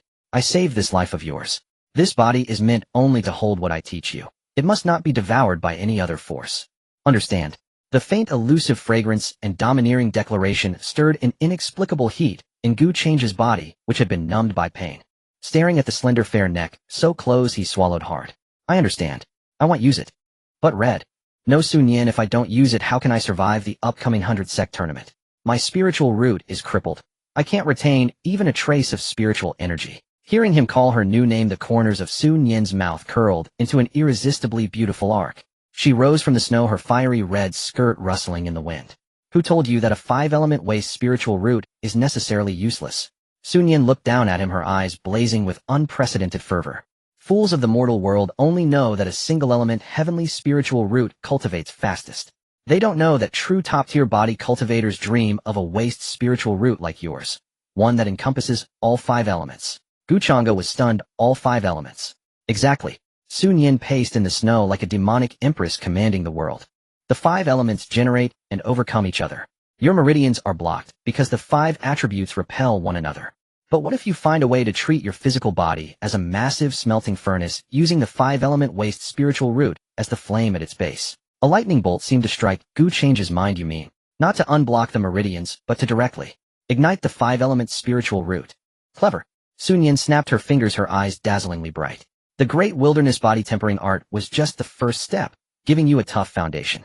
Next, the heart technique you'll teach you is called the five-element furnace heaven-devouring art.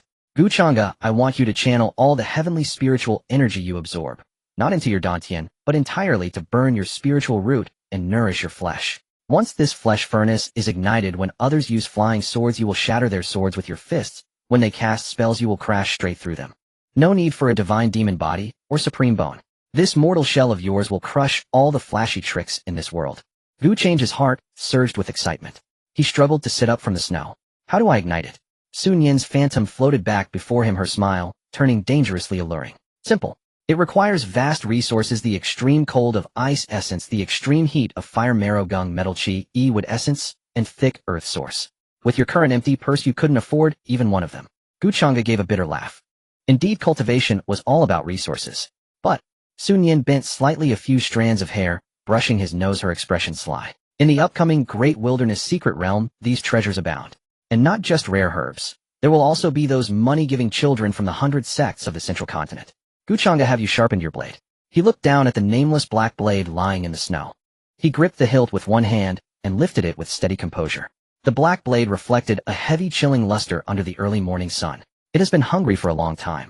Change's voice was terrifyingly calm, yet it held a suppressed, extreme ambition.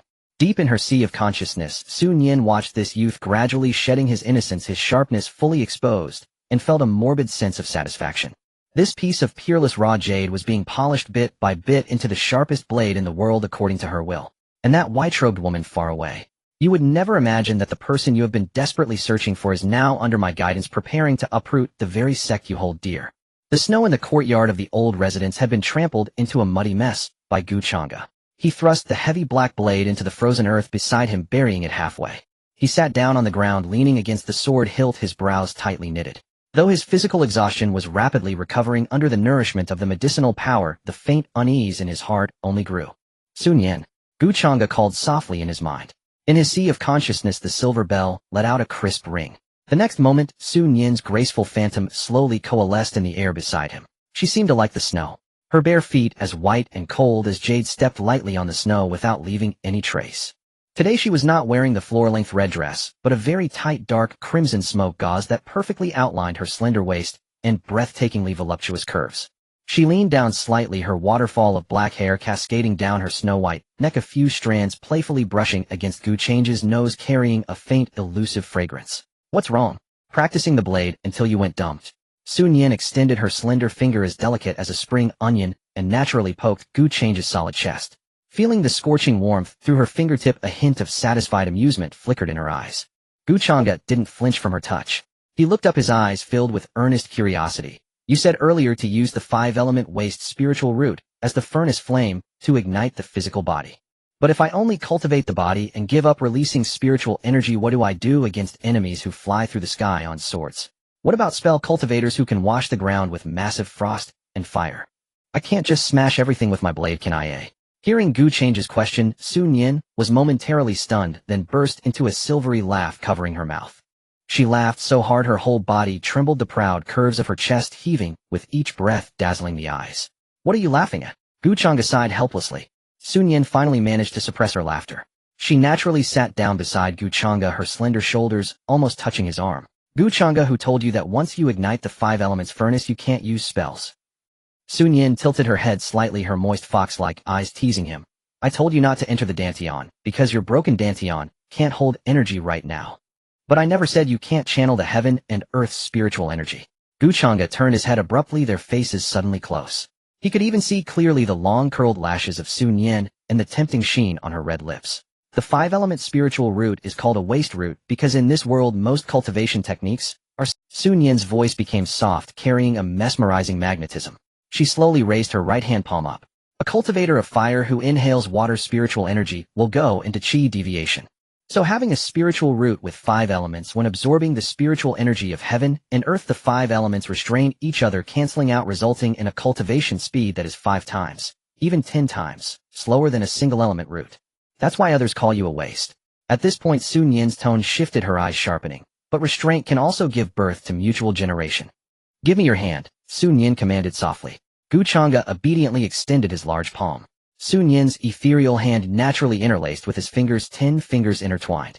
A tingling sensation that struck straight to the soul coursed through Changge's fingertips, spreading throughout his body, making his breathing involuntarily heavy. Close your eyes. Feel how this wisp of spiritual energy I lent you circulates within your body. Sun Yan leaned forward slightly, her warm breath brushing against his jaw.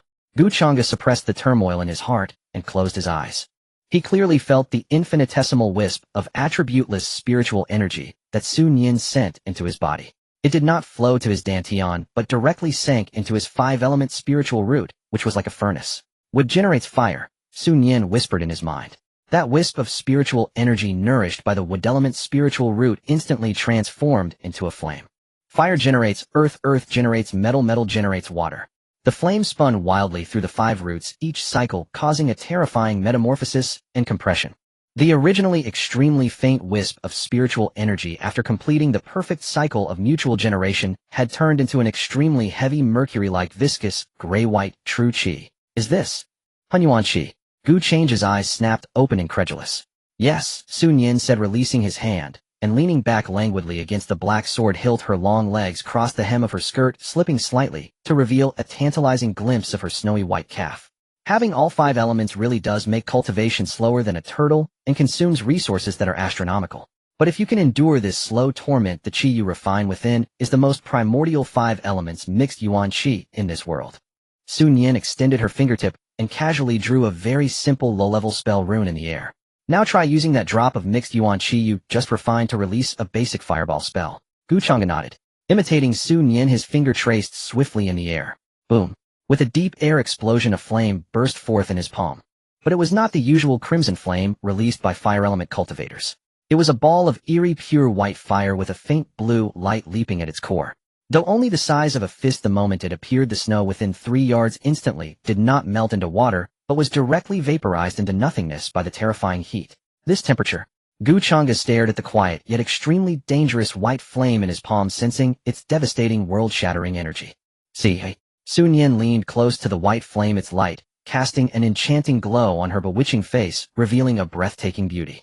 Your spiritual energy is pitifully meager, and your cultivation speed is ridiculously slow. But the spells you cast are 10 times the quality of a cultivator at the same level. She extended her tongue, licking her red lips seductively. Moreover, the mutual generation of the 5 elements means you are not limited by any attribute. Fireball, ice spike, earth, escape, gung, metal, sword, Qi. As long as you learn the incantation, you can master all methods. Others cultivate immortality by mastering one art. But you.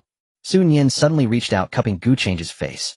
Her eyes, shimmering like water, were filled with a morbid pride and fervor. What you need to become is a monster who can carry a blade and chop people into pulp, while casually tossing out a 5-element composite forbidden spell. Changge looked at the incomparably beautiful face, so close at the unguarded affection in her eyes, and his heart pounded uncontrollably in his chest. He slowly closed his fingers, the white flame in his palm extinguishing, but the ambition in his eyes blazed like a wildfire. So what if it's slow? As long as he could protect the woman who dwelled in his soul, even if this path was paved with a sea of celestial treasures, he would step firmly, one step at a time. The great desolate secret realm. Changge murmured. Yes. Sun Yan released her hands, satisfied, and smoothed Changge's collar, her movements as natural as a wife sending her husband off to war. Go to that secret realm and plunder all the resources of those so-called orthodox sects. Ignite your 5 elements furnace completely. In just 3 short days, the once remote and dilapidated Qingyun town had transformed into a seething forest of steel. The sky, no longer graced by a single cloud, was now dominated by colossal spirit boats blotting out the sun and high-tier spirit beasts circling and shrieking. Multicolored spiritual light interweaved and flickered, while the terrifying pressure of golden core and nascent soul stage cultivators pressed down like invisible boulders upon the hearts of every local cultivator in Qingyan town. Such was the foundation of the 100 sects of the central continent. Before these true immortal sects, the three great families of Qingyan town were like mud-dwelling turtles, not daring to breathe aloud. The entrance to the great desolate secret realm lay beneath a cliff 30 li outside Qingyan town. At this moment the cliff was densely packed with thousands upon thousands of trial participants. Among them were sect prodigies in uniform robes and fierce-eyed rogue cultivators who lived on the edge of death. Changge lurked at the very fringe of the rogue cultivators. He still wore that wide black cloak, its large hood completely hiding most of his face in shadow. The 300 black sword wrapped in layers of rags and disguised as a sword case pressed down so heavily that the frozen earth beneath his feet sank slightly. He stood quietly in the wind and snow without leaking even a trace of spiritual energy fluctuation, like a cold, lifeless stone. Deep within his sea of consciousness, Sun Yin was unusually quiet today. Ever since Changge had chewed and swallowed the last roots of the 9 nether soul nourishing her before leaving her soul body had condensed to an astonishing degree. At this moment, she was lazily lying on the back of Changge's divine sense. Her fair slender arms naturally wrapped around his neck, her cheek almost touching his ear. She didn't speak, but Changge could clearly feel her warm breath brushing against the tips of his soul, sending a shiver down his spine.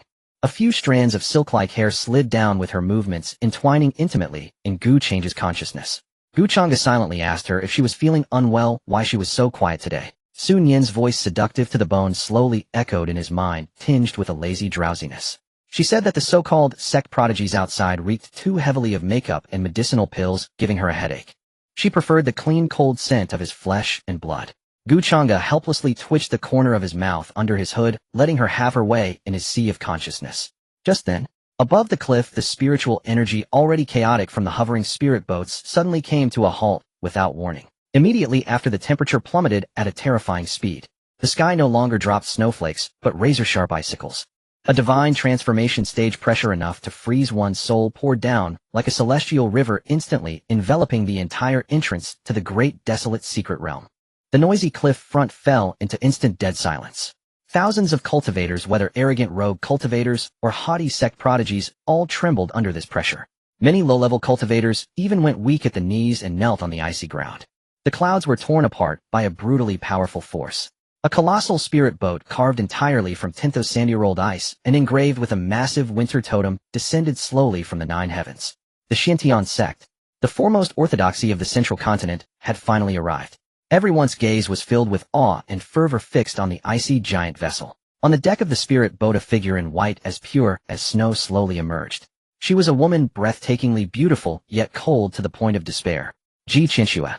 She had not tied up her hair, her waterfall-like black tresses casually draped over her thin white robe. Her once exalted, untouchable face now bore an extremely sickly pallor. Her eyes were bloodshot and sunken like a beautiful walking corpse that had lost its soul, leaving only despair and obsession. What was most spine-chilling was what she held in her hands. That mighty divine transformation stage cultivator, the head of the Xuantian Sect, was now clutching a broken blackened sword fragment, as if it were the most precious infant in the world. The sharp edge of the blade even cut into her palm, blood dripping onto her pristine robe, yet she seemed to feel no pain at all. Behind her, the junior brother, Xiaofan, dressed in luxurious brocade, was trembling with his head down, not daring to breathe. The moment Qianxue appeared, Changge, standing at the edge of the crowd, suddenly felt a tearing pain in his heart, without any warning. The pain was not physical, it was an extreme resentment, as if his marrow were being drained and his soul repeatedly sliced by a blade. He had no idea why. He had clearly lost his memory, and was seeing that madwoman in the sky for the first time. Yet he felt his stomach churn, a physiological nausea, mixed with savage, killing intent rushing straight to his head. His breathing became extremely heavy. Deep in his eyes under the hood, a crimson demonic pattern of the divine demon body began to writhe uncontrollably, trying to break the seal. Don't look. Just as Changge was about to lose control, Sun Yin's extremely stern, even trembling voice rang out in his sea of consciousness. The next second, Changge felt his soul being yanked backward. Sun Yin's phantom, which had been lazily lying on his back, instantly turned to face him. Without hesitation, she reached out her jade-white hands and tightly covered Changge's divine senses' eyes. Changge's consciousness plunged into darkness, but he could clearly feel Sun Yin's entire body pressing against him with force. Her heaving chest pressed tightly against his, and her long legs wrapped possessively around his waist. Using her pure Een soul aura nurtured to perfection by the 9 nether soul nourishing herb, she wrapped Changge's raging divine demon aura like an airtight cocoon, suppressing it deep within. Don't look at her. Changge, close your eyes, don't think of anything. Sun Yan's voice trembled, her breath spraying rapidly into his neck, carrying a frantic possessive madness and fear. She knew all too well how terrifying the woman in white in the sky was. If Qianxue had detected even a trace of Changge's fluctuation, that madwoman would unhesitatingly slaughter everyone here and forcibly take him away. Changge gasped heavily in the darkness. Though he didn't understand why Sun Yan was so tense, he instinctively chose to obey. He stopped looking at the sky, retracted all his perception into his body, and desperately circulated the 5 elements furnace devouring heaven art, using the single drop of mixed yuan qi he had just refined to forcibly sever all connections with the outside world. On the spirit boat in midair, Qianxue's dead eyes scanned the tens of thousands of people below. Her vast divine transformation stage, divine sense like a fine net, filtered the aura of every person present inch by inch. She was looking for that sword cultivator in white as pure as snow. She was looking for her proud, arrogant senior disciple who possessed the supreme bone or the divine demon body. But there was nothing. Below were all filthy mundane ants, all waste with mixed auras. When her divine sense swept over the boy in the black cloak, carrying a heavy iron case at the edge of the crowd, it paused for less than half a breath before sliding away completely. In Qianxue's perception, he was merely a crippled body cultivator with blocked meridians, mixed 5-element spiritual roots, and a heavy aura of physical flesh. Such an ant struggling at the bottom with mere brute force was as different from her brilliant Changge as clouds from mud. How could she recognize him? The sword cultivator Changge, who once washed his white robes spotless for a single word of hers, had long died in the abyss of the chaotic demon sea. The current Changge was a monster carrying a 300 heavy sword full of muscles and wildness, chewing bones and swallowing them at the edge of life and death. Nothing. Qianxue withdrew her divine sense, trembling the last shred of hope in her eyes. She lowered her head, rubbing her cheek against the blood-stained broken sword with extreme tenderness and sickness, her voice shrill enough to make one's hair stand on end. Search. Go in and search. Qianxue suddenly turned her head, staring fixedly at Xiaofan behind her. The Heavens Mechanism Pavilion's compass shows he's nearby. Xiaofan, take the inner disciples and go in. Even if you have to turn over every inch of the great desolate secret realm, even if you have to kill every living thing inside, you must find your senior brother for me. Do you hear me? Xiaofan, terrified by Qianxue's ferocious expression, went weak at the knees and knelt on the deck, kowtowing frantically. Disciple obeys.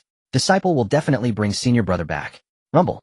Just then the space below the cliff twisted violently.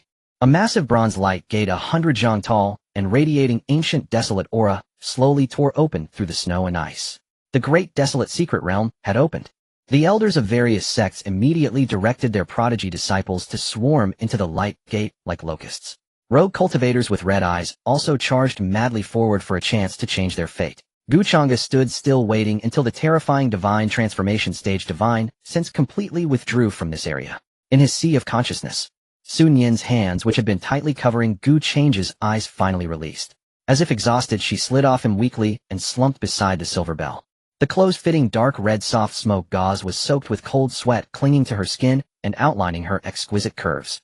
Sun Yan gasped for breath, her slender swan neck flushed with an alluring red from extreme tension. She raised her eyes, looking at Changge's divine sense, and bit her red lip possessively. You owe me another life, just now. Sun Yan's voice carried a hint of lingering fear, but also an undeniable possessiveness. From now on your eyes can only look at me. Not even a glance at those disgusting women. Changge slowly raised his head, in reality his eyes under the hood regaining clarity and depth. He raised his hand, knuckles white from excessive force, and gently pressed it over his heart, feeling the recently subsided throbbing. He didn't answer Sun Yan's words.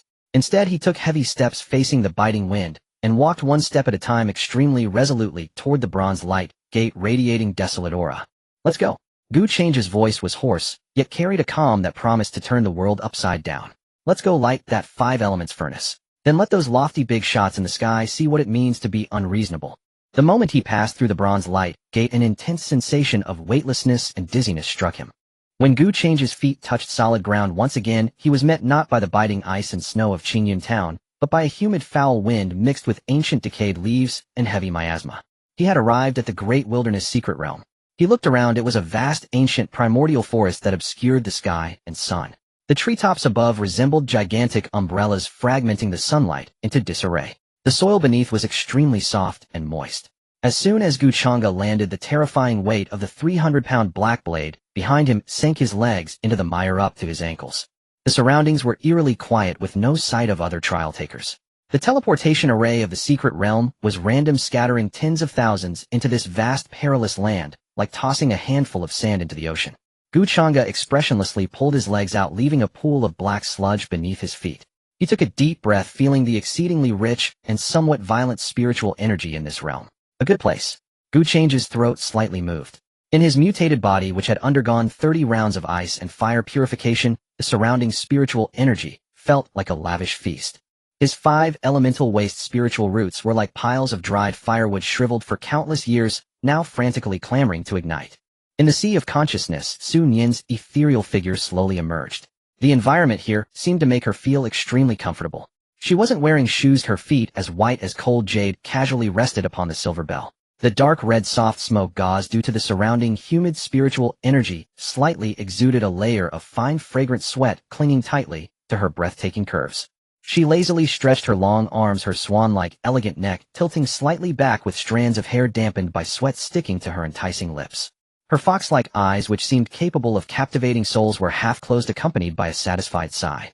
Changge, open your pores. Xuantian's voice was hoarse and languid, imbued with a deadly allure, as if her breath directly sprayed into Changge's soul. Suck in all the spiritual energy here, and throw it into your 5 elements furnace.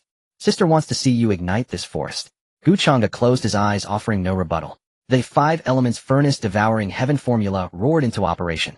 The chaotic miasma and 5 elemental spiritual energy in the surrounding air instantly transformed into a terrifying vortex, surging into Changge's body through every pore. What nurtures fire, fire nurtures earth. His 5 elemental spiritual roots were ignited like dry kindling, and those chaotic spiritual energies, after undergoing a frenzied slaughter and compression of the 5 elements, transformed into heavy, viscous, primordial true chi, drop by drop. Just as Changge reveled in the sensation of surging power, a piercing scream reminiscent of a dying pig suddenly erupted from deep within the left forest. Help! Following that, accompanied by the thunderous sound of falling trees, a plump figure tumbled and rolled out from the bush. It was a young, loose cultivator in tattered robes, his face shiny with grease, so fat that his neck was nearly invisible. He clutched a compass tightly in his hand, and on his back was a torn burlap sack larger than himself. Not 10 yards behind him, a bloodthirsty iron-armored rhinoceros, the size of a small mountain and covered in purple-black hard armor, was crazily pursuing him with red eyes. A peak second-tier monster, equivalent to a human cultivator in the later stages of Foundation establishment. Oh my dear mother. The map of this secret realm must be fake. They said the outskirts only had first-tier monsters. The fat man wailed while skillfully pulling out a bunch of colorful low-tier talismans from his pocket, throwing them behind him without even looking. Bang! Bang! Bang! A series of feeble sparks and icy mist exploded on the iron-armored rhinoceros' face, yet not even a scale was scratched, only serving to thoroughly enrage the beast. The iron-armored rhinoceros let out a deafening roar, its sturdy limbs pounded the ground, and its massive body leaped high like a black meteor, crashing down fiercely towards the fat man. It's over. It's over. Today I'm done for. The fat man desperately closed his eyes, squatting on the ground with his hands over his head. Just at this critical moment, a black silhouette, like a bolt of black lightning tearing through space, suddenly appeared right in front of the fat man. Changge did not draw his blade. He still wore the black cloak, his hands hanging naturally by his sides. Faced with the second-tier peak monster crashing down like a mountain, he didn't even furrow his brow. Get lost. Changge calmly uttered a single word. At the same time, he slowly raised his right hand. In that instant, his 5 elements furnace rumbled furiously. The primordial true chi he had just refined was instantly drawn in. He did not use any complex spells, but rather brutally forced together fire and ice spiritual energies, opposites in nature. In Changge's palm, a bizarre spell materialized. On the surface, it appeared to be an ordinary, even slightly weak red fireball. Yet within that fireball lay a sharp, unmatched ice poison needle formed from extreme cold. The squatting fat man secretly opened his eyes, and upon witnessing this scene, nearly spat out a mouthful of old blood. To block a second-tier monster with the basic fireball technique of the chi refinement stage. Wasn't that courting death? However, in the next second, the fat man's jaw dropped to the ground. Bang! That unremarkable fireball struck precisely at the iron-armored rhinoceros' hardest head armor. The high temperature exploded instantly, causing the iron-armored rhinoceros armor to glow red, but that was all. However, just as the iron-armored rhinoceros prepared to crush Changge with brute force, the extremely insidious ice poison needle hidden within the fireball easily pierced through the scorched scales, due to the terrifying thermal expansion and contraction effects brutally driving straight into the brain of the iron-armored rhinoceros. Extreme heat followed by instant cold. Roar ga! The massive body of the iron-armored rhinoceros suddenly stiffened midair. Its eyes were instantly covered by a layer of gray frost, and its brain emitted a crisp cracking sound. The iron-armored rhinoceros weighing tens of thousands of pounds crashed down like an ice sculpture into the mire 3 feet in front of Changge, splattering a sky of stinking mud, yet it no longer moved. One strike, one kill. No earth-shattering sword energy, nor any clash of magical treasures. Just an exceedingly precise calculation and a chilling control over the spell. The forest was deathly silent. Changge slowly retracted his right hand. The face hidden beneath the hood showed no emotional fluctuation, as if he had merely crushed an insignificant insect. In the sea of consciousness, Su Nian's alluring, ethereal figure lay on the bell, laughing joyously. Her long snow-white legs joyfully swung in the air, and the silver bells on her ankles chimed with a delightful "Not bad, Changge." Her voice carried a sickly admiration, as if witnessing the masterpiece she had crafted finally cut and bled, hiding the ice needle within the fireball, using thermal expansion and contraction to break defenses. This insane, unrestrained method truly resonates with me. Changge chuckled lightly in his heart, remaining silent. At this moment the fat man who had been squatting on the ground finally snapped back from his shock. He stared blankly at the dead iron-armored rhinoceros on the ground, then looked at the figure in black, standing before him, who hadn't even breathed heavily. Suddenly, "Big brother. Oh dear father." The fat man lunged forward like a mountain of meat, hugging Changge's thigh, tears and snot comically smeared across his face. "Great one. The grace of saving my life is like being reborn. Today, even if I have to serve you like a beast, I will repay your mercy. Know your life-saving grace." Changge frowned in disdain, his right leg flexing slightly, instantly shaking the fat man, named Mo, by 3 feet away. "Shut up." Changge's voice was hoarse and cold. He drew the heavy blade wrapped in rags from his back, casually striking it against the iron-armored rhinoceros' head, cracking it open, and extracting a second-tier monster core radiating rich earth elemental energy. Instead of being angry after being shaken away, Mo Bei's eyes brightened even more. As a loose cultivator who had long mingled at the bottom of the cultivation world, he possessed a keen eye. The mysterious person before him exhibited no signs of high-level cultivator energy fluctuations, looking like a mere mortal. Yet his method of killing a late Foundation establishment monster was far more decisive than those elders from esteemed sects. This was truly a top-tier predator pretending to be a pig. "Great one. Please don't rush to get rid of me." Mo Bei climbed to his feet, eagerly approaching, pulling out the tattered compass from his pocket. "You must need a guide since you're new here, right? Mo Bei may not be good at anything else, but I know the map of the outskirts of the great wilderness secret realm like the back of my hand." And Mo Bei lowered his voice, a shifty, yet clever smile appearing on his face.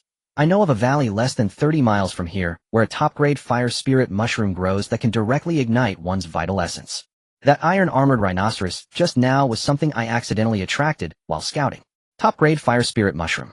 Changge paused slightly. His 5 elements furnace had just ignited, now requiring a massive amount of top-grade fire and ice resources as fuel. 30 miles. Changge turned his head, his cold gaze from beneath the hood, fixating on Mo Bei, as if looking at prey ready for slaughter. "Lead the way. If you utter a single word of falsehood, the next ice needle will be in your brain." "I absolutely wouldn't dare." "Great one, rest assured, Mo Bei value integrity above all." The fat man patted his chest in assurance, then scurried ahead to lead the way. Changge silently followed. He certainly would not trust this slippery-tongued fat man completely. But in this perilous secret realm, having a familiar local guide was certainly better than stumbling about like a headless fly. As the two moved forward towards the valley within the depths of his sea of consciousness, Su Nian's sultry voice suddenly carried a dangerous chill ringing in Changge's ears. "Changge, what is it?" 50 yards to the left ahead, the leeward side of that small hill.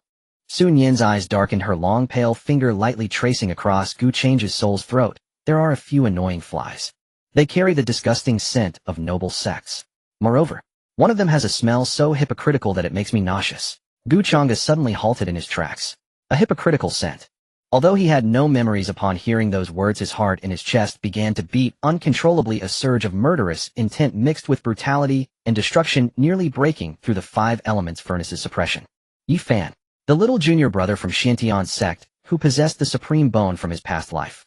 A fateful encounter. Among the tens of thousands of prodigies they had dramatically collided on the very first day the secret realm opened in these wild hills.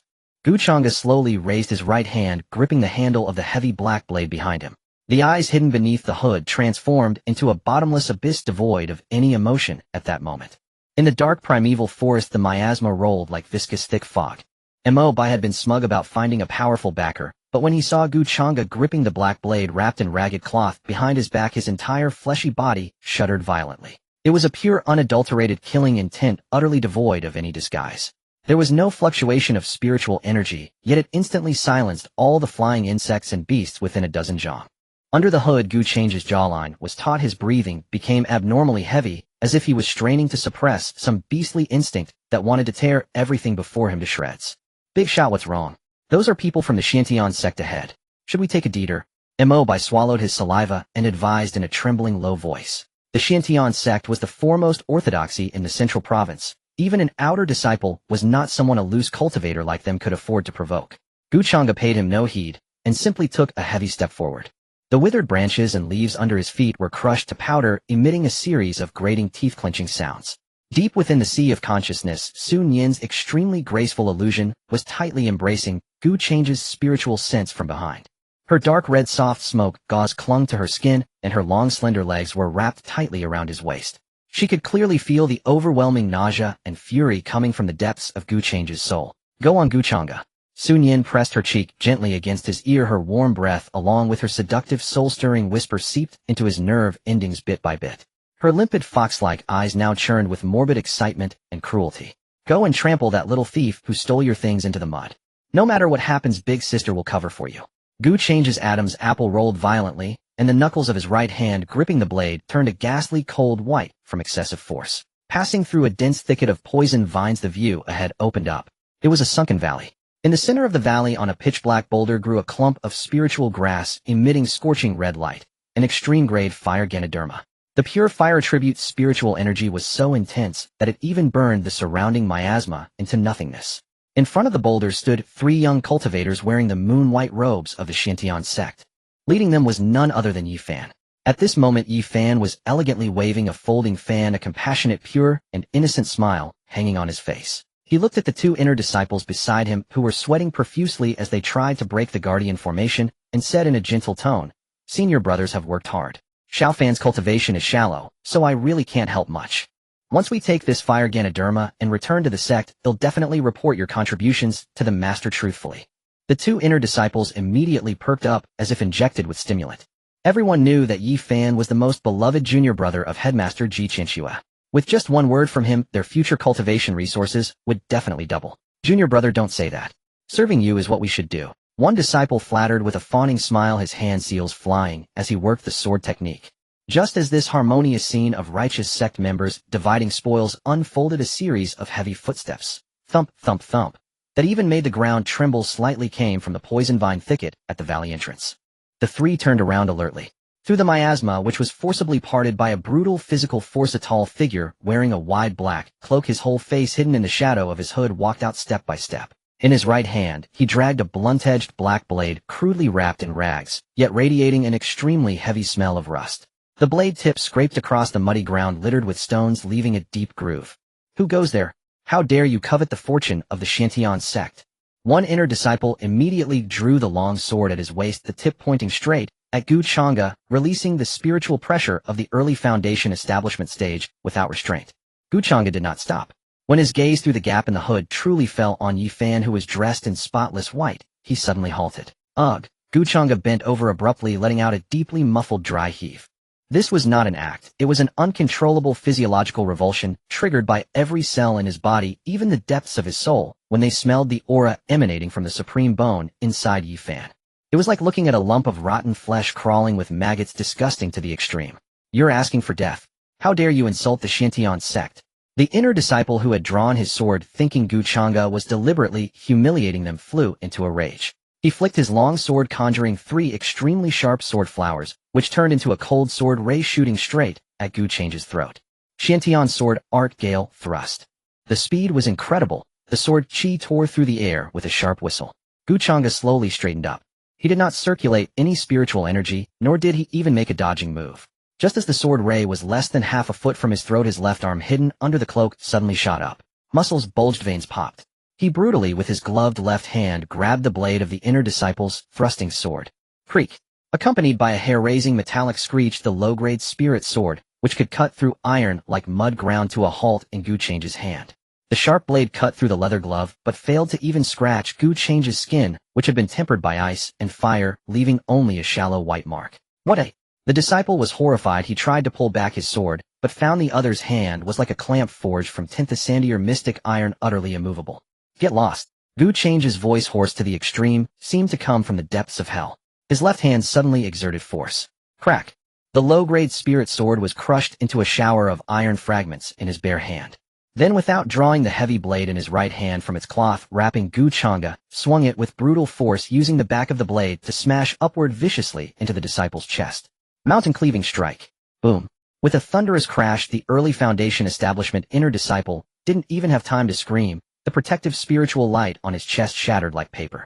His entire body, like a cannonball, was sent flying by the terrifying physical shockwave of the 300 heavy blade smashing into a distant cliff face. His life unknown. One move, instant kill. Absolute silence fell. Mo, by peeking from behind the poison vine thicket, was so frightened he fell on his backside into the muddy water, covering his mouth tightly with both hands. Holy crap, crushing a spirit artifact with bare hands. This is a humanoid beast. The other inner disciple stumbled back in terror, his face pale, as he shielded Xiaofan. Who are you? We are from the Xuantian. No need for more words. Xiaofan suddenly reached out and pushed aside the senior brother, blocking him. His face, which had been wearing a gentle smile, was now dark and dripping with rage. Xiaofan stared at Changge. For some reason, although this cloaked man had no spiritual energy fluctuation, the extremely precious supreme bone inside him produced a strange, uneasy throbbing. It was like a thief with a guilty conscience suddenly meeting the victim. Your methods are ruthless. Xiaofan snapped his folding fan shut with a swish, and a flash of light in his hand produced an extreme-grade spirit sword radiating dazzling green light. If I don't slay you here today, the Xuantian Sect will lose all face. After all, Xiaofan was a personal disciple of Qianxue, a child of destiny, fused with the supreme bone, and his cultivation had reached the middle Foundation establishment stage. Before his words faded, he transformed into a green afterimage, and the extreme-grade spirit sword in his hand conjured a phantom of swirling snow enveloping Changge in a gorgeous and deadly arc. Xuantian secret art, proud snow frost sword. The air temperature plummeted, the sword, Qi, turned into solid ice shards, sealing all of Changge's escape routes. This move would force any cultivator of the same rank to retreat. But in Changge's eyes, this flamboyant sword technique was nothing but a theatrical flourish. In the sea of consciousness, Su Nian's slender jade legs crossed over the silver bell with manic excitement. Her waterfall-like black hair swayed wildly, a few strands sticking to her red lips, which were beaded with sweat. Smash him, Changge. Use the most unreasonable way I taught you to shatter this disgusting swordsmanship.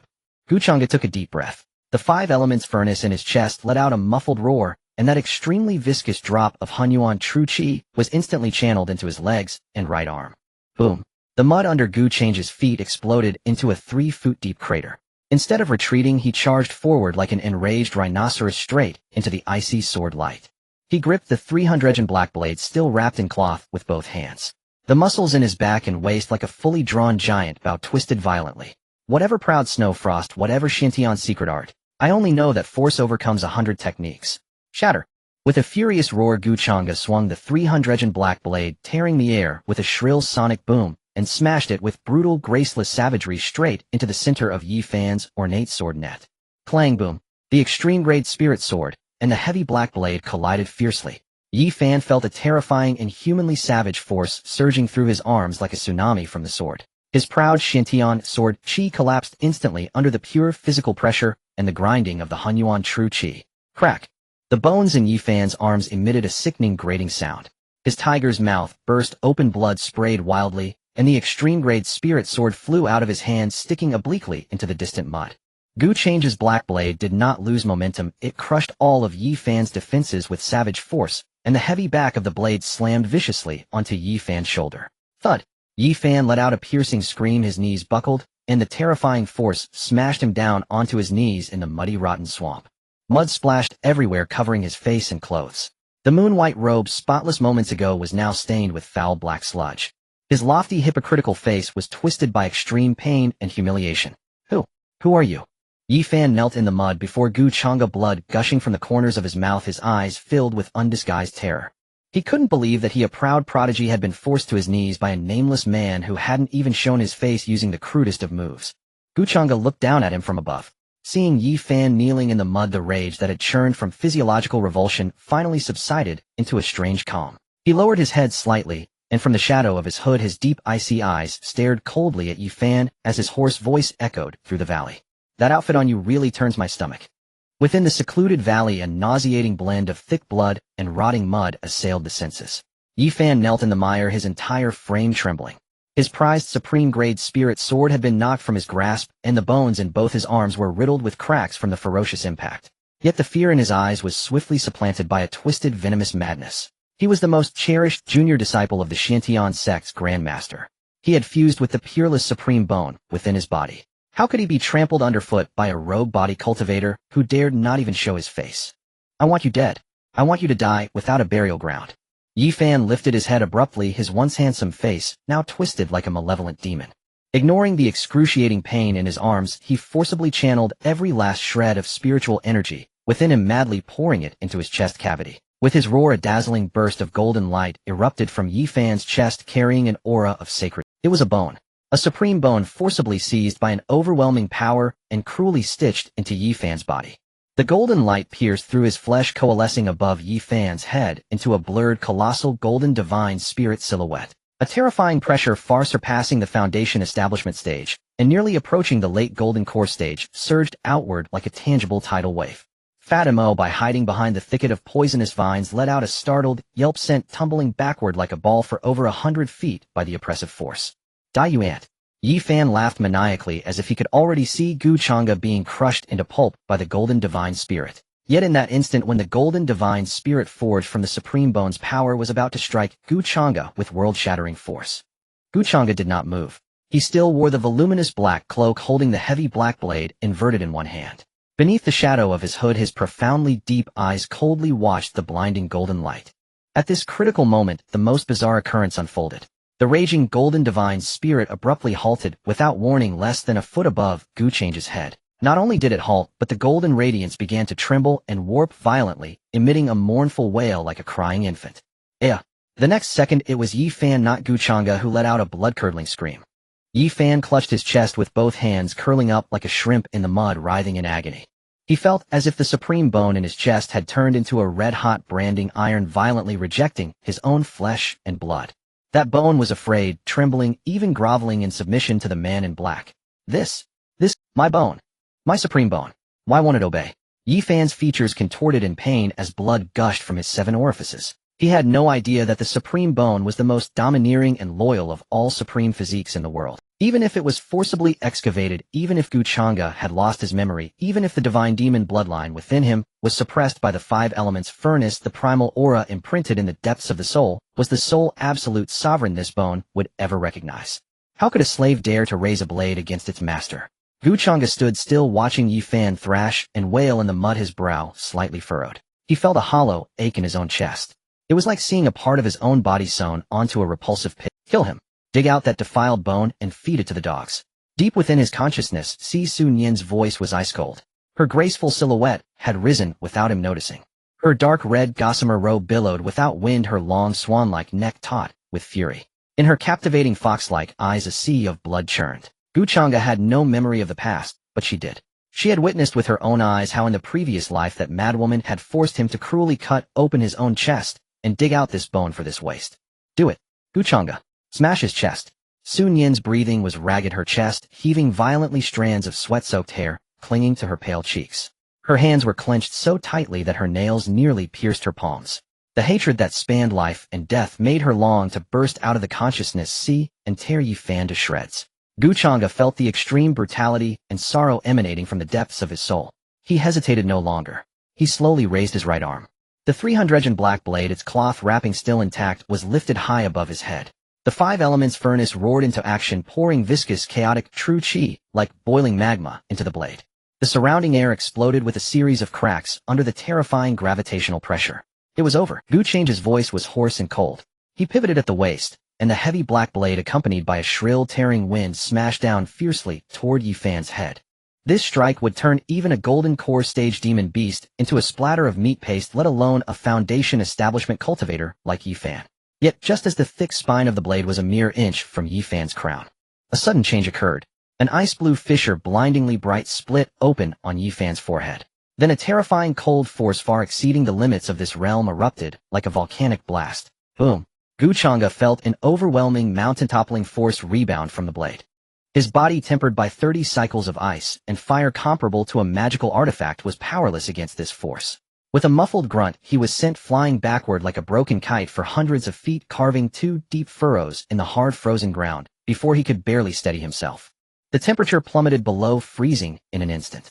The once lush, supreme-grade fire Lingji poisonous vines, and even the miasma in the air were all frozen into silent ice sculptures. A figure in white as pure as snow, peerlessly elegant, yet radiating infinite desolation, drifted slowly out from Xiaofan's brow, hovering in midair. It was a woman. Her hair was unbound, flowing like a waterfall in the frozen wind. Her beauty was absolute, yet her complexion was as pale as tint of sandy-rolled profound ice. In her hand, she clutched a jarringly blood-stained broken sword, a divine sense incarnation of the nascent soul stage grandmaster Qianxue. To protect this worthless junior disciple, she had left a world-shattering, life-bound divine sense within Xiaofan's consciousness. Mo, by hiding in the distance, collapsed like had been electrocuted the moment he saw the white-clad apparition. His teeth chattered uncontrollably, and a warm dampness spread in his trousers. The Xuantian Sect grandmaster. That madwoman. It's over, it's all over. No one's getting out. In midair, Qianxue's divine sense incarnation slowly lowered her head. She did not look at Xiaofan, who was weeping and groveling in the mud like a defeated cur. Her bloodshot eyes, filled with desolation and obsession, locked onto the distant youth in the black cloak, wielding the heavy blade like 2 razor-sharp ice blades. Dare to touch my people. Qianxue's voice was utterly devoid of emotion, yet it was like a chilling wind from the deepest abyss of hell, making every living soul present tremble. Soul search, bone extraction, hanging the lantern. With those 7 cruel words, Qianxue slowly raised her bare hand that was not holding the sword. The spiritual energy of heaven and earth erupted into chaos. A colossal hand 100 zhang in size, formed entirely of tint sandier profound ice, materialized above Changge's head and slammed down with crushing force. No escape. Changge looked up with extreme calm at the sky-obscuring ice hand. The 5 elements furnace within him flickered like a candle in the wind under this absolute suppression of cultivation level, on the verge of extinguishing. A divine sense from the nascent soul stage, even a mere sliver, was far beyond his current ability to contend with. At this moment of utter despair, in the consciousness sea, Xuanyan's captivating fox-like eyes snapped wide open. Without a moment's hesitation, she reached out and tightly embraced Changge's soul. In that instant, Changge felt his consciousness being forcibly taken over by a force that was both incredibly soft and overwhelmingly domineering. In reality, Changge's eyes, hidden beneath the hood, remained pitch black on the left, but the right eye transformed in an instant into a bewitchingly sinister dark red. Bang! Changge brutally thrust the 300 black blade upside down into the ice layer before him. He did not retreat. His body leaned forward, defying all logic, and he abruptly raised his right arm. A terrifying, ink-cold force, completely alien to the 5 elements of spiritual energy, surged wildly from his palm. A mocking, rakish smile brimming with murderous intent curled upon his face, partially hidden by the hood's shadow. Want my bone? Changge, Xuanyan piloting version, tilted his head with an air of frivolity, his hoarse, changing voice tone carrying a strange, seductive quality that felt utterly alien to Qianxue. Old hag, do you even deserve it? Boom. Within the deep valley, the enormous icy hand came crashing down. Changge's right eye suddenly blazed with an eerie dark red light. He raised his hand to the sky, and from his palm surged an intensely dense dark red blood aura. That was not the spiritual energy refined from the 5 elements furnace, but the 9 nether demonic chi, transformed by Xuanyan, forcibly burning the medicinal power of the 9 nether soul-nourishing herb she had just absorbed. 2 terrifyingly absolute forces collided violently in midair. There was no earth-shattering roar, only an extreme silence that tore at the eardrums. It seemed as if space itself was being forcibly compressed into twisted folds, the very air drained away. Arrogant demon. Qianxue's divine thought incarnation coldly looked down at him, her lifeless eyes radiating an aloof disdain. Her emotionless jade hand pressed downward, an inch, unbearably slow, yet irresistible. Crack! The 3-foot ice layer beneath Changge's feet instantly shattered into powder. The terrifying pressure of a nascent soul stage cultivator forced him to one knee. His entire skeleton emitted a series of bone-chilling, grinding pops. Countless fine blood cracks burst across the cold white skin that had undergone 30 marrow-cleansing sessions. Blood bloomed like bewitching red lotuses on his black robe. Deep within the sea of consciousness, Xuanyan's graceful phantom was desperately clinging to Changge's soul from behind. Her dark red sheer robe was soaked through with cold sweat from the soul agony transmitted synchronously from Changge. Her long, slender legs tightly wrapped around Changge's waist, her arms locked around his neck. their ragged breaths wildly intertwined in the cramped soul space. Oh! Changge let out a pained grunt. Sun Yan abruptly tilted her long fair neck, her cascading black hair wildly swaying in the violent currents of the sea of consciousness. She parted her luscious red lips, and with a fierce yet infinitely tender fury sank her teeth into Changge's soul's shoulder. It was a shudder and sting that reached the deepest part of the soul. Hold on, Changge. Sun Yan's breath was scorching hot mixed with illusory sweat sliding into the hollow of his soul's neck. Her fox-like eyes glazed over with watery light from extreme exertion.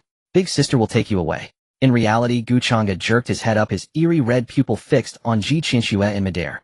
A wild, almost cruel grin spread across the face shadowed by his hood. Old woman, if you want to strip my bones, dream on. Before his words faded, the 5 elements furnace he had just ignited within his body was crazily reversed. The destructive tearing force from the mutual counteraction of the 5 elements combined with the extreme demonic qi Sun Yan had transferred to him directly slammed into the ground through the 300 heavy blade he had plunged into the ice. Boom. The earth for 1,000 zhang collapsed completely, violently detonating the furious veins of earthly spiritual energy. The sky was filled with billowing black mud, shattered ice, and rising poison miasma completely blinding Qianxue's strand of divine thought. At the epicenter of the explosion, Changge's body flew backward like a kite with a broken string. Lead the way. Run. He rasped with his last ounce of strength at the terrified Mo Bai in the distance. The fatty Mo Bai snapped back to his senses at the shout. Abandoning the thought of the rare fire Ganoderma, he scrambled over, struggling to hoist the blood-soaked Changge onto his back. As a rogue cultivator skilled in survival, Mo Bai unhesitatingly activated a precious escape talisman, diving into a hidden underground miasma fissure like a groundhog vanishing without a trace. In midair, the torrent of mud cleared. Qianxue's divine thought phantom floated silently. She did not pursue. For this was merely a passive divine thought left to protect Xiaofan. Once it strayed too far from him, it would dissipate automatically. She descended slowly into the chaotic valley, looking at Xiaofan kneeling in the mud, his arms broken and Qianxue's cold eyes held not a sliver of pity but a flash of profound disgust. Useless waste. Unable to even guard this bone, how are you worthy of what he left behind? Qianxue's voice was hollow. Master, save me. That demon cultivator wants to kill me. Xiaofan clutched at her illusory robe hem, his eyes filled with fear and venom. Qianxue ignored him instead, gently lowering her head to brush her cheek against the dried, blackened, broken sword in her hand. Then her divine thought expended its last strength, dissolving into ice crystals that vanished into the wind and snow. After an unknown time, deep within the desolate wild secret realm in a damp underground cave covered with luminous blue moss, Mo Bai collapsed on the ground like a pile of mud, gasping for air, his fat trembling incessantly. Changge leaned against the cold rock wall, his eyes shut tight. His black robe was completely soaked through with blood and mud, his chest rising and falling only faintly. Had it been any ordinary qi refining, or even foundation establishment cultivator, the terrifying pressure of a nascent soul-stage divine thought would have crushed their meridians and scattered their souls. But Changge's monstrous physique had stubbornly withstood the most lethal aftermath. Now his sea of consciousness was a chaotic mess. The silver bell that had always glowed with radiance was now dim to the extreme. Sun Yan sat weakly astride Changge's soul body. Her jade-white feet, cold as frozen jade, hung limply by his sides. She was too exhausted. Her newly solidified soul had become slightly translucent again. Her dark red sheer robe slipped halfway, revealing an eye-catching expanse of snowy shoulder and delicate. A single drop of warm, fragrant sweat slid silently down her slender fair neck, winding into the deep, heaving hollow of her collarbone. She panted heavily, strands of sweat-soaked black hair clinging ambiguously to her pale red lips. Changge's consciousness slowly awakened. The first sensation he felt was an incredibly soft, moist, and scorching touch deep in his soul, along with an intense, alluring fragrance. He opened his eyes to meet Sun Yan's fox-like eyes glazed with hazy moisture. Gone was her usual aloof pride, gone her composure of control. Her sweat-slicked hands cupped Changge's face, her gaze burning with a morbid stubbornness and madness. Changge. Her voice was hoarse enough to make one's heart tremble, her warm breath carrying a seductive moisture that sprayed directly onto the tip of his nose. Sun Yan. Changge tried to raise a hand to wipe away the tear of grievance at the corner of her eye, but found his soul form utterly powerless. Sun Yan lowered herself dominantly, their noses almost touching. She stared at him, the crimson at the corners of her eyes so vivid it could burn one's soul. Today you looked at that old woman again. Sun Yan's tone was extremely gentle, yet laced with a chilling menace. And you used this body to take her spell, Hedon. Do you know you nearly shattered? That was for... Before Changge could finish, Sun Yan lowered her head abruptly, her red lips suffused with intense possessiveness and a trace of soul blood sealing his mouth fiercely. There was no gentleness, only primal plunder and gnawing. Changge could clearly feel her illusory teeth piercing the surface of his soul. A shiver of mingled pain and extreme numbness exploded along his spine like an electric current. Using this painfully sensual, yet brutal method, Sun Yin transferred the last of the 9 nether soul-nourishing herbs' pure medicinal power into the parched depths of Changge's soul, forcibly mending the cracks caused by Qianxue's shock. After an unbearably long suffocation, Sun Yin released him, gasping for breath. A thin, ambiguous silver thread broke between their lips. She tilted her head slightly, her long, fair neck forming a breathtaking arc. She raised her snowy jade arm and casually wiped the corner of her mouth with the back of her hand. She looked down at him, her eyes swirling with absolute, unquestionable dominance. Remember this. Her fingertip traced fiercely across Changge's Adam's apple, feeling his heavy swallow, a glint of vengeful satisfaction in her eyes. This body of yours, every inch of flesh, every wisp of soul, all belongs to me, Sun Yin. Only I can hurt you, and only I can make you feel good. That crazy woman up there, she's not even worthy to look at you. Next time. Sun Yin's eyes reddened, her voice fragile, yet lethally fierce. He'll bite you to death bit by bit, then go be buried with her. Within the underground cavern, it was profoundly dark. The surrounding rock walls were covered in faintly glowing blue nether moss. This cold-toned luminescence rendered the damp, enclosed space like an isolated deep sea. In a distant corner, the stout immobile lay sprawled in the muddy water, having already fainted from spiritual energy depletion and extreme terror, emitting a very heavy snore. Leaning against the rock wall, Changge's body remained motionless, but deep within his sea of consciousness, a storm of extreme allure, even heart-stopping intensity, was unfolding. The moment Sun Yin finished her fiercely possessive and jealous threat, the forceful aura she had mustered rapidly dissipated like silk being unraveled. To forcibly mend the cracks in Changge's soul, she had unreservedly burned her hard-gathered origin. Now an overwhelming wave of weakness surged over her. Her once intensely predatory fox-like eyes gradually became veiled with a mist of profound exhaustion. Instead of moving away from Changge, she leaned forward, feebly pressing her scorching soft body against his broad chest without any guard. Changge's breath instantly halted. Although this was the sea of consciousness and both were soul entities, the sensory synchronization of their dual souls was 100 times more sensitive than physical touch. As Sun Yin leaned in the originally sheer dark red gossamer robe, soaked with illusory sweat, and from the violent motion, naturally slipped down a few inches. Changge's gaze inevitably followed her long, fair, swan-like neck downward. In the dim sea of consciousness, Sun Yin's skin exhibited an alluring cold jade luster. A very thin red ribbon barely hung on her rounded shoulder, but in the next moment it slipped helplessly down to a large expanse of dazzlingly fair skin was exposed to the air. Her 2 exquisitely delicate collarbones formed captivating shadows, and a single crystal-clear bead of sweat slid slowly along the edge of her collarbone, eventually disappearing into the plump, heaving contour tightly wrapped by the drenched gossamer robe. The fabric was so thin that it faintly revealed the breathtaking curves and the tender, soft texture beneath. Changge's Adam's apple bobbed with difficulty, emitting a suppressed swallowing sound. Yet this was not the most lethal. Feeling uncomfortable with her current position, Sun Yin languidly twisted her slender wasp-like waist. With that movement, the already high-slit red skirt slid directly down to the top of her thigh, revealing her round, firm legs. Her long, straight, flawless legs now crossed seductively at his waist, almost provocatively. Her exquisite jade-like foot curled slightly, the silver bell on her ankle, with her breathing occasionally brushed against the sensitive points of Changge's soul, emitting a faint, yet sanity-shattering chime. Don't look around. Sun Yin buried her cheek in the hollow of Changge's neck, her voice languid and husky, exuding a charm that could melt bones. Though her eyes were closed with their souls linked, how could she not sense the wildly soaring temperature and the heavy, ragged breathing within Changge? But, sister doesn't even have the strength to lift a hand now, she murmured with a pout, her warm lips brushing imperceptibly against his collarbone. If you really want to do something naughty, I can't resist anyway. This half-teasing, half-testing remark was a challenge to the limit of any hot-blooded youth's endurance. Moreover, within Changge resided the extremely domineering primal desires of the god-devil bloodline. Changge's eyes instantly turned bloodshot. His arms, which had been at his sides, slowly rose. Sun Yin's breath caught slightly, her long lashes trembling uneasily. She was playing with fire, yet deep down, she perversely craved for him to do something to her, to completely overshadow the mark left by that white-clad woman in his soul. However, Changge's broad, powerful hands did not tear at her precarious red dress like a beast. Instead, his hands restrained and tender landed on her smooth, thin back. Sun Yin's body trembled violently. She felt that he did not touch the dangerous areas, but carefully guarded the vital acupoints on her back with his palms. A stream of gentle, pure primordial qi was unreservedly channeled into the depths of her soul. He was using his hard-gathered power to nurture her fragile remnant soul. You? Sun Yin lifted her head, a flicker of shock in her captivating eyes. Rest. Qianxue's voice was hoarse, but carried a reassuring mountain-like solidity. His gaze was clear, devoid of lust, only profound tenderness and possessiveness. Don't ever do such self-destructive things again. Changge pulled her into his embrace possessively, letting her head rest comfortably on his chest. Even if the sky falls, I'll hold it up. Your only task now is to sleep peacefully in this bell.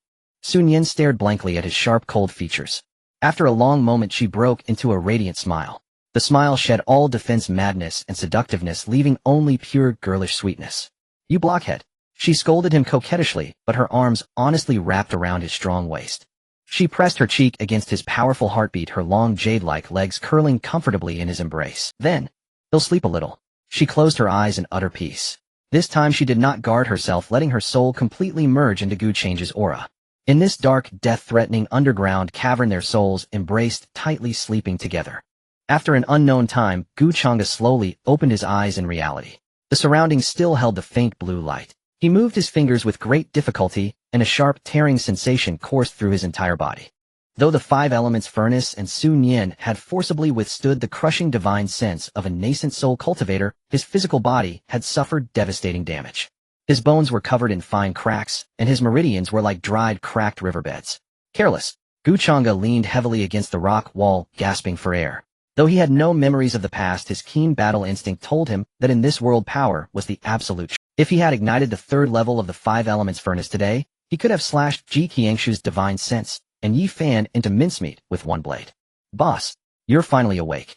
Not far away, the stout Mo, by hearing the noise, scrambled out of the muddy water and crawled over to Changge, his fat face full of exaggerated joy and lingering fear. My dear mother, you scare me to death. That was the divine sense of a nascent soul powerhouse.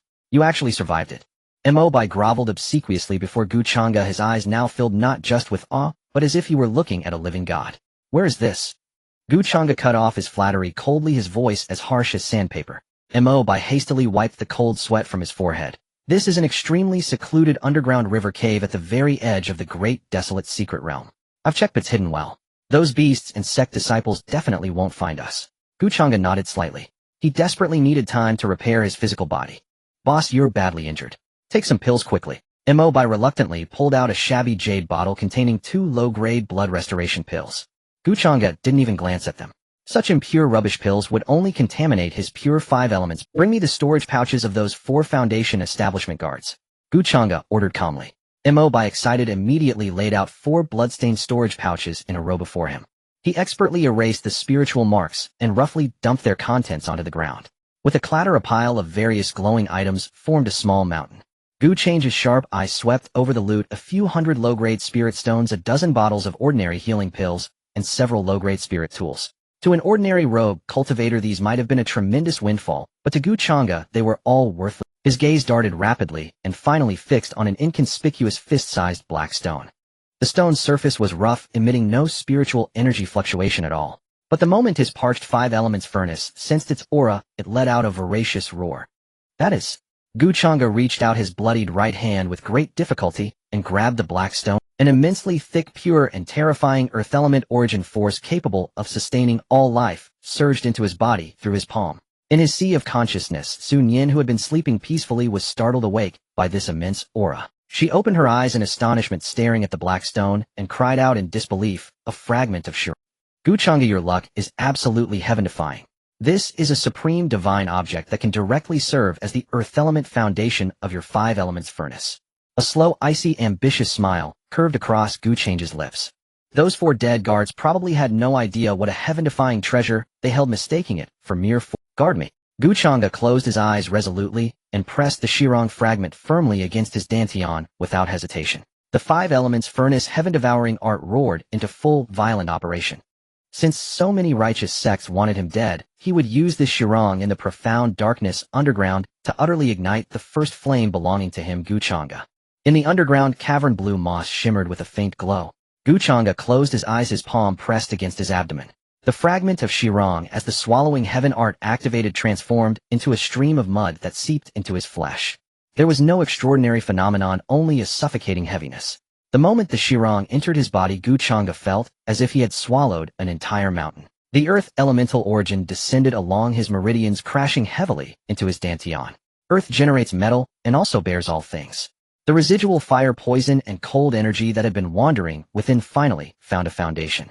They ceased their chaos and were pressed by the Shirong into the lowest layer of the 5 elements furnace, becoming stable fuel. Several cracking sounds echoed from within his body. The fissures on Changge's body caused by the oppressive aura began to heal rapidly. Blood scabs mixed with black mud fell off, revealing skin that was less pale and more substantial. Bai cowered in a corner, too scared to utter a word. He knew all too well how many days one would need to lie down after such an internal injury, yet the man before him had managed to stitch himself back together with nothing but a broken stone. Changge exhaled a turbid breath. The white breath did not rise upward, but fell straight down, crushing the blue moss on the ground into powder. He opened his eyes, a faint yellow glint flashing in his pupils before quickly fading to calm. The first layer of the 5 elements furnace, the earth elemental foundation, was thoroughly laid. The amount of Hunyuan true qi remained unchanged, but his Bodhi's carrying capacity and explosive power had doubled. If he encountered a sword technique like Xiaofan's again, he could withstand it with just his flesh. Changge sank his mind into his sea of consciousness.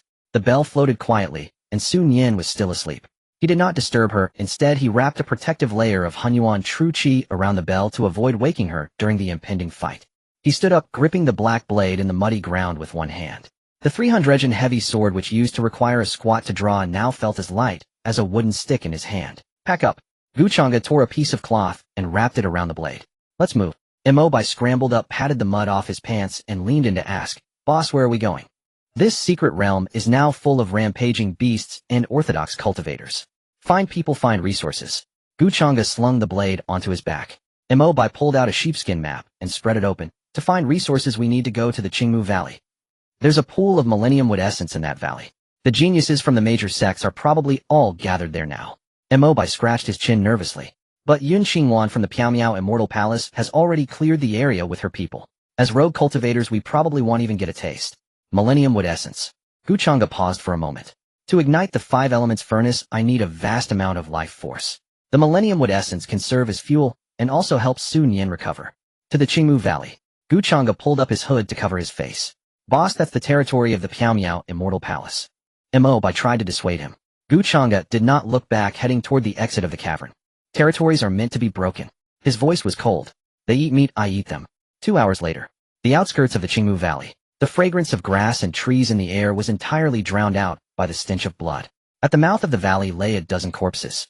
Most were rogue cultivators, all killed with a single sword cut to the throat. Changge stopped in a tree, gazing at the carnage below. From the ice crystals on the wounds, it's the work of the Piaomiao Immortal Palace. Bai hid behind the tree trunk. Yun Qingwan went for the kill this time. Changge ignored him, his gaze fixed on the depths of the valley. From there came the dull thuds of spell clashes and the sounds of large trees falling. Clearly some were still fighting over the pool of wood essence. Stay close, keep quiet. Changge ordered. He leaped directly from the canopy and landed in the jungle within the valley. Bai slapped 2 concealment talismans onto his forehead and followed. The 2 weaved through the trees and soon reached the center of the conflict. Changge parted the leaves and saw below.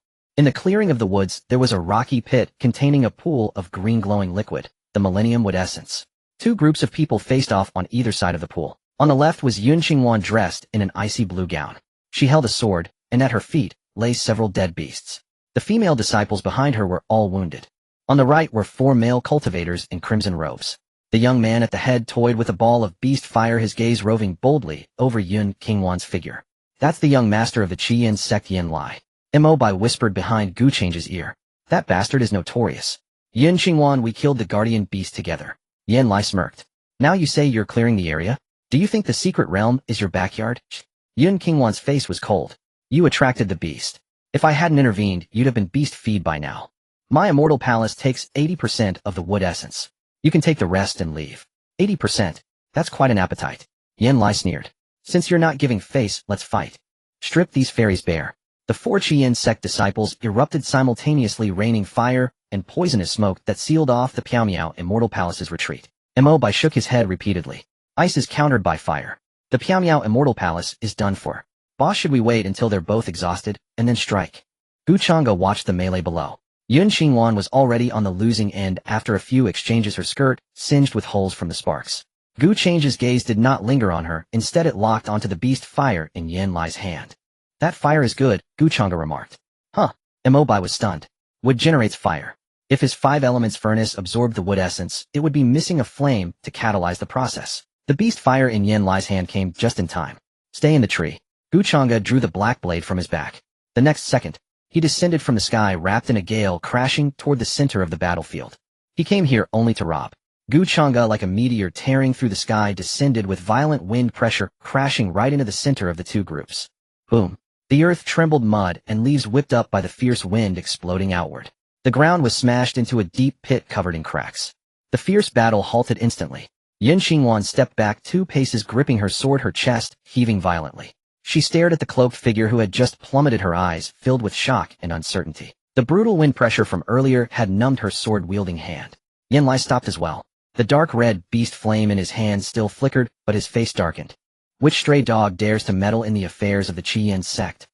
Yan Lai scrutinized Changge, sensing not a trace of spiritual energy fluctuation, only a long sword wrapped in ragged cloth on his back, and let out a cold laugh.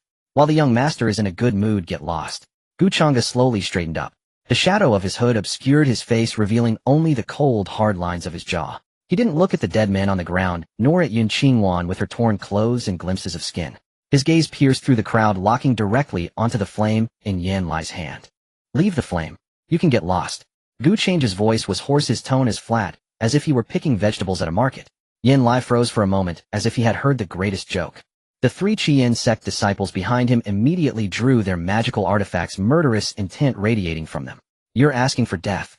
Yan Lai's eyes flashed with cruelty, and he swung his right hand abruptly. The dark red beast flame instantly swelled, transforming into a fire python, as thick as a barrel, opening its massive maw to devour Changge.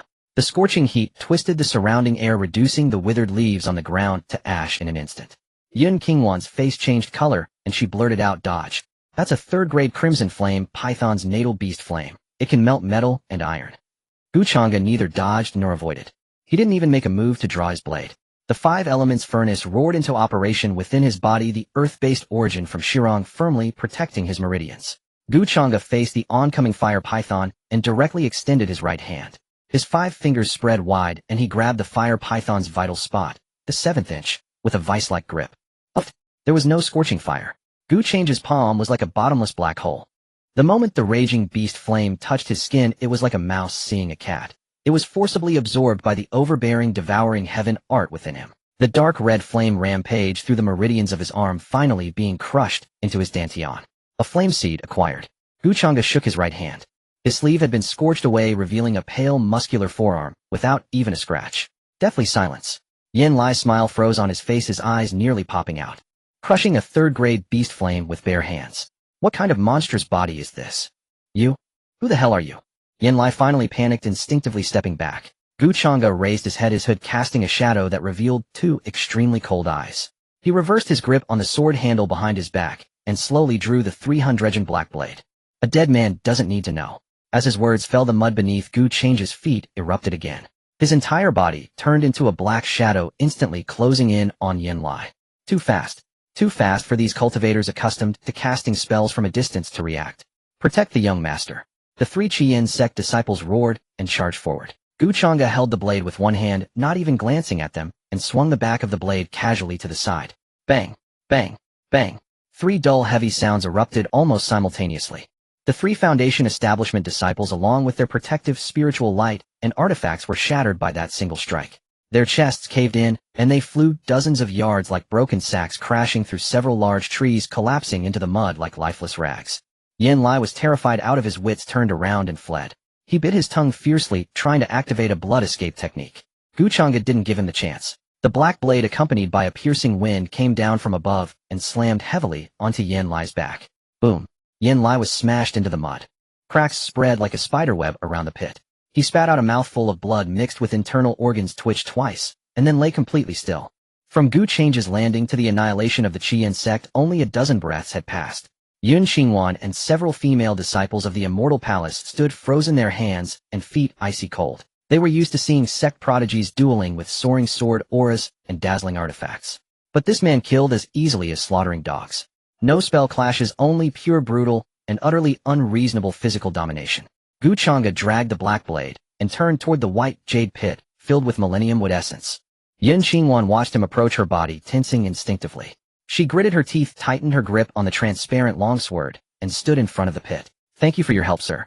But this pool of wood essence was discovered by my Piao Immortal Palace first." Qianxue forced a cold and aloof demeanor, though her voice carried an unmistakable tremor. Changge stopped 3 steps away from Qianxue. He was a head taller than her. The thick, murderous aura from the recent killing mixed with his unique cold scent aggressively assaulted Qianxue. "Move." Changge uttered 2 words. His voice was hoarse and flat. Qianxue was stunned. As the saintess of Piao Immortal Palace, wasn't she always revered and courted wherever she went? Even Yin Lai earlier had been full of covetousness. But this man looked at her, as if she were nothing more than a stone blocking the path. No admiration, no desire. Only pure sheer indifference. "Sir, you are too overbearing. This wood essence is very important to me." Qianxue took a deep breath, raising her sword slightly. "If you insist on taking it by force, Qingwan will have no choice but to test your skills." Changge looked at the sword in her hand. He suddenly recalled the scene at the Qingyun town arena where she had thrown down the marriage contract with such condescension.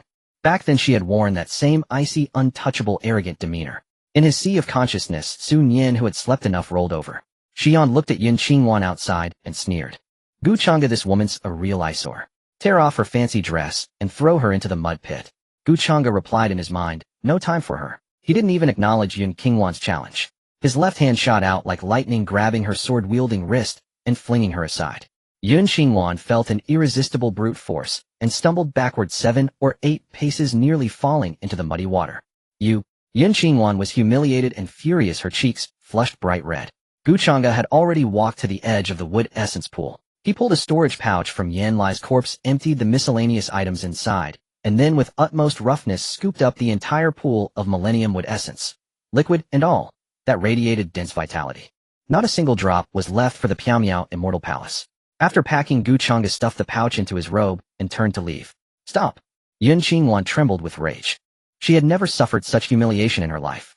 Being ignored, being flung away like trash, and having all the spoils taken right before her eyes. She stared intently at Changge's broad back.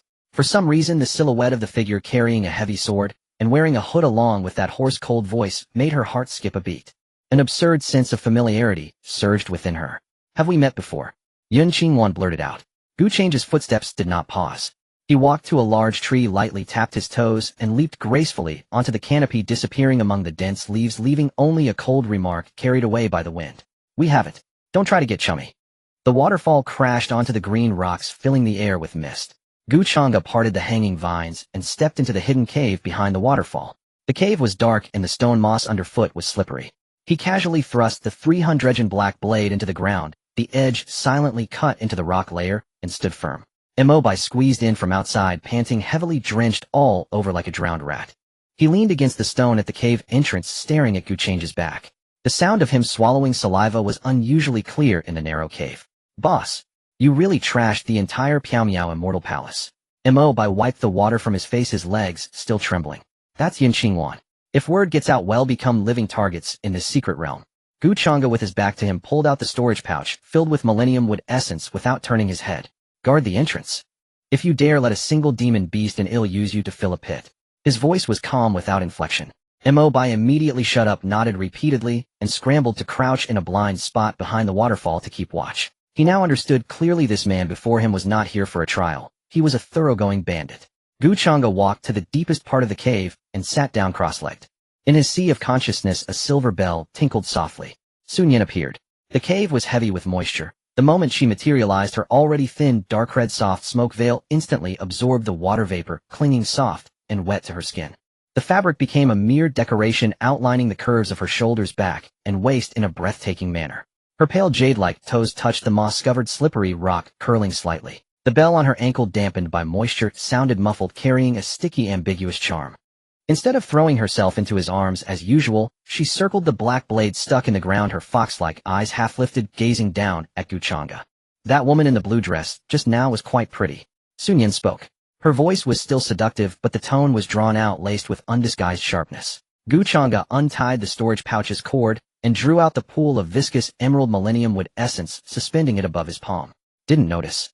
Liar. Xuantian took 2 steps closer and stopped before his knees. She bent down slightly, her damp hair falling forward and droplets of water from the tips dripped onto Changge's hand, cool to the touch. Xuantian stared into his eyes, her breath quickening from the stuffy, heat-warm air spraying onto Changge's nose. You so-called righteous men. Do you all like those cold, aloof fairy maidens? Changge lifted his eyelids. The distance between them was extremely close. He could clearly see Xuantian's lower lip, slightly bitten in anger, glistening with an enticing sheen, red, as if ready to drip blood. The streak of red at the corner of her eyes was dazzlingly vivid in the dim cave. He didn't bother with an explanation like, I was looking at that beast flame. At times like this, reasoning was futile. Changge's free left hand suddenly lifted, firmly grasping Xuantian's slender nape. His rough fingertips pressed against her cool skin, and without any explanation, he pushed her down slightly. Startled, Xuantian let out a soft cry and collapsed into his lap. Open your mouth, Changge commanded. Xuantian was taken aback, a flicker of surprise in her fox-like eyes.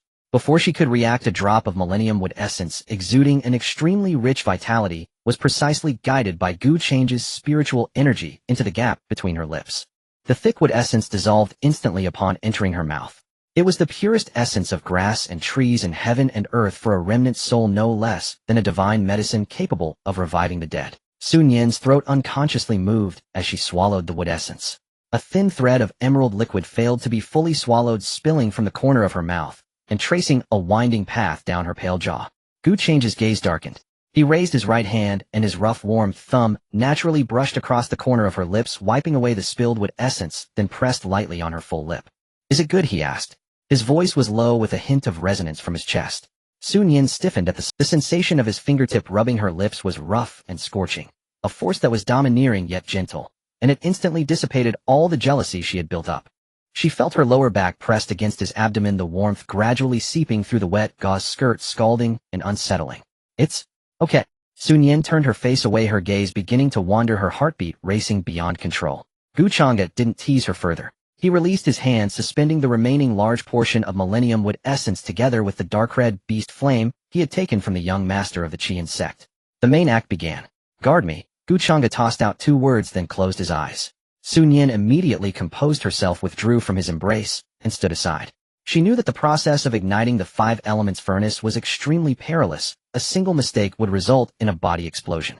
Inside Changge, the devouring heaven art was operating wildly. He first opened his mouth and directly swallowed the frenzied red beast flame into his belly. The flame entered his body without any meridian guidance and fell straight into his dantian. The newly laid Shirong foundation was instantly burned red hot by this extreme heat. Changge's skin surface visibly turned a terrifying dark red, and sweat evaporated into white mist before it could even seep from his pores.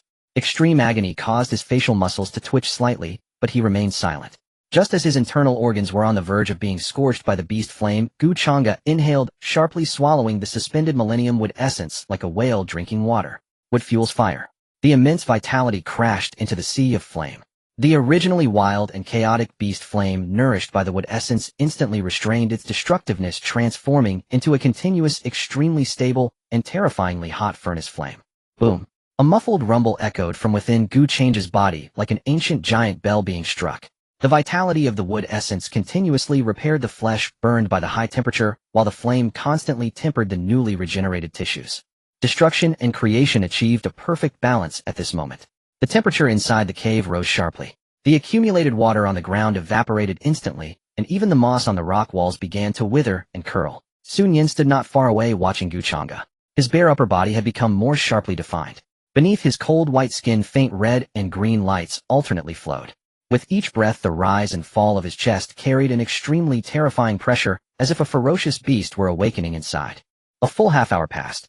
The strange light on Changge's body gradually faded, returning to a profound stillness. He opened his eyes. Deep in his pitch-black pupils, a very subtle flash of fire flickered and vanished. It was done. The 5 elements furnace earth as the foundation, wood and fire mutually generating. Now his physical body possessed not only terrifying defense and explosive power, but also endless regenerative ability and extremely domineering fire resistance. Changge stood up and casually clenched his fist. His knuckles let out crisp pops, and the air in his palm was compressed into a visible ring of white shockwave. This body is becoming more and more like a monster, Sun Yin said, looking at him with astonishment in her eyes mingled with a very hidden obsession. She stepped forward, reached out, and touched Changge's arm. The sensation was no longer the morbid coldness, but a layer of extremely comfortable warmth, his muscles as firm as a piece of warm jade. Changge didn't dodge, letting her touch him. He looked down at Sun Yin's wet red dress and frowned slightly. The furnace just ignited inside him, turned slightly. Changge reversed his hand and grasped Sun Yin's wrist. A stream of extremely gentle, pure fire-type true qi circulated through her meridians once.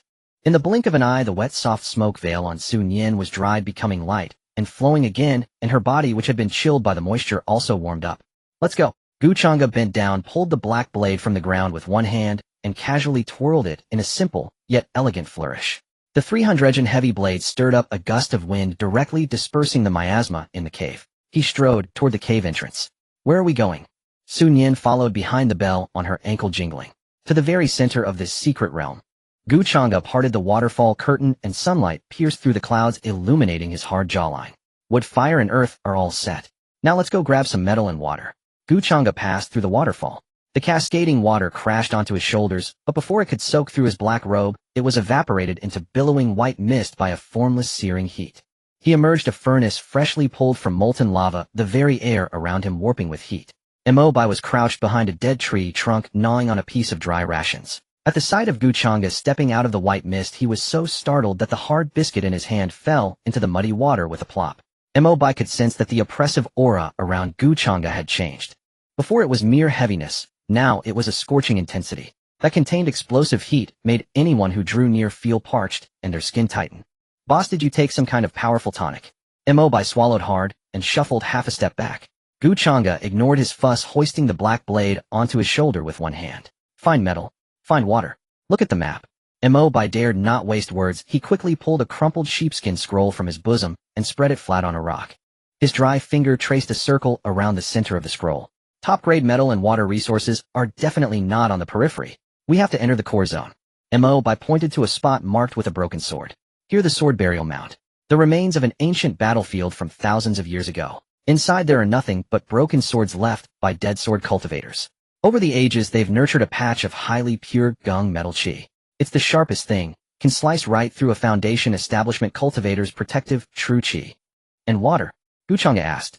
Beyond the sword burial mound lies the cold pool. At its bottom is mystic ice-heavy water. Bai scratched his chin, his face turning sour. But boss, that place must be a hornet's nest right now. Those sword cultivators from the Xuantian Sect are desperate for gung metal qi. They must have a large force stationed there. Changge withdrew his gaze and looked into the depths of the dense forest. Xuantian Sect. At those 3 words, a wave of physiological nausea rose in his stomach once more. He pressed his throbbing temples, and the 5 elements furnace in his dantian flared up with a surge of nameless fire. Lead the way. Changge stepped forward, crushing a dead twig underfoot. Boss, are we really going to fight them, heathen? But that's... Say one more word, and I'll stuff you into a crevice behind the waterfall. Bai immediately shut up, swiftly rolled up the map, and obediently led the way. The deeper they went into the barren wilderness secret realm, the more treacherous the terrain became. The decaying leaves on the ground had turned into hard black rock, and the surrounding trees had changed from lush green to bare iron gray. The air began to carry a pungent rusty smell. After walking for a while, the path disappeared. 2 steep black rock cliffs sandwiched a narrow fissure from which a pale, sinister wind howled. The wind carried tiny silvery particles that struck the rocks on both sides with a dense clinking sound, shaving off a layer of stone dust. Gung metal gale. Bai peeked from behind the cliff wall, then quickly pulled back. He slapped the defensive talisman onto his chest. This is the only way into the sword burial mound. The wind is like knives. Without a top-grade defensive artifact, stepping inside is a death by 1,000 cuts. Changge glanced at the wind belt. He didn't use a defensive artifact, nor did he even activate his protective spiritual light. Wait here. If you dare run, the first thing I'll do when I come out is kill you. Changge left those words and strode straight into the crevice filled with the gale. Bai tried to grab him, but failed and shut his eyes in terror. The moment Changge stepped into the wind, the dense silver particles swarmed toward his body like piranhas drawn to blood. Clink clank. The harsh metallic sound exploded in the narrow fissure. The gale struck Changge's exposed neck and wrists, but there was no spray of blood and flesh. Those gung metal particles capable of cutting through metal and jade only left faint white marks on his cold, pale skin. 5 elements furnace. Fire overcomes metal. The crimson flame beast fire within him, catalyzed by the wood core, had tempered his flesh into a red-hot anvil. When the gung metal gale slammed into him, not only did it fail to cut him, but the high temperature of his body softened its edge. Thus with the heavy blade on his back, he walked steadily through the raging gale step by step. At the end of the fissure the view opened up. Qianxue stopped. Before him lay a huge meteorite crater. At the bottom, countless broken swords and damaged artifacts were densely embedded like a graveyard overgrown with steel. The air in the entire crater shimmered with a glaring pale gold, and the sharp aura forced one's eyes shut. And at the very center of the crater a lotus entirely condensed from pure golden sword chi slowly rotated. Gung metal sword lotus. Qianxue's gaze locked onto it instantly. If he threw this into the 5 elements furnace, it would be enough to fill his metal elements foundation. However, the crater was already occupied. Over a dozen inner disciples of the Xuantian Sect clad in moon-white robes had formed a massive sword array attempting to suppress the violent sword chi around the Gung metal sword lotus. The leader was a middle-aged man with an aquiline nose at the early golden core stage. Holding a jade compass, he was barking orders loudly. Hold the formation. This Gung metal sword lotus is what the sect leader personally requested. With it, junior brother Xiaofan's supreme bone can be further nourished. The aquilina-nosed man shouted harshly. In his sea of consciousness, Sun Yin, who had been resting with her eyes closed suddenly, snapped them open. A cold, sharp glint flashed in her fox-like eyes. The Xuantian Sect again. And for that waste. Sun Yin's voice rang in Qianxue's mind, laced with mockery and undisguised killing intent. She stood up, her bare feet stepping on the bells, her red dress swaying gently. Changge. I don't like them touching that flower. It's dirty. Sun Yin's long fingers twirled a strand of her hair, her tone casual. Changge said nothing. He reached out and unwound the cloth wrapped around the black blade. The strips slid off, revealing the heavy black sword body. The tip of the blade angled toward the ground. He stepped over the scattered broken swords, heading straight for the center of the crater. The iron beneath his feet crunched loudly, a jarring sound in this graveyard of swords where only the hum of blades had echoed. The aquilina-nosed man whirled around, his sharp gaze piercing Changge. Who goes there? The Xuantian Sect is conducting business. Get out now. Changge did not stop. He raised his head, his eyes beneath the hood as calm as still water. I've taken a liking to this lotus. He dragged the 300-pound black blade, its edge scraping sparks across the rocks and broken swords. Leave the flower, and you get lost. The man with the aquiline nose laughed in fury. A rogue cultivator devoid of even a trace of spiritual energy dared to snatch the treasures of the Xuantian Sect, and not just any treasure, but the supreme artifact personally demanded by the first seat. Form the formation. Annihilate him. He couldn't be bothered with empty words, so he issued the command directly. A dozen inner disciples drew their swords in unison. A dozen razor-sharp sword beams interwove in midair, instantly forming an impenetrable net of death that descended upon Changge. The air was filled with the piercing shriek of sword chi. Changge did not stop. He dragged the 300-edged black broadsword and charged straight into the sword net. The first few sword beams shredded his black cloak, sending strips of fabric flying, revealing his muscular cold white shoulders and back. The sword, radiance enough to cleave metal and jade, struck his flesh, but only burst into a shower of faint sparks, leaving behind fleeting white marks that vanished in an instant. The Shirong origin within the 5 elements furnace, tempered day and night by the Qi and beast flame, had long forged this mortal body tougher than most magical artifacts. Break. Changge let out a low growl, his right hand gripping the sword hilt tighter. He planted his feet, twisted his waist and back, and the heavy black blade, carrying an overwhelming physical wind pressure, slashed upward fiercely. Boom. There was no gleam of spells, only the impact of pure violence. The exquisite sword net shattered like a fragile sheet of ice under the brutal force of the black blade. The violent shockwave sent the foremost 6 or 7 disciples flying. They didn't even have time to scream before their sternums caved in, and they crashed backward into the pile of broken swords like tattered sacks, convulsing twice before falling still. The man with the aquiline nose turned pale. This was no mere martial artist. This was a monstrous body cultivator. Shedding his contempt, he unleashed the full spiritual pressure of the golden core early stage. The surrounding broken swords trembled violently under the pressure. Insolent whelp. The man bellowed, opening his mouth to spit out a streak of cyan light. That was his life-bound flying sword which he had nurtured within his body for 60 years. The sword swelled in the wind, transforming into a blinding cyan thunderbolt, its speed leaving only afterimages as it streaked toward Qianxue's brow. The full-force strike of a golden core cultivator carrying the sharpness to rend everything. Qianxue's eyes turned cold and stern. He gripped the sword hilt with both hands and held the broad black blade vertically before him. Clang! A deafening crash. The cyan flying sword slammed into the thick blade surface of the black sword. The massive recoil force pushed Qianxue's feet, sliding backward half a step across the rocky ground, gouging 2 deep furrows. The foundation of the golden core stage was indeed not to be underestimated. Seeing his first strike fail, the man with the aquiline nose abruptly changed his sword hand seal. The cyan flying sword twisted eerily in midair, bypassing the black sword's defense with insidious cunning, and darted, like a venomous snake, toward Changge's unguarded throat. The change was so swift that dodging was utterly impossible. Changge simply chose not to evade. He released his left hand from the sword hilt, spread his 5 fingers, and reached out to grab the fatal cyan radiance directly. The sharp blade cut through flesh. Changge's left hand clamped down on the flying sword's edge. The razor-sharp sword Qi slashed his palm, and the crimson blood that seeped out was instantly vaporized into a wisp of blood mist by his extremely high body temperature. You're asking for death. How dare you catch my life-bound flying sword with your bare hand?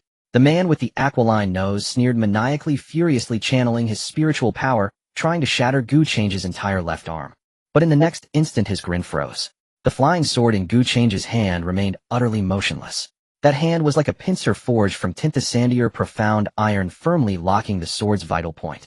Then a suffocatingly high temperature erupted from Changge's palm. The Qi and beast flames surged through his 5 fingers, instantly engulfing the entire cyan flying sword. Crack! Changge exerted force with his 5 fingers and snapped it violently. The life-bound flying sword, glowing red-hot from the Qi and beast flame, and having lost much of its spiritual nature, let out a mournful whine as he shattered it into 2 pieces with his bare hands. The scrap metal hit the ground, leaving 2 scorched pits. The destruction of his life-bound treasure struck the man like a thunderbolt. He spat out a mouthful of blood mixed with organ fragments, his true Qi disintegrating, and his legs gave way, causing him to collapse to his knees. He stared at Changge in terror, his eyes filled with the fear of death. Changge didn't listen to his rambling. He strode forward, and the black sword in his right hand traced an extremely concise semicircle in the air. The blade fell. A fine head flew up into the air and rolled into the rust-stained sword grave. The neck of the headless corpse spurted blood 3 feet high before it toppled over. The remaining inner disciples were utterly broken. They dropped their magic tools and fled the meteor crater in panic, stumbling and crawling. Changge did not pursue them. Small fry weren't worth his time. He sheathed the sword and shook off the wound on his left palm, which was deep enough to see the bone. The vitality of the wood marrow quickly activated, and the wound visibly stopped bleeding and scabbed over. He turned and walked toward the Gingjin sword lotus at the center of the crater. The sword lotus was entirely condensed from extremely pure sword Qi, sharp and aggressive. As he drew near, even his face felt scraped raw. Inside the sea of consciousness, Sun Yan lay languidly against the edge of the bell. The dark crimson soft smoke luo slipped down slightly due to her movement, revealing a large expanse of fair, delicate back. She propped her chin on her slender fingers, her eyes shimmering as she gazed at Changge outside. Don't pick it with your hands. Sun Yan's voice carried a hint of post-slumber huskiness laced with an alluring laziness. The Gingjin Qi will shave your hand bones to mush. Use the swallowing heaven art and absorb it directly. Changge didn't reply. He followed her instructions. He thrust the black sword into the ground beside him and cupped his hands around the sword lotus. The 5 elements furnace in his dantian suddenly contracted inward, generating an extremely domineering suction force.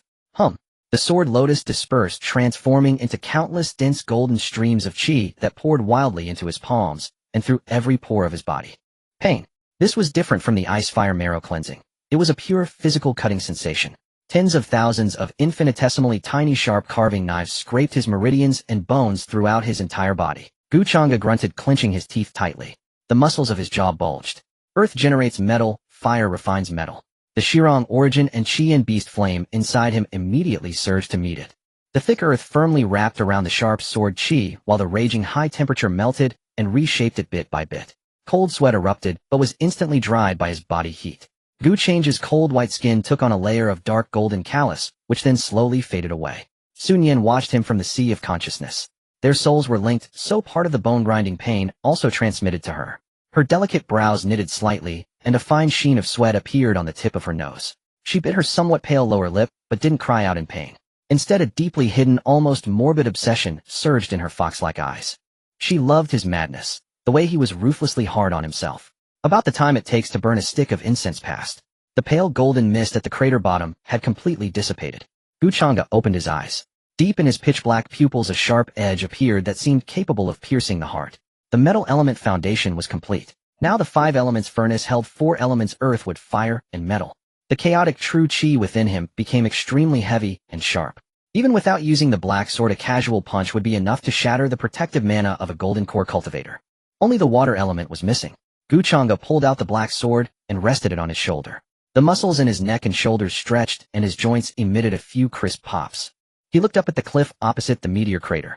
Bai had said that beyond the cliff lay the cold pool containing the Xianbing heavy water. Let's go, Changge said in his mind. Sun Yin turned over languidly, tucking her pale jade-like feet into the gauze skirt, her voice laced with weariness. Hurry up and get the water. The stench of blood here is too strong, it's making me dizzy. I'm going to sleep. Changge didn't reply, silently wrapping the silver bell more tightly with his chaotic true qi to block out the pungent smell. He stepped forward, treading over the shattered swords, and strode toward the cliff. Changge emerged from the crevice filled with howling stone winds. The wind ceased. His black robe had been slashed into strips, hanging tattered and threadbare from his shoulders. He casually tore off the shredded cloth, baring his torso, revealing the sharp, defined lines of his chest and back. A dark golden luster rippled beneath his skin, once before fading entirely. Bai, who had been crouching behind a rock, heard the commotion and jerked his head up. Seeing Changge completely unscathed, Bai's jaw nearly dropped into the mud. That was the Gungjin stone wind, capable of cleaving even top-grade defensive artifacts. This guy had actually waded through it without so much as a scratch. Let's go. Changge said nothing more, hoisting his black blade and climbing directly up the blackstone cliff. The two scrambled over the steep precipice. The view opened up abruptly, but the temperature plummeted precipitously. Behind the cliff lay a vast depression shaped like a funnel. At its deepest point was a pool of water as black as ink, utterly still with no ripple on its surface, constantly emitting pale, freezing mist. The surrounding rocks and trees had all been frozen into pale ice sculptures. Over a dozen corpses lay scattered around the cold pool. Judging by their attire, some were rogue cultivators while others were disciples from major sects. All of them had died frozen solid, still in the posture of walking forward. Bai shuddered violently at the edge of the cliff, and in an instant a layer of frost formed on his eyebrows. Boss, this is the cold pool. Bai's teeth chattered, his speech slurred from the cold. The profound ice-heavy water is at the bottom. One drop weighs 1,000 June, and its cold can shatter a golden core. Those dead guys probably didn't even touch the water's surface before the cold drained their life force. My cultivation can't handle going down, it'll keep watch up here for you. Changge nodded. He slid down the icy steep slope and stopped at the edge of the cold pool. The piercing cold, like countless fine ice needles, drilled straight into the marrow of his bones. But the 5 elements furnace within him was blazing fiercely. The 4 elements, earth, wood, fire, and metal, spun wildly, forcibly blocking this cold outside his flesh. Changge thrust his black blade into the bank. He took a deep breath and without a moment's hesitation leaped directly into the pitch-black cold pool. Splash. There was no large splash. The water was too heavy. The moment he entered the water, Changge felt as if he had crashed headlong into a mountain of iron.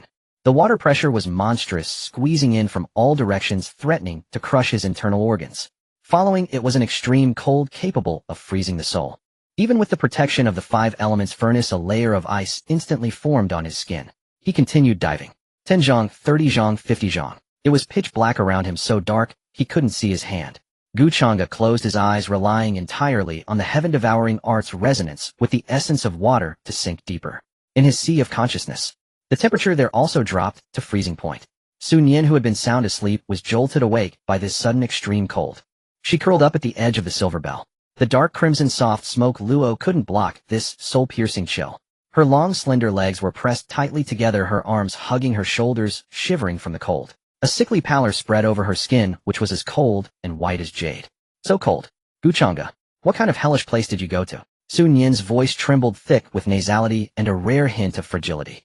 Her already damaged soul had extremely poor resistance to this extreme cold. Changge snapped his eyes open at the bottom of the pool. Almost there. Hold on a little longer. He whispered back in his mind, his tone carrying a tension he himself didn't notice.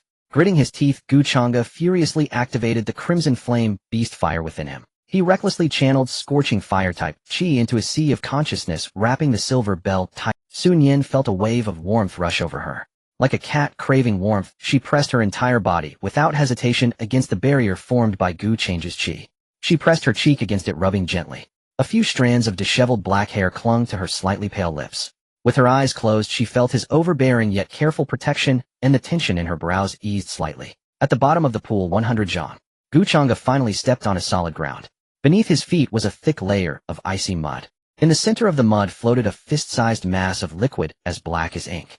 The surrounding pool water dared not approach it, creating a zone of absolute vacuum. Profound, ice-heavy water. Changge reached out his right hand and grasped it in his palm. Boom. The final piece of the 5 elements puzzle, the essence of water, entered his body. The profound ice-heavy water rampaged through Gu Changge's meridians, carrying a world-ending cold straight toward his dantian. But the five elements furnace had been waiting for it. Metal generates water, water generates wood. The heaviness of Shirong, the sharpness of the sword lotus, the vitality of the wood marrow, the ferocity of the beast fire. In this moment, the four forces interlocked perfectly with the profound ice-heavy water. A perfectly balanced inner cycle took shape within Gu Changge's body with a thunderous roar. Endless and self-sustaining, the power of the five elements in mutual generation and restraint surged and roared through his meridians, finally condensing into a viscous mercury-like, gray-white primordial qi that completely filled his once dry dantian. Done. Gu Changge opened his eyes at the bottom of the pool. In his pitch-black pupils, five-colored radiance swirled before settling into profundity. He kicked off the bottom with all his might, shooting upward like a heavy cannonball, breaking through the oppressive water and bursting toward the surface. Splash! Gu Changge broke through the water and landed steadily on the bank. Steam rose from his entire body. The pool water had no time to freeze before it was instantly vaporized by the terrifying heat radiating from within him.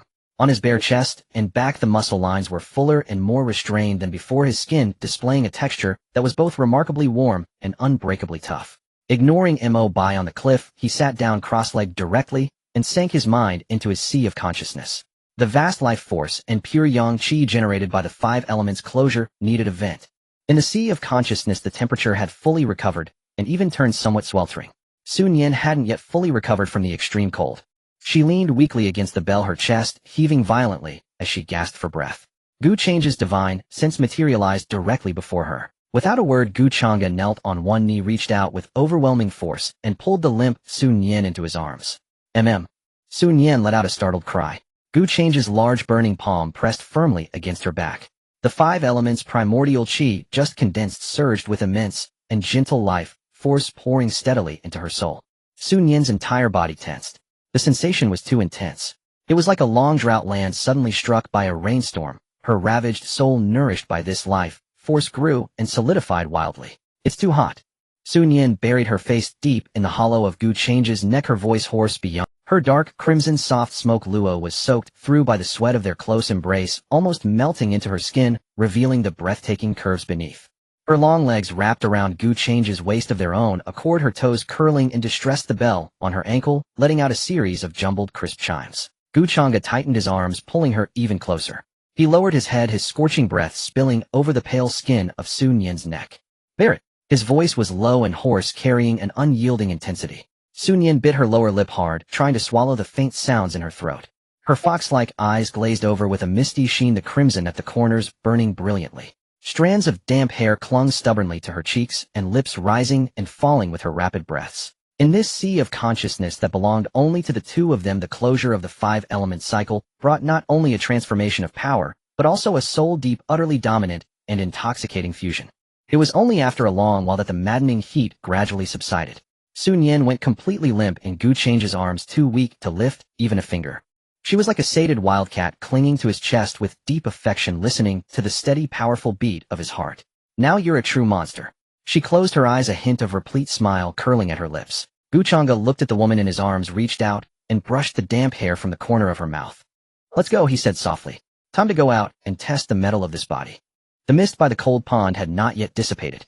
Gu Changge stood up from the bank, casually retrieving the black blade that was thrust into the ground. His tattered black robe barely hung on his shoulders, revealing a large expanse of his sturdy chest and back. Having just completed the five elements closed loop, he was like a newly sharpened, peerless, deadly weapon, his very breathing carrying a suffocating pressure. The pond water dripped down his cold, pale jawbone, but before it could hit the ground, it was evaporated into a wisp of white smoke by the high temperature radiating from his body. On the cliff top, Mo Bai was huddled behind a large rock, his nose frozen with icicles. He poked half his head out and watched Gu Changge, as if nothing had happened, step on the cliff wall and leap up in a few strides, scaring him so much that he gasped. He went down and came back alive. Mo Bai's gaze at Gu Changge was now completely like looking at a primordial beast in human skin. Gu Changge ignored him, hoisting the 300 black blade onto his shoulder with one hand. The spine of the blade struck his solid neck and shoulder muscles with a dull thud. "Leave the valley." He threw out two words and strode forward. Mo Bai quickly scrambled to his feet, shivering, pasted two warming talismans on himself, and followed, stumbling and crawling. The two had just crossed the edge of the sword burial mound. At the narrow mouth of the valley ahead, the Gungjin astral wind that had been blowing was forcibly torn apart, creating a vacuum zone by brute force. Over a dozen Xuantian Sect disciples in moon-white Dharma robes blocked the exit. At the forefront stood an old man in a gray robe, his face gaunt, but his eyes as sharp as a hawk's. At his feet lay several corpses of outer disciples who had just escaped from the sword tomb. Deserters no mercy. The gray-robed old man coldly withdrew his hand and turned to fix his gaze on Changge, who had just emerged. Golden Core late stage. Mobai took one look and his legs went weak. He collapsed behind the rock, playing dead. This was an inter-sect elder of the Xuantian Sect, a truly formidable figure who ruled over a region. Killing a loose cultivator like them was easier than crushing an ant. The gray-robed old man's gaze fell on the black blade on Changge's shoulder, then looked at the direction he had come from. His eyes instantly darkened to the extreme. Did you kill Junior Brother Wang? Did you also seize the sword lotus? The old man's voice was laced with spiritual energy, causing gravel on both sides to tremble and fall. Changge stopped. He looked at the dozen people blocking his path, his eyes utterly calm, as if he were looking at a dozen dead branches in his way. The newly closed 5 elements furnace within him was stirring restlessly, filled with an abundance of Hunyuan true qi that had nowhere to be unleashed. This body, perfectly tempered by earth, wood, fire, metal, and water, was just in need of a sufficiently hard whetstone. Changge did not offer an explanation, nor did he intend to draw out words. He simply lowered the black blade from his shoulder. The broad tip of the blade touched the ground, shattering a rock. Courting death. The gray-robed old man, seeing no response, flew into a rage. The oppressive aura of the Golden Core late stage exploded forth, instantly draining the air within several dozen zhang. His withered claw-like hand suddenly grabbed through the air. Xuantian Dragon Capture Hand. A massive cyan claw, fully formed from violent spiritual energy, dozens of zhang in size, descended upon Changge with a piercing shriek that seemed to tear space itself. Before the giant claw even landed, deep claw marks were already pressed into the black stone ground. Changge looked up. His 5 fingers tightened abruptly around the blade's hilt. Within his dantian, the mercury-like viscous gray-white Hunyuan true qi awakened like an enraged dragon. Earth engenders metal, metal engenders water. The extreme cold and weight of the profound ice-heavy water, combined with the indestructible sharpness of Gengjin, surged madly along Changge's arm into the black blade. The originally pitch-black lusterless blade was instantly covered with a tangible dark gray water film. This was no ordinary water, but profound ice-heavy water, each drop weighing over 1,000 jin.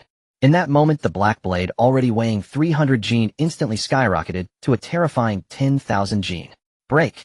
A low syllable rolled from Changge's throat. The muscles in his waist and back suddenly exerted force, his spine emitting a series of explosive cracks. With one hand dragging the 10th Zanjan black blade, he swung it upward to meet the descending cyan giant claw. Boom! The air was directly crushed by the terrifying physical weight, producing a thunderous explosion. There was no flashy collision of spell light. The Golden Core stage cyan giant claw, powerful enough to crush a small hill upon contact with the profound ice-heavy water-coated black blade, seemed to slam into indestructible divine metal, sweeping away all obstacles. The giant claw was cleanly split in 2 from the middle, and the violent spiritual energy instantly dissipated, turning into a hurricane that swept outward. What a... The gray-robed old man's pupils contracted, his face full of horror. But he had no chance for it. The black stone ground beneath Changge's feet collapsed with a boom. He stepped on the shattered rocks, turning into a gray-black afterimage, instantly breaking through the dissipating spiritual energy storm and closing in on the old man. Too fast and too heavy. The old man felt as if an iron mountain was crashing into him. In panic, he activated 2 supreme-grade defensive shields while frantically retreating. Too late. Changge's eyes were cold. The black blade in his hand, carrying the force of 10,000 jun, slammed fiercely into the shields. Crack! The 2 supreme-grade defensive shields couldn't hold for even a breath. They exploded into countless fragments. The black blade's momentum didn't diminish. The thick spine of the blade struck the gray-robed old man's chest without hindrance. Bang! A cloud of blood mist exploded in midair. A dignified Xuantian Sect elder at the Golden Core late stage, without even time to escape his primordial spirit, was directly smashed into a pulp by that single strike. Shredded flesh and blood sprayed out in a fan shape, splattering all over the Xuantian Sect disciples behind. Dead silence. The wind stopped. All the Xuantian Sect disciples stood frozen, the blood on their faces still steaming, their eyes filled with nothing but primal terror. That was a Golden Core late-stage elder, smashed to pieces with one strike. Run! A piercing scream came from someone unknown, and the dozen disciples instantly broke down, scrambling and crawling frantically to escape, wishing they had more legs. Changge stood still, not giving chase. He slowly exhaled a stream of hot, white breath. The recoil from that strike had made his tiger's mouth slightly numb, but the wood marrow life force from the five elements furnace immediately surged up in the blink of an eye, soothing that insignificant ache. This was true confidence. Now even if he encountered an old monster at the nascent soul early stage, he would dare to engage in a life-for-life close combat. Deep within his sea of consciousness, Xuantian lounged lazily, lying on her side inside the silver bell. The violent crushing she had just witnessed filled her with immense satisfaction. Her dark red soft smoke robe still carried a hint of moisture from sweat clinging tightly to the breathtaking curves of her waist and hips. She tilted her head slightly, her black hair spilling over her fair rounded shoulders. Her seductive fox-like eyes were half-closed, with a thick swirl of possessiveness and obsession surging in their depths. Her long legs were crossed, and her pale cold jade-like toes wiggled with extreme delight, the bell on her ankle emitting a series of tiny tinkling sounds. That was a beautiful smash. Xuantian's seductive voice echoed in Changge's mind, carrying a soft hooking quality. She extended the tip of her tongue and gently licked her own rosy lips, as if savoring something extremely delicious. Changge. She called his name, and the heat of her breath seemed to spray directly onto his earlobe through his soul. Changge flicked the blood off the blade and slung the black blade back onto his back. From now on, whenever you meet a dog from the Xuantian Sect, smash one, crush one. Sister likes to watch. Xuantian pressed her cheek against the cold inner wall of the bell, a few strands of damp black hair sticking to her collarbone, her eyes both lazy and cruel. Okay. Changge's voice was utterly calm, yet carried the weight of a promise. He turned around and walked toward Mo Bai, who was still trembling behind the rock. He extended the tip of his foot and kicked the pile of fat. Get up. Lead the way. To the deepest part of the secret realm. Changge glanced at the central peak looming in the distance, shrouded in mist. The deeper one ventured into the great wilderness secret realm, the sparser the vegetation became. In the final tens of miles, the black soil underfoot had transformed into a ghastly white lime powder. Treading on it made no sound, only a pungent chilling odor. Mo Bai walked ahead, his stout legs churning swiftly, not daring to look back even once. His fear of Changge now outweighed all the demon beasts in this secret realm. A body cultivator who could crush a late golden core cultivator with bare hands. Even if Mo Bai were chopped into pieces and fed to dogs, he would still praise the blade's skill in the underworld. Changge followed behind at a leisurely pace. The five elements furnace within his body, now fully closed in a cycle, was operating autonomously. With each breath, the sparse spiritual energy around him was drawn into his dantian ground repeatedly through the cycles of earth, wood, fire, metal, and water, transforming into strands of pure Hunyuan true qi. He didn't need to meditate deliberately. As long as he lived, his cultivation level kept rising. The great wilderness main peak had arrived. There was none of the ethereal immortal scenery one might imagine. It was merely a barren colossal stone mountain. Above the midslope, it plunged entirely into gray-black, gloomy clouds.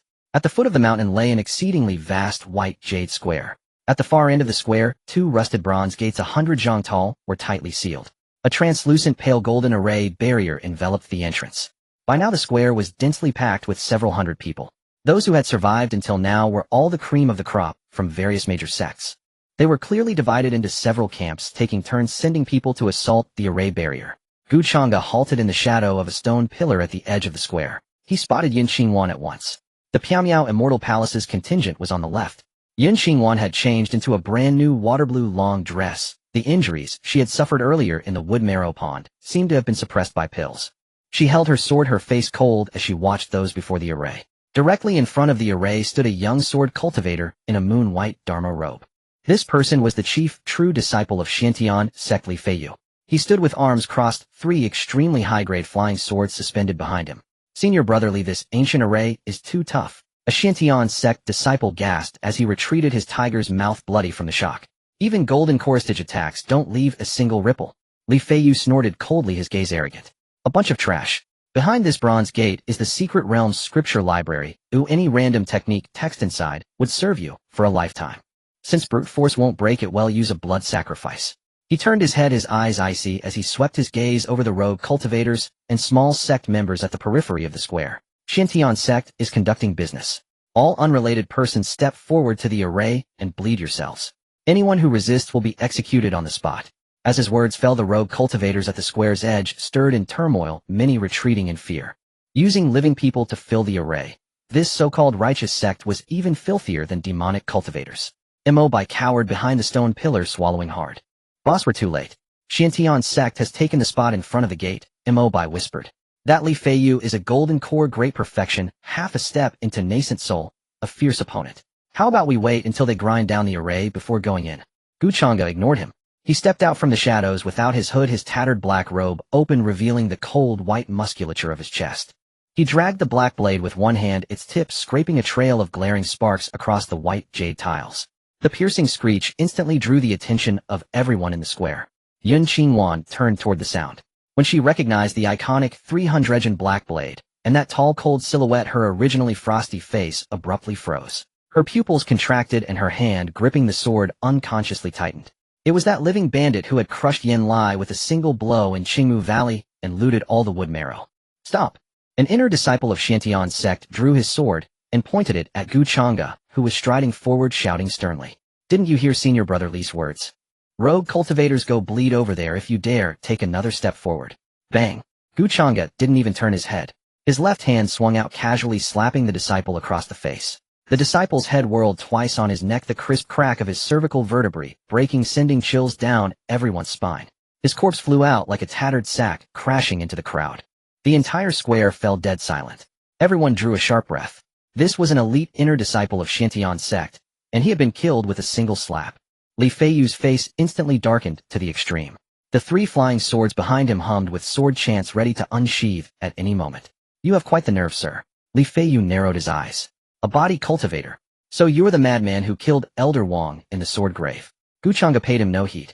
His gaze passed over Li Feiyu and landed on the pale golden array barrier. This array was not only tough, but also carried a pressure that targeted divine sense. In the sea of consciousness, the silver bell emitted a somewhat muffled chime. Sun Yan was curled up in the bell space. The soul pressure of the ancient array outside seeped in, making her feel very uncomfortable. Her dark crimson soft smoke gauze clung to her skin. Fine beads of sweat trickled down her long fair neck, slipping past her deeply hollowed collarbone and disappearing into the fabric. Her bare feet exerted slight pressure, her arches curving into an extremely pleasing arc, her toes curling restlessly under the oppressive sensation. Gu Changge. Sun Yan's voice rang out in the sea of consciousness, carrying a languid, coquettish tone of being stifled. Her divine sense coiled around him with natural intimacy, her arms encircling the waist of Gu Changge's soul, her cheek pressed tightly against his back. Warm, moist breath seeped through the illusory fabric. This damn array is giving me a headache. Sun Yan bit her lower lip lightly, a crimson flush of discomfort rising at the corners of her eyes. Smash it! She was no longer the lofty sacred maiden of the demon sect. In this private space that belonged only to the two of them, she pressed all her vulnerability and possessiveness onto him without reservation. Gu Changge's Adam's apple rolled slightly. He could feel the breathtaking fullness of her touch against his back, as well as the slight tremors caused by her discomfort. All right, Gu Changge answered in his heart, low and steady. He suddenly exerted force with his feet. The white jade tiles exploded with a roar, spiderweb cracks spreading over a dozen zhang. He completely ignored Li Feiyu and the Xuantian Sect disciples on high alert. His entire form turned into a gray-black afterimage, charging directly at the 100 zang tall bronze gate. Arrogant.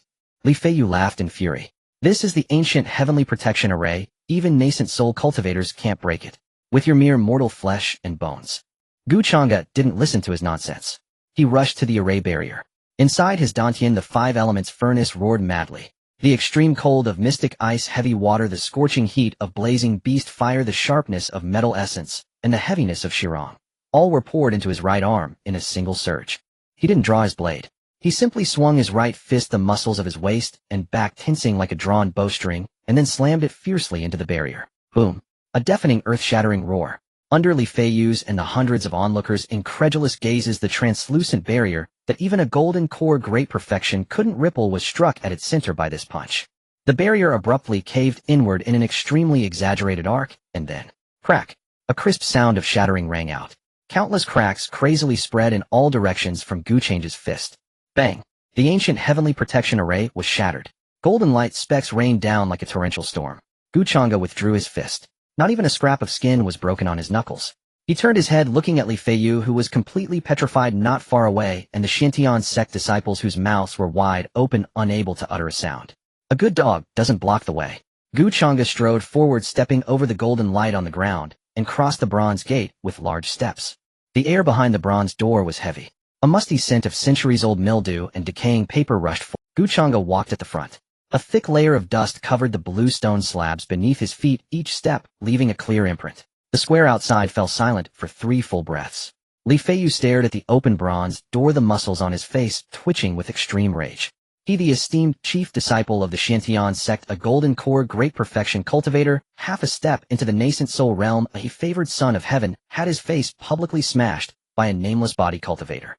Kill him. Li Feiyu gritted his teeth, his voice squeezed through clenched jaws, each word dripping with blood. Chop him into mincemeat and render his bones into oil. Dozens of Xuantian Sect disciples snapped out of their daze, drawing their artifacts and rushing through the gate with red eyes following Li Feiyu. Yun Qingwan stood still. She watched Gu Changge's figure vanish behind the door, her hand gripping the sword slick with cold sweat. The image of that fist shattering the ancient array had been too shocking. That pure, unadulterated violence devoid of any reason tore apart the proud, immortal cultivation common sense she had always held. Senior sister, should we enter? A female disciple beside her asked softly. Enter. Yun Qingwan took a deep breath, suppressing the inexplicable tremor in her heart. Be careful. Don't provoke that person. The rogue cultivators and members of minor sects also surged in. Mo squeezed through the crowd, sneaking along the wall with a sly look, afraid someone might recognize him as the one who followed that scourge. Inside the sutra library lay an enormous circular tower. The center was hollow, and around the walls rings of wooden bookshelves spiraled straight to the top. The shelves were densely packed with jade slips, animal skin scrolls, and bamboo strips. But most had already weathered, crumbling into powder at the slightest touch. As soon as the Xuantian Sect and the Piao Miao Immortal Palace rushed in, their eyes reddened as they pounced on the still glowing jade slips. These were the legacies of an ancient sect. Even a single fragment could fetch a sky-high price outside. Changge did not join this mad scramble. The 5 elements furnace within him had already closed its cycle. Ordinary single-element techniques were less useful than toilet paper to him. In his sea of consciousness, the oppressive, soul-crushing pressure of the array had completely dissipated with the bronze door's breach. Sun Yin let out a long breath of relief. She felt as if her bones had been removed, her body sliding limply downward, until Gu Changge's spiritual sense caught her waist and firmly pulled her into his embrace. Her dark red soft smoke robe was soaked through with cold sweat. Now half-free, it clung to the curves of her lower back and spine, the wrinkled fabric pressing against her flesh with breathtaking sensuality. Sun Yin leaned against Gu Changge's chest like a boneless creature. Her eyes closed, her cheek greedily rubbing against his neck as she deeply inhaled his steady cold aura.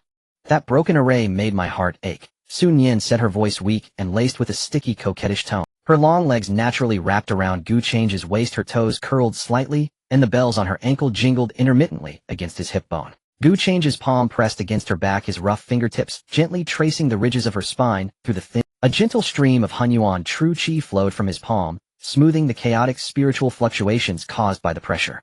What do you want? Gu Changge asked, speaking to her in his mind, his tone always more patient than with outsiders.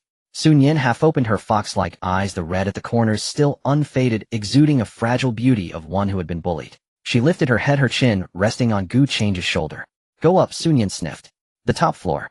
There's a strong mix of gung metal and gue water. Suitable for you. Gu Changge opened his eyes. He didn't take the wooden stairs.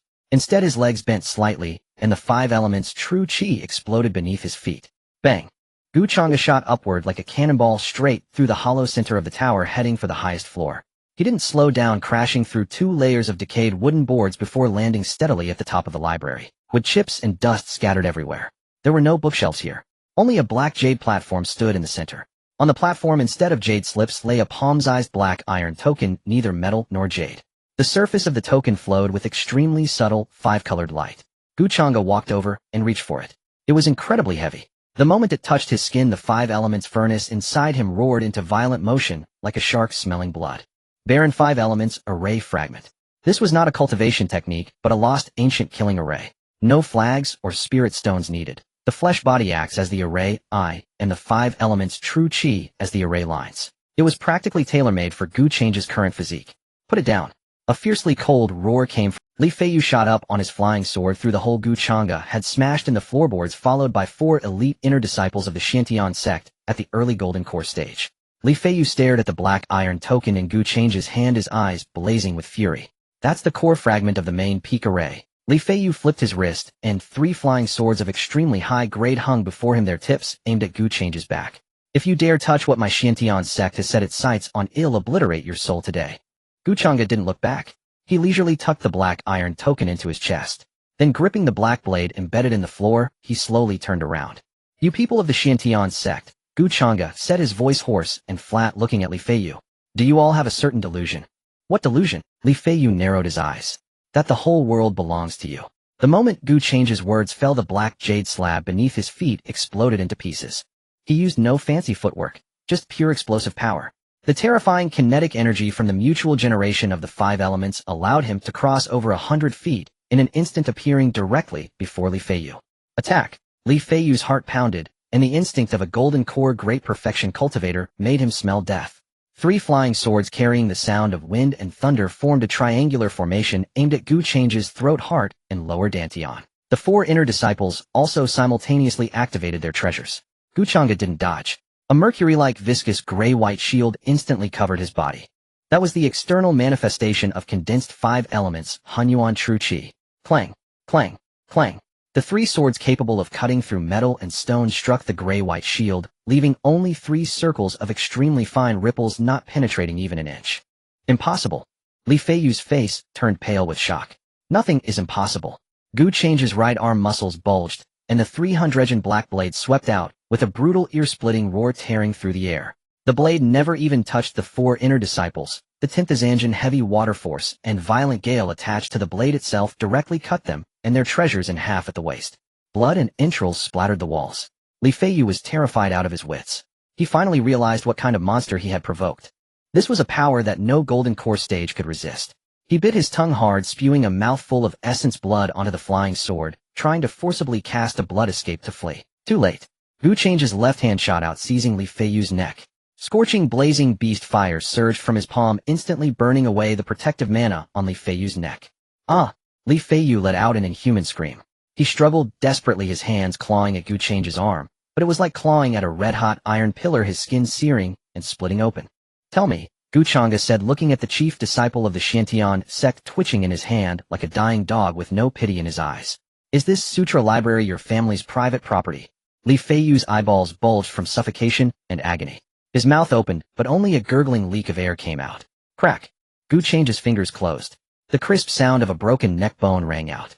Li Feiyu's head lolled weakly to one side, the life force of the golden core great perfection cultivator utterly severed.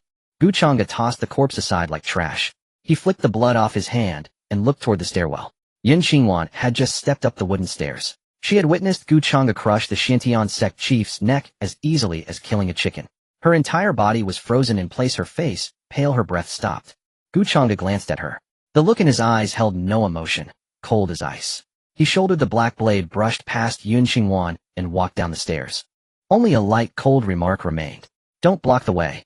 The highest tower of the Dahuang's secret realm now stood like a broken chimney shattered into a dead silence. Li Feiyu's corpse lay sprawled at the stairwell like a discarded rag casually tossed aside by Gu Changge. The pool of blood on the floor was soon covered by the scattered golden light of the formation array. The sounds of battle cries below grew increasingly closer. Clearly the disciples from various sects were swarming upward like locusts. These people, covetous of the ancient sect's heritage fragments and incomplete scrolls, no longer cared about maintaining the dignity of chief true disciples. Gu Changge tucked the black iron scroll into his bosom. That was the core formation of the entire Dahuang relic realm. Gu Changge. In his sea of consciousness, Sun Yin closed her eyes and sniffed, as if confirming something. The bookshelf in the southwest corner. There's a secret compartment behind it. Her voice, husky and seductive, drifted lightly, carrying an air of absolute authority. There's something inside. Good, he responded. His voice was calm, without any fluctuation, yet he turned without hesitation, following her direction, striding toward the southwest corner. There stood a moldy solidwood bookshelf. The bamboo slips on it had long since turned to ash that crumbled at the slightest touch. Gu Changge did not bother to search for any mechanism or secret compartment. His 5 elements furnace revolved within his body, the Hunyuan True Qi in his dantian, as heavy as lead. He raised his hand and drove a fist directly into it. Boom. The solidwood bookshelf, along with the half-meter-thick bluestone wall behind it, shattered like paper. Stone chips flew, revealing a square cavity inside the wall. Inside lay 3 ancient jade boxes, their jade luster warm and smooth, clearly not ordinary items. Take all 3. Sun Yin hummed with satisfaction in the sea of consciousness. Gu Changge reached out and swept the 3 jade boxes into his bosom. The moment he secured them, hurried footsteps and sword light came from the stairwell. Chief Senior Brother. 2 Xuantian Sect true disciples who had rushed up stared at Li Feiyu's corpse, which was utterly dead on the ground, their eyes nearly popping out. They instinctively turned to Gu Changge, who was collecting items by the wall. You actually killed Senior Brother Li. One of the disciples' voice trembled. Li Feiyu was a golden core grand perfection cultivator. How could he have died here without a sound? Not only did I kill him, Gu Changge turned around and pulled the 300 black blade from the ground. They'll take your lives too. No more words. He crushed several stone slabs underfoot, his form charging like a beast, skimming the ground, dragging the black blade as he slammed into them. The two true disciples were terrified, instinctively raising their swords to block. Clang! Crack! Both men and their swords were swept away by the 10th black blade. Blood traced two long red arcs through the air as they crashed into the opposite stone wall, embedding themselves into it, their bones shattered to fragments. At that moment, more people surged up through the broken stairwell. Yun Xingwan from the Piaomiao Immortal Palace also ascended. Seeing the carnage on the ground, her already cold face turned even paler. Is that an ancient Qianxue technique fragment? A rogue cultivator pointed at the wall cavity punched open by Gu Changge, his eyes gleaming with greed. Inside the cavity, a few yellowed beast hides lay scattered. Gu Changge did not even glance at those worthless hides. The good stuff had already been picked by Sun Yin, the rest were nothing but scraps too rough even for wiping his backside. But he had no intention of leaving just yet. He turned around, his deep dark eyes sweeping over everyone who had just rushed up. The black blade pointed diagonally at the ground, blood droplets still clinging to its edge. I've taken a fancy to everything on this floor, Gu Changge said, his voice hoarse like sandpaper scraping iron, carrying a pure, unreasonable arrogance. You now have two choices. He slowly raised the black blade. 1. Leave your storage pouches behind. Consider it your ransom. 2. We'll send you down to meet him. He nudged Li Feiyu's corpse with his toe. The air froze instantly. Several hundred people were being held up by a single man at the top floor of the scripture depository. In the thousands of years since the Dahuang secret realm opened, this was the first damn time. Have you lost your mind? A hot-tempered fire element rogue cultivator bellowed. There are hundreds of us here. Even if you're a body cultivation freak, can you really kill us all? That's right. Do you think you're a nascent soul-old monster? Everyone attack together. Kill him. With someone taking the lead, the crowd stirred into chaos.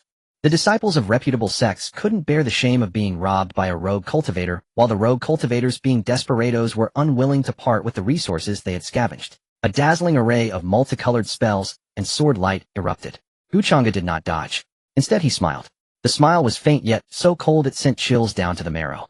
Good. The 5 elements furnace within him roared like a furnace. This was not the first time Gu Changge had experienced the power of the 5 elements closed loop, but it was absolutely the first time he unleashed it without reservation. Earth's heaviness, metal's sharpness, wood's vitality, fire's ferocity, water's stillness. The 5 forces interwove, forming a layer of viscous mercury-like Hunyuan true qi that directly enveloped his body. He moved. No technique, no spell. Just pure physical devastation. Like a black meteor, he crashed brutally into the crowd. Bang! Bang! Bang!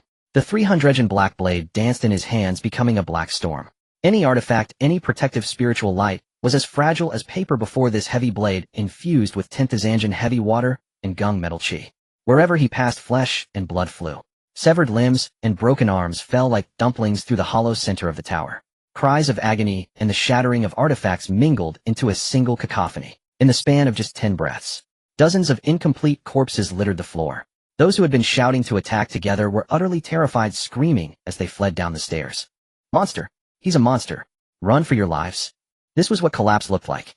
Gu Changge did not pursue. He flicked the blood off his blade. Yun Xingwan stood at the stairwell, not fleeing. Several Piaomiao Immortal Palace disciples shielded her, their legs trembling like sieves. Gu Changge walked over to her, blade in hand.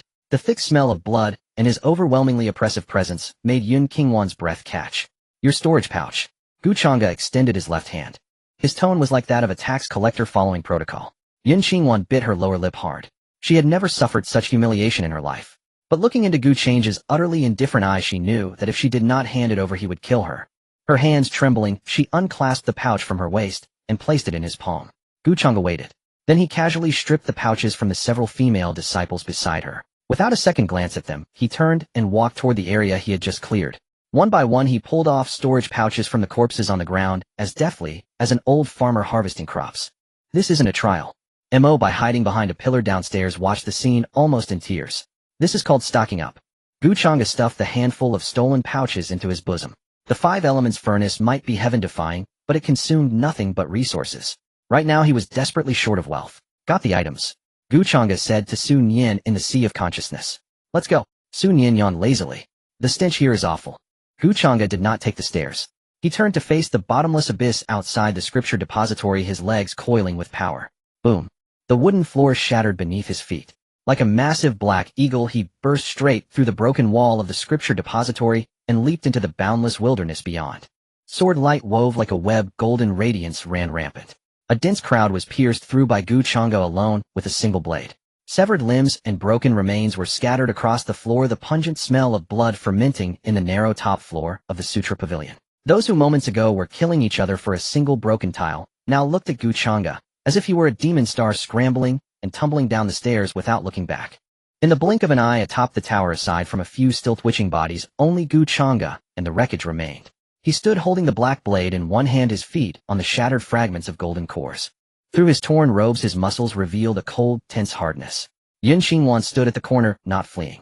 But she pressed herself against the wall, her icy face showing a nearly dazed expression for the first time. Changge did not even look at her. Xuantian, where to? He wiped the blood off the blade, his voice dull. Under the stone platform. Xuantian's voice rang in his sea of consciousness, tinged with excitement. That smell is below, smash it. Changge turned and walked straight toward the black jade stone platform that had held the iron scroll. This stone platform itself was a rare heavenly treasure, incredibly hard. Changge took a deep breath and the 5 elements' true qi circulated within him. Thick earth laid the foundation, profound ice covered the water, and blazing fire seared. 3 forces converged. He raised the 300 black blade, using not the edge but the back of the blade, swinging it in a full arc. Boom. One strike landed, and the black jade platform let out a shrill cracking sound. With the first blow, only cobweb-like cracks appeared on the surface. Change's face remained expressionless as he twisted his waist again. The second strike. Boom. The stone platform exploded directly. Rocks flew through the air, dust billowing everywhere. In the center of the shattered stones a broken sword was embedded. No hilt, only a small section of the blade pitch black, like ink devoid of any luster. Even the air around the blade was compressed into a slight distortion. This was the source of that intense bloody aura. What is this? Changge asked in his mind. Xuantian's voice suddenly became urgent. Pull it out. This is a true demonic weapon fragment. I can feel the vast blood energy sealed inside. It can nourish my soul and fill your insatiable flesh. Changge reached out and directly grasped the blade of the broken sword.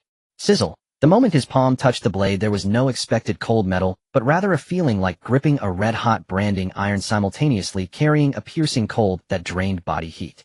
Extremely violent blood energy poured directly into him through his palm. Changge let out a muffled groan, and on his iron-like skin black-red patterns instantly burst forth, spreading from his wrist to his neck. Deep in the sea of consciousness, Xuantian's eyes snapped open, her fox-like eyes filled with shock and disbelief. Not because of the demonic weapon, but the moment this surging blood energy entered his body, the suppressed power within Changge, unknown even to himself, was ignited by this extremely violent aura. The divine demon bloodline. That world-destroying constitution that once devoured countless bones in the abyss of the chaotic demon sea and awakened in endless despair, now finally broke free from part of its seal. A wave of black-red mixed energy burst out from Changge, instantly reducing the remaining pillars on the floor to powder. Changge threw back his head and let out a roar. The sound no longer belonged to a human, carrying the brutality of an ancient beast. His eyes instantly lost clarity, replaced by 2 rolling masses of black-red demonic qi. The half-broken sword was yanked out from the base of the stone platform. Xuantian was sent flying by the sudden wave of energy, crashing heavily into the wall. She spat out a mouthful of blood, staring in horror at the man enveloped in black-red demonic qi. What cultivation technique is this? No, this is not a technique. It's a demon. Xuantian forced herself to shout at her still trembling fellow disciples, then turned and fled down the stairs. Changge did not chase the fleeing ants. He was in an extremely chaotic state. The awakening of the divine demon bloodline brought unimaginable power, but it also tore at his sanity. The 5 elements furnace desperately tried to refine this incoming violent qi, but it was like an ant trying to move a tree. In the sea of consciousness, a storm raged. Xuantian's soul, which had recovered somewhat, was like a lonely boat in this storm. Changge, suppress it. Your current body cannot bear the fully awakened divine demon power. Xuantian shouted anxiously. Her dark red soft smoke robe fluttered violently in the soul storm, revealing large patches of cold white skin. She stumbled and rushed toward Change's divine sense, which was being eroded by demonic qi. Changge did not respond. The only thought left in his mind was slaughter. Destruction. Tear apart everything in sight. Xuantian gritted her teeth, a resolute glint flashing in her fox eyes. Without hesitation, she charged straight into the violent demonic qi, plunging into the deepest part of Change's divine sense. You owe me this life, this body is mine too. I will not allow you to be devoured by this power. In reality, Change's violent movements suddenly froze. In the sea of consciousness, Xuantian's long legs tightly wrapped around his divine sense body, her hands holding his face firmly. Her moist eyes stared at him with stubborn resolve. The extremely yin aura of the nine heavens, soul-nourishing grass, mixed with Su Nian's original soul force, turned into a cool stream, forcibly rushing into Gu Changge's boiling meridians. Water and fire intertwined. The collision of divine demon and pure yin. Gu Changge let out a low growl from his throat. He hugged Su Nian's waist, his strength nearly crushing her soul. Wake up! Su Nian bit hard on his lower lip, the rusty taste spreading between their souls. This direct and brutal soul stimulation brought a faint trace of clarity back to Gu Changge's blood. He saw the woman in his arms, her brows furrowed in pain, her stubbornness that refused to let go even as her soul was nearly torn apart. Su Nian. Gu Changge rasped out 2 words. He took a deep breath, gathering all the 5 elements true qi he could mobilize, and with Su Nian's pure yin power, he forcibly suppressed the rampaging divine demon bloodline back into the depths of his spine. The black-red demonic patterns receded like a tide, and Gu Changge's pupils returned to a deep black. He knelt on one knee, exhausted, breathing heavily, still clutching the half-pitch black, broken sword tightly. Really crazy. Gu Changge laughed bitterly in his heart. If not for Su Nian's reckless suppression, he might have truly become a killing monster. In the sea of consciousness, Su Nian lay limply on his chest, too weak to speak. Her seductive fox eyes were half-closed, her breathing faint. Thanks, Gu Changge said softly in his heart, while carefully protecting her soul with 5 elements true qi. Don't cause such trouble anymore. Su Nian muttered and fell into slumber. Gu Changge stood up and looked around. The entire top floor of the Dahuang Sutra Pavilion was now a ruin. He tied the broken sword and the bag filled with storage pouches to his waist. This stalking trip had yielded more than he imagined. Not only did he collect the 5 elements, but he also obtained an extremely dangerous remnant weapon. Time to leave this cursed place. Gu Changge walked to the edge of the broken wall. However, just as he was about to leap down, an extremely vast and terrifying pressure far beyond the golden core stage, and even carrying a hint of law power, suddenly descended from the sky, locking onto the entire Dahuang main peak. The wind and clouds changed color. An extremely cold yet furious female voice exploded across the entire secret realm. Who dares to kill the chief disciple of my Xuantian Sect? Gu Changge's steps abruptly halted. He looked up at the sky, and in his just cleared eyes reflected an enormous white-robed divine sense projection of a nascent soul cultivator. Qianxue. That madwoman had finally found him. The sky above the peak of the great wilderness abruptly turned into an extremely lifeless pale white. A terrifying pressure crashed down like a tide breaking through a dam. This was neither the pressure of wind nor spiritual energy, but a pure soul-crushing force. The disciples from various sects in the lower level of the scripture pavilion, who were still competing for the jade slips, were instantly pressed to the ground, unable to even scream, as they spurted blood from their mouths. Gu Changge stood at the edge of the broken wall of the tower. He did not kneel. The 5 elements melting furnace roared wildly in his dantian, and the mercury-like thick primordial true energy firmly supported all the bones and meridians in his body.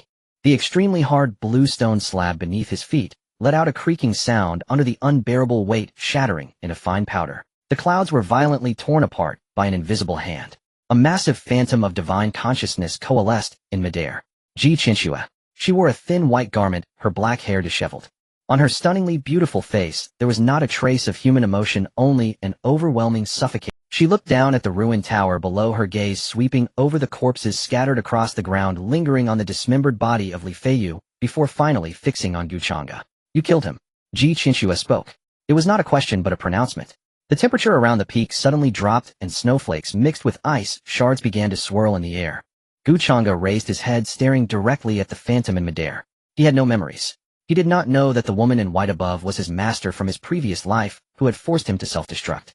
But at the moment their gazes collided, Gu Changge felt a violent upheaval in his stomach. It was an intense visceral revulsion etched deep in his bones. It was like seeing an exquisitely beautiful shell filled with rotting flesh and maggots. It was utterly repulsive. Gu Changge turned his head and casually spat a mouthful of blood-tinged saliva onto the rubble beside him. He was in my way. His voice was hoarse, devoid of fear. Qianxue in midair narrowed her eyes. A lowly body cultivator drenched in the stench of blood, struggling like an ant in a mire. Yet at that moment, the angle at which this man raised his head, the tense line of his jaw, especially the pure and unmasked disdain in his eyes, resembled someone else. 16 years ago, that white-clad sword cultivator whom she had personally excavated the supreme bone from had looked at her with the same extreme disgust and revulsion before plunging into the abyss of the chaotic magic sea. Suddenly her heart ached inexplicably. Qianxue's gaze instantly turned cold. She mercilessly extinguished that absurd illusion. Her long song was the flawless sword immortal and could never be the savage beast radiating wrath before her. Die. Qianxue made no use of any extravagant spells. She merely raised a pale finger pointing in Changge's direction and pressed down casually by an inch. The space abruptly collapsed inward. An invisible mountain carrying the power to crush everything thundered down toward Changge's head. In his sea of consciousness, Xuantian was still asleep. The earlier forceful suppression of her demonic bloodline had exhausted all her energy. Changge made no attempt to wake her. He even actively severed the sharing of vision and pain, wrapping all his divine sense around that silver bell, fiercely protecting her soul, preventing any trace of the pressure from the god transformation stage from seeping in. In reality, Changge suddenly sank into a horse stance with his legs. He did not use the 300-pound black blade, but instead violently raised the half-severed black sword in his left hand. The weight of the earth, the extreme cold of water, the ferocity of fire, the sharpness of metal, and the vitality of wood. The true energy of the 5 elements poured unreservedly into this battered demonic weapon. Boom. The invisible mountain slammed down on the broken sword. Changge's arms exploded in a spray of blood mist. His sturdy flesh was brutally torn apart, revealing the exceptionally strong muscle fibers beneath. The ruins beneath his feet completely collapsed, and his entire being was directly smashed into the load-bearing pillar of the tower by this terrifying force. Yet he still stood. He did not kneel. The half-severed black sword emitted a piercing wail, managing to absorb most of the power from the divine consciousness of the god transformation stage. But the rebound force was equally terrifying. The top floor of the scripture pavilion completely disintegrated under this strike. Huge beams and debris rained down like a storm. What Changge sought was this rebound force. He did not withstand it to the end, but instead, following the devastating force, his entire being flew backward like a cannonball, directly shattering the wall behind him, plunging down from the towering peak. Mo bite. In midair, Changge let out a loud shout. In the corner of the 3rd floor of the scripture pavilion, Mo Bai was holding onto a pillar, crying out for help. Hearing this roar, the chubby boy bit down on his tongue and slapped 3 top-grade movement talismans onto his thighs, bursting through the window like a meatball. The wind howled fiercely past his ears. Changge's body plummeted rapidly. The gales at high altitude tore at his wounds, but the vitality of the wood marrow in the 5 elements melting furnace was frantically working, visibly stitching together the torn muscles. Bang! In midair, a mass of flesh collided precisely with Changge. Mo Bai clung tightly to his leg, his face contorted by the wind, holding a talisman radiating blinding golden light. Big boss, hold on tight. Random great teleportation talisman. Mo Bai yelled, shattering the golden talisman. A highly distorted wave of spatial fluctuation instantly engulfed both of them. Just as they were about to crash onto the sharp rocks below, they vanished into thin air. In the sky, Qianxue's phantom remained quietly suspended. Due to the earlier strike, combined with the core formation's iron scroll being seized, the great wilderness peak began to collapse on a large scale. The laws of the secret realm were crumbling. She made no effort to pursue. This was merely a passive divine consciousness left on Li Feiyu, its power already exhausted and slowly fading. But her hand hidden in her wide sleeve trembled slightly. That half-severed sword that could block her strike, that posture of not bending even if his flesh exploded, and that deep-seated revulsion. Find him. Qianxue's voice echoed in the collapsing secret realm, clearly reaching the ears of every living disciple of the Xuantian Sect. Dig 3 feet into the ground. Bring him to me, alive or dead.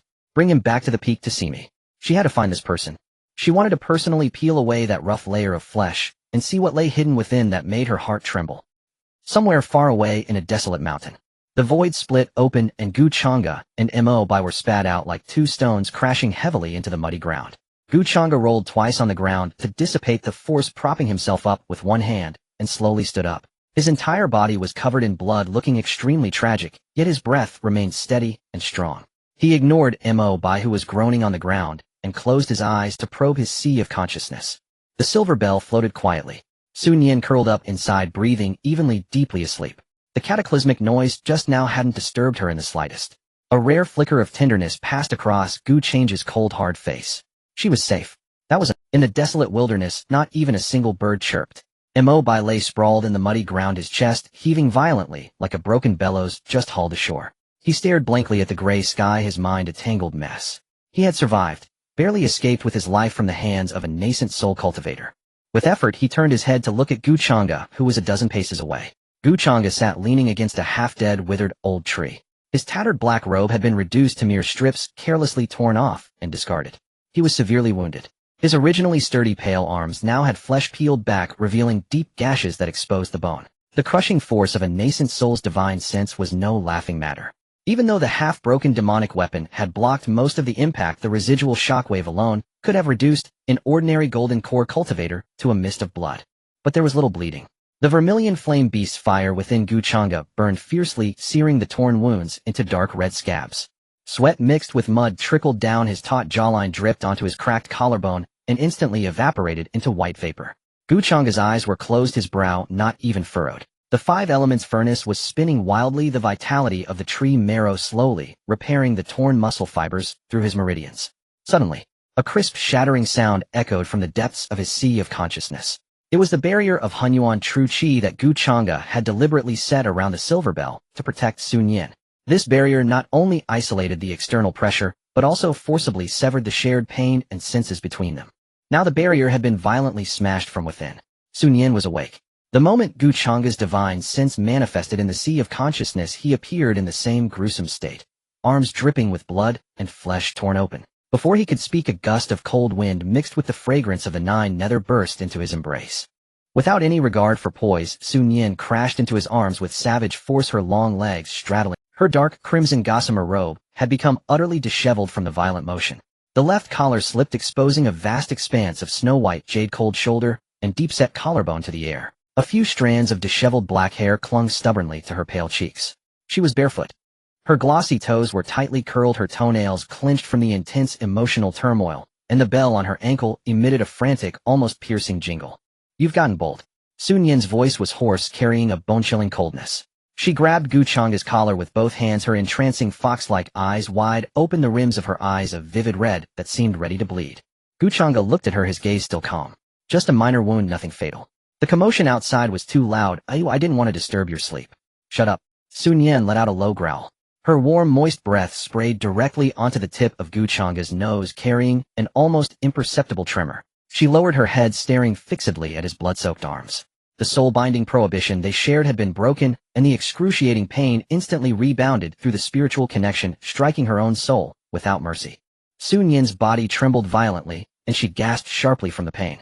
Cold sweat immediately seeped from her fair forehead. "Does it hurt?" She raised her head, biting her lower lip, and stared into his eyes. Changge said nothing. This kind of pain was something he had grown accustomed to. "I asked you if it hurts." Sun Yin's eyes suddenly glistened with tears. She lowered her head, abruptly pressing her soft, stubbornly obsessive red lips onto the deepest wound of Changge's soul body. Hiss! Changge sucked in a sharp breath. It wasn't from the pain of the wound, but from the icy touch of her lips and the extreme yin qi which directly stimulated the blazing five elements true qi. Sun Yin didn't let go. She remained bent over his arm, her warm tongue licking over the torn flesh with meticulous, almost cruel care. The extreme netherworld power flowed through her lips and tongue, transforming into the purest origin essence, soothing his raging wounds bit by bit. She was using her own life to fill his injuries. "Don't be reckless." Changge's voice dropped, carrying an undeniable firmness. He tried to pull his hand away, but Sun Yin's legs tightened around his waist, leaving him no room to retreat. "Who allowed you to sever the pain?" Sun Yin slowly raised her head. The corners of her lips were stained with the blood of Changge's soul, making her face look eerily enchanting. She looked down at him from above, her eyes churning with a thick, unshakable possessiveness. "Changge, listen to me." She leaned down, pressing her chest tightly against his. The breathtaking softness and coldness created a deadly pull against the blazing heat within his body. Her hands pressed arrogantly against his broad back, her nails almost digging into his soul. "You are mine. Every piece of your flesh, every drop of blood, even every scar. They are all my property, Sun Yin's property. Without my permission, you are not allowed to die. Even the pain you must endure with me." Her warm breath wafted into the hollow of his neck, carrying an overbearing, intoxicating fragrance. "If you ever lock me in that bell again and go off to face things alone, even if I have to shatter my soul, I will bite you to death first." Changge's Adam's apple bobbed. He looked at the fox-like eyes so close to him. There was none of the righteous nobility of the orthodox sects, only a sick, maddening obsession born purely for him. The last trace of ferocity left in his body from the raging, divine demonic bloodline dissipated completely amidst that overbearing fragrance. "All right." Changge's voice was hoarse and rasping. He raised his rough, blood-stained hands, and without hesitation clamped onto Sun Yin's impossibly slender waist, pulling her tightly against him. "I won't lock you away anymore. From now on, no matter life or death, I'll take you with me." Sun Yin's tense body went completely limp the moment she heard those words. She buried her face deep into the curve of his neck, then bit down on his collarbone in a punishing gesture. The The bite wasn't deep, but it left a vivid red mark. While the two were mending each other's wounds in the sea of consciousness in such a violent, yet intimate manner. In reality, Mobai finally caught his breath and crawled out of the mud. Boss, where are we going now? Mobai approached, staring at Changge's freakish body that was healing at a visible speed. He swallowed hard. The great wilderness secret realm collapsed. The outside world must be in chaos now. The Xuantian Sect has definitely set up a net across the sky and earth to catch you. Changge slowly opened his eyes in reality. In his pitch-black pupils, five-colored radiance swirled, finally settling into a cold, bottomless abyss. He casually picked up the half-broken black sword beside him and patted the heavy pile of storage pouches in his arms. To the nearest black market. Changge stood up, flexing his already scabbed shoulders, his joints crackled in succession. Sell this junk in exchange for spirit stones. Then eat meat. The great wilderness secret realm collapsed. Within half a day, this catastrophe spread through the entire central region like a rampant plague. Li Feiyu, the chief disciple of the Xuantian Sect, was slain, a divine transformation stage powerhouse struck across dimensions, and the entire inheritance of the main peak was plundered in one fell swoop. The outside world was in turmoil, but the culprit was now seated in a dim subterranean black market that never saw daylight. This was the lowly ghost market hidden beneath the graveyard. Those who came here were all rogue cultivators and demon cultivators with blood on their hands. The air was perpetually thick with the stench of decay and the rancid odor of low-grade pills. Thump! Changge tossed the coarse cloth bundle filled with storage pouches onto the greasy wooden counter with an air of utter indifference. The wooden counter groaned under the weight, splitting open with a crack. Behind the counter sat a gaunt, one-eyed old man. He had been leaning back in his chair smoking a pipe, not even raising his eyelids. In this ghost market, he saw desperados pawning stolen goods every day, nothing new. Cash. All of it for high-level beast flesh and top-grade fire-attributed spirit stones. Changge tugged at his hood, his voice hoarse and parched from lack of water. The one-eyed old man blew out a smoke ring and casually reached out to open the cloth bundle. He took one look. The old man's hand, clutching the pipe, jerked violently. Scalding tobacco fell onto his skin, blistering it, but he dared not utter a sound. Inside the bundle were neatly arranged over 30 storage pouches. There were exquisite sachets embroidered with the drifting cloud patterns of the immortal palace firecloud pouches from the Xuantian Sect, and at the bottom a dozen or so pouches boldly stitched with a moonlight sword emblem unique to the elite inner disciples of the Xuantian Sect. There was even a storage ring inlaid with a top-grade spirit diamond, a premium item fit only for a golden core grand perfection cultivator. The old man swallowed hard, his solitary eye fixed on the tall man draped in a tattered cloak before him. This isn't fencing stolen goods. This is digging up the ancestral graves of several major sects. Sir. The old man's voice trembled like a leaf in the wind. This batch is too hot. The Xuantian Sect's bloodhounds are sharp. These pouches carry divine sense marks. Even though you forcibly erase them, once their life tablets shatter, they'll track you here eventually. This shop can't handle it. Changge said nothing. He didn't even draw his blade. He simply extended his left hand covered in dark red scabs and pressed his thumb lightly onto the solid wood counter. Crack. Without any use of spiritual energy, pure physical weight, the ironwood counter, which could withstand a full force blow from a foundation establishment cultivator, yielded like a piece of soft tofu, leaving a finger-sized hole 3 inches deep. Wood chips pattered down. Half an hour. Changge stared at him, his gaze as cold as if he were looking at a corpse. If you don't produce what I want, I'll crush this shop of yours along with your old bones. The one-eyed old man fell to his knees behind the counter in terror. Sir, please wait. I'll go to the vault and get the goods. In less than half a stick of incense, the old man scrambled back, carrying 3 extremely heavy refined iron chests. Changge didn't bother counting.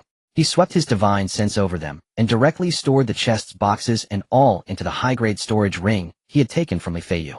He turned and walked out of the pawnshop, his tall frame instantly melting into the dim, narrow alleys of the ghost market. Mobai had been crouching at the alley entrance, keeping watch. Seeing Changge emerge, he hurried over. Boss, how much did you get? Mobai rubbed his hands together, eyes gleaming. Changge ignored him and walked straight to an open-air meat stall at the end of the alley where bloody beast carcass, a burly butcher with a scarred face, was chopping meat on a block with a cleaver. Bring out all the meat with the strongest blood energy, Changge said, tossing a medium-grade spirit stone. The butcher's eyes lit up and he immediately dragged out a beast leg as thick as a water vat from the cellar. Sir, this is the hind leg of a peak 3rd stage iron-armored rhino. Just slaughtered. The meat's a bit tough, but the blood energy is absolutely top-notch. Changge didn't take the cleaver the butcher offered. He stepped forward, grabbed the blood-soaked 100-pound leg with both hands, and exerted a sudden force. Rip! The extremely tough beast hide was torn apart by his bare hands along with the sinews and cast. Changge opened his mouth and bit into the raw meat without any regard for appearances. His sharp teeth pierced straight through the coarse blood-streaked muscle fibers. He jerked his head back, violently tearing off a large chunk of dripping flesh, chewed it roughly twice and swallowed. Gulp. His Adam's apple bobbed violently. No fire, no seasoning, just primal devouring. The 5 elements furnace within him was like a black hole, starved for millennia. As soon as the raw meat entered his stomach, the Qian beast flame enveloped and refined it instantly. The vast blood energy was ruthlessly extracted, transformed into the purest nourishment, and fed back into his muscles and bones that had just undergone extreme tearing and healing. Crackle, crackle, crackle. With each swallow, the wounds on Changge's body, some so deep the bone was visible, closed, scabbed, and shed at a visible rate, revealing firmer, dark golden-hued new flesh beneath. The butcher and Mo, by standing nearby, watched the scene, with cold sweat pouring down their backs. This isn't a cultivator at all. This is a primordial beast in human skin. Even the bones and sinews were brutally crushed and swallowed by those formidable teeth. In his sea of consciousness, Xuantian frowned at the intense smell of blood wafting in from outside. Her dark red soft smoke robe grew warm from the heat surging from the depths of Changge's soul. She lazily turned over, crossing her long pale legs, and gently kicked the edge of his divine sense with her glossy toes. Eat slowly. Were you a starving ghost in a past life? Xuantian's voice carried a hoarse, disdainful tone of someone just woken up, but she didn't truly stop him. Because with Changge's ferocious consumption, thick, scorching masculine blood energy was continuously channeled into her body through their soul contract. It felt like soaking in warm spring water. Her fractured soul, nourished by this extreme yang energy, grew so comfortable that even her bones seemed to soften. Xuantian couldn't help but let out a faint nasal hum. She pressed her cheek against the inner wall of the bell, a misty, watery light clouding her eyes. Her fox-like eyes half-closed, savoring the coarse, beast-like chewing sounds from Changge. The morbid possessiveness deep in her heart was immensely gratified. Good boy, she praised lightly in her mind. In less than a stick of incense, the 100-pound iron-armored rhino leg was reduced to a bare, thick bone, gnawed clean, and the marrow sucked dry. Changge tossed the bone aside with a clatter on the cutting board. He wiped the bloodstains from the corner of his mouth with the back of his hand, utterly casual. In the depths of his pitch-black eyes flickered a blend of cruelty and laziness, sated in content. Mo, by standing nearby, swallowed hard and was about to flatter him. Suddenly, a chaotic uproar erupted at the entrance of the ghost market. Make way. The Xuantian Sect's law enforcement hall is conducting an investigation. Anyone who disobeys will be executed. A roar infused with golden chorustage spiritual energy overturned a dozen stalls at the market's periphery. A squad of enforcer disciples clad in moon-white robes with blood-red execution characters embroidered on their chests stormed in with murderous intent. The leading elder held a compass that spun wildly, its needle finally pointing unerringly toward the meat stall where Changge stood. Found him. He carries the life tablet aura of Elder Wang and Senior Brotherly. All eyes converged on him. Mo by collapsed on the ground in terror, his flabby body trembling uncontrollably. It was over. Trapped in this underground dead end of a ghost market, there was no escape. Changge didn't run. He stood before the meat stall, radiating the terrifying heat of having just devoured over 100 pounds of beast flesh. He turned around with agonizing slowness. His right hand, still smeared with blood, gripped the hilt of the 300-pound black blade strapped to his back. The 5 elements' spiritual energy in his meridians exploded with a thunderous roar like a river breaking its dam. Full Changge's hoarse voice echoed in the deathly silent alley. Perfect time to work off the meal. The air in the underground ghost market was already stifling. Now it was even more congealed, like a lump of frozen lard. The entire Meyer Lane was deserted, its inhabitants having fled. Even the desperados who usually killed without blinking would tuck their tails between their legs and scram when faced with the mad dogs of the Xuantian Sect's enforcement hall. The leading enforcement elder was a gaunt, middle-aged man with extremely high cheekbones. His triangular eyes were fixed intently on the tall man in front of the butcher's stall. The compass needle in his hand trembled wildly, emitting a piercing red light. It's you. You killed our sect's elder and stole the inheritance of the main peak. The middle-aged elder's voice was like a night owl. He unleashed the full pressure of his golden core midlistage cultivation without reservation, and the surrounding shabby stalls were overturned by the airwave. Formed the heaven-encompassing net sword formation. Capture him alive. He'll extract his soul and light a soul lamp. A dozen enforcement disciples moved in unison, drawing their swords and forming hand seals. Over a dozen scarlet sword chi interwove in midair into a colossal net of minced flesh, sealing off all of Changge's escape routes. Changge did not move. He had just swallowed over 100 caddies of raw iron-armored rhino meat. The vast blood and chi energy was being madly crushed and refined within the 5 elements furnace. His entire body was now scorching hot, his meridians aching with pressure. He was precisely in need of an outlet. He slowly raised his right hand, gripped the hilt of the black blade slung across his back. No words, not even a lift of his eyelids. The blue stone slab beneath his feet silently turned to powder. Changge vanished from the spot in an instant. Too fast. There wasn't even an afterimage, only the sound of air being forcefully shattered. Watch out. The middle-aged elder barked, his finger pointing sharply into the air. Thunder. The scarlet sword net crashed down. Changge charged straight into it. He didn't even release his protective true chi. Relying solely on his newly tempered coal-pale flesh and skin, he withstood the sword net. SSSSR. The sword chi enough to slice a foundation establishment cultivator into pieces scraped across Changge's body, with only a grating metallic sound, leaving not even a white mark. His current physical body was more monstrous than a third-rank great demon. Changge, dragging the 300 black blade with one hand, burst through the sword net like a frenzied rhino and slammed heavily into the Xuantian Sect's formation. Boom. The two disciples at the very front had no time to react before Changge rammed into them. Their sternums caved in instantly. Organs mixed with shattered bones sprayed from their mouths. They flew backward like cannonballs, smashing through two stone walls behind them, stuck so deep they couldn't be pried out. The formation collapsed instantly. Reform. Don't panic. The middle-aged elder, both shocked and enraged, summoned a black funeral bell. It swelled in the wind and descended toward Changge's head. This was a top-grade artifact specialized in attacking the soul. The bell rang, and its piercing sound waves drilled straight into the mind. Within his sea of consciousness, the insidious sound waves had barely seeped in before they were crushed by Changge's substantial primordial chi. Sun Yin had been lounging lazily in the bell, absorbing the rolling hot blood and chi emanating from Changge. Disturbed by the crude bell sound, she frowned impatiently. Her dark, crimson soft smoke robe, half dried by the blood, chi clung tightly to her body. She turned over languidly, crossing her legs, her slender fingers twirling a strand of black hair out of boredom. So noisy. Smash that broken bell of his flat. Sun Yin's hoarse voice carried an extremely arrogant petulance. She extended her pink moist tongue and slowly licked her slightly dry lips, a bloody glint of anticipation swirling in her eyes. All right, Changge replied with a single word in his mind. In reality, the funeral bell had already descended over his head. Changge didn't dodge at all. His waist and back muscles suddenly tensed, his entire upper body arching backward into an exaggerated curve. 5 elements true chi frantically poured into his right arm, and the 10th Xuantian force of profound ice-heavy water instantly attached to the black blade. He swung the black blade with one hand from bottom to top, meeting the top-grade artifact funeral bell with brutal savagery. Boom. A deafening explosion. The bell, said to withstand a full-force strike from a late golden core cultivator, burst apart from the middle under the physical chop of the 10th Xuantian black blade. Shards of metal flew in all directions like hidden weapons. PFT, PFT, PFT. Several enforcement disciples who dodged too slowly were pierced through the head by the fragments and collapsed stiffly.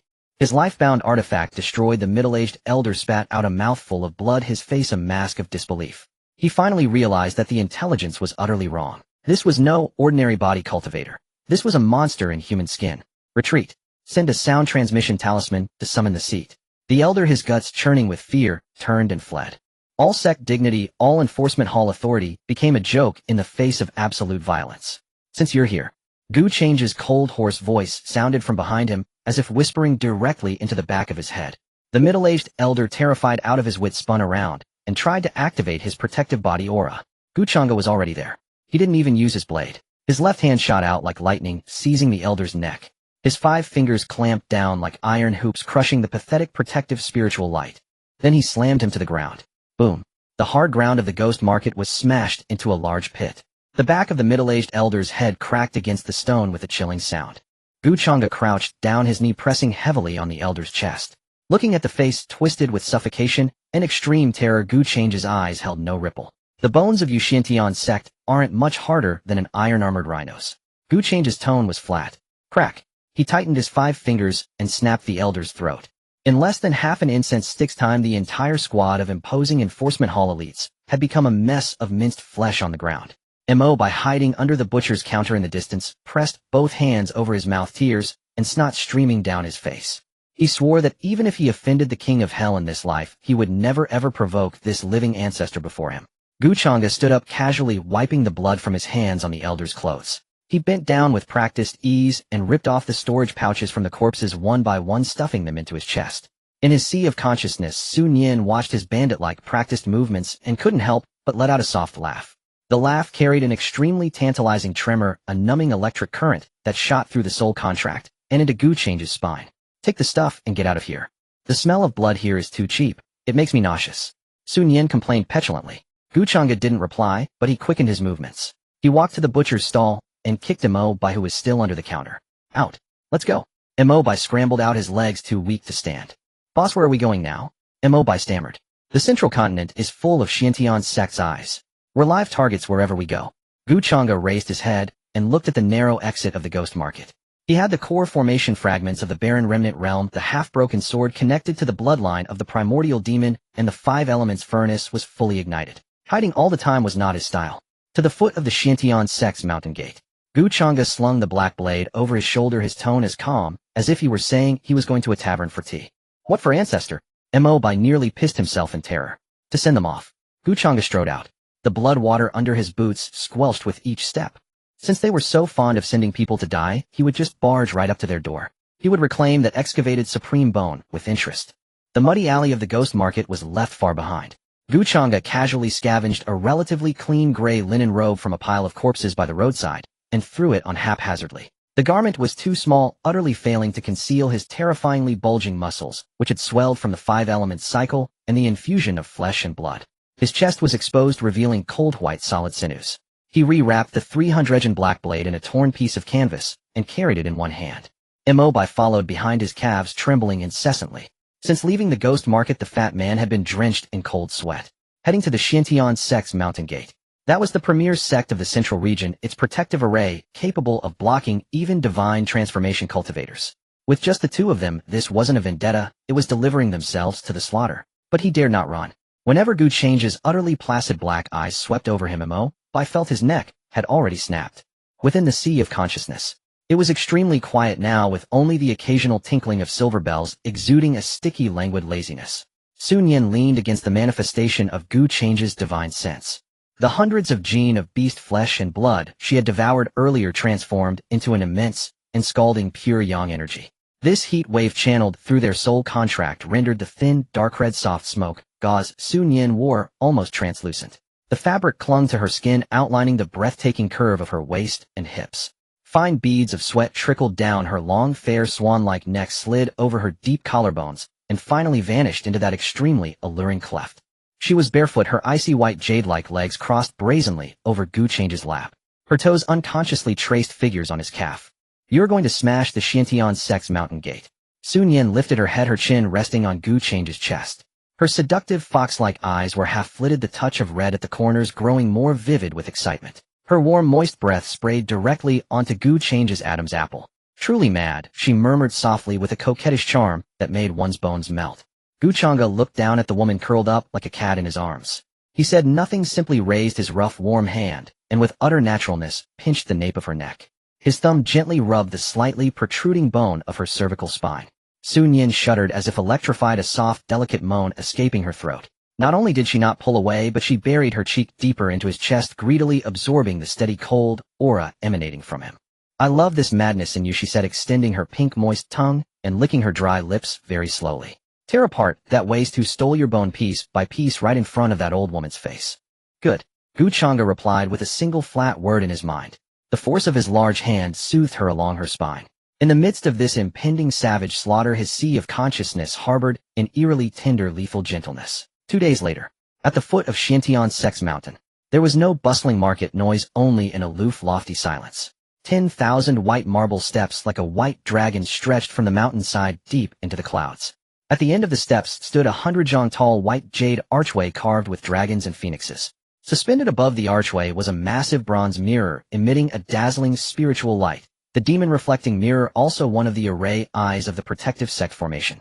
At this moment, Xuantian Sect was at the highest level of alert. The tragedy in the great wilderness secret realm had already been reported back to the sect. The chief, disciple Li Feiyu, was brutally slain, and the entire enforcement hall elite had been wiped out. The entire upper echelon of Xuantian Sect was in a rage. At the mountain gate, a full 100 fully armed inner disciples stood guard. 12 Foundation establishment latest-stage elder executors flanked both sides, their eyes scanning the foot of the mountain like hawks. Not even a single flying insect could get close. Changge stopped before the first white marble step. He raised his head, his gaze piercing through the long staircase toward the arrogant white jade archway. The empty socket of his sternum emitted a sharply convulsive phantom pain, the roar of his divine demon bloodline driven to a bloodthirsty frenzy by the scent of his enemy. That physiological nausea surged again. Changge turned his head and spat onto the white marble step. Mo hid behind a boundary steel several dozen zhang away, clamping his hand over his mouth, not daring even to breathe. He watched as Changge tore off the tattered cloth wrapped around the black blade. Clang! The 300 heavy blade smashed onto the white marble step, chipping off a corner. Who goes there? How dare you cause trouble before Xuantian Sect's mountain gate? The mountain guarding disciples at the top of the steps immediately sensed the disturbance. A sharp shout laden with spiritual power rolled down from above. Changge paid no heed. He dragged the black blade and strode forward. His worn leather boots struck the white marble, producing a dull rhythmic thud. The tip of the blade scraped across the precious steps, leaving a glaring, inch-deep furrow. He cut as he walked, sparks flying. This was not a pilgrimage, it was grave robbing. Insolent. Seize him. Two elder executors, faces livid, drew their swords simultaneously. Two fierce sword beams shot down like rainbows, carrying the full force of Foundation Establishment latest cultivation, descending from tens of steps to stab directly at Change's throat. Changge didn't even lift his head. The 5 elements furnace within him roared to life. The mercury-like viscous Hunyuan true qi surged into his right arm. Instead of drawing his blade to parry, his left hand shot out like lightning, fingers spread wide, and met the 2 sword beams with a brutal slap, as if swatting flies. Boom! The 2 low-grade spirit flying swords struck by this purely physical slap shattered into a rain of metal fragments. The 2 elder executors didn't even have time to scream. Their protective spiritual light shattered instantly. The terrifying physical wind pressure sent them hurtling backward, slamming into the white marble balustrade behind them. The sound of bones breaking was crisp. They slid down like mud, their chests utterly caved in, dead on the spot. One slap, killing 2 Foundation Establishment latest cultivators. The 100 mountain guarding disciples gasped in unison, their earlier arrogance doused by this sudden bloody scene. Enemy attack. Sound the alarm bell. The highest-ranking elder let out a shrill scream. Dong, dong, dong. The dull alarm bell instantly resounded through the entire Xuantian Sect's mountain gate, piercing the clouds. Changge ignored the annoying bell. He continued upward. His steps were steady, without a single superfluous motion. Any Xuantian disciple who rushed within 3 zhang of him. The black blade swung casually. Thump, thump, thump. Flesh and blood flew. Whether it was a person or a magical artifact, anything that touched the black blade, imbued with mystic ice, heavy water, and metal gung qi, was smashed into pieces. The white marble steps were quickly stained a glaring scarlet. Severed limbs rolled downward. Like a heartless meat grinder, he carved a bloody path through the crowd, until he stood before the 100 zhang tall, white jade archway. 12 golden core initial stage formation elders had already activated the protective sect array. The colossal demon reflecting mirror in midair burst forth with a blinding golden light, forming a thick translucent barrier that blocked Change's path. Outrageous fiend. Do not be arrogant. Today you will never leave. The formation elders roared in unison. Changge stopped. He looked at the array barrier capable of blocking even nascent soul cultivators. Within his dantian, the 5 elements furnace howled wildly.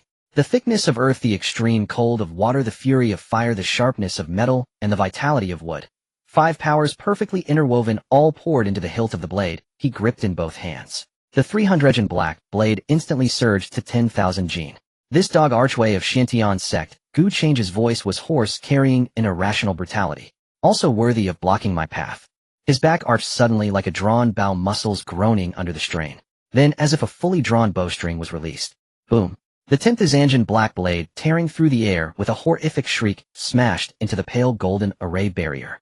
The terrifying physical force and the array's spiritual energy clashed violently. It held for only half a breath. Crack! A crisp shattering sound echoed in the hearts of every Xuantian disciple. The barrier, hailed as indestructible, was smashed into a massive hole, then exploded into fragments. The backlash sent the 12 golden core formation elders spewing blood and collapsing to the ground. But it wasn't over. The residual force of Change's strike did not diminish. The thick back of the blade swung upward, smashing directly into the load-bearing pillar of the 100 zhang white jade archway. Rumble. The ground shook. In the despairing gaze of every Xuantian disciple, the majestic white jade archway, symbol of the face of the foremost sect in the central region, let out a hideous cracking sound. Then before everyone's eyes it collapsed thunderously into a heap of rubble. Dust billowed into the sky.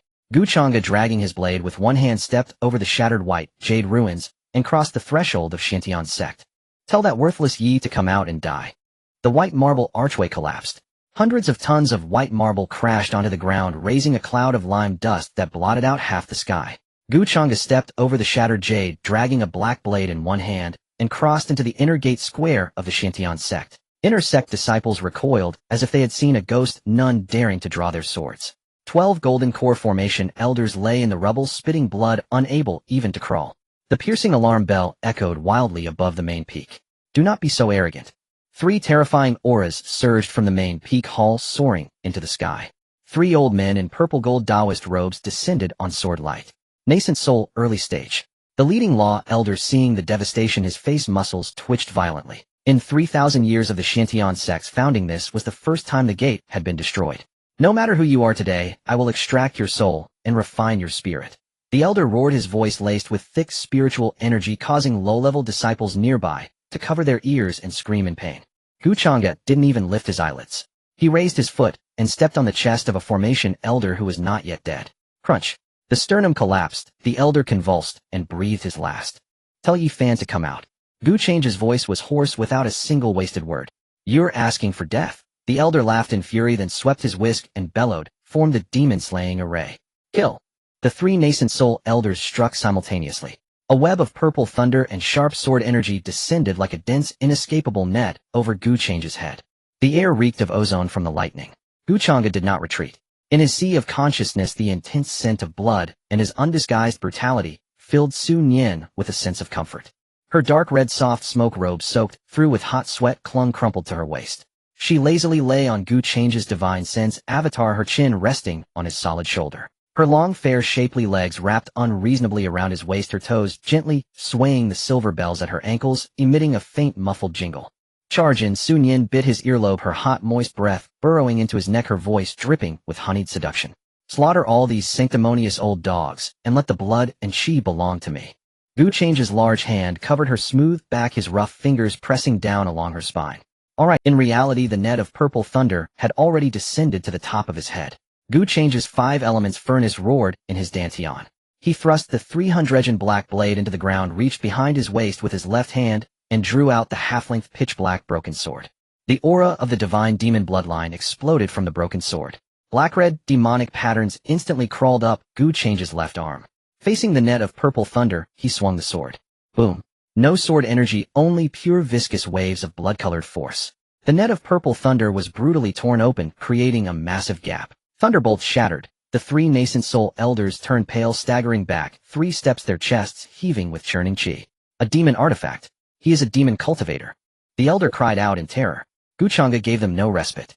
The black stone slabs beneath his feet shattered into pieces, and he turned into a blood-red afterimage, closing in on the nascent soul elder on the left.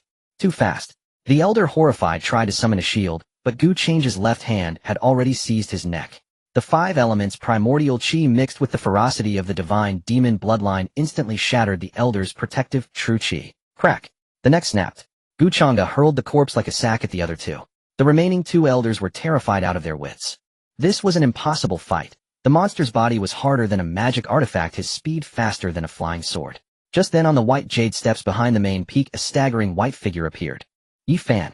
He had been receiving healing in his cave abode with elders protecting him, but the commotion of the gate being destroyed was too great. He forced himself to come out and see the situation. The moment he appeared, the supreme bone inside Xiaofan convulsed wildly, the pain so intense that his knees buckled, and he fell directly onto the white jade steps. That primal fear and submission emanating from the depths of his marrow drenched him in cold sweat. He dared not even lift his head. Changge, from a distance of several hundred zhang, fixed his gaze on the white-robed youth kneeling on the ground. The phantom pain at the empty spot in his heart reached its peak. The humiliation of being forcibly deprived and the killing intent from his bloodline completely overwhelmed reason. A cruel smirk twisted Changge's lips. Found you. He wiped the blood off the broken sword, then pulled the black blade from the ground. Ignoring the trembling elder beside him, he strode toward Xiaofan. Stop him. Activate the sect-protecting killing array, the elder screamed hoarsely. Countless Xuantian Sect disciples gritted their teeth and charged. Changge swept his blade horizontally. The force of 10,000 jin combined with 5 elements true qi carved a bloody path through the crowd. Limp limbs flew into the air, and a rain of blood drenched the disciples behind. No one could stop him. Xiaofan knelt on the steps, clutching his chest, watching the demon-like tall figure approaching step by step. The fear in his eyes finally turned into a desperate scream. Master, save me. With Xiaofan's piercing cry from the deepest part of the Xuantian Sect's main peak, a bone-chilling coldness erupted that made the entire world tremble. Heavy snow began to fall without warning. A figure in white as pure as snow tore through the void, and appeared abruptly in front of Xiaofan. Qianxue herself had emerged from seclusion. Heavy snow fell without warning.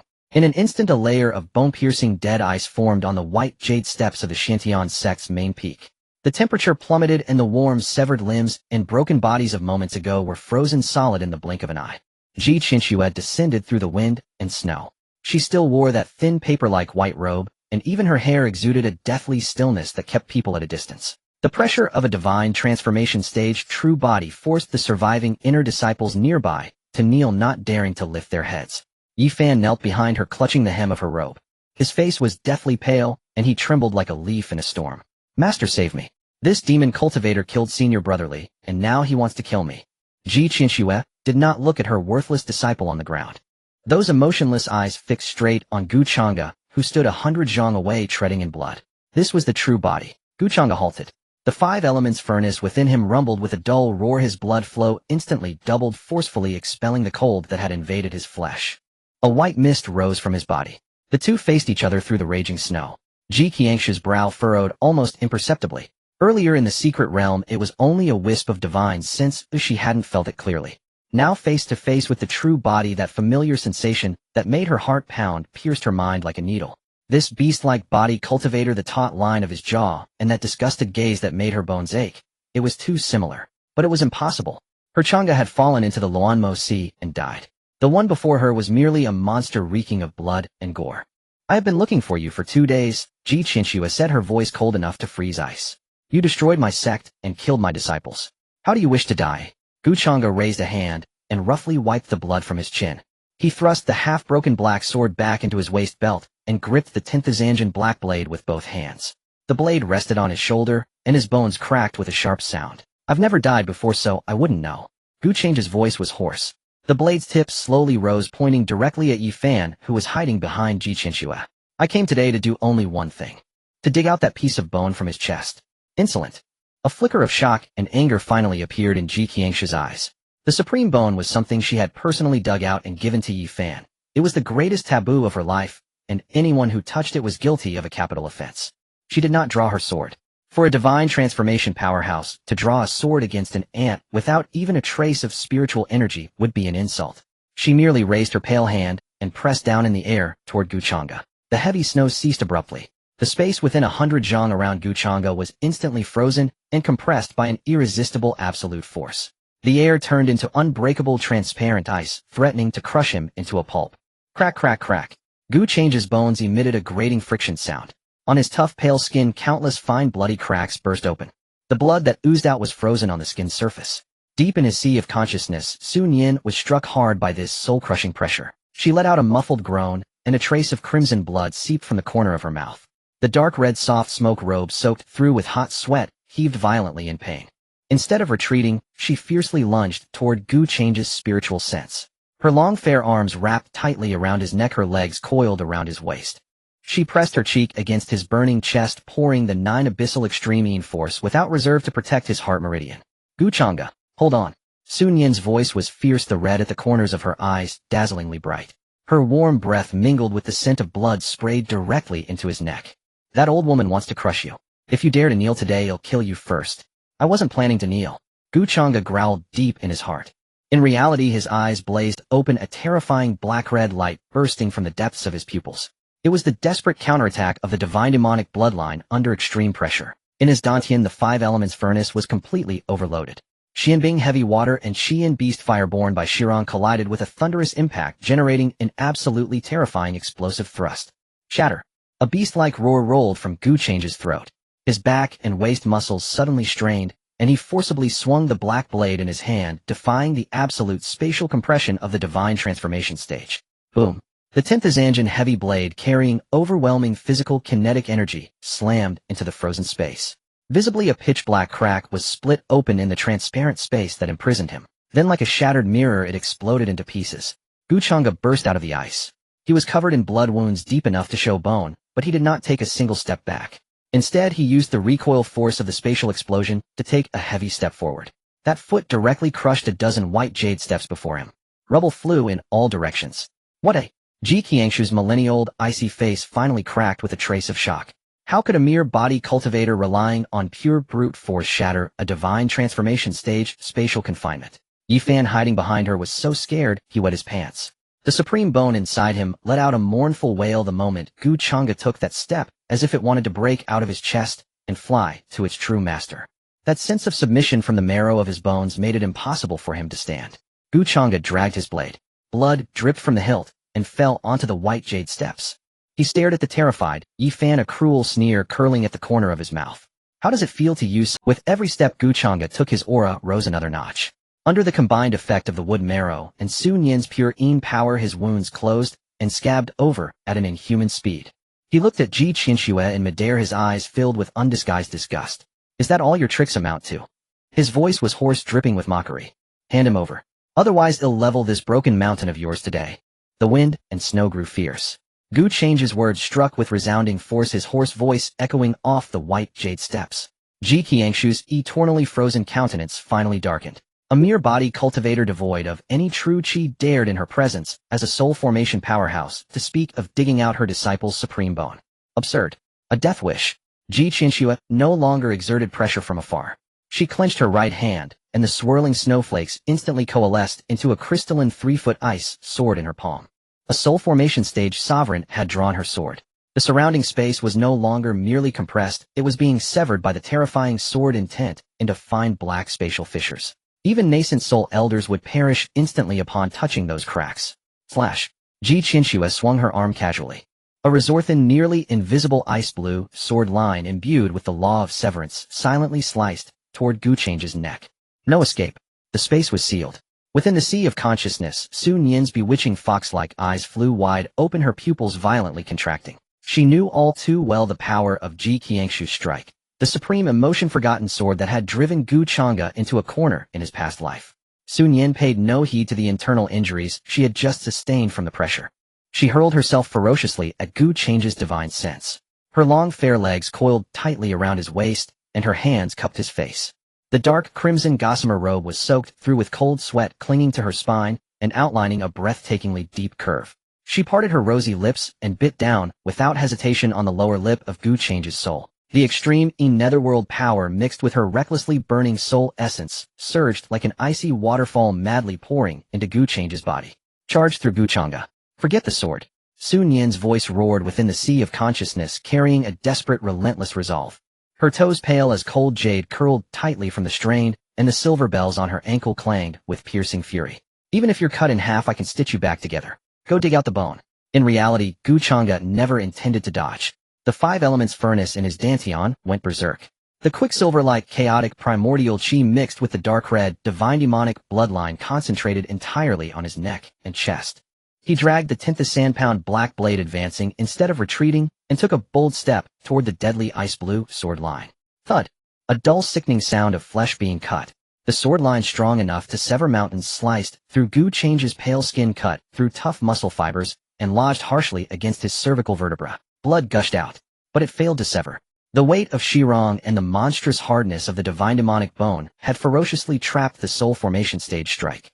The crimson flame beast fire on Change's body instantly vaporized the blood around the wound, while the wood marrow wriggled with life, brutally wrapping around the sword line and forcing healing.